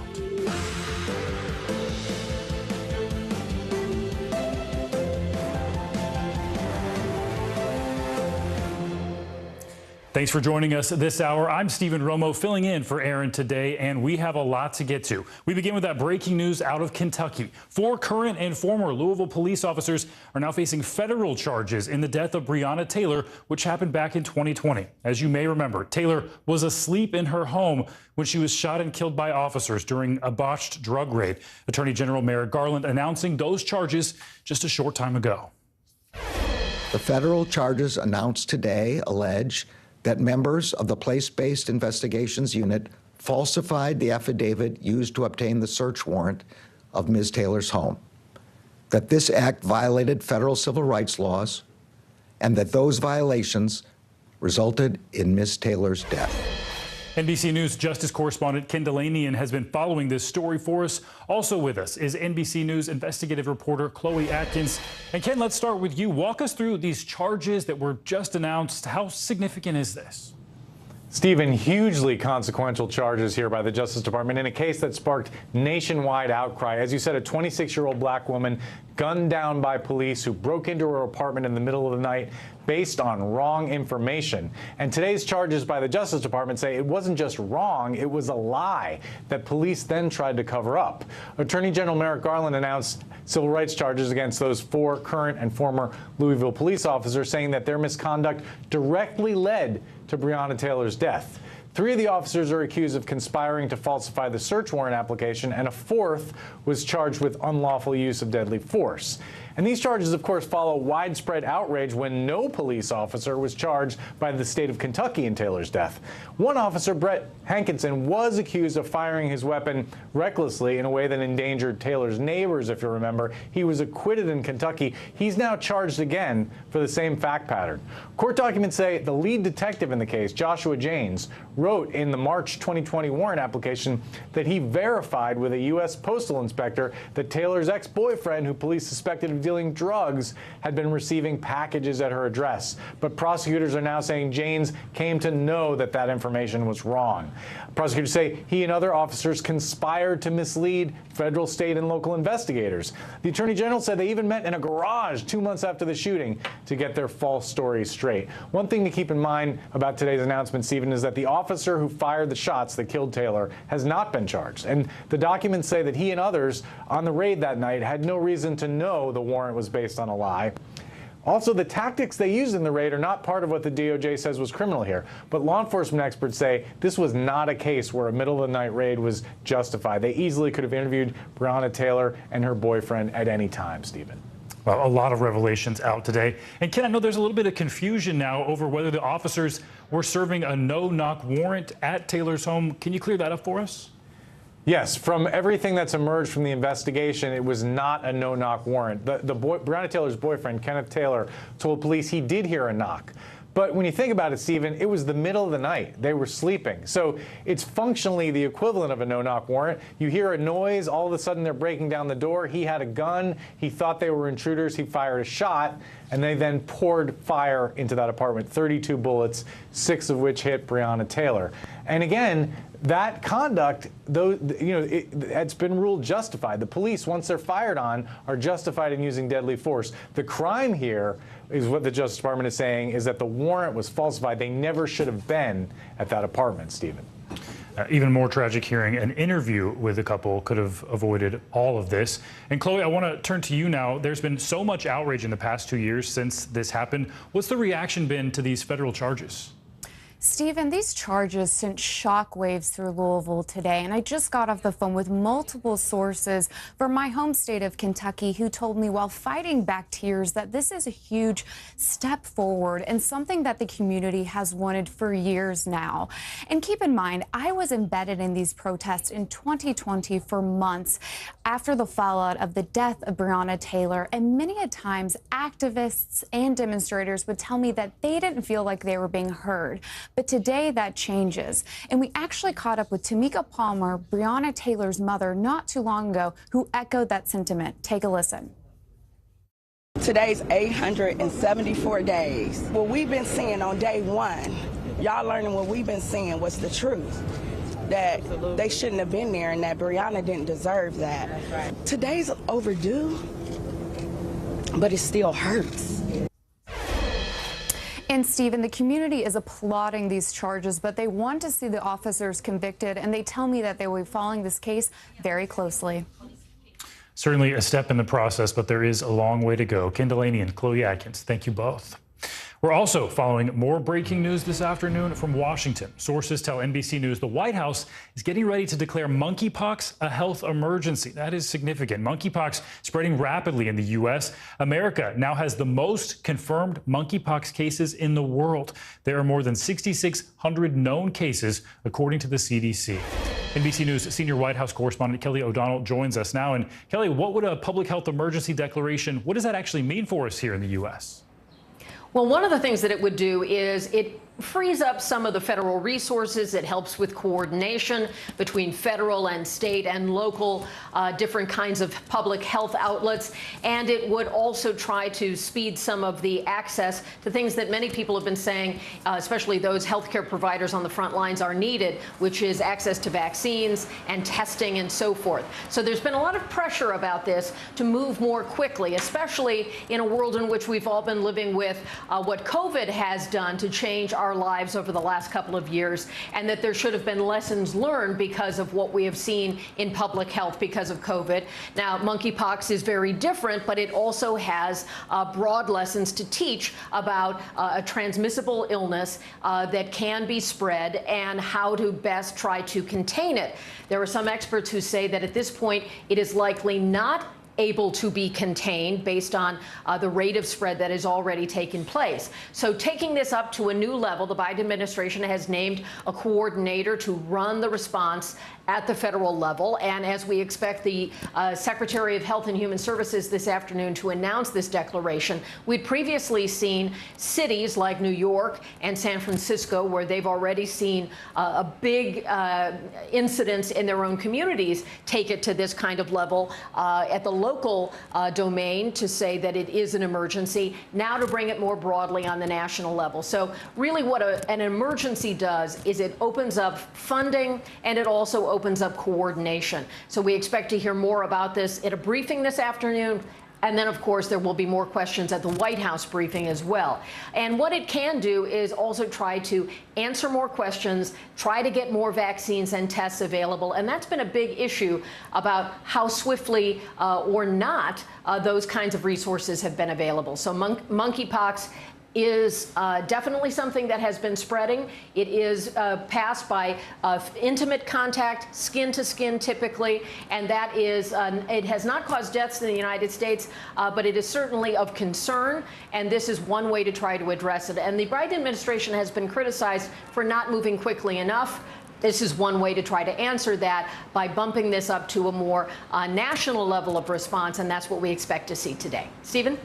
Yeah, a lot of people have been asking for that federal response. Those numbers just keep on ticking up. Kelly O'Donnell, if you will, stay with us for just a moment, because we're also following that breaking news on Brittany Griner. The WNBA player has just been sentenced to 9 years in prison in Russia after being convicted of drug charges. Griner was detained all the way back in February at a Moscow airport. Russian authorities found cannabis oil inside vape cartridges in her bags. Griner admitted it was a mistake, her attorney saying the substance was taken under the advice of a doctor for pain management.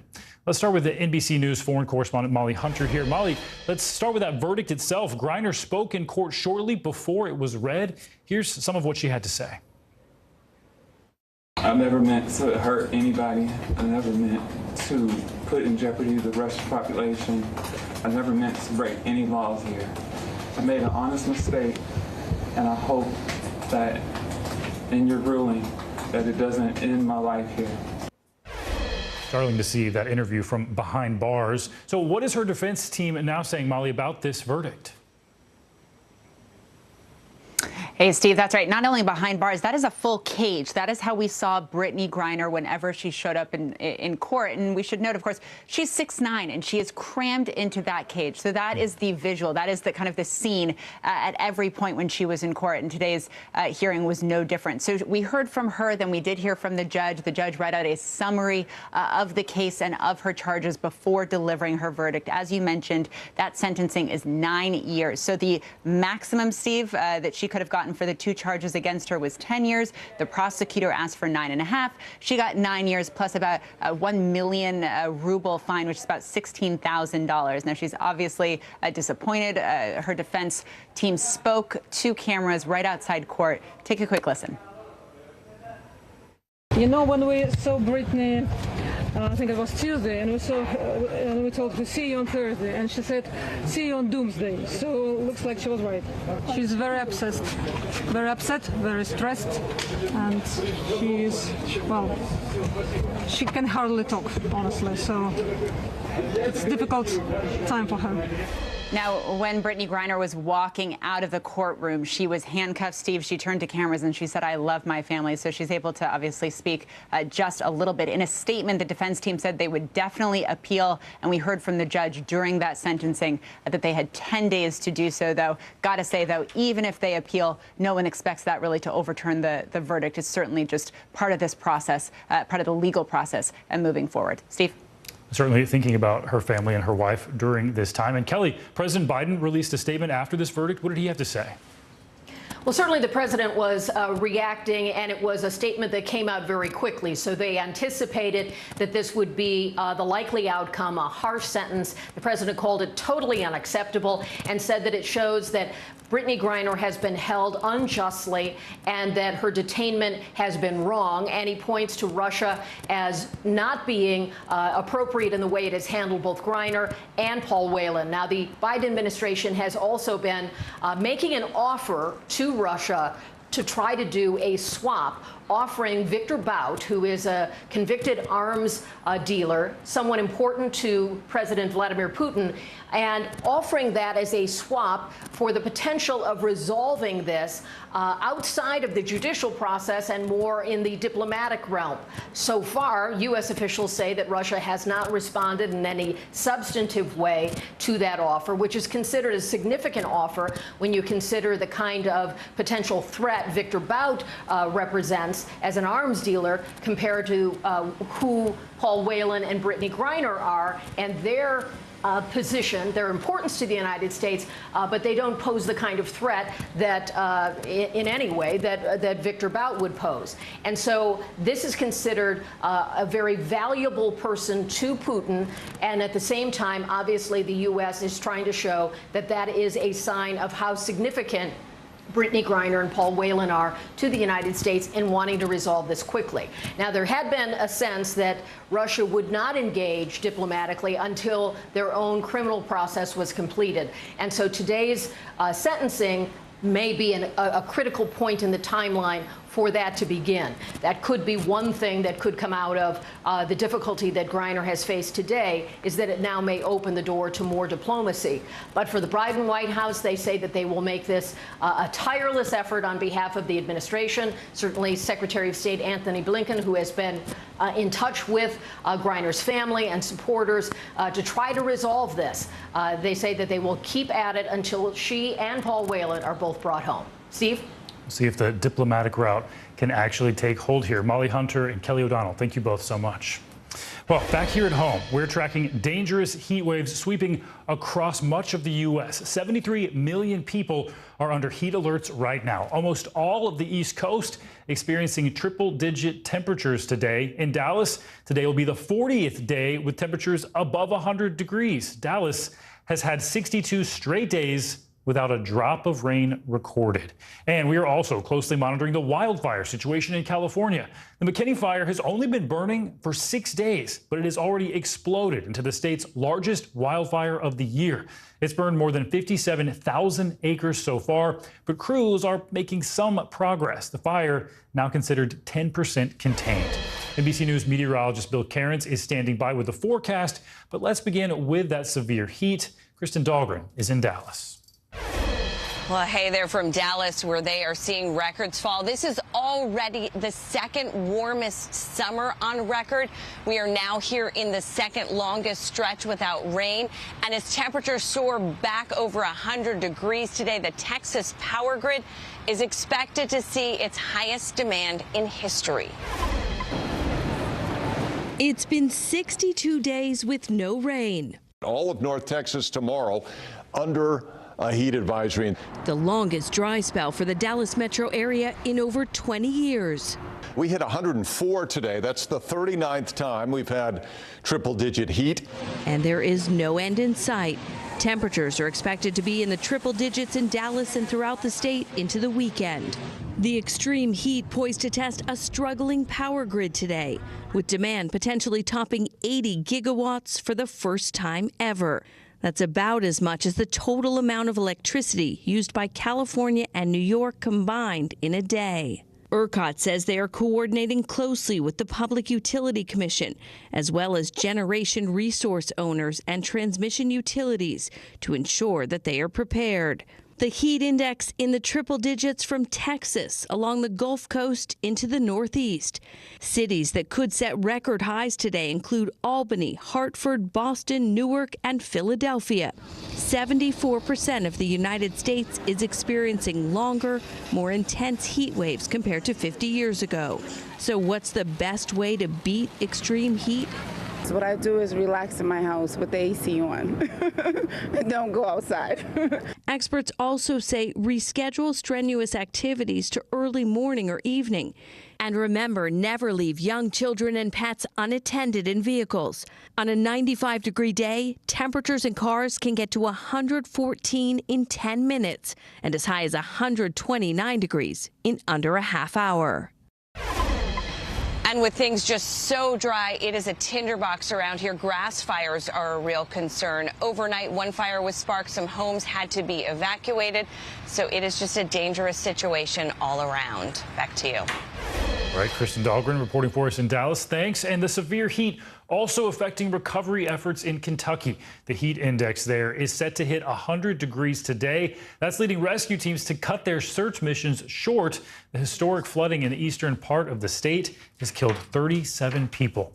The governor warns that number, by the way, is still expected to go up. NBC News correspondent George Solis is live in Lexington, Kentucky for us. And George, what are the conditions like there today? Yeah, Stephen, it is hot, and that is not a good thing when you have first responders out there trying to save people. Every second counts in these situations. As you mentioned, Governor going on today to say that the death toll is still at 37, which is great news when you consider the level of devastation here. Kentucky State Police only looking for 2 missing people at this point. And again, that's incredible when you think about the level of destruction that has been seen out here. But that heat is unrelenting. Fortunately, there are 11 cooling centers around the regions here, around those areas that were mostly impacted, that are assisting with keeping people cool. Incredibly, utilities also down to just a few thousand. So crews have been working nonstop also in this heat. Many groups that I've talked with are just using those breaks with shade, drinking water as much as they can, where they can get it, to make sure they are able to go out and continue helping. Governor also said that that water shipment will continue as long as it is needed, which in some cases will be for a few days because there are still areas where people have not been able to get resources. The good news is that at this point, he says people don't necessarily need to be rescued, but they are still in dire need of those supplies. So he is asking for more food and more water donations and to hold off on the clothing. Stephen? A lot of people suffering out there. This heat, the last thing they need. George Solis, thank you so much. Well, I want to bring in now NBC News meteorologist Bill Cairns. Bill, just what kind of heat are we looking at today? It's about as hot as it gets in a few spots of the country. We're mostly talking about the Northeast. It's been hot. It's staying hot. It's going to be hot.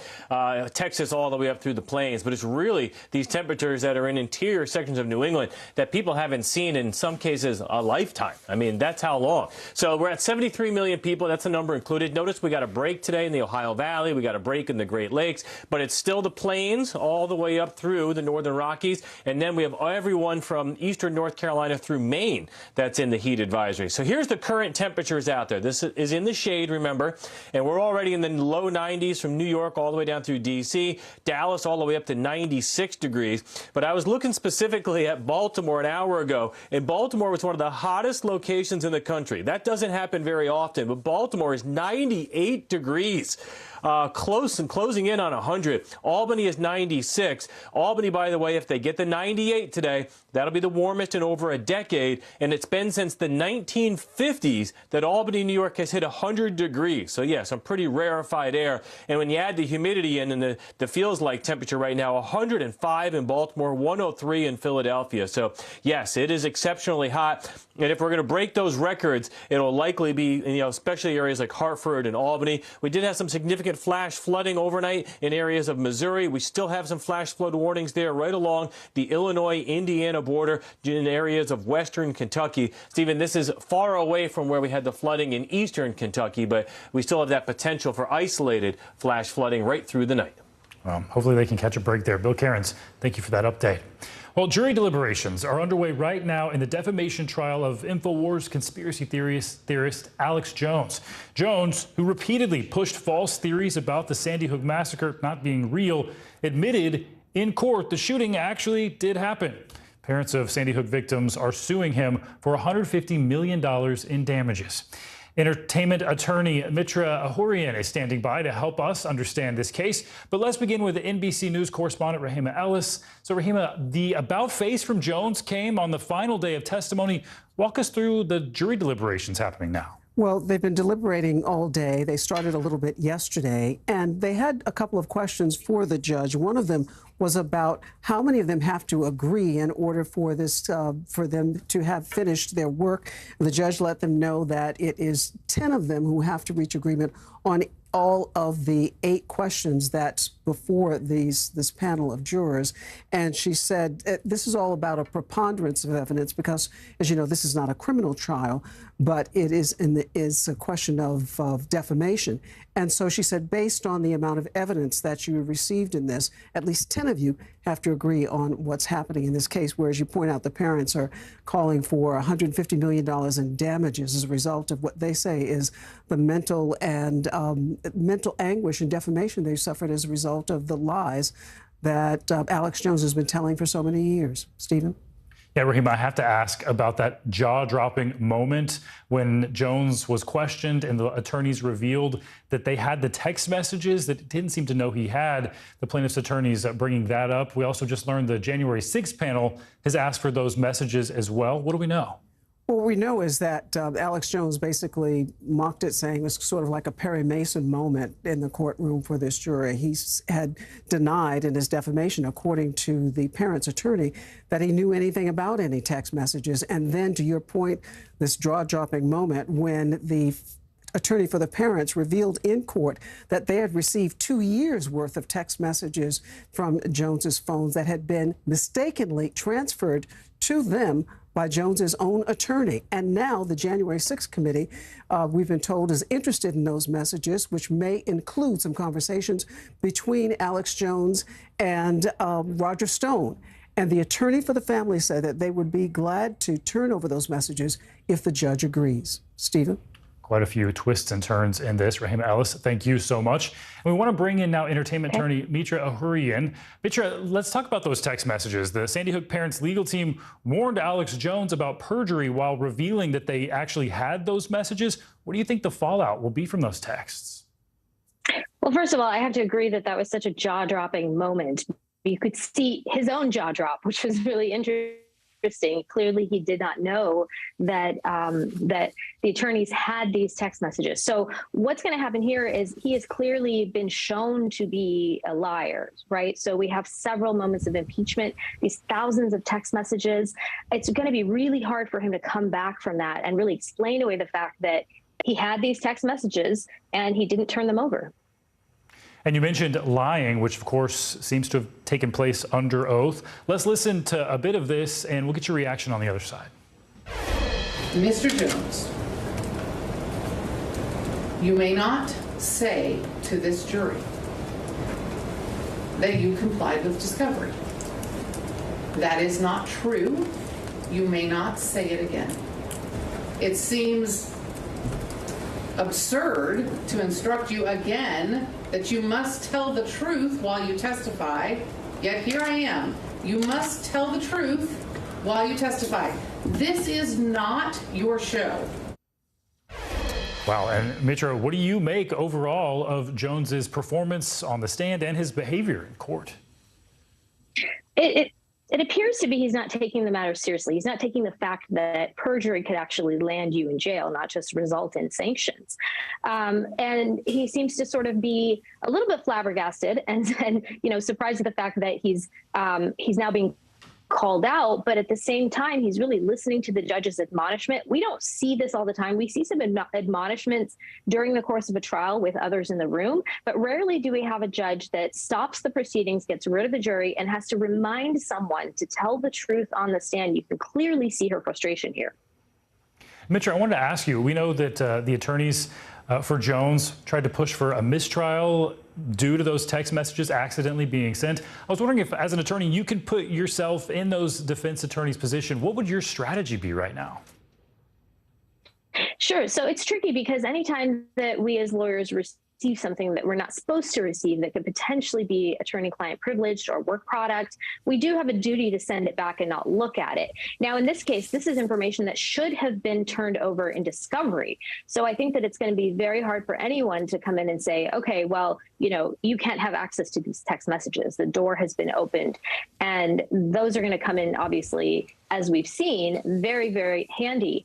And as far as, defending Alex Jones at this phase, he is now somebody that's been impeached.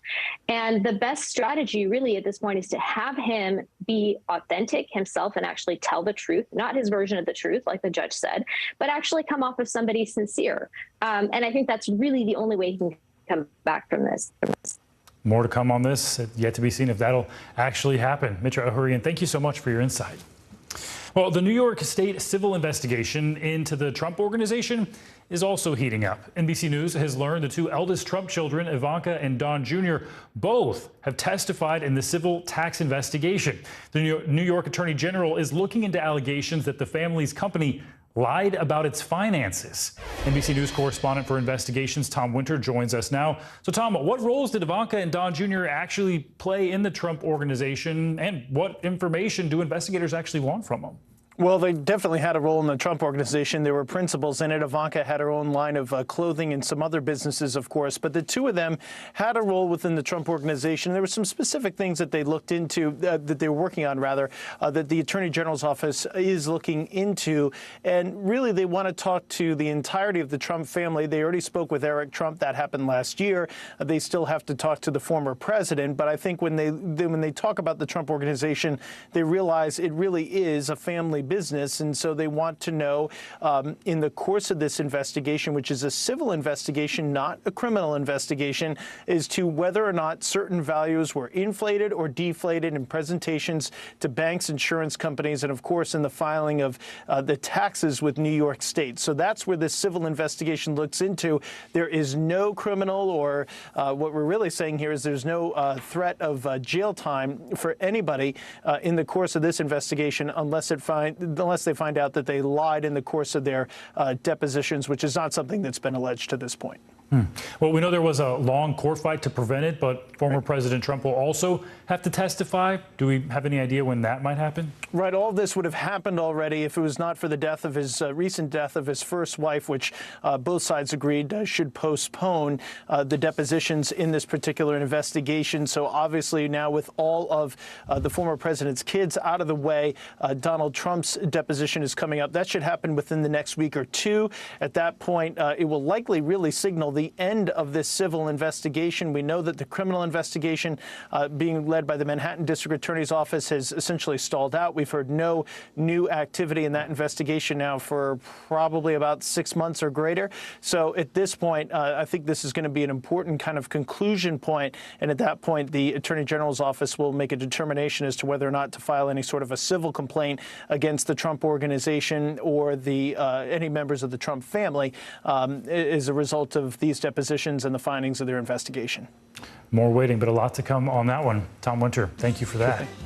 Well, coming up, relief at the pump. Why, after record highs, gas prices are finally starting to sink. The Seduction, Dateline's newest podcast. Listen now. Dateline, missing in America. Hear their stories. Help bring them home. Right now on NBC News Now. We've got all the angles covered tonight. Look at what's making headlines around the world. We've got 3 new developments just this afternoon. We begin this hour with breaking news and the growing impact of Russia's assault. This is what it looks and feels like to try to escape Ukraine. I don't want to say goodbye. This factory has gone from making kitchen pots to lethal items. There's an intense artillery battle underway between Ukrainian forces and Russian troops. Breaking news this morning. The heartbreak, the grief, and the tears that we have seen here are all tragically familiar. Was there a school officer on campus? Because that's what we've been told. No. The shooting is once again reigniting the debate over gun laws. If it's Tuesday, it is primary night. The highest profile races yet this year. We are talking elections in a battleground state. The official confirmation of Judge Ketanji Brown Jackson. Let's zoom out a bit to our changing climate. What do we think that the new normal is going to be? We got some promising news this morning about the rollout of COVID vaccines for children under 5. Have you seen a demand for mental health services increase among Latinos? It's time for another honest conversation about what it means to be Asian American. The people of the Chamizal neighborhood aren't the only ones experiencing what they call environmental injustice. We're here to try to start conversation. A lot to talk about as we continue our rolling coverage. We're coming on the air with the news NBC Scoop. Bringing the news to you is not only a job, it's an honor. The day's biggest political stories with trusted insight now and expert analysis now.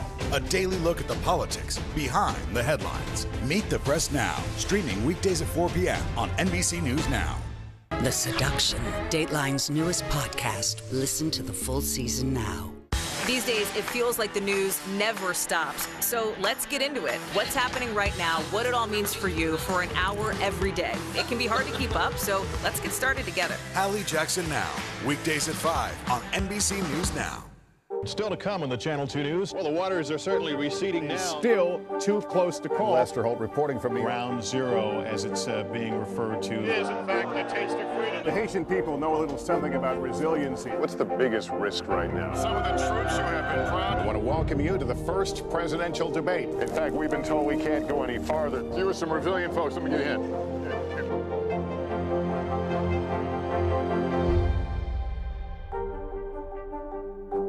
Mystery in Paradise. There's my sweet little sister on the news. A series of secrets to be discovered. This investigation takes you into the swinger lifestyle. Dateline's hottest July ever. Fridays at 10/9 Central. Welcome back. Here's what we're watching right now. Jurors in the sentencing trial of Florida school shooter Nicholas Cruz will tour the site of that massacre today. The 12 jurors and 10 alternates will travel the 30 miles from the courthouse to Marjorie Stoneman Douglas High School. That building has been sealed since the time of the shooting. The school district plans to demolish it just as soon as prosecutors approve. United Launch Alliance's Atlas V rocket has successfully launched today from Cape Canaveral, Florida. The nearly 200-foot tall rocket lifted off at 6:29 a.m. Eastern. It is carrying the space-based infrared system, which plays a key role in defending the U.S. from missile attacks. And the Cincinnati Zoo has a newborn. Bibi the hippo gave birth last night to her second calf. The calf was born prematurely and underweight, but zoo staff says she and the mother are doing well. The zoo first announced Bibi's pregnancy in April, which came as quite the surprise because they say she was on hippo birth control. Guess it didn't work. Now to Decision 2022 coverage. Arizona's Republican governor's race is neck and neck and still too close to call. That's despite one candidate claiming victory. Carrie Lake, who's endorsed by former President Trump, does have an edge over Karen Taylor Robson. However, Lake is already declaring herself the winner. NBC News correspondent Vaughn Hilliard is in Phoenix for us. And Vaughn, where does the vote count actually stand right now? We've got more than 100,000 ballots that are still to be counted here in this Republican primary. This is a situation in which NBC News has not called this race for Carrie Lake. At the same time, we do expect her lead to grow. These remaining ballots here are essentially the last 48 hours of ballots, mail ballots that were received by folks and then turned over to county officials. They got to go through a signature verification process. This is why we have not called the race at this time. We're making sure that as these counties process these ballots, that ensure our expectations are actual reality here. When we talk about Carrie Lake, though, this is an individual who already declared victory and actually declared it the night of the primary, despite these ballots not being finished counting.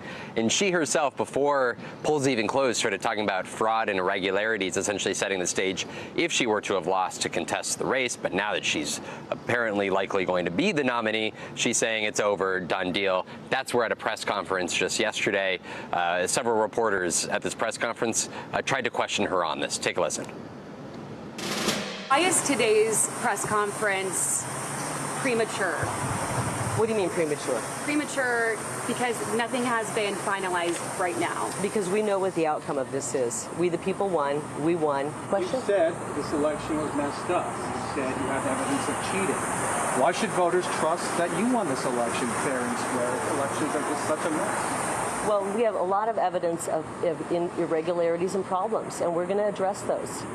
Will you release it? I'm not going to release it to the fake news, but we'll release it to the authorities. Why not release it right now? If it's real. Why would I release it to a bunch of people who denied that there was fraud when there was obviously fraud?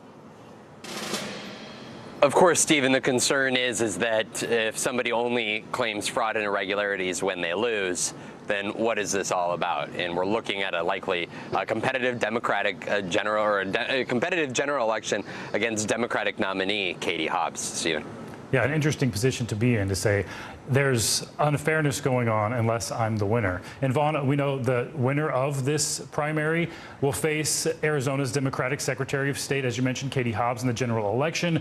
What would a Trump-backed GOP candidate mean for the general election in November? I think it's important when we're talking about several of these swing states here is to not push a Trump-backed nominee as a side and suggest that they are not viable candidates. Here in Arizona, especially.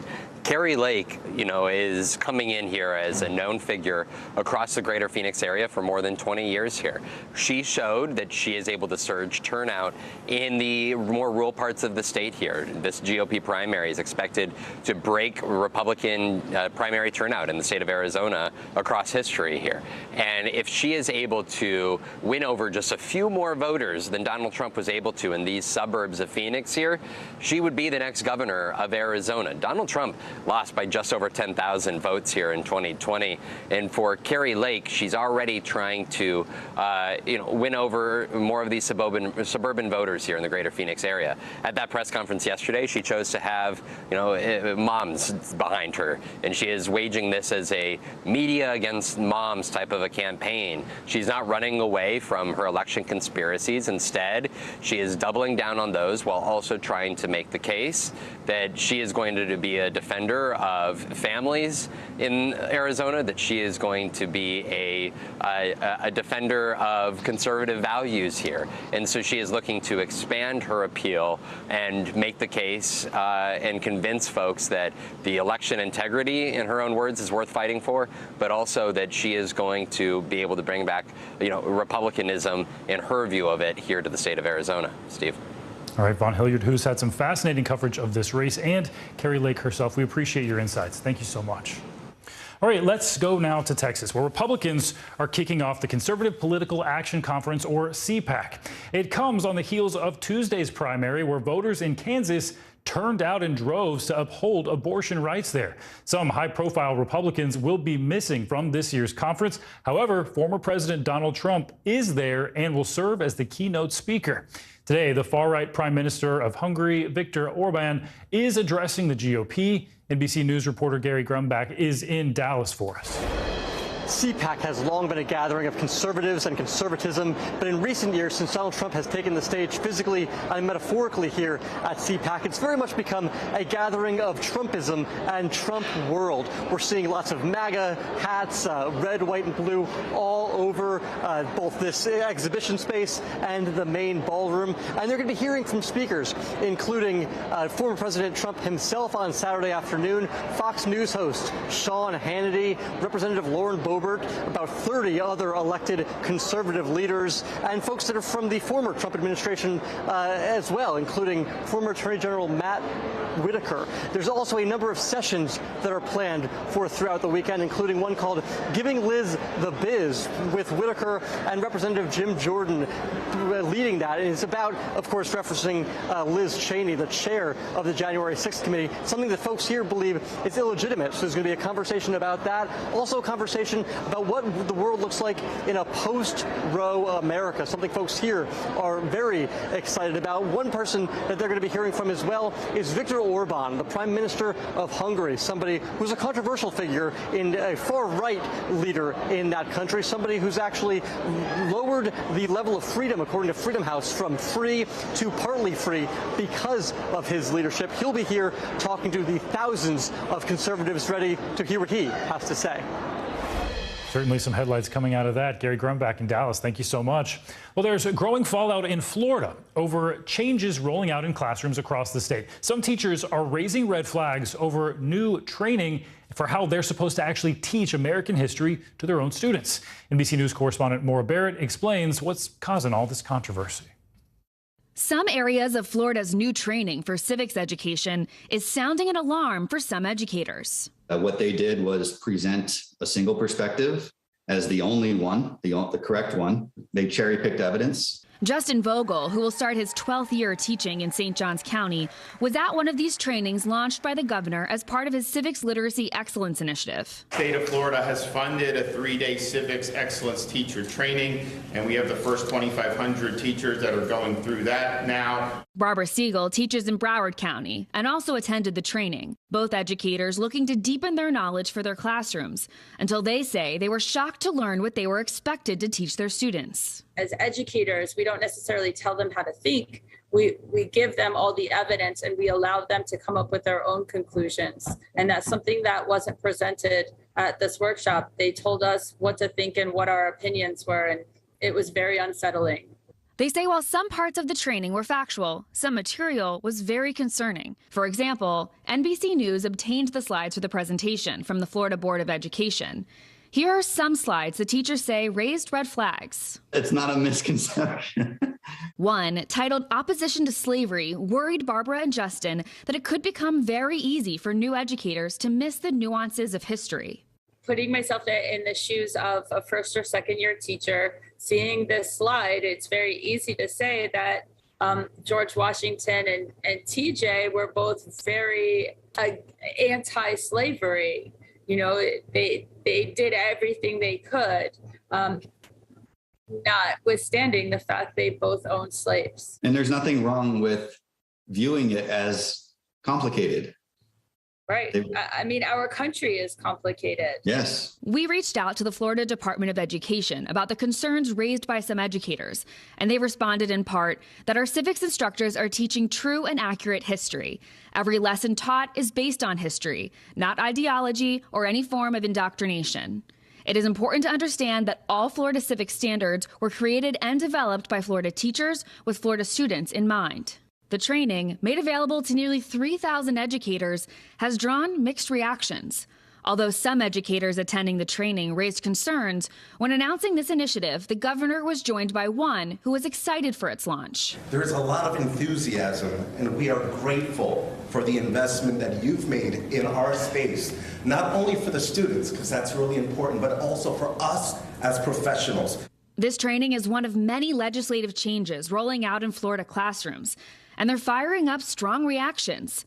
Florida's controversial so-called Don't Say Gay law and the Stop Woke Act banning schools from teaching critical race theory both went into effect in July, all while classroom culture wars continue to make headlines in recent years. A lot of that had to do with COVID shutdowns, that suddenly schools were in the news and lots of people had strong opinions about what schools were doing. There are people using education as a political weapon, and I don't like it.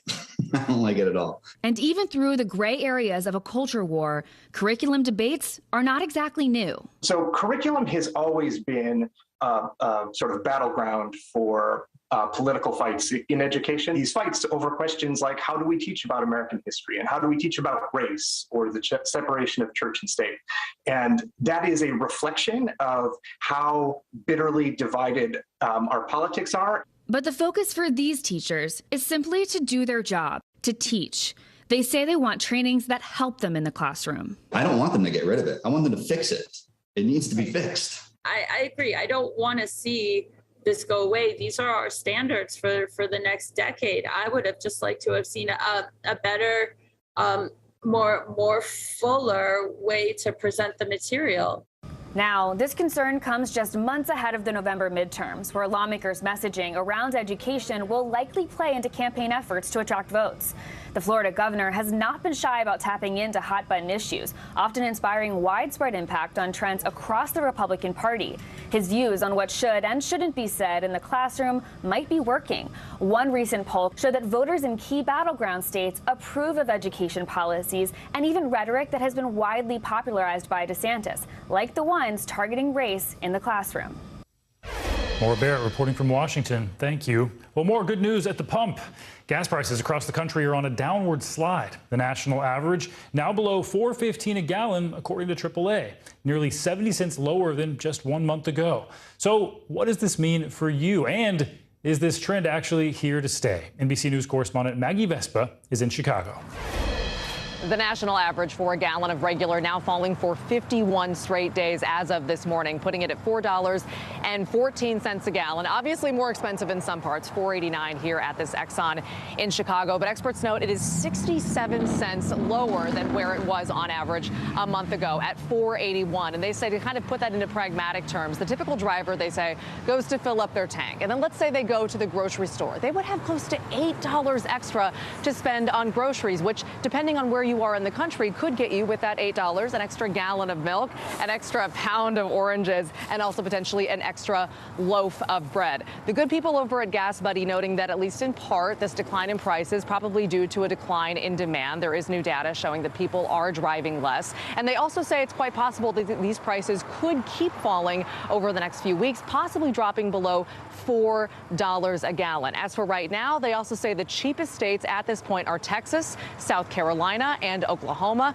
The most expensive, per usual, states like California, Alaska, and Hawaii. And then they finally cautioned the possible extra decline, the continuation of decline, with the possibility that that could be disrupted by a number of things, including the war in Ukraine, which could disrupt global supplies, and any kind of storm or hurricane that happens in the Gulf of Mexico, which, as we've seen in the past, can shut down refineries and therefore stalling production. But for right now, again, experts pointing to this decline for 51 straight days and noting that all signs right now point to that continuing, advising people to enjoy the ride, which for now is indeed costing them less. I'll send it back to you. Enjoy it while you can. Maggie Vespa, thanks. Well, prices at the pump, as she just mentioned, may be easing a little bit, but inflation remains at a near 40-year high. All the while, the cost of living keeps on rising, and that is sending credit card debt surging across the country. Here's NBC News correspondent Tom Costello. In Colorado, Keelan Thomas and her husband are on a mission to keep spending down and pay off the last of the $15,000 in credit card debt they ran up after getting married. We want to be able to buy a house, and we don't have a house yet, and we are in our 30s, and that's hard, but it's because we made the choice to use the credit cards thinking that we'd be able to pay it off easily. As inflation soars, new data shows many Americans are charging it. Credit card debt has jumped 13% in 1 year, the biggest increase in 20 years. And Americans opened 233 million new accounts, the most since 2008. While balances still remain below pre-pandemic levels, interest rates, now averaging 17.4%, could soon soar to record highs as the Fed continues hiking rates to fight inflation. If you're carrying heavy credit card debt, financial experts recommend cutting it down as fast as possible. That rate's probably 3, 4, 5x what you're paying on your mortgage or car loan. So definitely you want to be paying down the credit card debt. Transfer balances to cards offering 0% introductory rates. Perhaps turn to nonprofit financial counselors for help. Tom Costello with that story. Well, the day is here for football fans. The NFL is back. We'll show you all the excitement building for tonight's Hall of Fame game.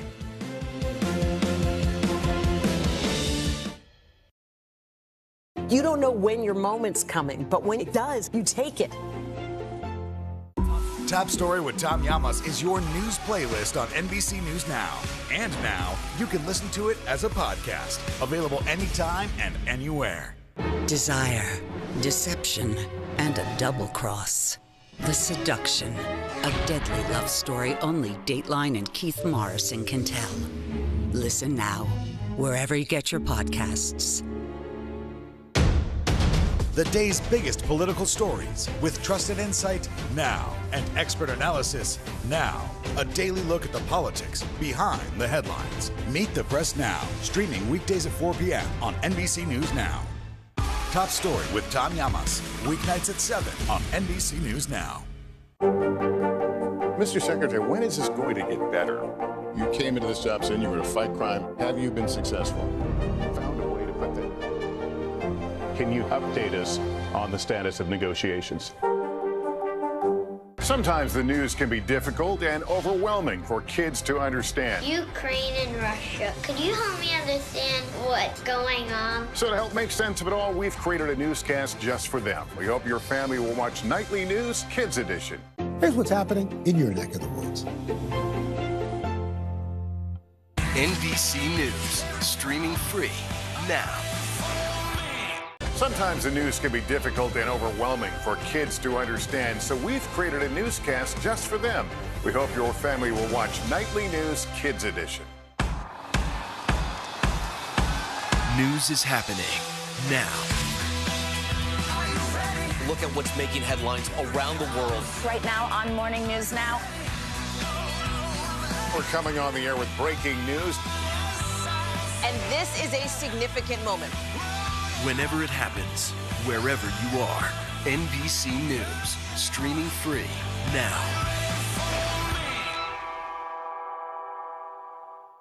To cover the news, you have to be in it. This is how so many towns and cities are protecting themselves. They're pushing the gates open. Was there a school officer on campus? That's what we've been told. No. Top Story with Tom Llamas, weeknights at 7 on NBC News Now.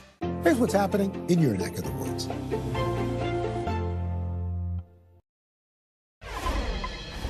Welcome back. I have to resist the urge to sing this. Are you ready for some football? The NFL returns tonight with its first preseason matchup. The Hall of Fame game will take place in Canton, Ohio, a city rich with football history. NBC News correspondent Stephanie Goss guides us through that gridiron from Canton. Hey there, so this has the feel of an NFL stadium, but would you believe that this is actually where the high school plays? And it's where Tom McDaniels was a coach for years and where his son, Josh, watched and learned from him. Tonight, Josh McDaniels comes back as the new head coach for the Las Vegas Raiders. I sat down with both of them this week to talk about how special this game is to them and to this town.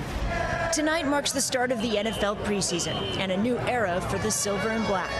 The Raiders, now with superstar Davante Adams and new head coach Josh McDaniels, taking on the Jacksonville Jaguars here in Canton, Ohio, birthplace of professional football and home to the Hall of Fame.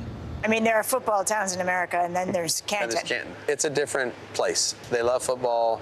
It's a place very familiar with having the McDaniels family coaching their teams to victory. When you walk on this field, are you struck by the history your family has here? Yeah, very aware of it.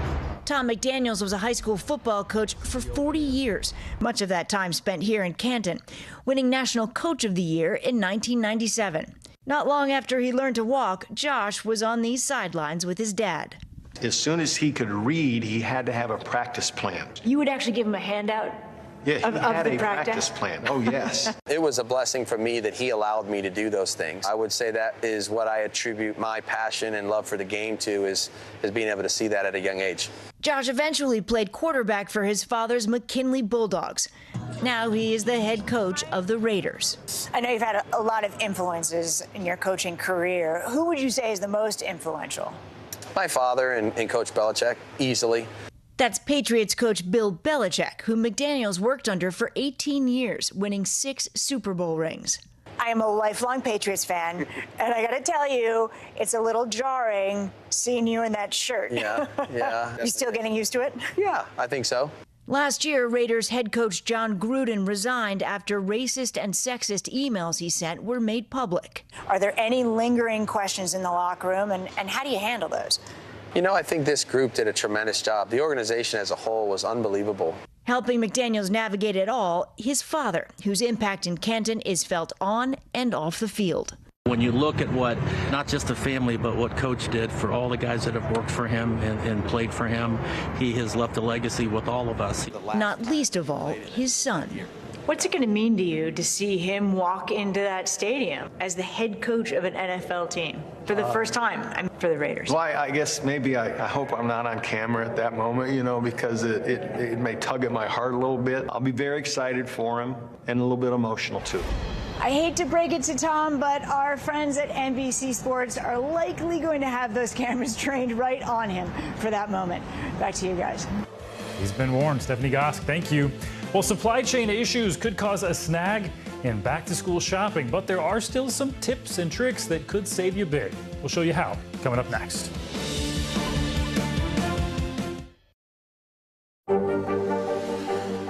Tonight, I interviewed Secretary of Transportation Pete Buttigieg about the ongoing delays. You seem to be pointing the finger at the airlines. They're pointing the finger back. Mr. Secretary, when is this going to get better?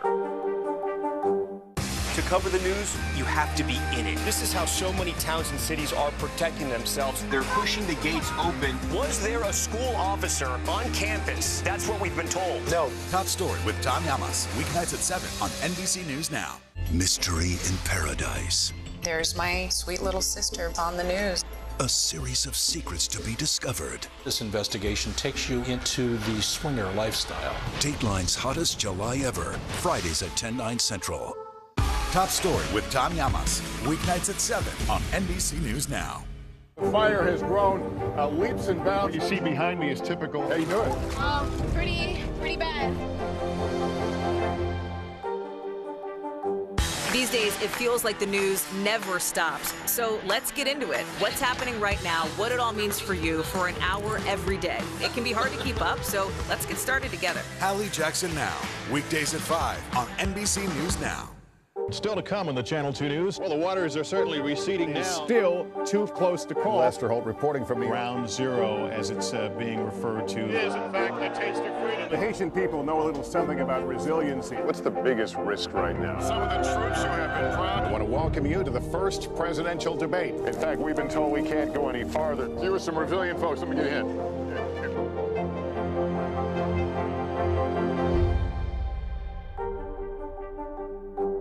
Mystery in Paradise. There's my sweet little sister on the news.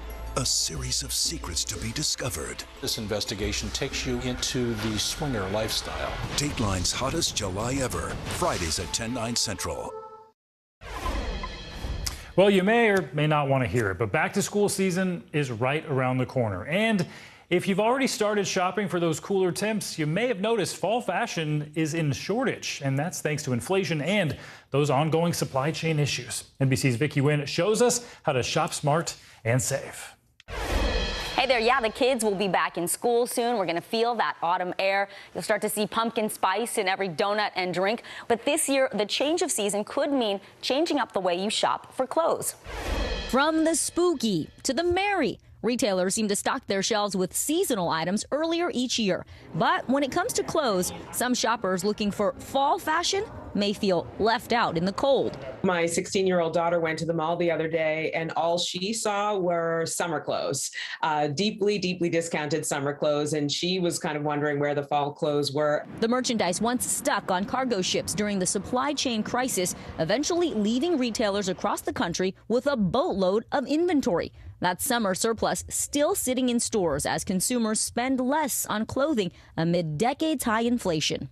While many retailers have slashed their prices, others have sold their overstock to discount stores like Burlington, Ross, and the TJ Maxx family of brands. It doesn't make sense for a general retailer to have very deep discounting going on for too long, because essentially what that does is it trains the consumer to expect that kind of discounting. Experts say take advantage of the discounts on summer items you can easily transition into your fall wardrobe, like tanks and tees for layering when sweater weather arrives.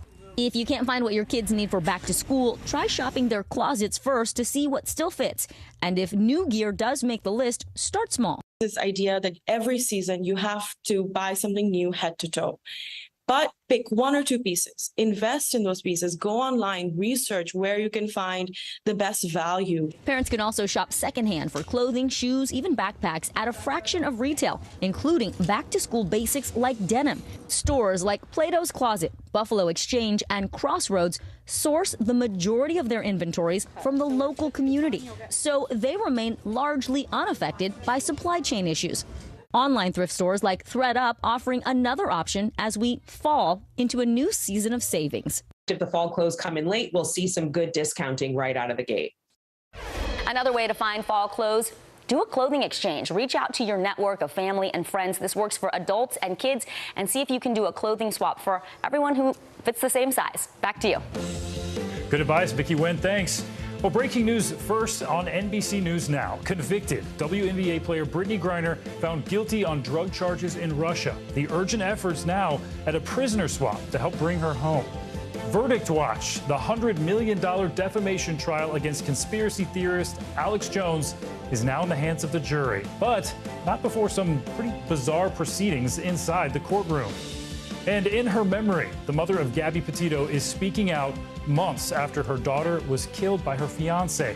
What she wants to do now to help save others.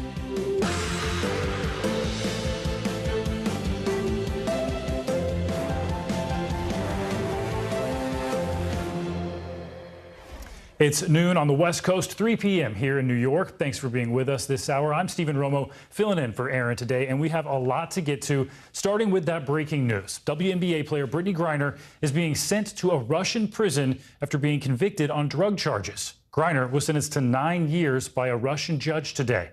Griner told the court before that verdict that she never intended to break any laws. I want courts to understand that it was an honest mistake that I made while rushing under stress, trying to recover from post-COVID, and just trying to get back to my team. I know everybody keeps talking about political pawn and politics, but I hope that that is far from this courtroom. So startling to see her in that cage. President Biden is calling on Russia to release Griner immediately. And now that the verdict is in, attention turns to a possible prisoner swap between the U.S. and Russia. NBC News foreign correspondent Molly Hunter is live in London for us. Also joining us is Robert English, Director of Central European Studies at the University of Southern California. Thank you both for being here. Molly, first to you. The outcome of this trial is not exactly a surprise. Take us through the appeal process now and what Griner's attorneys are saying.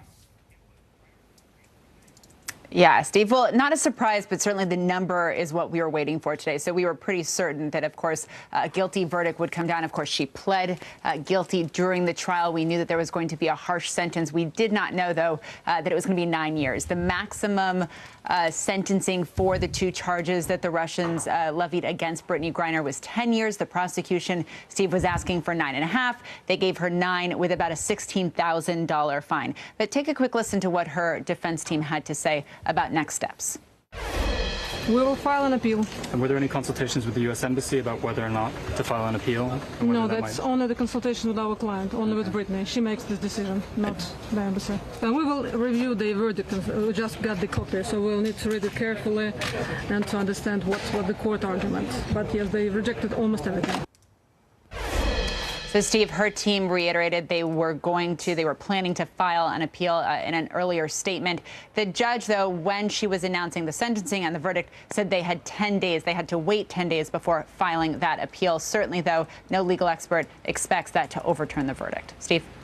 And Molly, we're also hearing from the WNBA and the NBA. What are the leagues saying? Yeah, and we should say, look, all of these statements, whether from President Biden, from the WNBA, from the State Department, they came out really quickly. There was an expectation that this verdict was going to come down today and was not going to be in Brittany Griner's favor. So take a look at this statement. It's a joint WNBA and NBA statement. It says today's verdict and sentencing is unjustified and unfortunate, but not unexpected. And Brittany Griner remains wrongly detained. The WNBA and NBA's commitment to her safe return has not wavered, and it is our hope that we are near the end of this process of finally bringing BG home to the United States. Of course, that appeals process, we do not know what that timeline might be. And of course, really looking down the pipeline, and I know you're about to speak with our next guest about this, is it looks like the only way to get Brittany Griner out of Russia, maybe through a high-stakes prisoner swap. Yeah, high stakes indeed, turning to diplomacy to try to make that happen. And on that topic, Robert, there have been all these discussions about a potential prisoner swap going on for weeks now. Here's what a National Security Council spokesman, John Kirby, told Andrea Mitchell on MSNBC just after that verdict. Let's listen. We have made a serious proposal to the Russians to try to get Brittany and Paul Whelan, who is also wrongfully detained, home where they belong. And we urge the Russians, again, to seriously consider that proposal, to act on it, and let's get these two Americans home where they... So, Robert, how do these negotiations actually change now that Griner has been sentenced? Not a great deal. It puts a little bit more pressure on now, because we have this draconian sentence, but we were expecting something pretty harsh. She had already pled guilty. She'd, essentially been convicted. It was just a matter of time. But yeah, taking her now to prison does raise the pressure. And I expect that behind the scenes, it'll probably turn quiet now. There's been probably far too much public back and forth and pressure, and involving third and fourth and fifth parties in potential exchanges, which make it more complicated. So I expect the State Department, the White House will go quiet for a while, and hopefully we'll see a deal within a few weeks. The Russians want this over too, but they want to extract a high price for giving her up. And mentioning that prisoner exchange, how exactly would that happen? What is the diplomatic process like? Who will speak to who to actually negotiate it? We don't know. It'll happen, of course, through the State Department and the Russian Foreign Ministry. But it's complicated when you have, in the case of Victor Bout, the convicted arms trader who is in American penal system, right? So that would involve the Department of Justice, and on the Russian side, depending on which other Americans are being considered in the deal. Paul Whelan or even Mark Vogel, they may be in different jurisdictions as well. So it's simply a matter of bureaucratically coordinating. But if the top State Department officials on both sides want it to happen, they'll make it happen. All right, Robert English, Molly Hunter, thank you both. And turning now to the defamation trial against Sandy Hook conspiracy theorist Alex Jones. It's now in the hands of the jury. Jones is being sued for $150 million in damages by Scarlett Lewis and Neil Heslin. Their son, Jesse, was one of the 20 children killed in that massacre. For years, Jones claimed it was all a hoax, but just yesterday, he admitted under oath that shooting was indeed real. NBC News legal analyst Danny Ceballos joins us, as does NBC News senior reporter Ben Collins. So Ben, starting with you, talking about the situation here. It is now finally in the hands of the jury deliberating this. Take us through that process. Yeah, so they are going to find out the damages for this. He's already been found guilty of libeling these people. Alex Jones's people are asking for an $8 return here, like $8. Oh, wow. But the Sandy Hook parents are asking for $150 million. They are going through this. You heard there were some jury questions yesterday that asked if, like maybe community service might be involved in something like this at the end of the day. So that's an interesting addition to this thing. But this is about compensatory damages to the families. Oh, and we actually know from all the footage that we've seen inside the court about these text messages that were accidentally sent to the plaintiff's attorney. What can you tell us about that and the effect it's had? Yeah, it's had an enormous effect. These text messages were sent over by mistake, at least that's what's claimed by Alex Jones' attorney, about 12 days ago, not 13 days ago, in a Dropbox to the Sandy Hook family's attorneys. They say that there's a lot of stuff in here that law enforcement should look at. They say they're complying with law enforcement who asks for it. The January 6th committee has apparently asked for it as well, and they will comply with that as well. They have alluded to this morning what the lawyers called intimate texts between Roger Stone and Alex Jones. So this is a Pandora's box of stuff for Alex Jones that he doesn't really want to contend with when InfoWars might be in deep financial trouble. Yeah, and we'd hearing January 6th mentioned something I did not expect to hear in this situation. We did also hear from the parents who brought the suit. What more are they saying? Yeah, the parents have, over the last couple of days, they've tried to literally shake hands with Alex Jones, hand him a bottle of water for his bad cough, which has mysteriously disappeared, by the way, on his radio show today. I just want to bring that up. But they tried to basically make amends in public, and Alex Jones, that conversation ended with him screaming that they were being manipulated by fake videos, that it wasn't Alex Jones being manipulated, it was them. Yeah, a tense situation there. That exchange with the water is something to see.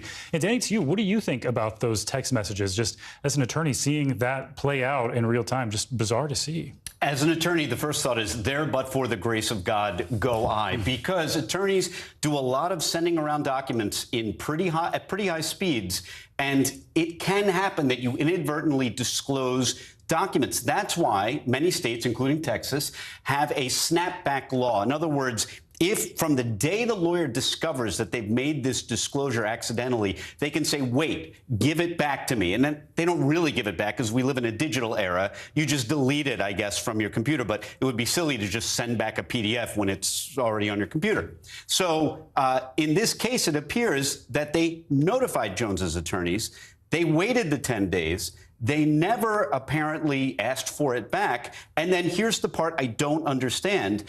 Even if all that is true, why didn't Jones's attorneys warn Jones that he was going to get hit with a folding chair, the equivalent of, figuratively, in court on cross-examination? I have so many questions that are unanswered and just not enough time because this happened so quickly. And now we're sort of moving on to the final deliberations of the jury. But what in the world happened that these text messages were disclosed? And then just a final thought, do we know yet whether or not was this confidential information that was accidentally disclosed, or was it information that always should have been disclosed in discovery and the attorneys and Jones have been caught hiding the ball? Look, in civil discovery, a lot of it's on our honor.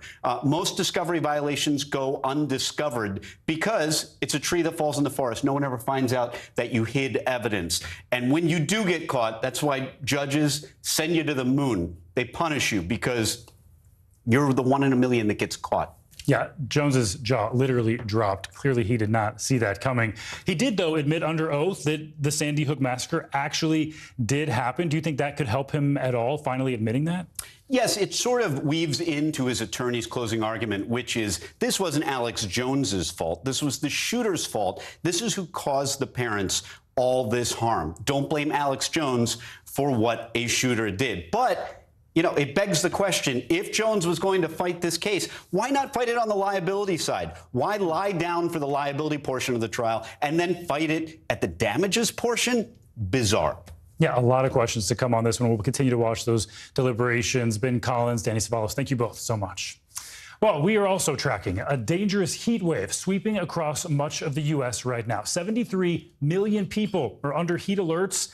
Almost all of the East Coast experiencing temperatures in the triple digits today. In Dallas, today will be the 40th day with temperatures above 100 degrees. That severe heat is also affecting recovery efforts in Kentucky. The heat index there is set to hit 100 degrees today as well. That is forcing rescue teams to cut their search missions short. Historic flooding in the eastern part of the state has killed 37 people. The governor warns that number is still expected to climb. Meteorologist Bill Cairns is standing by with the forecast, but we head first to NBC News correspondent George Solis. He's in Lexington, Kentucky for us. George, what are the conditions like there for rescue crews today? Yeah, Stephen, you have the heat weighing them down. You also have the emotional toll of everything they're seeing weighing them down. Keep in mind, a lot of these search and rescue groups have been working around the clock, 24/7 operation, and they're contending with a lot of the same issues that some of the residents are dealing with. Lack of water, lack of power, and keep in mind that there's also a few cooling centers that have now been made available to the people of Kentucky, about 11 of them, according to the governor. So there is a little bit of good news there. Kentucky State Police also now reporting that there is 2 missing people that they are looking for, which is incredible when you consider the amount of destruction that we've seen over the last several days. Resources continue to be funneled into the most impacted regions, some of the heaviest hit areas of this flooding. Water in high demand at this point, as is food.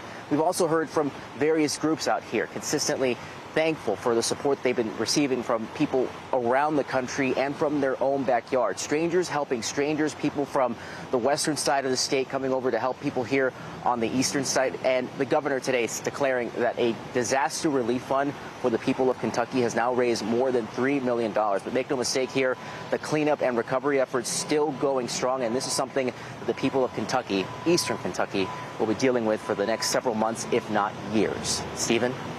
It's just heartbreaking, George. It's been a week since the flooding actually hit, and it feels like now they're dealing with yet another natural disaster. What are people actually telling you on the ground?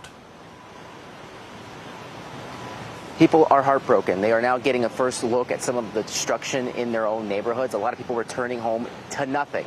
And so they are only hoping that the loss of life stays where it is. And you hear those warnings from the governor that that number could go up. 4 children dying as a result of this flooding. So people are definitely resilient here from what we've been able to see and talk to those groups who are out handing food and water around the clock. There is so much heartbreak, but there's also so much positivity that comes from situations like this. And so the people of Kentucky, if anything, I can say, are resilient. Stephen? Resilient indeed. George Solis in Lexington, Kentucky. Thank you so much. Well, let's bring in NBC News meteorologist Bill Cairns. Bill, I know you said this heat isn't actually going anywhere anytime soon, but I wanted to ask, what is driving this heat? Drought and heat waves go hand in hand, and one makes the other one worse. And that's what we're dealing with right now. Think of it when you go to the beach. You know, if it's a hot day and the sun is beating down on the sand, you would choose to walk on the wet sand than you would the dry sand, because the dry sand is hotter. The same goes for the soil. Where we have drought and there's no moisture in the ground, it's easier to heat up and get hot in a hurry. If there's a lot of moisture, it's more energy required. So that's why, you know, it's easy to get a 100-degree day in the middle of the summer in Texas when we're in extreme drought conditions. And today, what we're experiencing in the Northeast, and a little sneaky drought has been moving into areas of Massachusetts and also Rhode Island. It's been exceptionally dry. You're now in a severe drought. So on a day like today, where the sun is beating down and temperatures are hot, it clicks you up an extra couple degrees. So right now, we're 94 in Washington, D.C., 97 in Baltimore. Look at Hartford, jumping up to 95. Boston, Logan Airport is at 97 degrees. And because of that drought, that adds to those temperatures. It makes it a little bit worse.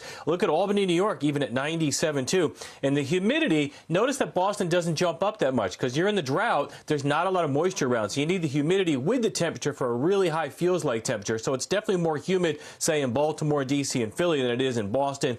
But again, the drought goes hand in hand with these conditions. And in Texas, you know, you're the poster child for this summer's drought. Second longest dry streak on record right now in the Dallas area, 61 days. This is the percentage of rainfall that Texas has had in the major cities since the beginning of the year.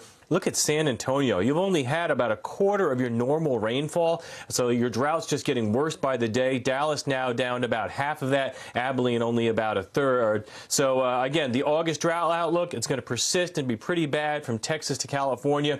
Monsoon rains give you a little bit of relief in Arizona, and unfortunately, it doesn't look like a lot of wet weather's heading for areas of southern New England. So we'll start to hear more about the drought conditions there, too, Stephen. All right, and my family's in Dallas, by the way, Bill, and you know it's bad when it's too hot to go to the pool. So hopefully they'll get some relief soon. Thanks for that. Yeah, I've been there, yes. Oh, yeah. Meteorologist Bill Cairns for us, by the way. Thanks, Bill. Well, U.S. officials are telling NBC News they expect Russia to falsify information about last week's deadly attack on a Ukrainian prison. The strike killed 53 prisoners of war. Meanwhile, Ukrainian authorities now say civilians were killed by new Russian shelling in the Donetsk region. NBC News correspondent Josh Letterman sat down with one of the Ukrainian president's top advisors. He joins me now from Kyiv. So, Josh, what did that advisor actually tell you, and how does the Ukrainian government see this war ending? Well, the advisor to President Zelensky, Mikhailo Podolyak, told me that the Ukraine has been sharing intelligence with other countries that corroborates what that U.S. official has told NBC News, that Russia is trying to fabricate evidence to frame Ukraine for the attack that killed dozens of Ukraine's own prisoners of war. But he also says that the fabrication started well in advance of that attack in the town of Olenivka. He says that Ukraine was able to see that its own prisoners were moved shortly before that strike to an industrial facility where there was really no reason for them to be just before it was hit. He also says it makes no sense that Ukraine would use the very few long-range weapons that it has, these very specific targeted weapons provided by the U.S., to attack its own prisoners of war who they're hoping to be able to get back in a prisoner swap. But I also spoke with the Ukrainian presidential advisor about their ongoing efforts to cut off support for Russia and its invasion of Ukraine. And in particular, he told me that President Zelensky is seeking a conversation with someone you might not expect, Chinese President Xi Jinping. And I asked him why it was important for Ukraine to be speaking to the Chinese leader. Listen to what he said. Why is it important for President Zelensky to speak directly to President Xi? President Zelensky шукає будь-які можливості для того, President Zelensky is looking for any opportunity to reduce the resource capabilities of the Russian Federation. We understand that a certain share of aid, direct or indirect, China is still participating in this war, not directly but indirectly. We also heard from the presidential advisor about the efforts to try to get more U.S. supplies to Ukraine as it begins its offensive to retake the area of Kherson. He said in addition to those long-range systems that they have been asking for, they also need basics like, frankly, more ammunition, given the pace at which they are burning through ammo these days, Stephen. So much need remains there, Josh. And I also wanted to ask about the first shipment of grain passing inspection in Istanbul. It's now on its way to Lebanon.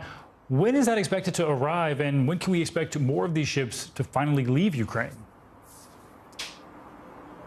Well, that first ship has finished its inspection in Istanbul, and I just checked the online GPS tracker for the Rizzoni, that Sierra Leone flagged ship. It is now in the Aegean Sea, somewhere between Greece and Turkey, making its way around Turkey towards Lebanon. It should get there by the end of the weekend. But we also have some news, which is that now, according to that joint coordination center being run out of Turkey, the first ships heading in the other direction, those inbound ships to Ukraine, are now on their way to this country, which means not only is Ukraine able to get their exports out, they're going to be able to import fertilizer, and they're going to be able to have those ships return so that they can be loaded up with even more grain to set sail again. And officials here say that is really the true test of success for this deal.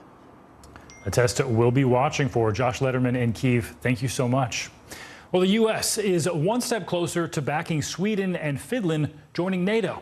The Senate voted 95-1 to approve their membership last night. President Biden and Secretary of State Antony Blinken still need to sign off before it's a done deal. Now, the Senate is focused on passing a massive spending bill before the scheduled August recess tomorrow. NBC News reporter Julie Sirkin joins me now from Capitol Hill. And Julie, once again, it appears Arizona Senator Kyrsten Sinema is throwing a wrench into the process. Sources tell NBC News she wants changes to that spending bill. What exactly is she looking for here?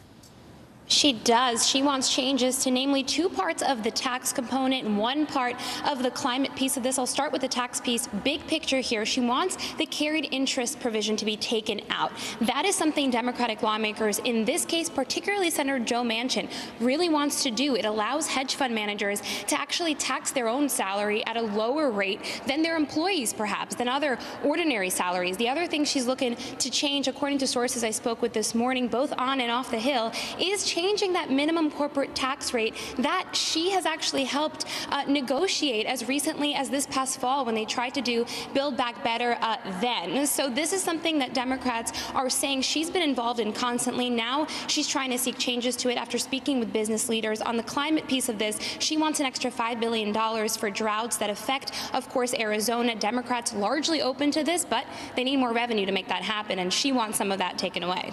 It'll be interesting to see what they come to the table with. And Julie, of course, the Senate trying to get out of town for their August recess starting tomorrow. If this bill is not passed by then, what are the chances that lawmakers will actually stick around this weekend?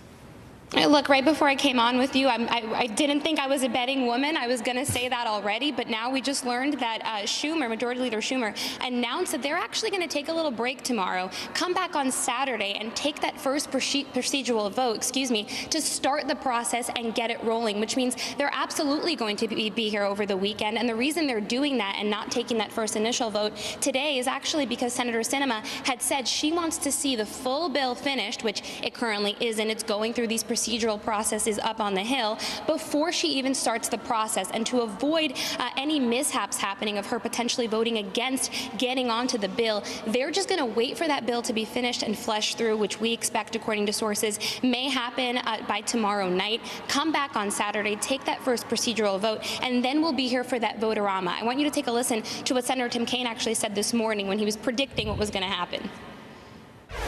There's going to be some things in it I may not like, and then there will be some things that are not in the bill that I wish were.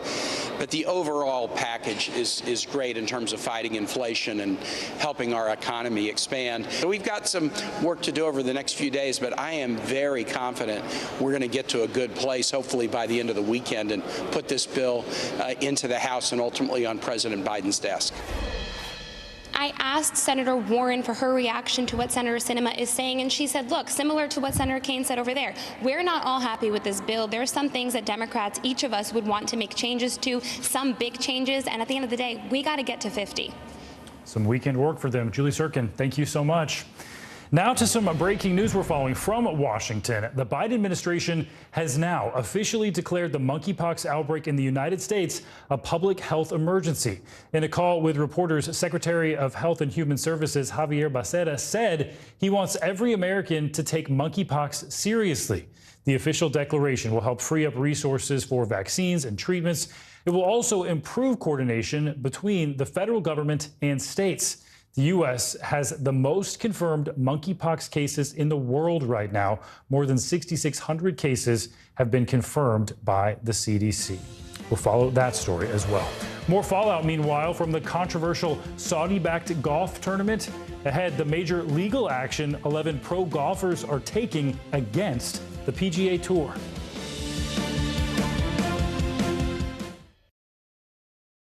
These days, it feels like the news never stops. So let's get into it. What's happening right now, what it all means for you for an hour every day. It can be hard to keep up, so let's get started together. Hallie Jackson Now, weekdays at 5 on NBC News Now. Uvalde, Texas, a small town that has become yet another landmark. How long do you think it took for all this damage to occur? Can you tell us what it was like? With our NBC News exclusive. It was Lester.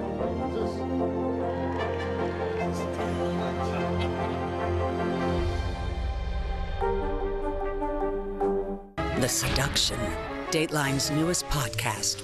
Listen now. Sometimes the news can be difficult and overwhelming for kids to understand, so we've created a newscast just for them. We hope your family will watch Nightly News Kids Edition. The day's biggest political stories with trusted insight now and expert analysis now. A daily look at the politics behind the headlines. Meet the Press Now, streaming weekdays at 4 p.m. on NBC News Now. Harry Styles! To cover the news, you have to be in it. This is how so many towns and cities are protecting themselves. They're pushing the gates open. Was there a school officer on campus? That's what we've been told. No. Top Story with Tom Llamas, weeknights at 7 on NBC News Now. Now Tonight with Joshua Johnson, streaming weeknights at 8 on NBC News Now. The Seduction, Dateline's newest podcast. Listen to the full season now. Here's what's happening in your neck of the woods. The Seduction, Dateline's newest podcast. Listen to the full season now. Top Story with Tom Llamas, weeknights at 7 on NBC News Now. Welcome back. The PGA is teeing off in a new lawsuit from 11 players in the Saudi-backed golf league. Phil Mickelson and Bryson DeChambeau are the biggest names in this antitrust suit. All 11 players were suspended by the PGA after joining Live Golf.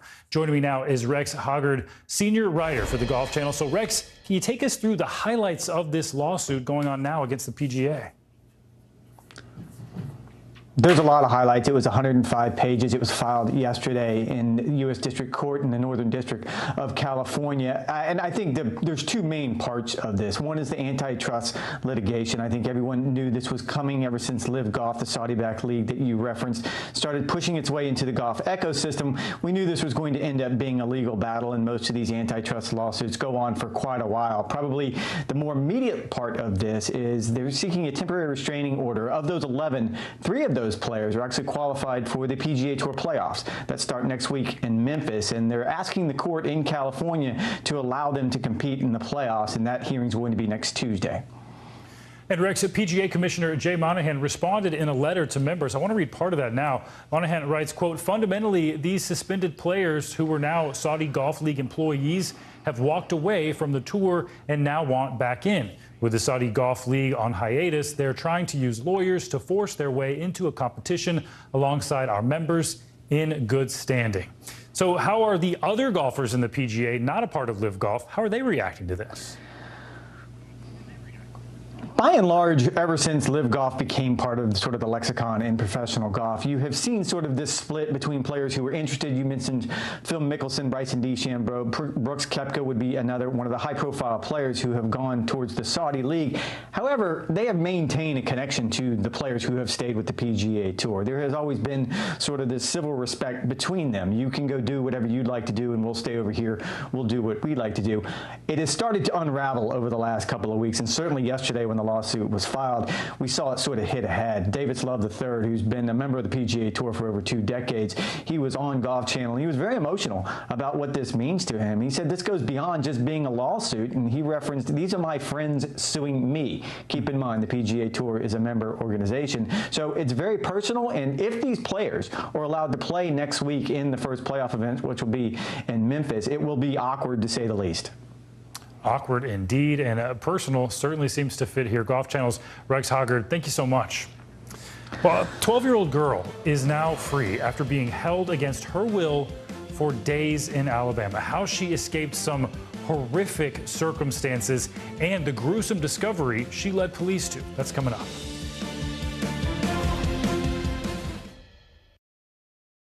News is happening now. Look at what's making headlines around the world. Whenever it happens, wherever you are, it's here now. We're here to start conversations about the big things happening in our world, because it's not my job to tell you what to think. My job is to think about what you tell me. Now Tonight with Joshua Johnson, streaming weeknights at 8 on NBC News Now. News is happening now. Look at what's making headlines around the world. We're coming on the air with breaking news. This is a significant moment. Whenever it happens, wherever you are, NBC News, streaming free now. The day's biggest political stories with trusted insight now and expert analysis now. A daily look at the politics behind the headlines. Meet the Press Now, streaming weekdays at 4 p.m. on NBC News Now. Hallie Jackson Now, weekdays at 5 on NBC News Now. Bottom of the hour now. Here's what's trending on NBCNews.com. The NFL is appealing Deshaun Watson's 6-game suspension. The league will seek a tougher penalty for the Cleveland Browns quarterback, who's accused of sexual misconduct by more than 24 women. Watson denies wrongdoing. A French sailor is recovering after surviving 16 hours at sea. His boat capsized in the Atlantic Monday, about 14 miles off the Spanish coast. Rescuers raced against the clock to save the 62-year-old. And a woman has been arrested after driving a golf cart down Florida's busiest highway while allegedly drunk. A semi-truck driver noticed the 58-year-old falling asleep behind the wheel and was able to steer her to the shoulder until troopers arrived. That's when they say they discovered an open bottle of whiskey concealed in a bag. That woman now facing 2 misdemeanor charges. Well, heartbreak in Indiana today after the sudden death of beloved Congresswoman. Republican Jackie Walorski and 2 of her staff members died in a car crash in her district on Wednesday. Both President Biden and Speaker Pelosi praised her work with members of both political parties. Julia Moffett of our NBC affiliate in Indianapolis has more. We have new details in the crash that killed the Indiana Congresswoman Jackie Walorski and 2 of her staff members.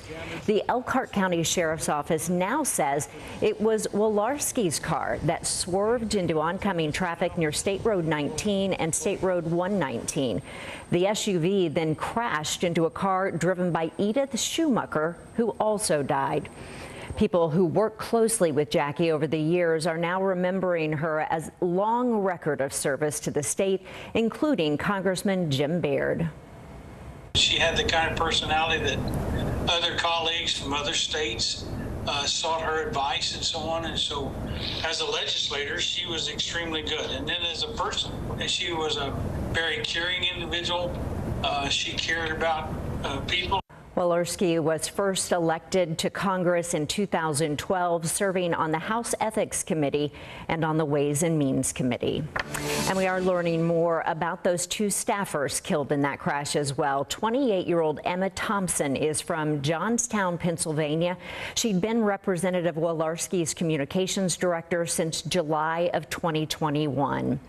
27-year-old Zach Potts from Mishawaka, Indiana, was driving the SUV. In 2015, he worked as the campaign coordinator for Walorski and was then promoted to campaign manager. He was currently the district director for the U.S. House of Representatives. We are still waiting to hear about funeral arrangements or any other plans for a public memorial. We'll keep you posted. Back to you. Julia Moffett, thanks for that update. Now to a troubling situation out of Alabama. A 12-year-old girl is recovering today after managing to escape her kidnapper by chewing through her restraints that bound her to a bed. Her escape helped investigators find 2 more revelations, 2 bodies at that scene. We do want to warn you, this report is disturbing. A 12-year-old Alabama girl being called a hero for escaping a horrifying kidnapping held captive in her own home. Authorities say they found even more gruesome discoveries in that house. 2 decomposing bodies. One, her mother, and the other, her brother. To have a crime scene of this nature and also a 12-year-old juvenile to deal with it, it's a horrendous situation. Law enforcement officials say they got a report from a driver on Monday about a preteen girl wandering down a road in Tallapoosa County, northeast of Montgomery. The sheriff says she had not been reported missing. We always say, see something, say something. We're very appreciative to the people that actually came forward. She was taken to get medical treatment, and the sheriff's office launched an investigation. The criminal complaint lays out days of disturbing torture. The girl had been tied to bedposts where she was abused and kept incapacitated with alcohol. And she managed to escape only after chewing through her restraints, even damaging her braces in the process. Investigators arrested 37-year-old Jose Paulino Pascal Reyes after a grueling investigation. They are tired but persevering. They've done an excellent job. You put away your tiredness and you put away everything else and focus on having the results. One of the victims has been identified as the suspect's girlfriend, Sandra Vasquez Ceja. Court documents allege Pascal Reyes smothered her to death with a pillow. The other victim was her child, identified only by his initials. Pascal Reyes is charged with capital murder of a child under 14 years old. The criminal complaint goes on to accuse Pascal Reyes of abusing a corpse in an attempt to hide the evidence. The county sheriff says the 12-year-old is now getting care and recovering. She's a hero, gave her medical attention, and she's safe now, and so we want to keep her that way. Certainly thinking about that brave little girl. Well, now to a tense legal battle underway in Louisiana over abortion rights. First, it was banned, then it wasn't. Now it's banned again. NBC News reporter Julie Sirkin has more on what's been a roller coaster ride for both supporters and opponents. When the Supreme Court overturned Roe, 13 states across the U.S. had trigger laws, immediately banning or restricting abortion procedures. Just like everyone else, my heart just was overjoyed. I was fine with Roe versus Wade being overturned because we forgot that it's a human being and that baby doesn't have a choice. But at least 5 of those states had the laws challenged. Like here in Louisiana, where this clinic is fighting to provide care for thousands of women seeking to terminate unwanted pregnancies. Every day this clinic's open is another day women receive care to which they're entitled and need. Kathleen Pittman, director of the Hope Medical Group for Women, has worked here for 30 years. We started seeing closures, complete closure in Texas, Oklahoma, Mississippi, Alabama, Arkansas. We're determined. We're going to hang on for as long as we possibly can. The abortion clinic on Louisiana's northwestern border is suing the state, calling the trigger bans, quote, unconstitutional and vague, saying the laws, quote, fail to provide notice of exactly what conduct is prohibited, if any, and when. I actually spoke to a 16-year-old this morning who we have a protester out there, and she's like, he said that he was going to pray for me. I don't want his prayers. His prayers mean nothing to me. Haley Brand is a patient advocate at the clinic. Her job is to speak with women seeking abortions. I wish somebody who was anti-abortion could come in this clinic and sit in the corner or be a fly on the wall even, just to see that people don't make this decision willy-nilly. Hope Medical Group for Women is just one of 3 clinics in the entire state of Louisiana that still provides abortion services. Compare that number to hundreds of crisis pregnancy centers throughout the state of Louisiana, like Mary's House. They don't provide abortion services, but they do provide women with options in the hopes that they won't terminate their pregnancies. Of course, we don't want them to have an abortion, but we don't pressure, we just say, here's what it is. Lance Seba founded the pregnancy center in 2015, down the road from Hope. Aside from a single ultrasound machine in the back, it's not your typical clinic. Most women who come here are unmarried, between the ages of 15 and 24, and are financially and emotionally vulnerable. What is your response to that kind of thought, to women who think they don't have a choice anymore? You know, you have to go deeper than it's a choice because it's a baby. Supporters of abortion rights call these centers, quote, fake clinics, saying they take advantage of pregnant women in crisis and mislead them. We don't recommend anything. We say, here are the 3 options. If you take abortion off the table, it seems like, well, it's not fair, I don't have that choice. But, you don't have a choice for a lot of things. A majority of women who receive abortions in Louisiana are Black. Abortion is the #1 cause of death in our community. Kim Banks is a director for Louisiana Black Advocates for Life, an anti-abortion nonprofit aiming to reduce and eventually end abortions in the Black community. Black babies' lives are sacrificed for the sake of choice.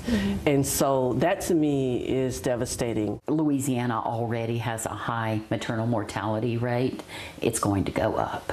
And we're going to see some women whose reproductive health is absolutely ruined because of their inability to obtain a safe legal abortion. Louisiana's Attorney General Jeff Landry is pushing for the court battle to end and aims to outlaw the procedure as soon as possible. I'm on this planet for reproductive justice, and whatever happens, happens, and I'm gonna fight. That's exactly what happened Monday, when Landry's appeal was granted, putting a near total end to abortions in the Bayou State. Julie Sirkin with that story. Well, it's been nearly 1 year since the search for Gabby Petito came to a heartbreaking end. The 22-year-old's body was discovered after she went missing on a cross-country road trip with her fiancé. Now, Gabby's mother is working to ensure what happened to her daughter does not happen to anyone else. NBC's Kate Snow explains. As we approach 1 year since her death, Gabby's mother, Nicole Schmidt, joined me to announce the Gabby Petito Foundation's sizable gift to the National Domestic Violence Hotline. It'll go toward a larger fundraising goal that would enable them to hire more staff and save lives. How are you? It's hard. It's still hard every single day. We're trying to do good for Gabby and for everybody else. Gabby Petito's mother is determined to help others. Nicole Schmidt announcing the foundation named in her daughter's honor is donating $100,000 to the National Domestic Violence Hotline. Our story begins because of domestic violence tragedy, and we don't want to see that happen to anybody else. The hotline's CEO by her side. Do you think some women came forward because they saw Gabby's story? Absolutely. Brian stretching. The laughing, loving videos of a cross-country road trip with Gabby's fiancé, Brian Laundrie, painted a picture of bliss. But just days before her death, we drove by and the gentleman was slapping the girl.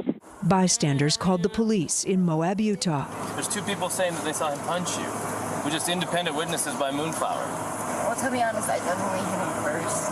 I wanted to jump through the screen and rescue my daughter. She's hurting. She's scared. Looking at it now, do you suspect that that was the only time this ever happened in their relationship? In hindsight, looking at that, no. Gabby Petito's body was later found in Wyoming. The coroner said she was strangled. Brian Laundrie disappeared and took his own life. In June, his lawyer released pages of Brian's notebook that said Gabby fell in a creek and was in extreme pain. Quote, "I ended her life. I thought it was merciful, that it is what she wanted." You tweeted fed up with an image that read, "Narcissists rewrite history to escape accountability. You are not crazy." What did you mean by that? That was his character. Even in his last moments, he wanted to make sure he looked like the good guy, right? That's ridiculous. We know how she died. You think it's blatantly untrue? 100%. The Laundrie's attorney had no comment. After Gabby's murder, the National Domestic Violence Hotline saw an uptick in calls and chats. Strangers reached out to Gabby's family. We got a lot of messages and emails from people that said, "Your daughter saved my life. I left because of her." But this summer, the hotline is overwhelmed with nearly twice as many calls and chats as last year, and wait times over 15 minutes. Every potential call that's coming in is someone's life, and that's how we have to think about this. Time is precious. Lives are precious. The hotline says the Gabby Petito Foundation's donation will help them hire more staff. Nicole says she's proud of her daughter. She touched the world, right? This whole tragedy that happened is for a higher purpose. That's what keeps me going. The National Domestic Violence Hotline has a goal of raising $2 million. Their campaign is called Hope Can't Wait. For more information, you can head to today.com for that. We should also mention Gabby's parents and step-parents have sued the Laundrie family, alleging that Brian told his parents he had killed Gabby before he returned home without her. They say the Laundries refused to respond to them or law enforcement during the search. The Laundries attorney denies those allegations and says the Laundries had no obligation to speak to law enforcement or any third party, including the Petito family. Back to you. Kate Snow, thank you. So heartbroken for that family. Well, if you or someone you love needs help, you can reach out to the National Domestic Violence Hotline at 1-800-799-7233 or text START to the number there on your screen, 88788. America's largest retailer, meanwhile, is laying off hundreds of corporate workers. Why Walmart is letting people go now and what it could mean for growing fears of a recession. Hallie Jackson Now, weekdays at 5 on NBC News Now. The Seduction, Dateline's newest podcast. Listen to the full season now. It's the best time of the morning, time for that pop start, baby. I'm feeling the vibe today on the show. To cover the news, you have to be in it. This is how so many towns and cities are protecting themselves. They're pushing the gates open. Was there a school officer on campus? That's what we've been told. No. Top story with Tom Yamas, weeknights at 7 on NBC News Now. As we look out over the latest city-turned-crime scene, we see the things left behind. Back now with our NBC News exclusive.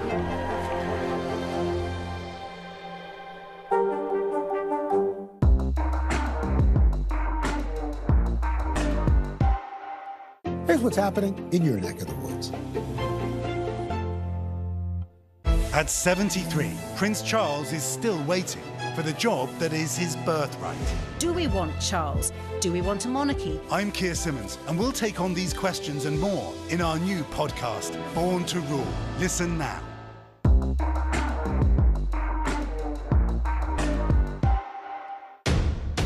The day's biggest political stories with trusted insight now and expert analysis now. A daily look at the politics behind the headlines. Meet the Press Now, streaming weekdays at 4 p.m. on NBC News Now.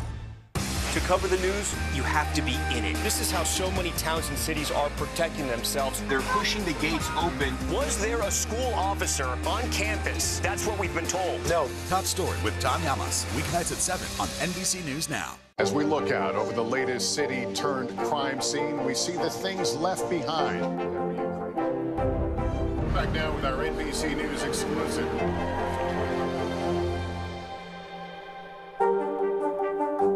Mystery in Paradise.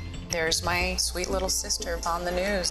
A series of secrets to be discovered. This investigation takes you into the swinger lifestyle. Dateline's hottest July ever. Fridays at 10/9 Central. Dateline, missing in America. Hear their stories. Help bring them home. NBC News, streaming free now. The Seduction, Dateline's newest podcast. Listen now. Welcome back. On the money this hour, a steady day on Wall Street as investors look ahead to tomorrow's jobs reports. CNBC NASDAQ reporter Christina Partsenevelos joins us now to break it all down. So, Christina, what's the latest with the markets? Well, you pretty much you summed it up right with that statement. Everybody's waiting to see how strong the U.S. economy is. The jobs report is coming out at 8:30 a.m. Tomorrow, and this would focus on the month of July. Today, we're seeing markets relatively mixed. The NASDAQ, the only one in the green. But over the last little while, we have seen things tick upwards. Yesterday, the NASDAQ hit a high we haven't seen since May. There are three major factors. The first one is that there's the notion that maybe the Federal Reserve may not be as aggressive with interest rate hikes. So that seems to be good news because debt won't be as expensive. The second thing is a lot of earnings reports that have come out have been better than expected. And then the third thing is oil. The price of oil has been coming down, and that's a huge expense for a lot of companies. So when that price comes down, it bodes better for gross margins. And I wanted to ask Christina, the crypto exchange platform Coinbase seeing its stock just soar today. What's going on with that? Yeah, the stock is up, last I checked, about 9% or so, and that's because it's joining forces with BlackRock. BlackRock's the largest asset manager out there, and what they're going to do is they're going to allow institutional investors, so think anybody a group of employees or a company that invests on behalf of you and others, they'll be able to now start investing in cryptocurrency. So it kind of adds like a vote of confidence to crypto, especially in a time where crypto prices have been dropping so dramatically. Solana was hacked this week. There was 2 hacks this week for crypto. So they need every little vote of confidence they can get. And so that's why the stock is climbing higher. Yeah, they'll take those endorsements. And quickly, wanted to ask about Walmart laying off some of its corporate employees. What's behind that? Yeah, it's 200 corporate employees, and this comes as Walmart warned that the outlook for the rest of this year could be a little bit weaker. And what we're seeing just across the board, technology firms have been laying off people. You've got Microsoft, Shopify, Robinhood yesterday said that they were laying off 23% of their staff, and they were letting them know via email and Slack message. So Walmart is the biggest retailer now to say that they're doing the same, and this shows that there's kind of this movement in the market where people are holding back. They're only buying necessities. They're not spending as much money on those higher margin products like electronics and clothes, and so that means less money for companies like Walmart. Therefore, they're cutting down costs and unfortunately laying off people. Wow, I hope they are checking those Slack messages. CNBC's Christina Partsenevelos, thank you so much. Thanks. Well, he's our globe-trotting foreign correspondent, but he might be on his biggest assignment yet. After the break, Keir Simmons shows us what happened when he brought his 2 daughters to America for the very first time. Still to come on the Channel 2 News. Well, the waters are certainly receding now. Still too close to call. Lester Holt reporting from the Ground Zero, as it's being referred to. It is, in fact, the taste of freedom. The Haitian people know a little something about resiliency. What's the biggest risk right now? Some of the troops who have been proud. I want to welcome you to the first presidential debate. In fact, we've been told we can't go any farther. You with some resilient folks. Let me get a hint.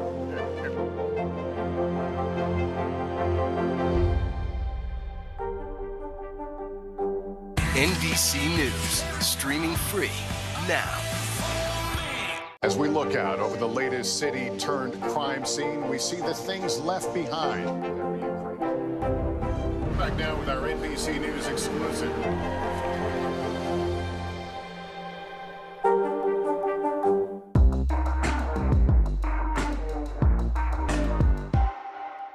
Top Story with Tom Llamas, weeknights at 7 on NBC News Now. And what do you love about fatherhood? The chaos, the learning. Is climate change one of your top priorities? What's your message to girls who want to make a difference in their own communities? Believe in yourself. Our show is about sparking conversations around today's biggest issues. The Fed raises interest rates. That controls inflation. Explain how that works. Is part of this that everyone's rethinking their jobs and their relationship to their employers? Could you just remind us why there are 9 justices on the Supreme Court instead of 3 or 20 or 2? It's not my job to tell you what to think. My job is to think about what you tell me. Now Tonight with Joshua Johnson, streaming weeknights at 8 on NBC News Now. As we look out over the latest city-turned-crime scene, we see the things left behind. Back now with our NBC News exclusive.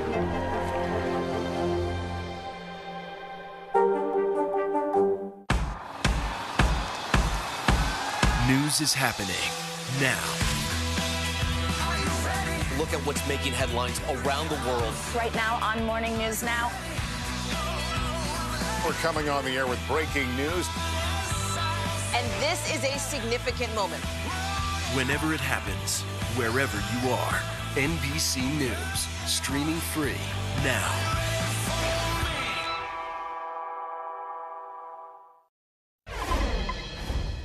Welcome back. In his role as senior international correspondent, Keir Simmons travels the globe.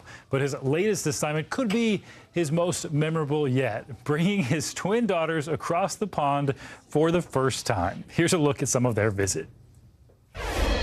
Hey there, I want to introduce you to my wife, Jess, my daughters, Ariana and Ilya. They were born almost a decade ago, just as I began working for NBC. But it's taken until now for me to show them America. A chance to share with them and with all of you why I've admired and loved this country since I was their age. So far, we've been no further than New York.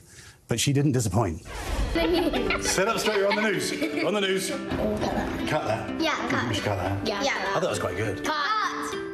What do you think Americans are like? I think they're outstanding, funny, very kind, and then helpful if you get lose your way. Oh, they'll tell you where to go if you lose your way. Okay, so when we're in America, what do you want to do? I want to see the Statue of Liberty, and I want to see hip-hop dancing? Yeah! And also the New York City Ballet. Yeah. Do you want to go and see a baseball game?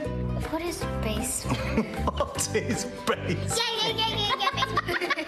Yeah. That's amazing. And soon, for the first time in their lives, Ilya and Ariana and my wife Jess and I were crossing the pond. Oh my gosh, we finally here. Our American dream began with Times Square's bright lights. Welcome to America, girls. Wow. This is Times Square. This is the heartbeat of New York. And what was it that you said you were hoping to see when you were in America? What's that? It doesn't get better than learning about hip-hop in the city that made it famous. Up, up, down, down, slide right, slide left, crisscross. And the girls had their own moves for the PMT House of Dance team. No sign of that British stiff upper lip here. What's it like to dance right in Times Square? In New York, Times Square, that's our culture. Everyone is always dancing. There's always so much energy, so we always just want to show what we're made of. Hip-hop in Times Square. Check. Time for the adventure to continue in another iconic location. America is quite a place, isn't it? Now, there was another kind of dancing that you wanted to see. Ballet? What's that? Is that the New York City Ballet? God. Don't look now, but I think I see a woman wearing a tutu over there. But this isn't just any woman in a tutu. This is Sterling Hilton, a principal ballerina at the New York City Ballet. And now, in my daughter's hearts, after an incredible lesson. And then left. Perfect! In unison, you have a duet. Well, I actually have some little shoes for you. And with our new point shoes in hand, Thank you. we asked Sterling to point us in the right direction. Which way to the Statue of Liberty? I would just keep going that way. Okay, let's go, girls. Thank you. All right. Bye. Soon, there she was, calling to us in the harbour. We made it to the Statue of Liberty! Yay! Here we are, guys. Woo! This is so exciting! We finally made it. Hi. Good to see you. Hi, good to see you. I'm Ronell, park ranger here at the Statue of Liberty National Monument. The girls' most important lesson of the day, the story of millions of immigrants who saw liberty as they arrived in America for the first time long ago. You yourself came to America. That's right. You know, I'm an immigrant, and I came to this country. I was able to serve in the military, and now I'm, here working at the Statue of Liberty, a site that's so important to this story of immigration.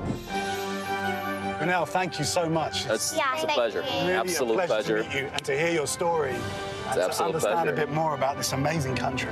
A country founded upon liberty, with its worldwide welcome and flame of freedom still a beacon for so many of us, old and young. And guys, not to worry, we managed to sneak in a baseball game last night. Back to you. So sweet to see America through their eyes. Keir, thanks so much.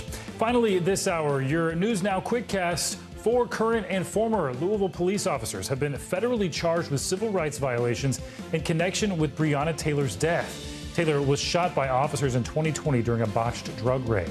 WNBA player Brittany Griner was sentenced today to 9 years in a Russian prison on drug charges. President Biden says the United States will do everything possible to bring Griner home, along with jailed Paul Whelan. And the Biden administration declares monkeypox a public health emergency. There are more than 6,600 confirmed cases nationwide. And that'll do it for us. Thanks for joining us this hour. I'm Stephen Romo. We'll see you right back here tomorrow at 2 p.m. Eastern. Meet the Press Now is up next.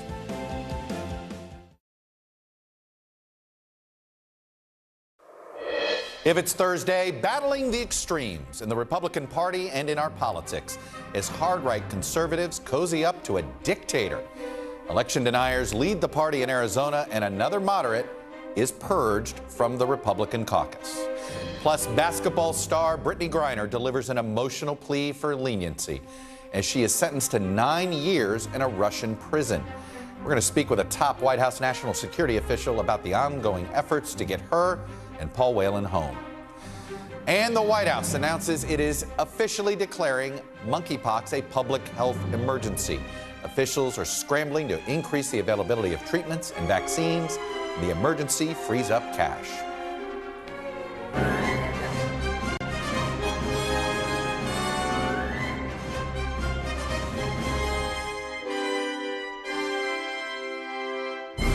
Hello there. Welcome to another episode of Meet the Press Now. I'm Chuck Todd. This week we saw some voters use the ballot box to fight back against out-of-the-mainstream policies or ideologies. NBC hasn't officially called these races yet, but in Washington state, voters appear to have used the state's top 2 primary system to essentially keep 2 Trump-backed election deniers off the ballot in November, potentially laying out a roadmap to fight the extremist wing of the Republican Party by simply changing election laws. In Kansas, voters defeated a ballot initiative that would have rolled back the state's constitutional protections on abortion, potentially laying out a roadmap for abortion rights activists to fight back against what they call extremist decisions by the courts in ways that are sort of jerry-rigged in our politics. All of this comes as we got a stark reminder today of how extremist ideas that go against the bedrock of our republic are on the move here in America. In Texas, a leading conservative group decided to welcome Hungarian strongman Viktor Orban for a speech today after he met with former President Trump in Bedminster. No word on whether the president of Hungary, a NATO member, wants to reach out and speak with the president of the United States, a NATO member. It's the same Viktor Orban who recently said that Europe did not want to become peoples of mixed race, a speech that was condemned by one of his own advisors as an embrace of Nazi ideology. Orban has also led a government that's passed anti-immigrant and anti-gay policies, and he's been the most pro-Putin leaders among our European Union allies during the war in Ukraine. Sharing top billing at this conference with Republican members of Congress, senators, and governors, Orban said that progressive liberals and communists are somehow the same thing. It's an old set of attacks and language that was used in this country by a guy named Joseph McCarthy, for what it's worth. Elsewhere in Arizona, Mark Finchem, the Republican who won the party's nomination for Secretary of State with less than 50% of the vote, wants to decertify the state's 2020 election. He's even claiming irregularities in the primary that he just won. And likely Republican gubernatorial nominee in Arizona, Kari Lake, currently leading in a race that is officially too close to call, is also claiming irregularities, but is yet to offer any proof of her charge. She's also called on her Democratic opponent, who is the state's current Secretary of State, Katie Hobbs, to be sent to jail for overseeing the 2020 election. Lake could advance to the general election also without winning a majority of her primary vote. But that's the way our system works in first past the post primaries and all of this stuff. Yet, as we mentioned, that it's not how they do things in Washington state, where the state's top 2 primary system appears poised to brush back some of the more fringy elements of the conservative movement. Incumbent Republicans Dan Newhouse and Jamie Herrera Butler both backed Trump's impeachment, and they are both on the verge of advancing to their general elections. Their Trump-backed challengers, they're not going to make it. It now seems clear that the best way for a moderate to survive in today's Republican Party is not to have to run in a traditional Republican small turnout primary. So I'm now joined by 2 of my NBC News colleagues. Gary Grumbach is at CPAC. Vaughn Hilliard has the latest down in Arizona. Let me start with Gary. Gary, I'm just curious of the reception that essentially this sort of authoritarian-leaning leader, Viktor Orban, who was elected by a democratic process in Hungary, but has been rolling back small d democratic aspects of Hungary's political process. How was he received? How was he treated? Was anybody skeptical of him being there? You know, there were cheers, there was standing ovation, there was laughter throughout his speech. If you closed your eyes or you read a transcript, it sounded a whole lot like a speech from former President Donald Trump, having covered a number of those rallies as well. A whole lot of similarities there, including how he worked the audience. He joked about the fake news media. He was talking about a lot related to focusing on trusting Judeo-Christian traditions and the idea that anti-migration is the way to go. He also joked about the idea of pronouns and political correctness. I mean, it sounds a whole lot like what we've been dealing with here in the United States over the past 6 years. And I've talked to folks before his speech and after his speech. Before his speech, everybody was interested in what he had to say, even if they didn't know who he was. That was something we ran into quite a bit, was that folks simply didn't know who Viktor Orban was. But after his speech, we spoke to people who said, yeah, he gave a lot of ideas that perhaps could work in this country and perhaps could make this country a better place in their view. Chuck? And Gary, I'm curious, what else are we hearing at this CPAC event this year? Is it looking backwards to 2020, or are they trying to look ahead? What has been the theme that you've been able to suss out? It is definitely moving forward, but you got to remember, CPAC, of course, as you know better than almost anyone, was a very much a place and a home for conservatives all around this country. CPAC was that home. It's very much become the home for Trumpism and Trump world, and that's sort of who we're seeing in terms of who we're hearing from. We're hearing from Senator Ted Cruz, Senator Rick Scott, Sean Hannity of Fox News. We just heard from Greg Abbott, the governor of Texas. Very Team Trump folks. We're not hearing from the Vice President Mike Pence's of the world, the DeSantis's of the world, the Kristi Noems of the world, and I think that does speak to where they want this conference to go, and the type of people that are here are very much pro-Trump going towards 2024. Well, I have to tell you, I can't keep track. I know CPAC these days I feel like is more of an events business, because it does seem like they have a CPAC event about every 2 months in some part of either this country or somewhere around the world. Gary in Texas for us for this version of CPAC. Gary, thank you. Let me move over to Arizona, or Vaughn Hilliard is. And Vaughn, it is sort of an odd thing. Kari Lake is leading. You've got people that have been declared the winners of primaries, claiming irregularities. I guess it's just what they do. It's a talking point at this point. No evidence at all, right? Has anybody got anything to prove their claims here? No, and she's really not all that interested now in having a conversation about fraud and irregularities in her primary, because she's declared victory now that she's up by 1.8 percentage points. And Kari Lake, where is her focus? Well, she's got a plane ticket to Dallas, because she's on the docket tomorrow to speak along with Tudor Dixon, Donald Trump's pick for Michigan governor, who also won her primary on Tuesday night. They're both on the lineup here for tomorrow at CPAC to join that Trump-aligned, essentially conservative political conference that this has become here, Chuck. What about uniting the Arizona Republican Party? Are you seeing evidence that everybody's going to get behind these nominees? Or are there some that are not yet ready to embrace this very Trumpy ticket? Right. So NBC News, we have not quite called it for Kari Lake, but our expectation is that her lead will expand based on the ballots that have not been counted and how they've trended in the past year.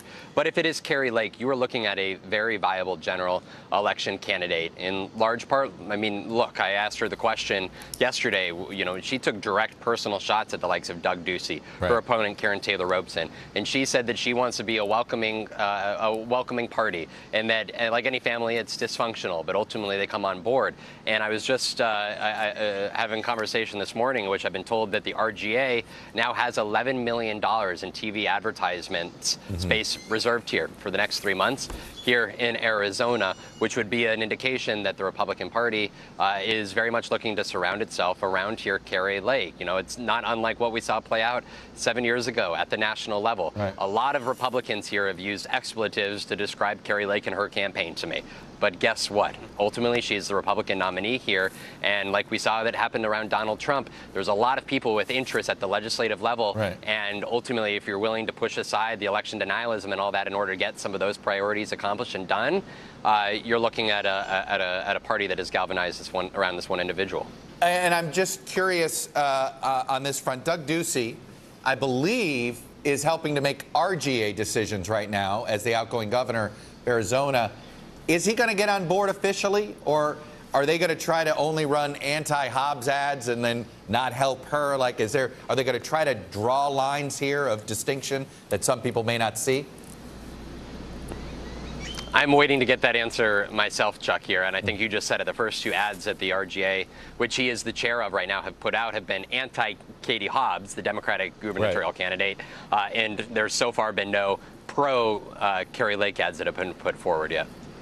Vaughn Hilliard, and before that, Gary Grumbach, thank you. And Vaughn has just handed Gary his next assignment, which is to cover Kari Lake speaking there tomorrow, as well as Tudor Dixon. So I'm going to stay in the state of Michigan. I'm turning now to Michigan Republican Congressman Fred Upton. Congressman, it's good to see you. And before I talk to you about policy or politics, you're mourning the loss of a friend. Washington is mourning the loss of a member of Congress, 2 staff members. You know, we're all of us in political media and congressional world, we all sort of work the same way. And I know you're thinking a lot about Jackie Walorski and her family, as well as the 2 staffers.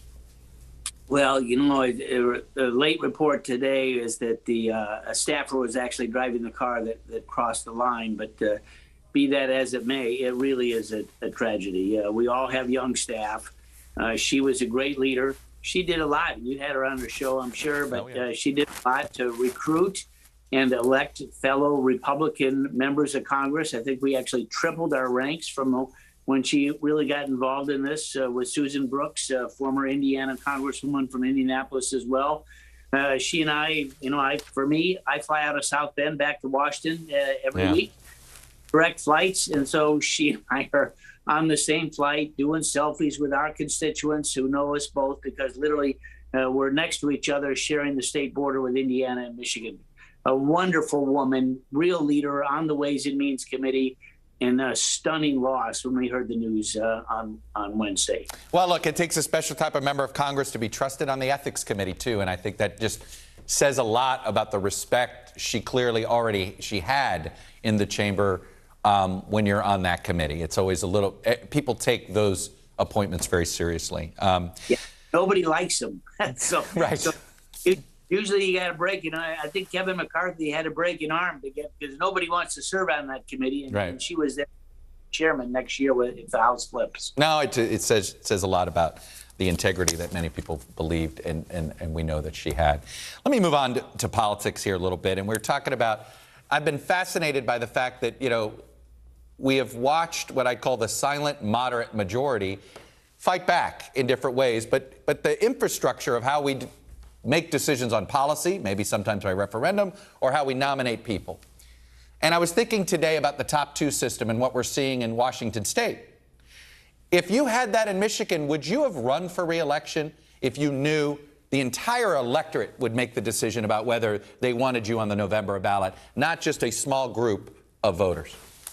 Well, you know, it would have been a different equation for me. Maybe it would have happened. I mean, for me, it was redistricting, which really changed things for us. They sliced my district into half, and they put part of Lake Michigan, where I represent. I can actually see it across the lake from where I sit here in my house, with Lake Erie, 300-some thousand new constituents.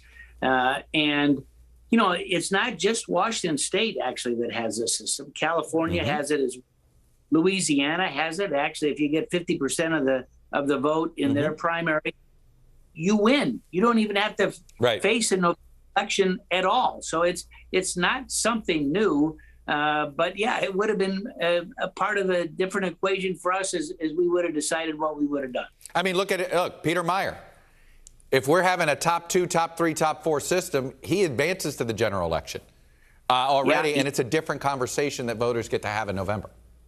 Exactly. And for him, his district, too, it changed a lot from the last election when he was first elected to what it is now.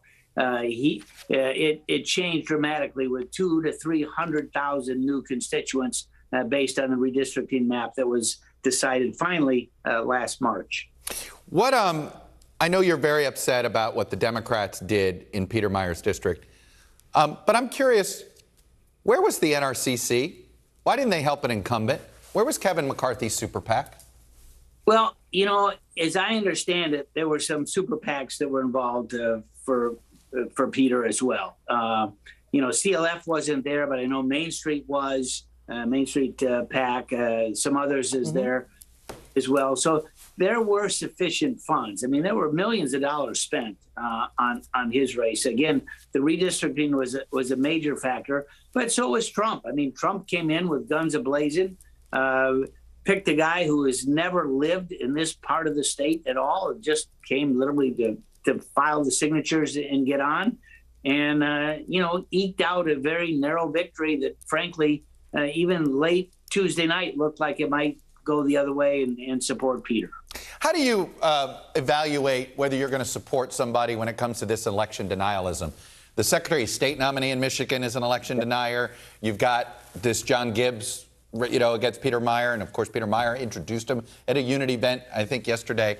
Is election denialism a bridge too far for you to support somebody?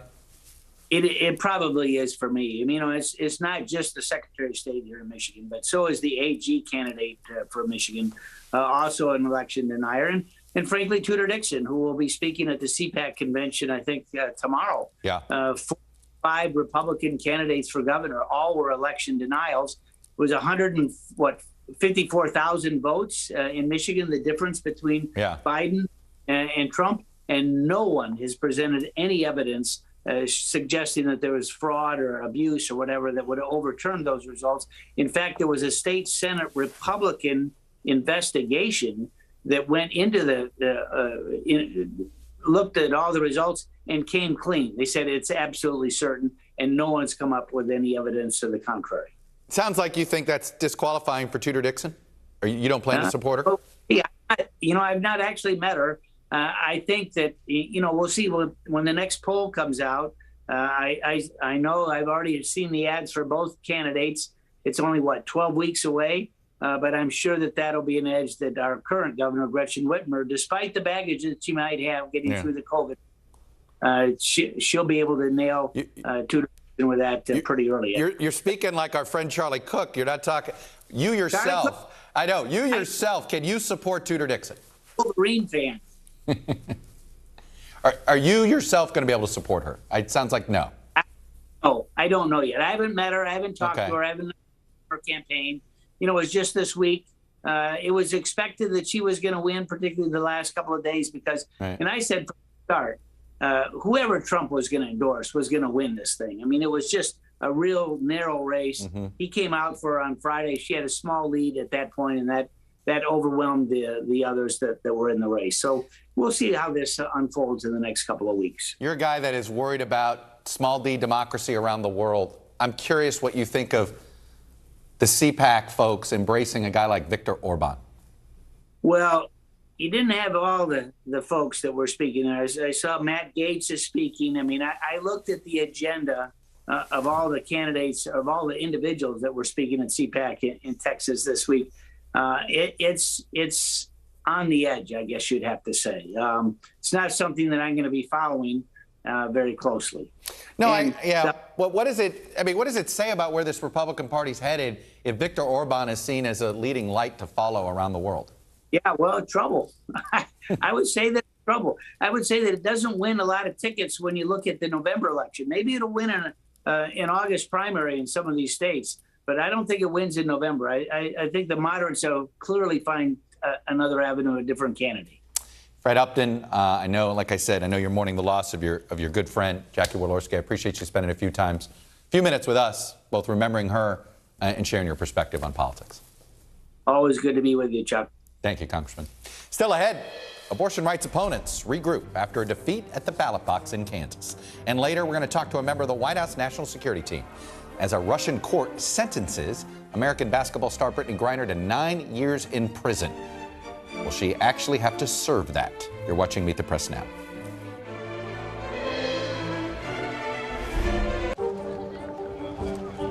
Let's go. This is a critical choke point for this fire.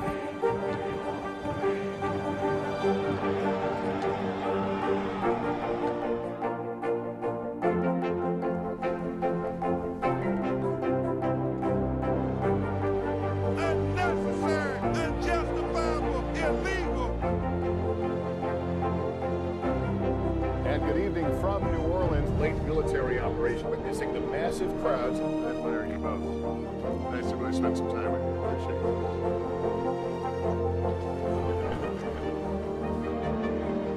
At any moment now.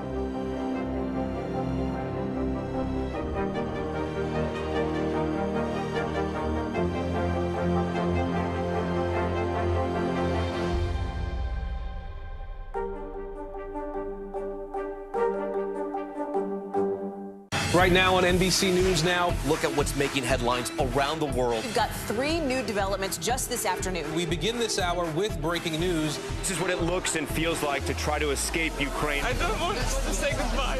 This factory has gone from making kitchen pots to lethal items. There's an intense artillery battle underway. Breaking news this morning. The heartbreak, the grief, and the tears that we have seen here are all tragically familiar. Was there a school officer on campus? Because that's what we've been told. No. The shooting is once again reigniting the debate over gun laws. If it's Tuesday, it is primary night. The highest profile races yet this year. The official confirmation of Judge Ketanji Brown Jackson. Let's zoom out a bit to our changing climate. What do we think that the new normal is going to be? The rollout of COVID vaccines for children under 5. Inflation is cutting into almost everything. Another honest conversation about what it means to be Asian American.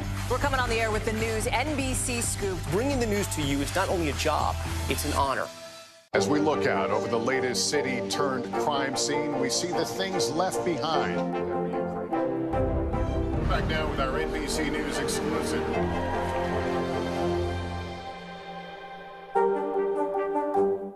To cover the news, you have to be in it. This is how so many towns and cities are protecting themselves. They're pushing the gates open. Was there a school officer on campus? That's what we've been told. No. Top story with Tom Yamas. Weeknights at 7 on NBC News Now. We'll meet Ukrainians who are defending their country one block at a time. When you were still in Kiev, could you hear the bombing? My name is Lester. Hey, who's this? No stress, no mess, just yum. That's it. Top Story with Tom Yamas is your news playlist on NBC News Now. And now, you can listen to it as a podcast. Available anytime and anywhere.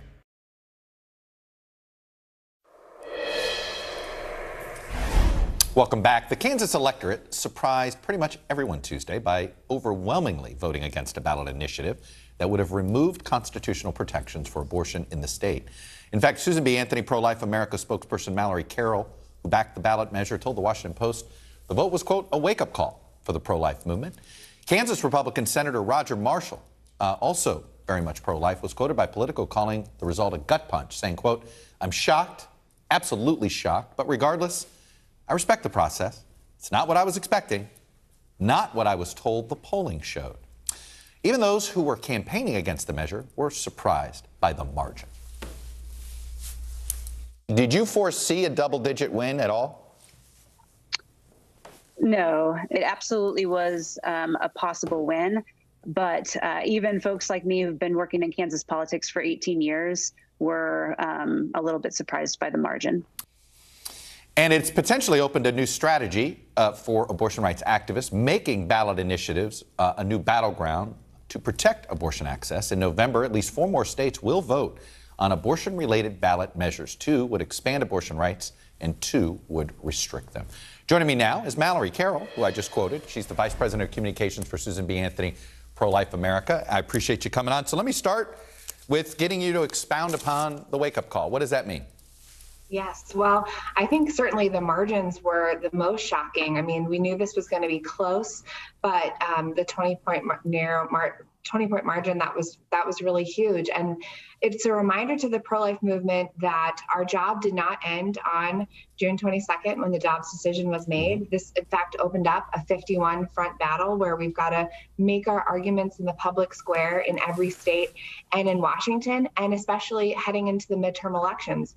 Pro-life Republicans need to be very clear about their policy positions and go on offense to define their opponents. The abortion lobby in Washington, D.C. and pro-abortion Democrats in Congress have been very clear about what their national agenda is. So we want pro-life Republicans to call them out for that. If they don't, then they're going to be defined by their opponents, and that will not be good. It's interesting what you said about essentially speaking, speaking out more. I wonder now, was it a mistake to not directly talk about what this referendum was, right? There was a lot in the pro-life community were saying, well, this isn't about an abortion ban. This isn't. And instead, it was sort of got mealy-mouthed, where the opponents of this ballot measure, they had one message and it was pretty clear. It was confusing what the campaign on the yes side was saying, was it not? Well, I would agree with that assessment that misinformation and confusion definitely had an impact here, and that the vote no side, they said that a vote for this ballot initiative is going to limit it's going to ban abortion in Kansas, even in cases where the life of the mother's health is at risk. And that's simply not true.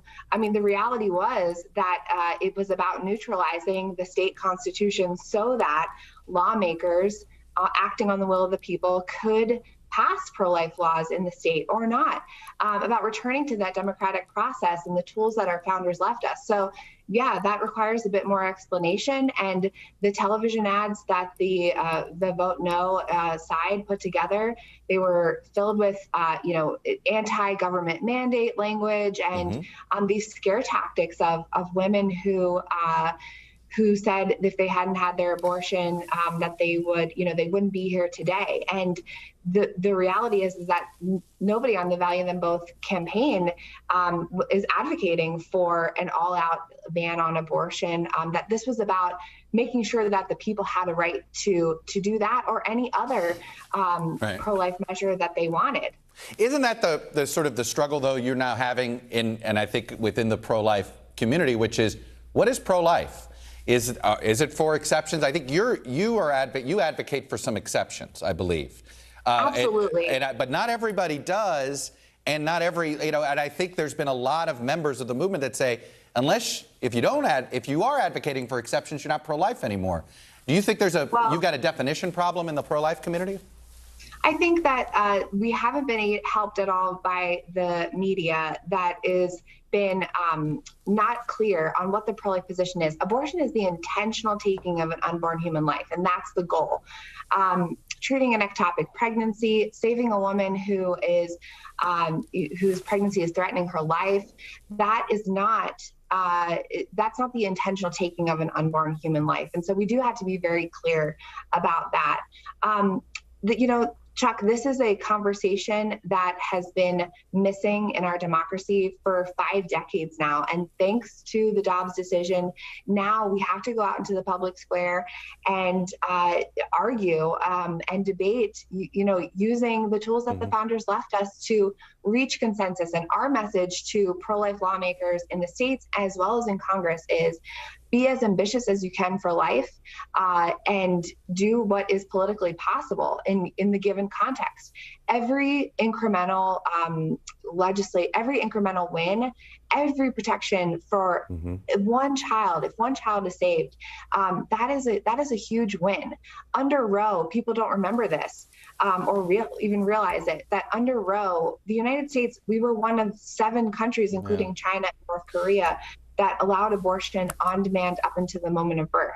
So most Americans, while they may not hold my pro-life position, we can agree on a middle ground. Well, and I guess that's the question, though, because we had a middle ground that was developing, and the courts, arguably took it away. I talked to a Republican pollster who was very frustrated, and he said, the irony is that the Mississippi law, which ended up overturning Roe v. Wade, 15 weeks, that was politically more sellable to a larger majority, but that got wiped away even in Mississippi. I mean, that's why I'm saying, do you guys have some in the pro-life community say no rape or incest exceptions, for instance? Is that where you are? Is that still considered pro-life if you are for exceptions for rape and incest? That's not where I am. I think that this is these conversations are long overdue. And in the case of Mississippi, yes, it was their 15-week limit that went to the court that opened up the possibility now of states passing stronger protections. But Mississippi is a deeply pro-life state. They're ready for something earlier on. Maybe at the national level, all we can hope for is a limit on abortion at the point that babies can feel pain, which is that 15-week point. That would be a huge improvement from what we have now. So I wouldn't agree with you that we were achieving consensus and then that was wiped away. There was no consensus possible under the regime of Roe, and states for 10 years now and plus passing pro-life laws that were getting enjoined and tied up in the courts. That voice of the pro-life people acting through their pro-life representative having been prevented. Let me ask you this. Do you think you would be in a better position today had John Roberts, had the John Roberts compromise keeping Roe but redefining viability at 15 weeks? Do you think that would have been a better, more a better long-term victory for the pro-life movement? Absolutely not. There's no rationale behind viability at 15 weeks. That's just an arbitrary line that the justice would have put. I think we're in a much better position today. There's going to be pro-life wins there's going to be pro-life losses like we had in Kansas. This is the democratic process in action. I disagree with the voters in Kansas, but we've had so many pro-life wins in other states since June 22nd, and this is what this is the messiness of democracy that we're going to have to work through as a nation for the foreseeable future. Valerie Carroll of the SBA, Susan B. Anthony list. Appreciate you coming on and sharing your perspective with us. Thank you. Thanks for the opportunity. You got it. It's been a busy week at the White House, particularly for the national security team. Major developments: Russia, Ukraine, China, and Afghanistan. Yeah, we got a lot to get to with John Kirby. He joins me live to discuss it all right after this.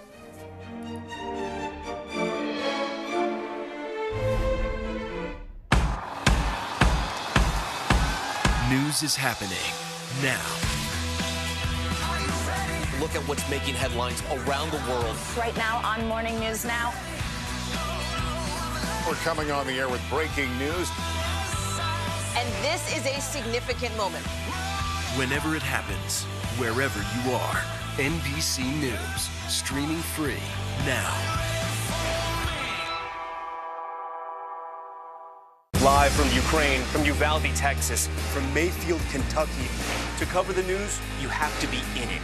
This is how so many towns and cities are protecting themselves. You can actually see they're pushing the gates open. Was there a school officer on campus? That's what we've been told. No. Do you remember any tornado as bad as this one? You look at this and you're thinking, we're not going to have power for weeks, if not months. Exactly. Every night, it's your news playlist. Top Story with Tom Llamas, weeknights at 7 on NBC News Now. Mystery in Paradise. There's my sweet little sister on the news. A series of secrets to be discovered. This investigation takes you into the swinger lifestyle. Dateline's hottest July ever. Fridays at 10/9 Central. Here's what's happening in your neck of the woods. As we look out over the latest city-turned-crime scene, we see the things left behind.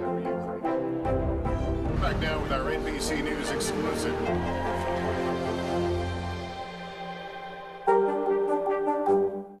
Top Story with Tom Llamas is your news playlist on NBC News Now. And now, you can listen to it as a podcast. Available anytime and anywhere.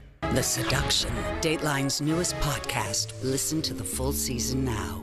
NBC News, streaming free now. No stress, no mess, just yum. That's it.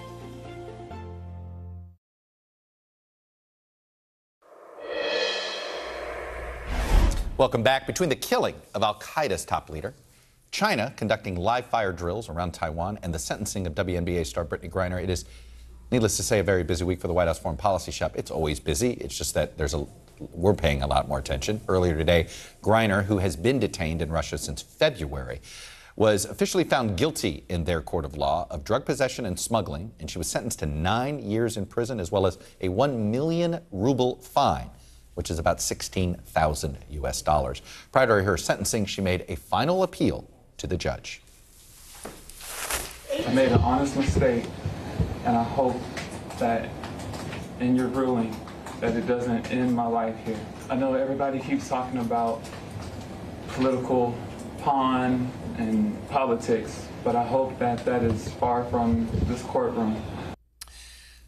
President Biden released a statement following the sentencing, emphasizing that Griner is being wrongfully detained by Russia, calling it unacceptable and vowing that he would continue to work to bring home both Brittany Griner and Paul Whelan. So to dig into all of these developments, I'm joined now by John Kirby. He's the coordinator for strategic communications for the National Security Council. Previously, of course, was the spokesperson at the Pentagon. John, it's good to see you. So let me start with, I know there's a Secretary Blinken, Sergei Lavrov, the Russian foreign minister, they're in the same country, in Cambodia. Is it possible we're going to see some progress on getting Brittany Griner and Paul Whelan home sometime this weekend? Well, we want progress today, Chuck, and there's no reason that we couldn't have that. I mean, we've got a proposal that we put on the table, a serious one, and we urge the Russians to take us up on it so we can get Paul and Brittany back home. Now, I won't speak for Secretary Blinken, but it's certainly not out of the realm of possibility that he'll have an opportunity to talk with Minister Lavrov while they're there in the Southeast Asia region. But again, we're still working every day to try to bring this about. Do you get the sense that Russia wants to deal on this, that they're just looking to see if they can get more? Have we gotten to the process where it's more about trying to land this, or do they even want to have a trade? It's difficult to know exactly what's in the Russian head here. We don't know whether they're playing for time or are they playing for something bigger than what we offered. It's difficult to know. I mean, last week, Chuck, they threw in the name of a murderer who's convicted in Germany, and we didn't take that as a counteroffer at all. It was nothing more than a bad faith attempt to try to delay answering what is a serious proposal that's on the table. So it's difficult to know what's in their head. I can tell you what's in our head, because we made this proposal several weeks ago. We want those two Americans home. We're willing to make an offer here, and we urge them to take it. I want to the foreign ministers of Russia's in Southeast Asia. I'm going to stay in the region, but shift countries. First, has the president spoken with Speaker Pelosi yet since her visit to Taiwan?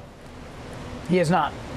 The current situation there, obviously, Japan felt as if their territory was threatened here.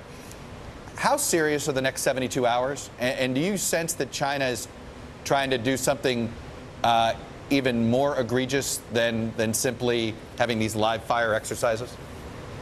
I'll tell you what worries us the most right now, Chuck, is having all this military hardware flying, sailing, operating in close proximity to, of course, the Taiwanese forces. And that raises the risk of miscalculation. It raises the chances that something could go wrong inadvertently, and then you really do have a crisis on your hands. So the Chinese say they're doing exercises, and that is what they have appeared to be doing so far. We're going to watch this as closely as we can. The President decided to keep the USS Ronald Reagan aircraft carrier and a couple of her escort ships nearby just so we can monitor this. There's no reason for it to erupt in a crisis and conflict. Obviously, there's no reason, no pretext that's justified for the Chinese to act the way they have been acting in response to Speaker Pelosi's trip.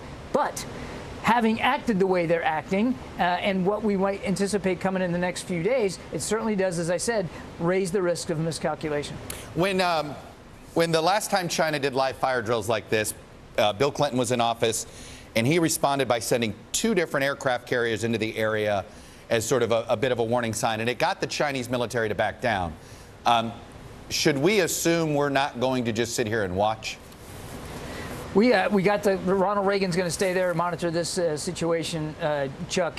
We're going to continue to consult with allies and partners. We're going to, and you'll see this in coming weeks, we are going to continue to fly, sail, and operate where international law permits, and that includes in the Taiwan Strait, and you'll see us do that in coming weeks. We're also going to be talking to allies like Japan about their readiness needs and capabilities and seeing if there's ways to work together to improve that, because as you saw, the Japanese reacted very stridently to what they claim were were missiles fired that landed into their economic exclusion zone. They take that seriously. We take that seriously. You know, do you guys have a theory as to why, you know, it feels like there's an average of one U.S. senator a month that visits Taiwan.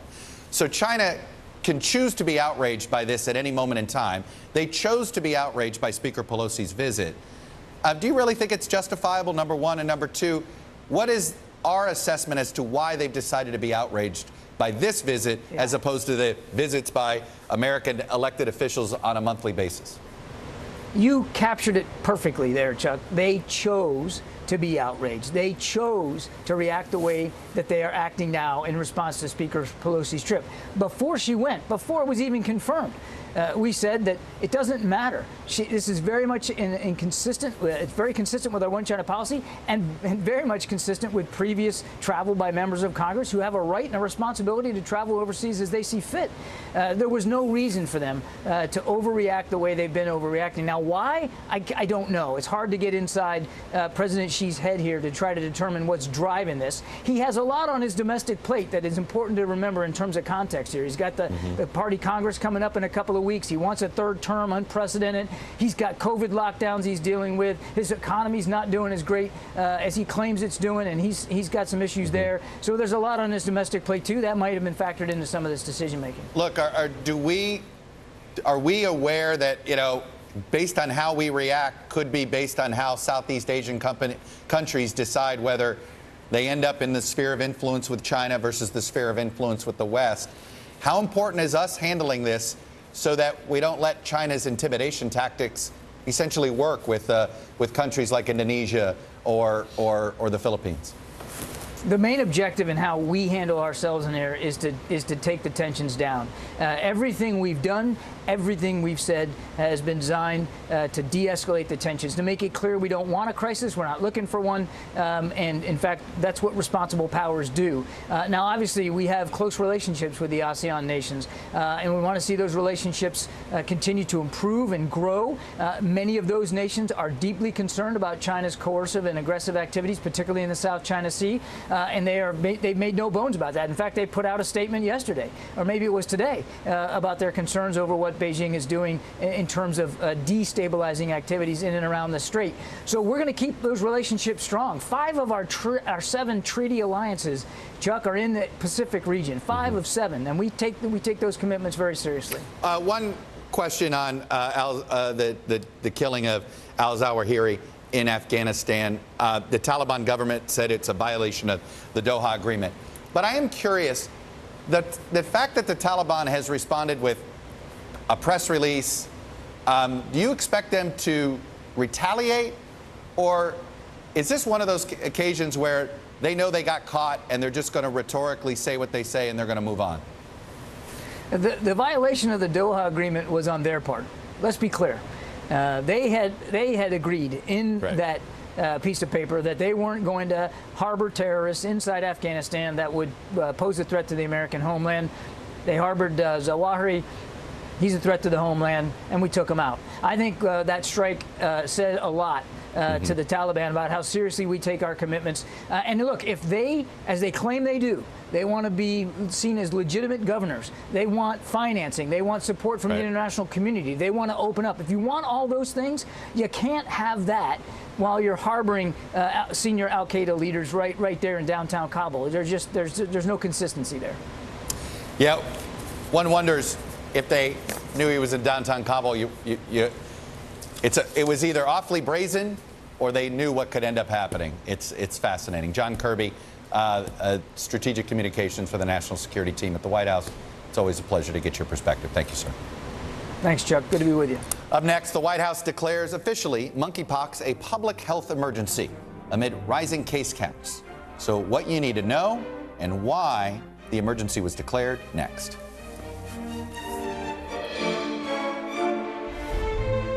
We'll meet Ukrainians who are defending their country one block at a time. When you were still in Kiev, could you hear the bombing? My name is Lester. Who's this? Top Story with Tom Llamas, weeknights at 7 on NBC News Now. These days, it feels like the news never stops. So let's get into it. What's happening right now, what it all means for you for an hour every day. It can be hard to keep up, so let's get started together. Hallie Jackson Now, weekdays at 5 on NBC News Now. Welcome back to Today. We got a lot to celebrate on this Wednesday morning. It's good to have you along with us. You don't know when your moment's coming, but when it does, you take it. Everybody good, and that's it. The fire has grown leaps and bounds. What you see behind me is typical. How you doing? Pretty bad. To cover the news, you have to be in it. This is how so many towns and cities are protecting themselves. They're pushing the gates open. Was there a school officer on campus? That's what we've been told. No. Top Story with Tom Yamas, weeknights at 7 on NBC News Now. You don't know when your moment's coming, but when it does, you take it. Now Tonight with Joshua Johnson, streaming weeknights at 8 on NBC News Now. News is happening now. Look at what's making headlines around the world. Whenever it happens, wherever you are, it's here now. The Seduction, Dateline's newest podcast. Listen now. Sometimes the news can be difficult and overwhelming for kids to understand. Ukraine and Russia. Could you help me understand what's going on? So to help make sense of it all, we've created a newscast just for them. We hope your family will watch Nightly News Kids Edition. Right now on NBC News Now, look at what's making headlines around the world. We've got 3 new developments just this afternoon. We begin this hour with breaking news. This is what it looks and feels like to try to escape Ukraine. I don't want to say goodbye. This factory has gone from making kitchen pots to lethal items. There's an intense artillery battle underway. Breaking news this morning. The heartbreak, the grief, and the tears that we have seen here are all tragically familiar. Was there a school officer on campus? Because that's what we've been told. No. The shooting is once again reigniting the debate over gun laws. If it's Tuesday, it is primary night. The highest profile races yet this year. The official confirmation of Judge Ketanji Brown Jackson. Let's zoom out a bit to our changing climate. What do we think that the new normal is going to be? The rollout of COVID vaccines for children under 5. Inflation is cutting into almost everything. Another honest conversation about what it means to be Asian American. We're coming on the air with the news NBC Scoop. Bringing the news to you is not only a job, it's an honor. Dateline Missing in America. Hear their stories. Help bring them home.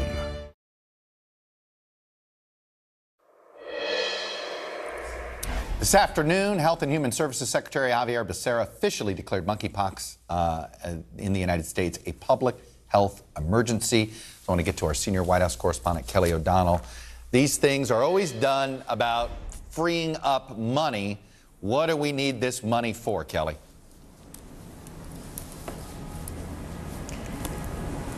Good to be with you, Chuck. Sorry, I had a little conflict in my ear there, so I wasn't able to hear your question to me. But this got going today, in part because there's been a lot of criticism of the administration. Monkeypox has been known since May, and cases have been escalating quickly. It is now nearing 800,000 cases in the U.S. They've been doubling every 8 days or so, and there was pressure on the administration to do more, especially when some big cities were already declaring local emergencies. And part of what this will do is give better coordination in the use of vaccines and treatments and testing to try to make those more available. It gives you a sense of how hurried this was, even though it's been a while in the pipeline, because officials have not formally authorized all the elements of this national emergency and are considering some ways to give guidance to medical professionals about how they can use what is in the vials of vaccine to divide those doses to expand what is available. And so you get more than one dose out of a vial of vaccine. And they're providing the guidance for that, working on what the recommendations will be. So even though they're announcing it today, there are still more decisions to be made. The president and his team also have put together a FEMA coordinator who will oversee this.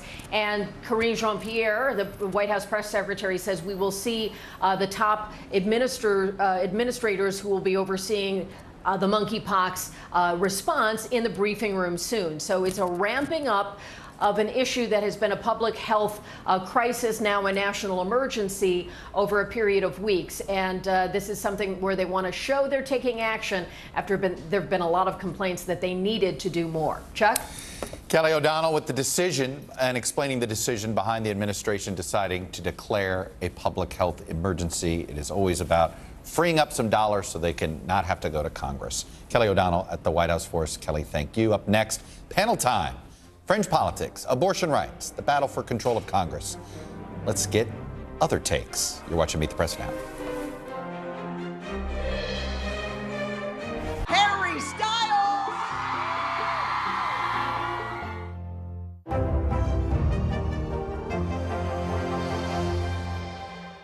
Desire, deception, and a double cross. The Seduction, a deadly love story only Dateline and Keith Morrison can tell. Listen now, wherever you get your podcasts. Now Tonight with Joshua Johnson, streaming weeknights at 8 on NBC News Now.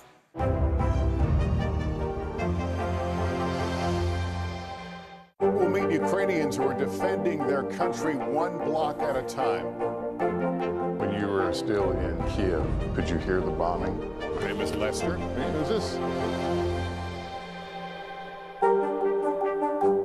At 73, Prince Charles is still waiting for the job that is his birthright. Do we want Charles? Do we want a monarchy? I'm Keir Simmons, and we'll take on these questions and more in our new podcast, Born to Rule. Listen now.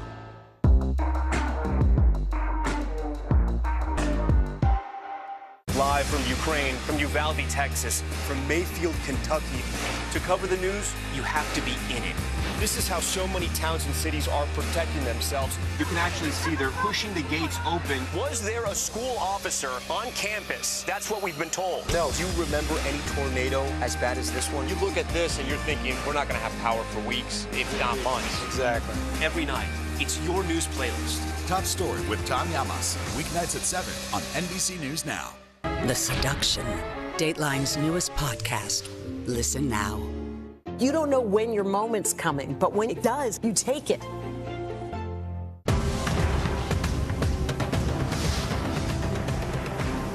Harry Styles!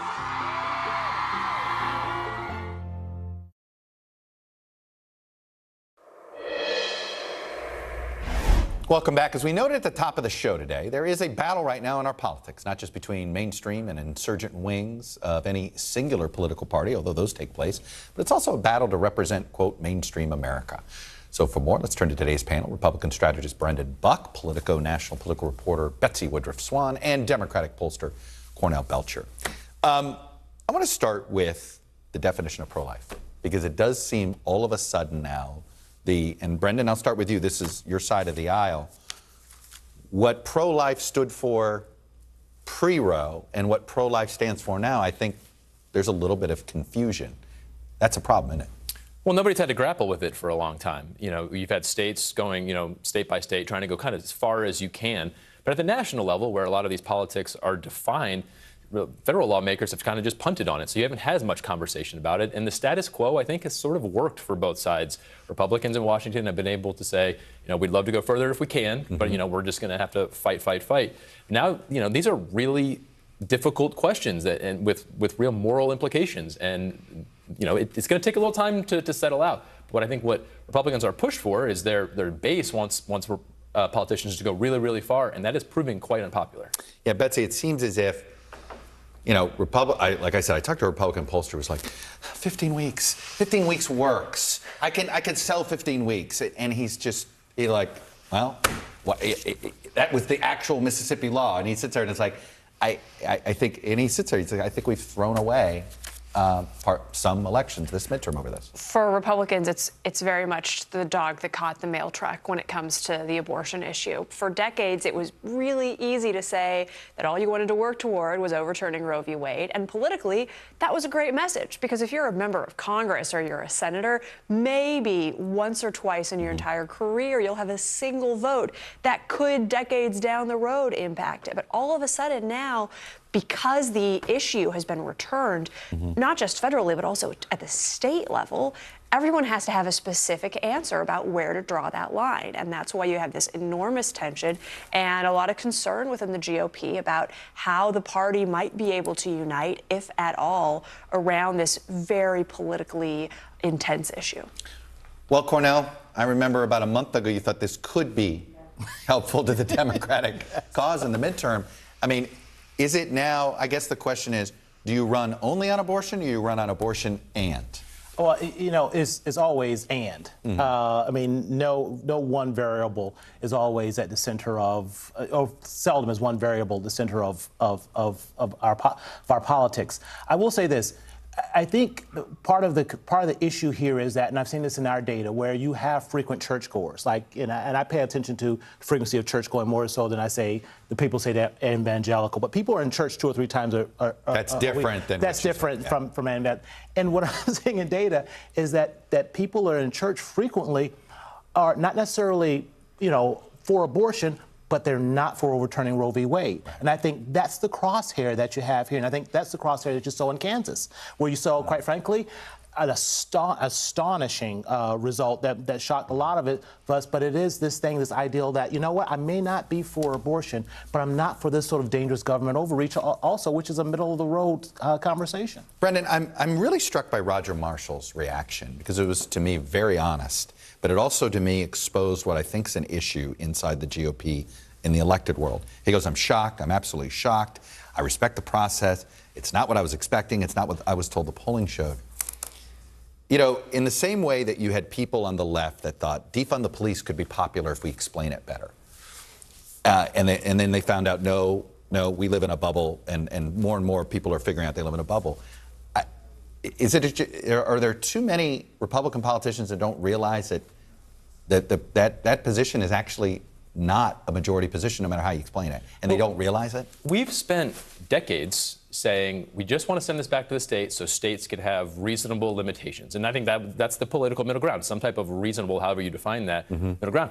But this whole debate is now being defined by a few states that have gone much further than what some people are talking about. And I think the vote in Kansas was defined as there's going to be no exceptions on abortion in this state, and there's no way that's popular. How did Mitch McConnell get caught saying, well, maybe we would consider a federal ban? I mean, I'm just saying, like, that has got to be something he wishes. I know he never has regrets, or if he does, he doesn't tell us. That's words he wishes he never had escaped his mouth, right? They're not going to bring that up. I think if Republicans take back control of, I've had a lot of my friends on the left thinking that there's going to be all these big votes in the House and the Senate on abortion. I don't think Republicans want to touch this. I think they know very well. Good luck with the House, as you know. I don't think that they would have the votes if they wanted to do something like that. The other part about this, though, Chuck, is that we don't need the votes on it. Because, you know, I've just been the last couple of days looking at clip after clip after clip of Republican House candidate already talking about this issue. And better believe it's going to be in advertising and clip after clip of you know, Republican Senate candidate. Most Republicans are already on record on this, and certainly when talking to their donor class, they are certainly on record about where they are on choice. I want to shift the conversation a little bit, Betsy, which is that we're finding out where the silent moderate majority, how they can strike back. But it only is if they have the ability to, right? A referendum, they can come out and speak. The top 2 primary system. It is interesting to me that if you have it's sort of like if you have the opportunity to express yourself, the silent moderate majority can. Well, and we also saw that in California with the referendums that recalled the district attorney in San Francisco, school board members in San Francisco. The thing about the Kansas vote that I think should give Democrats just a little, cause for pause is that abortion literally was on the ballot in Kansas, and there appeared to be more people voted in that referendum, I believe, than in recent primaries, which shows that having the word on the ballot actually played a major role. Itself had more votes than the entire turnout of the last 2. There are people who went in and voted just on that and then left. But that's also part of the point is that, listen, 5-6 months ago, and we talked about this 5-6 months ago, I didn't know what was going to mobilize Democrat voters. I didn't know what was going to mobilize women voters. Now I kind of think we have a chance to mobilize some of these voters in a way that we didn't 6 months ago. I think that's definitely true. And I think the challenge for Democrats is maintaining credibility with voters who care deeply about abortion rights, but perhaps don't have a commitment to the Democratic Party, where on a single issue, it's much easier for them to say thumbs up, thumbs down. But when it comes to a more complicated person running against another person, where they're thinking about a broad panoply of topics, it might not be galvanizing the same way it is. Brendan, I imagine that's something Democrats are working. You said, look, I do not think that the House or Senate's going to do this if they get control. Do you think McCarthy and McConnell could publicly say that without making the base go crazy? Maybe not, but just look, as Betsy said, I've served in the House for a long time. We weren't having a lot of abortion votes when they were in the majority the first time. Well, but Roe was law of the land. Roe was law of the land, but there are things you could have done, and there are certainly people out there who want you to do things. But I think the Republican message is going to be, the whole point of this was to send it back to the states. This is a state decision. We have no role to play in here. Well, will there be people demanding that they do something? Yes, but I think they know politically these are two political animals, that this doesn't work for them. Would it be helpful or hurtful if Donald Trump came out and said, boy, maybe they went too far? Oh, boy. Because it does sound like that's what he thinks. Like, we all know he clearly is nervous about this legacy. Well, he was pro-choice at one point. Yeah. Well, that would be the more popular position to have, so maybe that is helpful. I am going to be fascinated to see. I don't think he can help himself. He's going to comment on this at some point. Brendan, Betsy Cornell, thank you. And thank you all for being with us this hour. NBC News Now coverage continues on time today with my friend Hallie Jackson right now.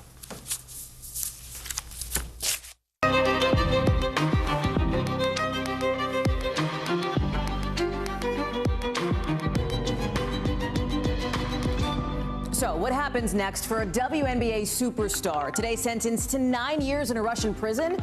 Nobody really knows for sure, even with pretty much everybody in the U.S. at least hoping it involves a prisoner swap. We've got new reaction tonight from her team, Brittany Griner's, and a White House that says she shouldn't even be there, plus the emotional moments in a Moscow court. And new charges tonight in the death of Breonna Taylor. 4 officers now facing federal charges. What we're hearing from Taylor's mother, who says she's grateful to one attorney general and angry with another. Plus, monkeypox, now a public health emergency with this new declaration from the Biden administration that might unlock more money and speed up shots getting to people who need them. What one doctor is telling her patients about this disease. We're going to have a chat with an expert live. Plus, the biggest and brightest star tonight deep in the heart of Texas, the Prime Minister of Hungary. Why conservatives around the country are flocking to Dallas to see Viktor Orban.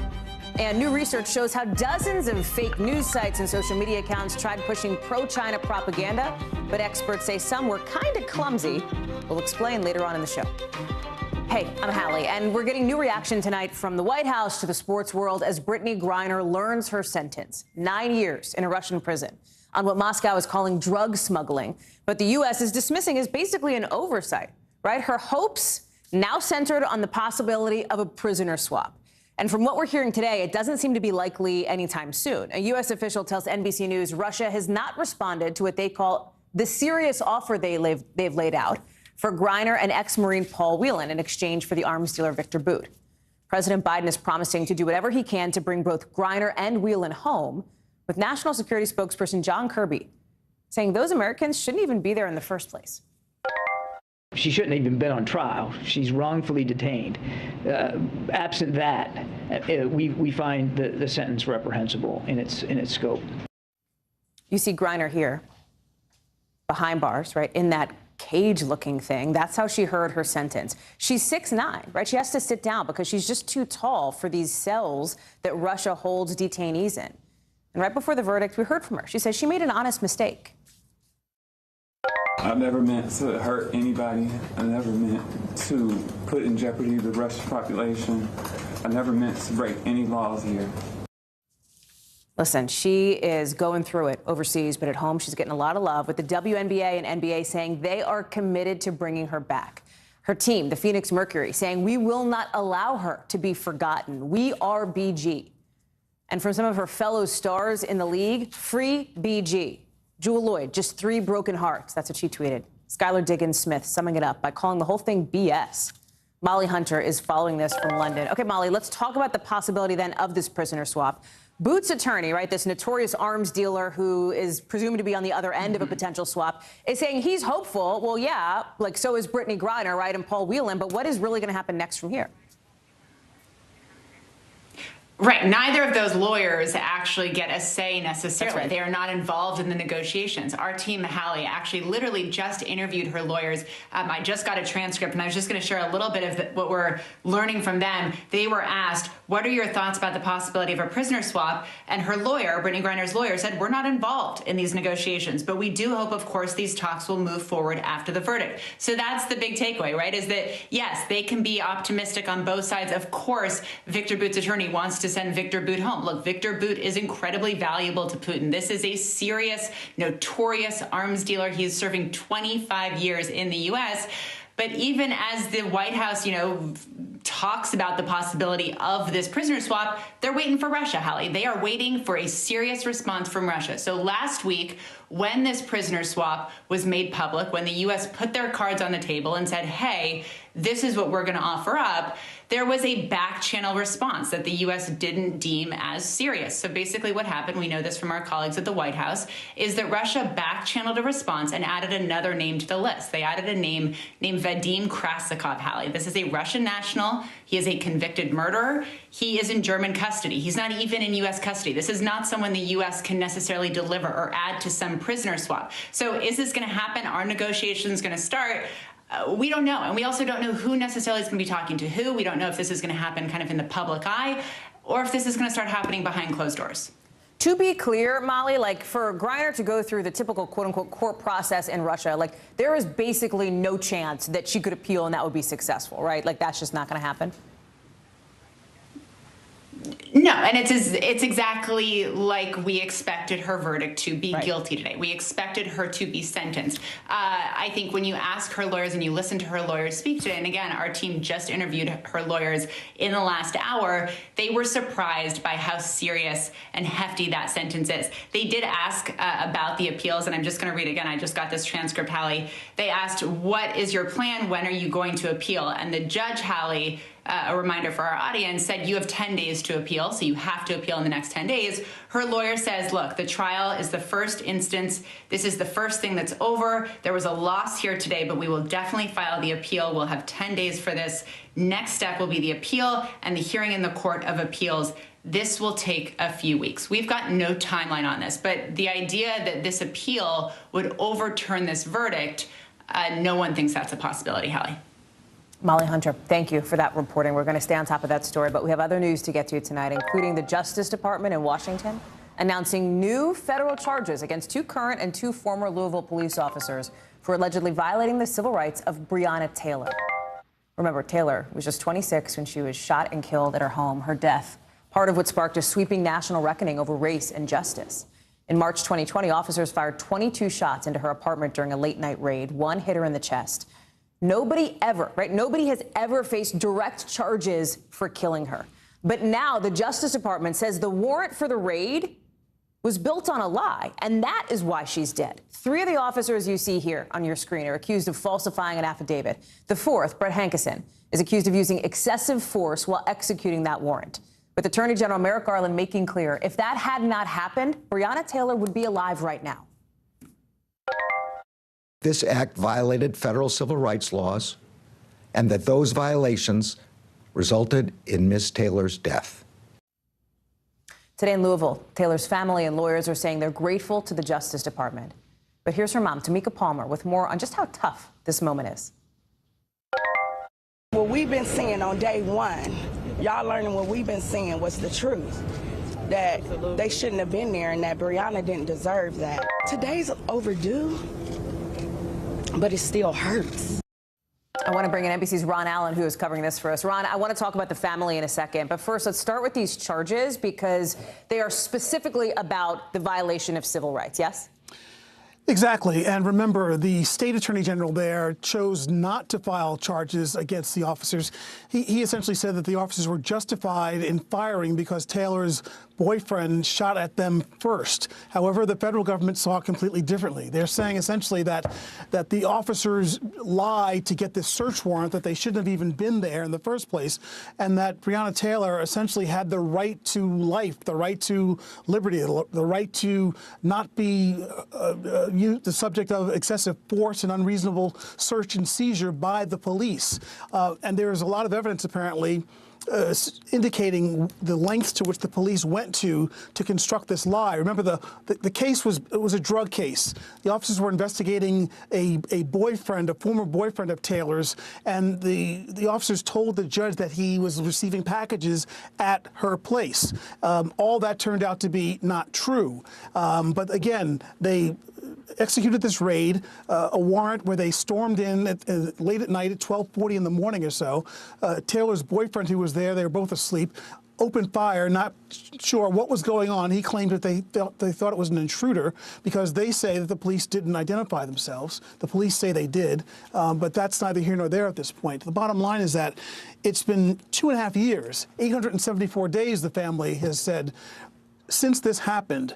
And these charges really came out of the blue. There was no expectation. The Justice Department said they were investigating, but it's somewhat unusual for the federal government to intervene or to take over or to file charges in a case that the state has essentially passed on. This happens from time to time, but it was a big surprise. The family is feeling some measure of relief. They still want everyone who was involved in this, the police officers, to be prosecuted. The officers who fired the fatal shots are not amongst the 4 who are being indicted, so there's still that.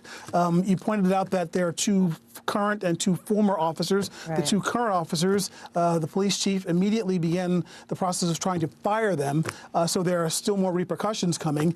And beyond all that, the Justice Department has a very wide-ranging pattern and practice investigation of every aspect of the Louisville Police Department still ongoing, looking at issues like their use of excessive force and whether or not there's discrimination in the department.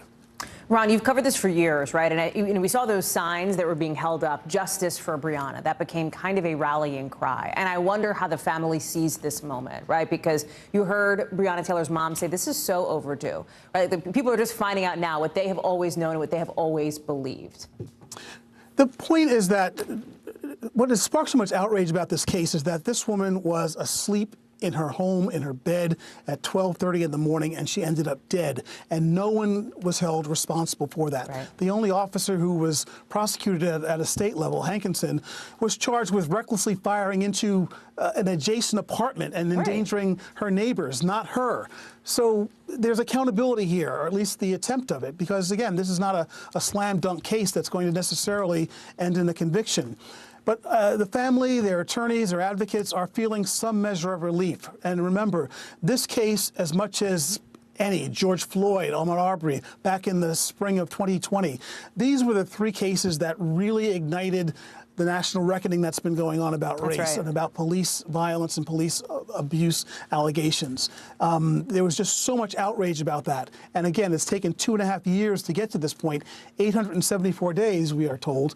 But here we are, the family's feeling some measure of relief, and they hope that this is, again, a beginning or a continuation. They still want, again, every officer that was involved in this raid, and there were more than a dozen of them or so, held accountable. Whether that'll happen or not, it's unclear. But the Attorney General, Merrick Garland, has really stepped into this.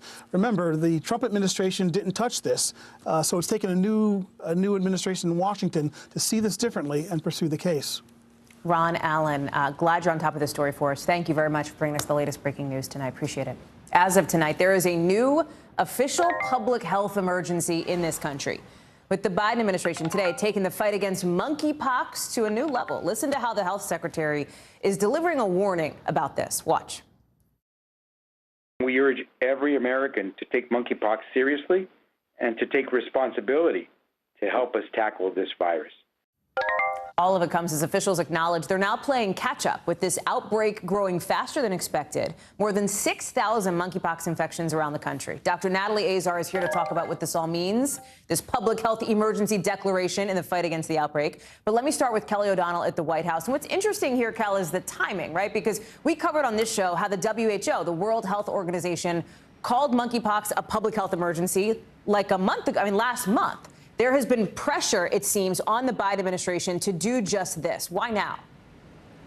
Well, there has been pressure, and I remember we were asking President Biden about it when he was overseas in early June, and so it has been building. And certainly what you've seen are cities like New York and San Francisco, where they have seen an increasing level of incidence of monkeypox and calling out, asking for additional help when it comes to vaccines and testing, and really looking for federal help when resources have been unavailable and when there have been questions and confusion. This is a virus that has not caused death in the United States, but certainly has caused a lot of difficult symptoms and confusion.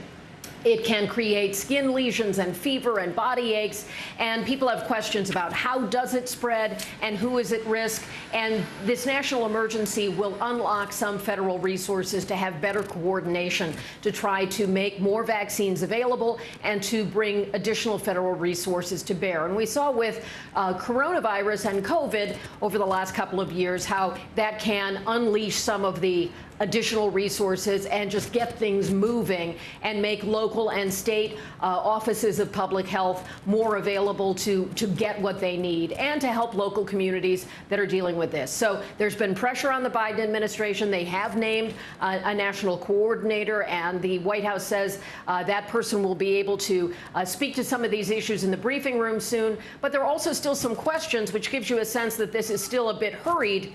They have not formalized all of the elements of this national emergency and how different medical providers will be able to tap into it. There's still some work to do on this. Hallie? Based on the reporting that you and the team at the White House have done, Kelly, how, for lack of a better word, how angsty was it for officials to actually get here, right? Because we know from the reporting that's out there that we've done at NBC News that officials acknowledge they're scrambling to play catch up here. Angsty, that seems to apply here.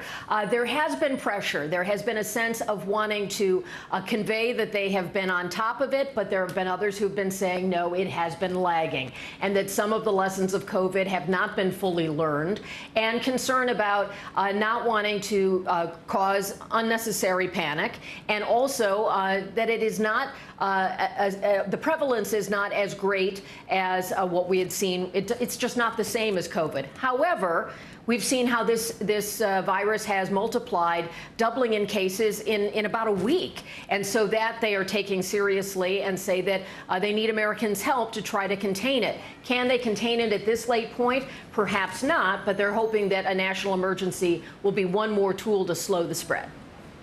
Kelly O'Donnell, thank you very much. So Kelly has the political hat on. Let me bring in somebody who's got a doctor hat on, quite literally, sitting in her office. Dr. Azar, I know you just finished seeing patients, so thank you for being with us here, because we wanted to talk to you a little bit about how this actually does level up the monkeypox response and why this is so important. Yeah, I think there's multiple layers to this, Hallie. One is going to be just about communicating, right? I mean, those folks out there who work with the higher risk population, these, sexual health providers, they need to be able to disseminate information that is accurate, to individuals who are potentially vulnerable in their communities. That's just one small piece of it. The other thing is communicating to providers so that we know exactly what symptoms to actually look for. I mean, the only thing I would say that we could say as a little bit of a, well, we didn't really know, because the rest of this approach or our actions have been really, truly myopic. I mean, I think we can all agree with that, is that originally we thought that this monkeypox was going to present with swollen lymph nodes and rashes all around, every part of the body. And what we very quickly found out was that the presentation can be much subtler. I think that this public health declaration, as Kelly pointed out, is imperative in terms of being able to expand our ability to expedite data sharing, give technical assistance to state and local health departments. And really, I have to re-emphasize that, sort of the sexual health training and really targeting the communities at risk is going to be so, so important here, Hallie. Dr. Natalie Azar, so glad to see you. Thank you for your expertise here on the show tonight. As always, appreciate it. Enjoy your commute home. It has been a brutal, extremely hot week. Do I even have to tell you this? Do you have a pulse? Do you have skin? It is hot. And it's not just like, oh, duh, it's August, it's hot. This is record-breaking hot. It is stretching infrastructure to the limit, from power grids to roads that are literally buckling, bridges that are literally warping and bending because it is so hot. And we're talking about the heat being a big deal because of places like Texas, where most of the state is having a top 3 hottest summer ever. Look at Dallas. It gets hot there. They get 2,200-degree days every year on average. It's already had 39, right? Almost twice as many. It's not going anywhere. Our Bill Cairns is the bearer of bad news with more on this relentless stretch of 100-degree heat we expect. But I want to start with George Solis in Kentucky because, George, the heat index there, just like here in D.C., is hitting something like 100 degrees today. On top of, by the way, the recovery for flooding that people are going through. Give us a sense of what you're seeing and what you're hearing, not just in Kentucky, but around the region. Yeah, Hallie, make no mistake, it is very hot. Just standing out here for a few seconds and you start to glisten. I'm not sure if that's coming across through the screen right now, but I do want to start with a little bit of positive news in as many days here in the Kentucky region. The governor announcing today that the death toll is still 37, a tragic 37, including 4 children who were lost in that devastating flooding. Kentucky State Police say they're currently looking for 2 missing people. And that's incredible when you consider the amount of devastation that we've seen here on the ground over the last several days. Of course, search and rescue efforts will continue throughout the coming days, if not months. Power outages, another remarkable feat. When we first got here, they were out in the tens of thousands. They are now just down to a few thousand outages in different pockets in the affected regions. But the heat around the region is really what is slowing things down. You know, these groups are out here working around the clock. They don't want to stop, but unfortunately the elements are forcing them to. They have to take breaks, otherwise they won't be able to continue with search and rescue efforts. It'd be too hard. Of course, water is also a necessity. Governor saying that he will keep bringing in truckloads of it as long as it is needed. And based on what we've seen, it's going to be needed for some time. There is some good news, though. There are about 11 cooling centers in the region right now, and that's going to help, especially for those people who don't have a home, who don't have AC to work through. And the one thing that we do want to keep touching on here is the resiliency of the people of Kentucky. They have endured so much. They've endured the threat of more rain and now this heat, but yet they continue working, trying to salvage what they have left in their homes, if they have any homes at all. Even those people that don't have anything are still going back out into these communities, working to help their neighbors, to try to find some comfort in one another through this difficult time. And I do want to mention that a disaster relief fund for the people of Kentucky here has already exceeded more than $3 million, and that number surely expected to grow. Hallie? George Solis, thank you so much. Bill Cairns, to you now, because, you know, I walked to work today and I was like, oh, it's a furnace. Like, it is a straight up furnace, you know, and it's going to be like that. It's just going to be like that for a while. That's it. Yes, you just have to accept it, and that's just kind of the way it is. And if you're lucky, you get rained on. And there has been some lucky folks that were about 100 earlier that are now down in the 80s. And of course, it'll be super humid. But I think everyone will take whatever cooling they can get. So we just do this every single night. These numbers, 76 million now. So it's the middle of the country where it's very much a dry heat, and the drought just goes on and on and on. And then on the East Coast, it's really one of the hottest days we've seen in a long time for the Mid-Atlantic and the Northeast. Now, as I said, a few spots have cooled off a little bit. The Great Lakes, Midwest, Ohio Valley, you're a little bit cooler. St. Louis, Indianapolis, enjoy it while it lasts. Dallas, you're 100 once again. San Antonio, check the box, 101. But where it was exceptionally hot today was anywhere from D.C. northward. Baltimore was 98 degrees at one point. Say, look at Philly, still at 97. Albany, New York hit 99 degrees, hottest in 11 years, but now thunderstorms have cooled them off. That's why Albany is currently 81. And the feels like temperature, if you're heading in the shade, remember, it still feels like 102 to 105 from D.C. all the way to Philly, and even outside of New York. New York City got a little bit of a sea breeze. That's why it's a little cooler. But everybody else, it's still very hot. And the heat wave just goes on and on. As Hallie was mentioning, it's not like it's going to get cooler. I mean, it's going to be in the low 90s instead of upper 90s in the Mid-Atlantic. In the Midwest is still going to be in the hundreds, and the only thing that's going to cool people off will be a little bit of rain. And you're mentioning, like, you know, on the bearer of bad news, you know, the climate scientists have a saying, Hallie. They say, I hope you're enjoying your hot summer. This is the coolest summer for the rest of your life. And on that horrifically depressing note, Bill Cairns, I guess thank you. Do I say thank you after that? It's a horrible saying. Because I got to tell you, I know what August in D.C. is like. I mean, this is, and again, I sort of, just to be transparent here, like, one of my least favorite things is when the news is like, hey, guess what? It's hot. Like, yeah, it's summer. It's supposed to be hot. But this is, as you point out, like, this is not a normal heat. Yeah.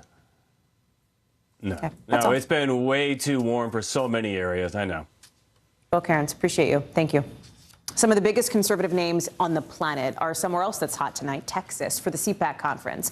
And the star of the stage at today's kickoff An authoritarian national leader under fire for saying racist stuff overseas. We're talking about Hungarian Prime Minister Viktor Orban, who just recently in Romania said he doesn't want Hungary to become a mixed race, his words, a mixed race country, prompting one of his longtime advisors to quit, describing his speech as a Nazi diatribe.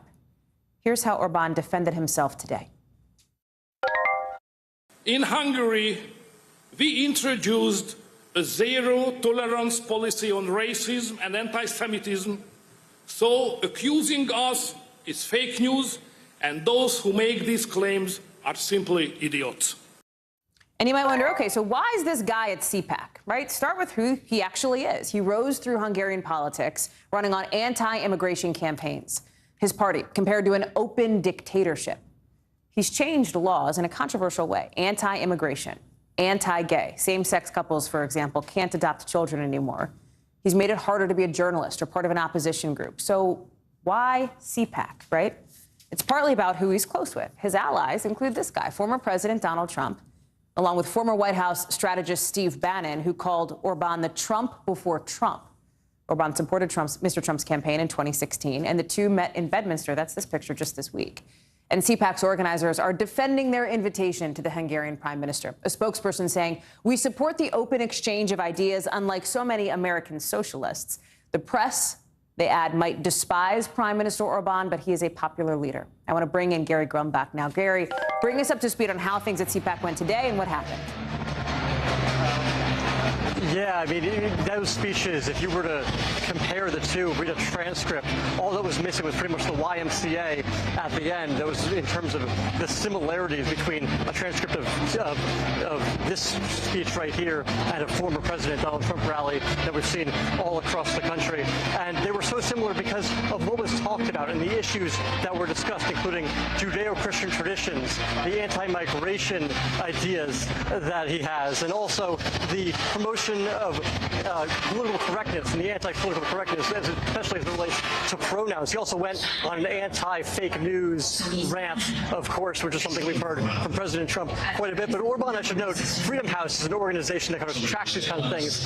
Orban's country of Hungary has been demoted to partially free because of what Orban has done in his country. And that comment from CPAC that you mentioned about him being a popular leader, he sure was popular in this room. People here were eating him up. They were laughing at his jokes. They were giving him a standing ovation. They were very much agreeing with what he had to say. Hallie?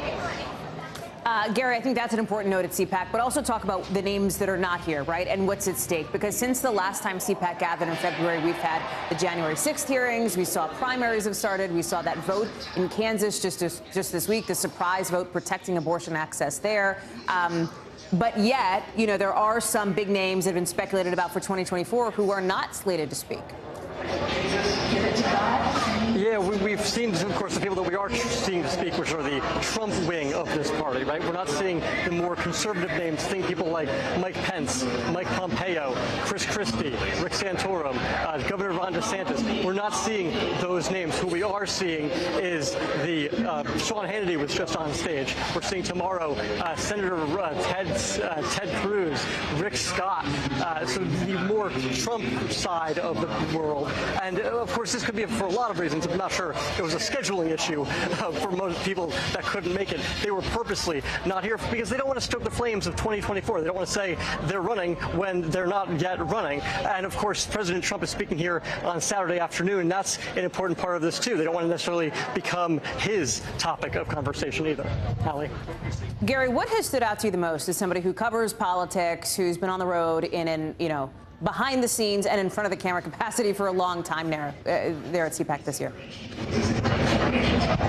I think what really stuck out to me was how CPAC has changed. This used to be the place where conservatives could gather and be themselves. This has really turned into Trumpism and Trump world. And everybody here is 100% behind Donald Trump, whether or not he runs. And I think that was really fascinating. And also fascinating was this Viktor Orban speech and how the folks here with supporting Viktor Orban and laughing at Viktor Orban and celebrating Viktor Orban's presence at an American CPAC rally was fascinating. Here's one person we talked to today. So you are all in on President Trump. We need that bull in a China shop. I'm at CPAC. Does that not tell you something? Trump all the way. Ladies and gentlemen, the state. Now, there are other sessions that are happening besides what's happening on this main stage, including one that's coming up real soon called Giving Liz the Biz, which is going to be with Jim Jordan, Representative Jim Jordan, and former Attorney General Matt Whitaker. That's going to be a very interesting conversation because they're going to talk about the illegitimacy, or what they consider the illegitimacy, of the January 6th committee and where that goes from here, especially as we head towards the midterms. Hallie?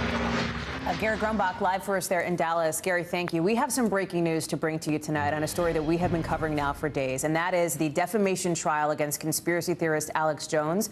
That jury has reached a verdict. They deliberated for just about a day here. I want to tell you a little bit about it. Remember, Alex Jones was on trial because these parents of one of the victims of that Sandy Hook massacre sued for defamation after Jones spread lies that the massacre was a hoax. That obviously is not true. These parents were seeking $150 million. The verdict is in. Jones is going to have to pay at least $4 million. I want to get right to NBC's Ben Collins, who is following this. So I want to be clear here.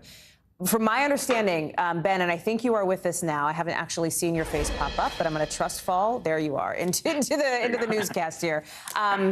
This is the first. There's more to come tomorrow, but so far, and just so people understand, these plaintiffs, these parents, had been seeking damages because they've been living a nightmare, right, for the better part of a decade, because Jones has been lying about how their son was killed. They wanted $150 million.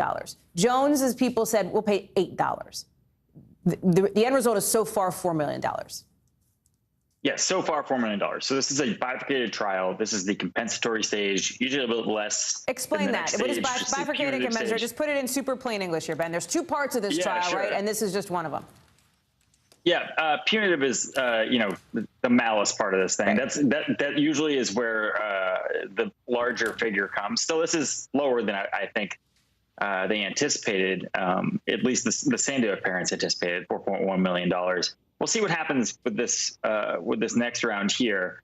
Alex Jones said more than $2 million would sink InfoWars. That is almost certainly not true. He just got a $7 million anonymous Bitcoin donation a couple of weeks ago.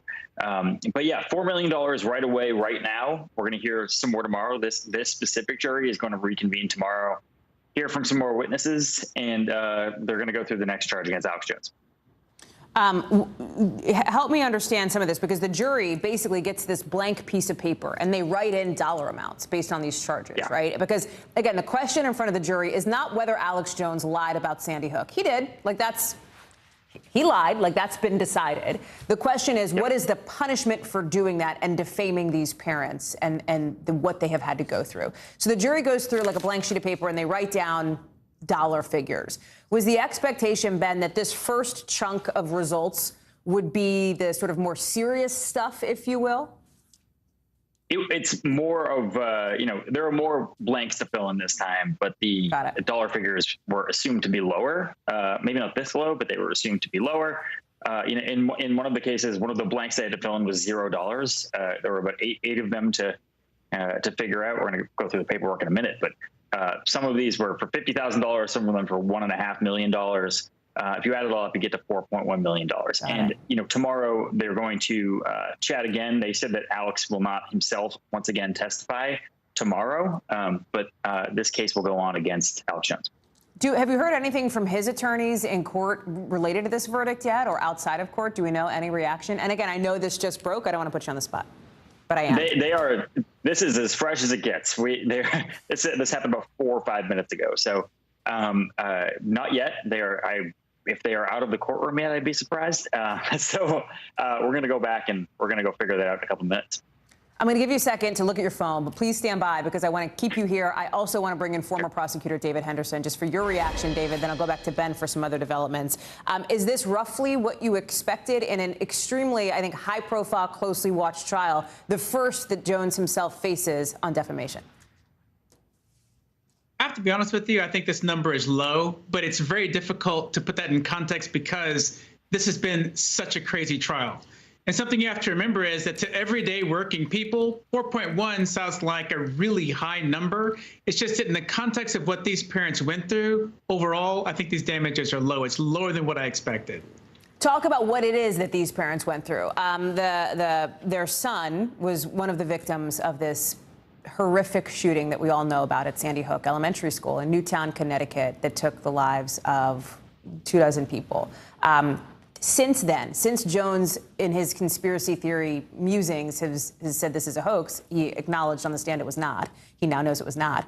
These people have been living a nightmare. Absolutely, they have. I'm not only a former prosecutor, I'm a former special crimes prosecutor. So unfortunately, I've tried lots of cases where terrible things have happened to children, including death. And I'll put it to you this way. Every child knows you're going to have to bury your parents one day. No parent expects to have to bury their children. And so when a parent has to do that under circumstances like these, where they're accused of lying about the basis of their grief, it's impossible to put a dollar figure on that. I think part of what may have been the problem here is that knowing that Jones was already essentially guilty for the offense, they may have overlooked that in terms of their presentation to the evidence and given the jury a full picture of everything these parents have been through. Neil Heslin, the father of Jesse Lewis, had testified too about the horror of all of this. I want to see if we still have Ben Collins, David, if you could stand by, because there was this sort of jaw-dropping moment that Jones himself called this Perry Mason moment that we've seen developments on related to the entire contents of Alex Jones's phone that were accidentally leaked from Alex Jones's attorneys to the opposition team, right, to the prosecutors, to the plaintiff's attorneys here. Now, the January 6th Select Committee is asking the Sandy Hook parents' lawyer for those messages. Why? Because Alex Jones pled the fifth about 50 times when he actually talked to the January 6th committee. So Owen Schroyer, who's his underling, his right-hand man, he handed over his phone, or at least parts of it, but not the full, complete phone. This is all of Alex Jones's phone, including things that he really did not want public. For example, the financials of InfoWars, and also psychiatric records, unbelievably, of some Sandy Hook parents in a future defamation trial that is coming. It is unclear how he ever got those or why they were being sent to these lawyers, or why he knew about them at all. And that's in part why you're probably not going to see just a giant tranche of these things just out there on the street somewhere.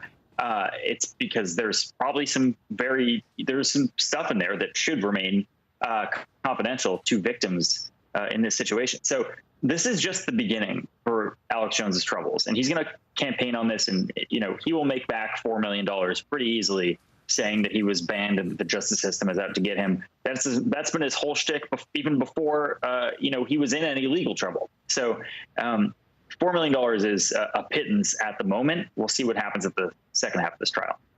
There is the point, and I want to bring in Rahima Ellis, our NBC News correspondent, who has also been covering this trial and this story.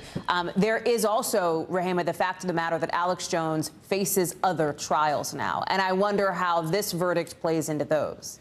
I think that's the question a lot of people are asking, because the fact that he was found liable in terms of the defamation charges that had been placed against him, that had an impact, it seems, on the other cases. Now, what impact will this jury award have on those other cases once they come to the courtroom?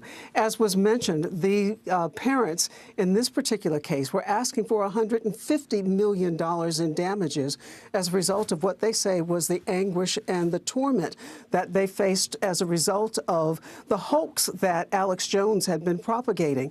Today, the jury, in 3 out of 8 questions that they were asked to consider, they came back with an announcement about 3 of them.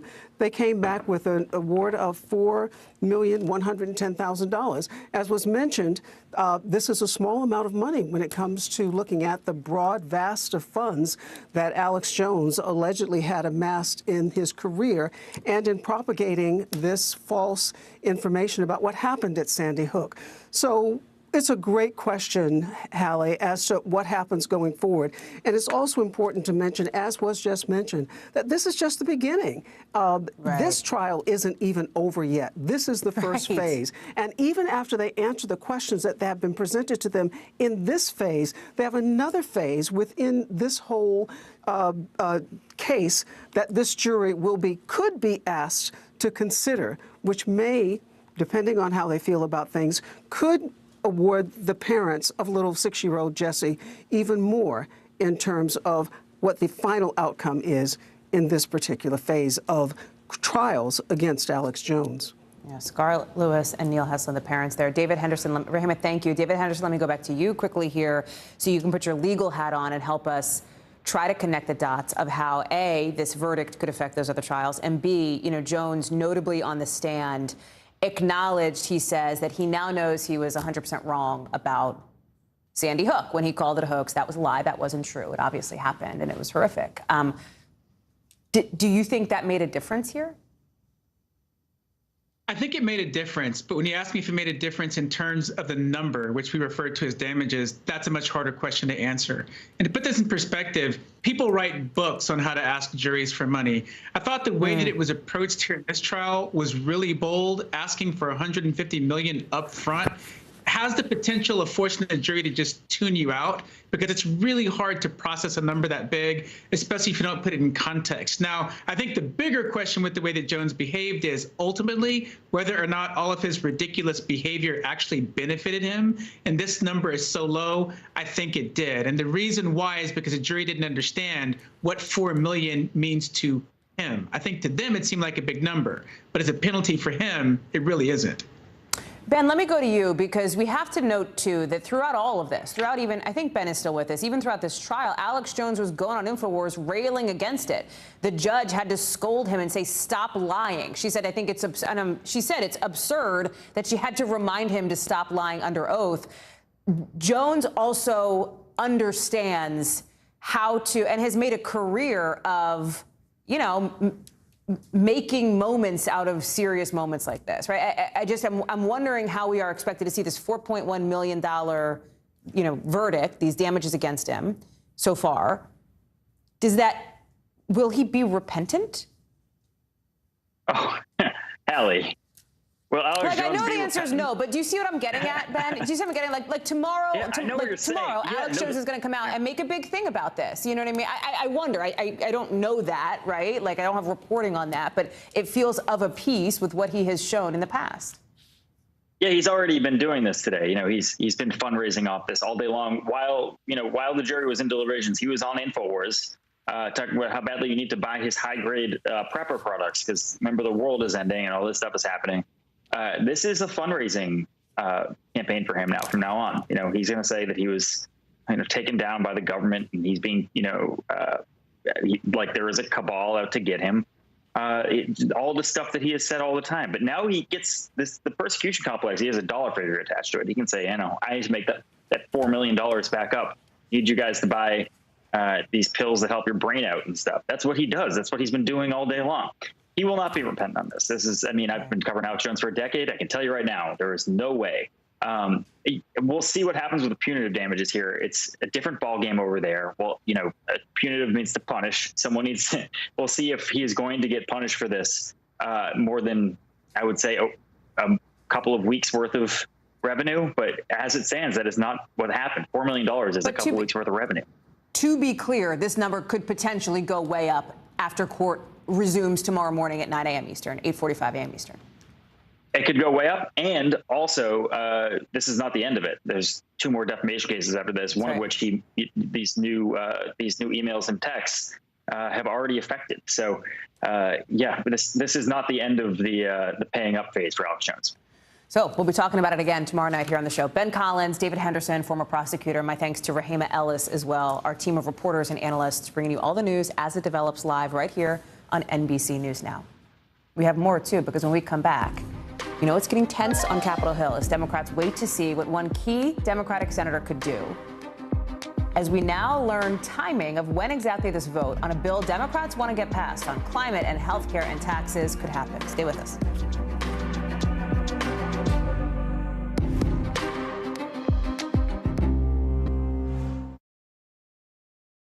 From Brooklyn, we're next to the subway station. The state's reservoirs are alarmingly low. War will pass them by.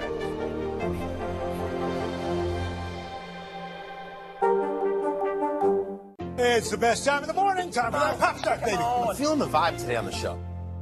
It's the best time of the morning. Time for that pop start, baby. I'm feeling the vibe today on the show. Welcome back to Today. We got a lot to celebrate on this Wednesday morning. It's good to have you along with us. You don't know when your moment's coming, but when it does, you take it. Everybody's good, and that's it. News is happening now. Look at what's making headlines around the world. Whenever it happens, wherever you are, it's here now. The Seduction, Dateline's newest podcast. Listen now. Harry Styles!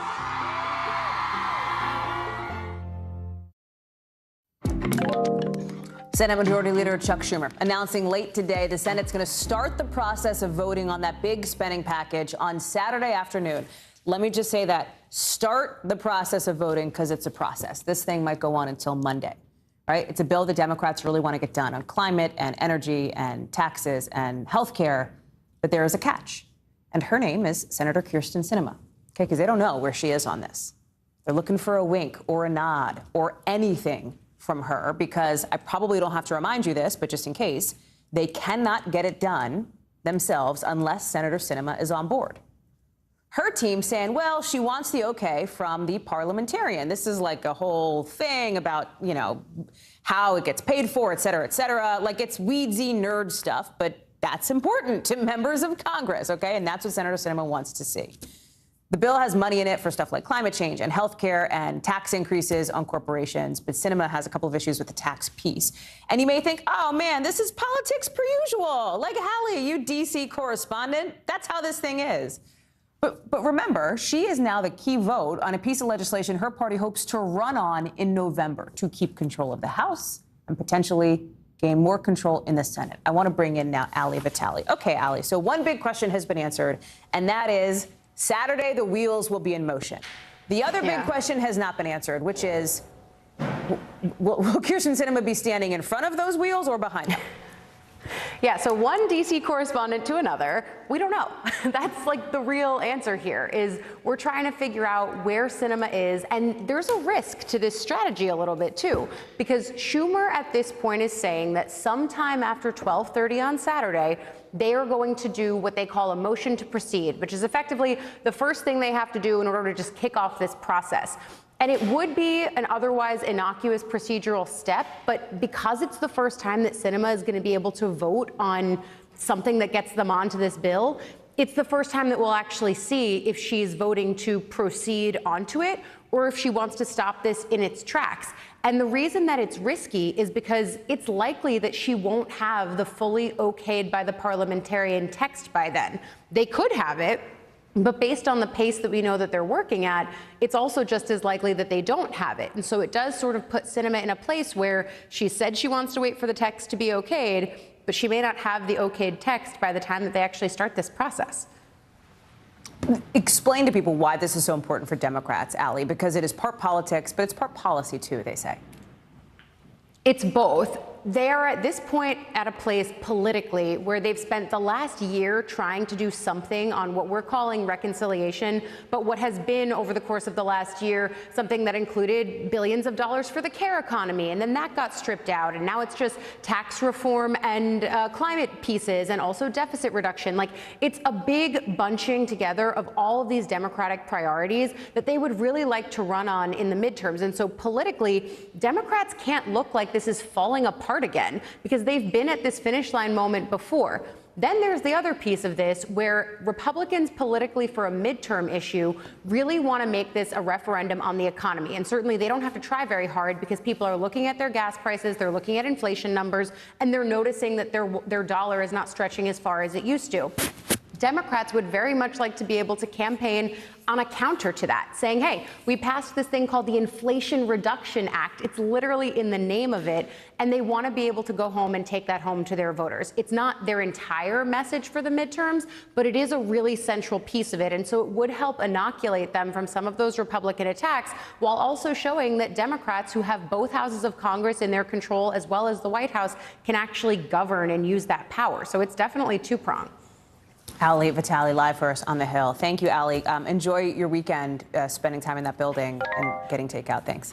Let's get you over to the 5 things our team thinks you should know about tonight. Number 1, today you're seeing China launch military drills around Taiwan, firing ballistic missiles into the water around the island. Taiwan's a self-ruling democracy, and its defense ministry called China's moves irrational. But you know that Beijing claims the island as its own territory and announced these drills after House Speaker Nancy Pelosi got there this week. And that brings us to number 2, because Speaker Pelosi is still in the region today, tweeting photos from her visit with some other lawmakers to the DMZ, as it's called, the demilitarized zone that separates South Korea from North Korea. She said they thanked U.S. service members on the ground there and said the U.S. and South Korea have, in her words, an unbreakable bond. Number 3, jurors in the trial of the Parkland school shooting suspect visited the site of the massacre today. They toured rooms in a Marjorie Stoneman Douglas High School building, rooms that are still stained with blood. The suspect waived his right to go with them. The building's been sealed ever since that attack in 2018, and local officials plan to demolish it when it's finished being used as evidence. The suspect has pleaded guilty and could face the death penalty. Number 4, the Justice Department says the former governor of Puerto Rico, Wanda Vazquez, has been arrested on bribery charges. She's the first former governor of the U.S. territory to face federal charges. She's previously denied any wrongdoing. Number 5, looks like the Great Barrier Reef is bouncing back. A little good climate news for a change. A new report from the Australian Institute of Marine Science says parts of the reef are showing their highest coral cover in more than 3 decades. Now, listen, they're not out of the woods. The reef says, so to speak. The reef says that the report says the reef is still vulnerable to mass bleaching, coming as UNESCO considers whether to still list the reef as in danger. Coming up, police are looking for a semi-truck after someone allegedly saw a woman bloodied and yelling inside of it. We've got that next in The Local.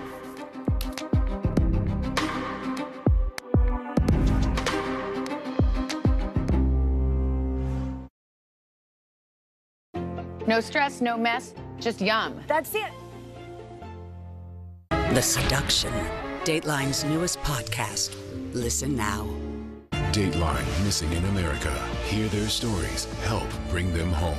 As we look out over the latest city-turned-crime scene, we see the things left behind. Back now with our NBC News exclusive.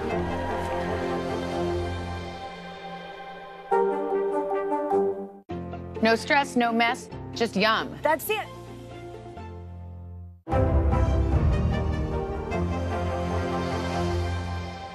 Welcome back to Today. We got a lot to celebrate on this Wednesday morning. It's good to have you along with us. You don't know when your moment's coming, but when it does, you take it. Everybody good, and that's it.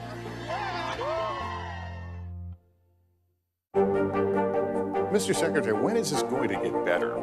You came into this job saying you were going to fight crime. Have you been successful? Found a way to put that. Can you update us on the status of negotiations?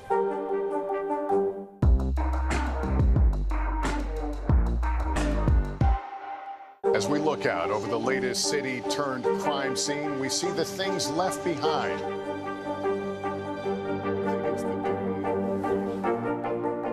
Can you tell us what it was like? Our NBC News exclusive.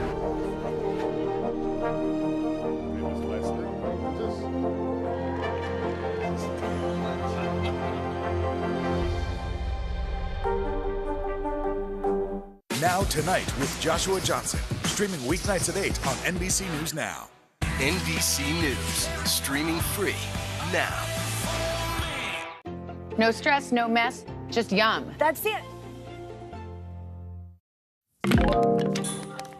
NBC News covers hundreds of stories every day, and because you couldn't possibly read or watch or listen to them all, our bureau teams have done it for you. This is what they tell us is going down in their regions in a segment we call The Local. From our Northeast Bureau, New Jersey police say they're looking for this white truck, the semi. You see it? After somebody allegedly saw a woman with blood on her screaming for help inside. It's obviously, you can't see that in this surveillance video, but police say a customer at this car dealership saw a woman hop out of the passenger window. As this person got closer, they say this woman was pulled back inside. The truck took off. Investigators say the truck is white and has blue writing on the side. Obviously, we're going to try to bring you any updates on that as we get them. From our Southeast Bureau, Florida Governor Ron DeSantis has suspended a top county prosecutor from Tampa, saying he was neglecting official duties after this prosecutor said he wouldn't go after people who get abortions, basically, and wouldn't enforce a potential law banning surgeries for transgender children. Warren called the prosecutor called his suspension a political stunt on DeSantis' part and said the governor was using his office to further his own political ambition. From our Midwest Bureau, Cincinnati Zoo is celebrating because there's a brand new baby in the bloat. Did you know they call a bloat like that's where hippos live? Well, that's where this little baby hippo is. Look at that little nugget. Look at that little beanie. We don't have a name. There's no name because the calf kind of surprised zoo staff. BB, the mom, was on birth control. The zoo says visitors are not actually going to be able to see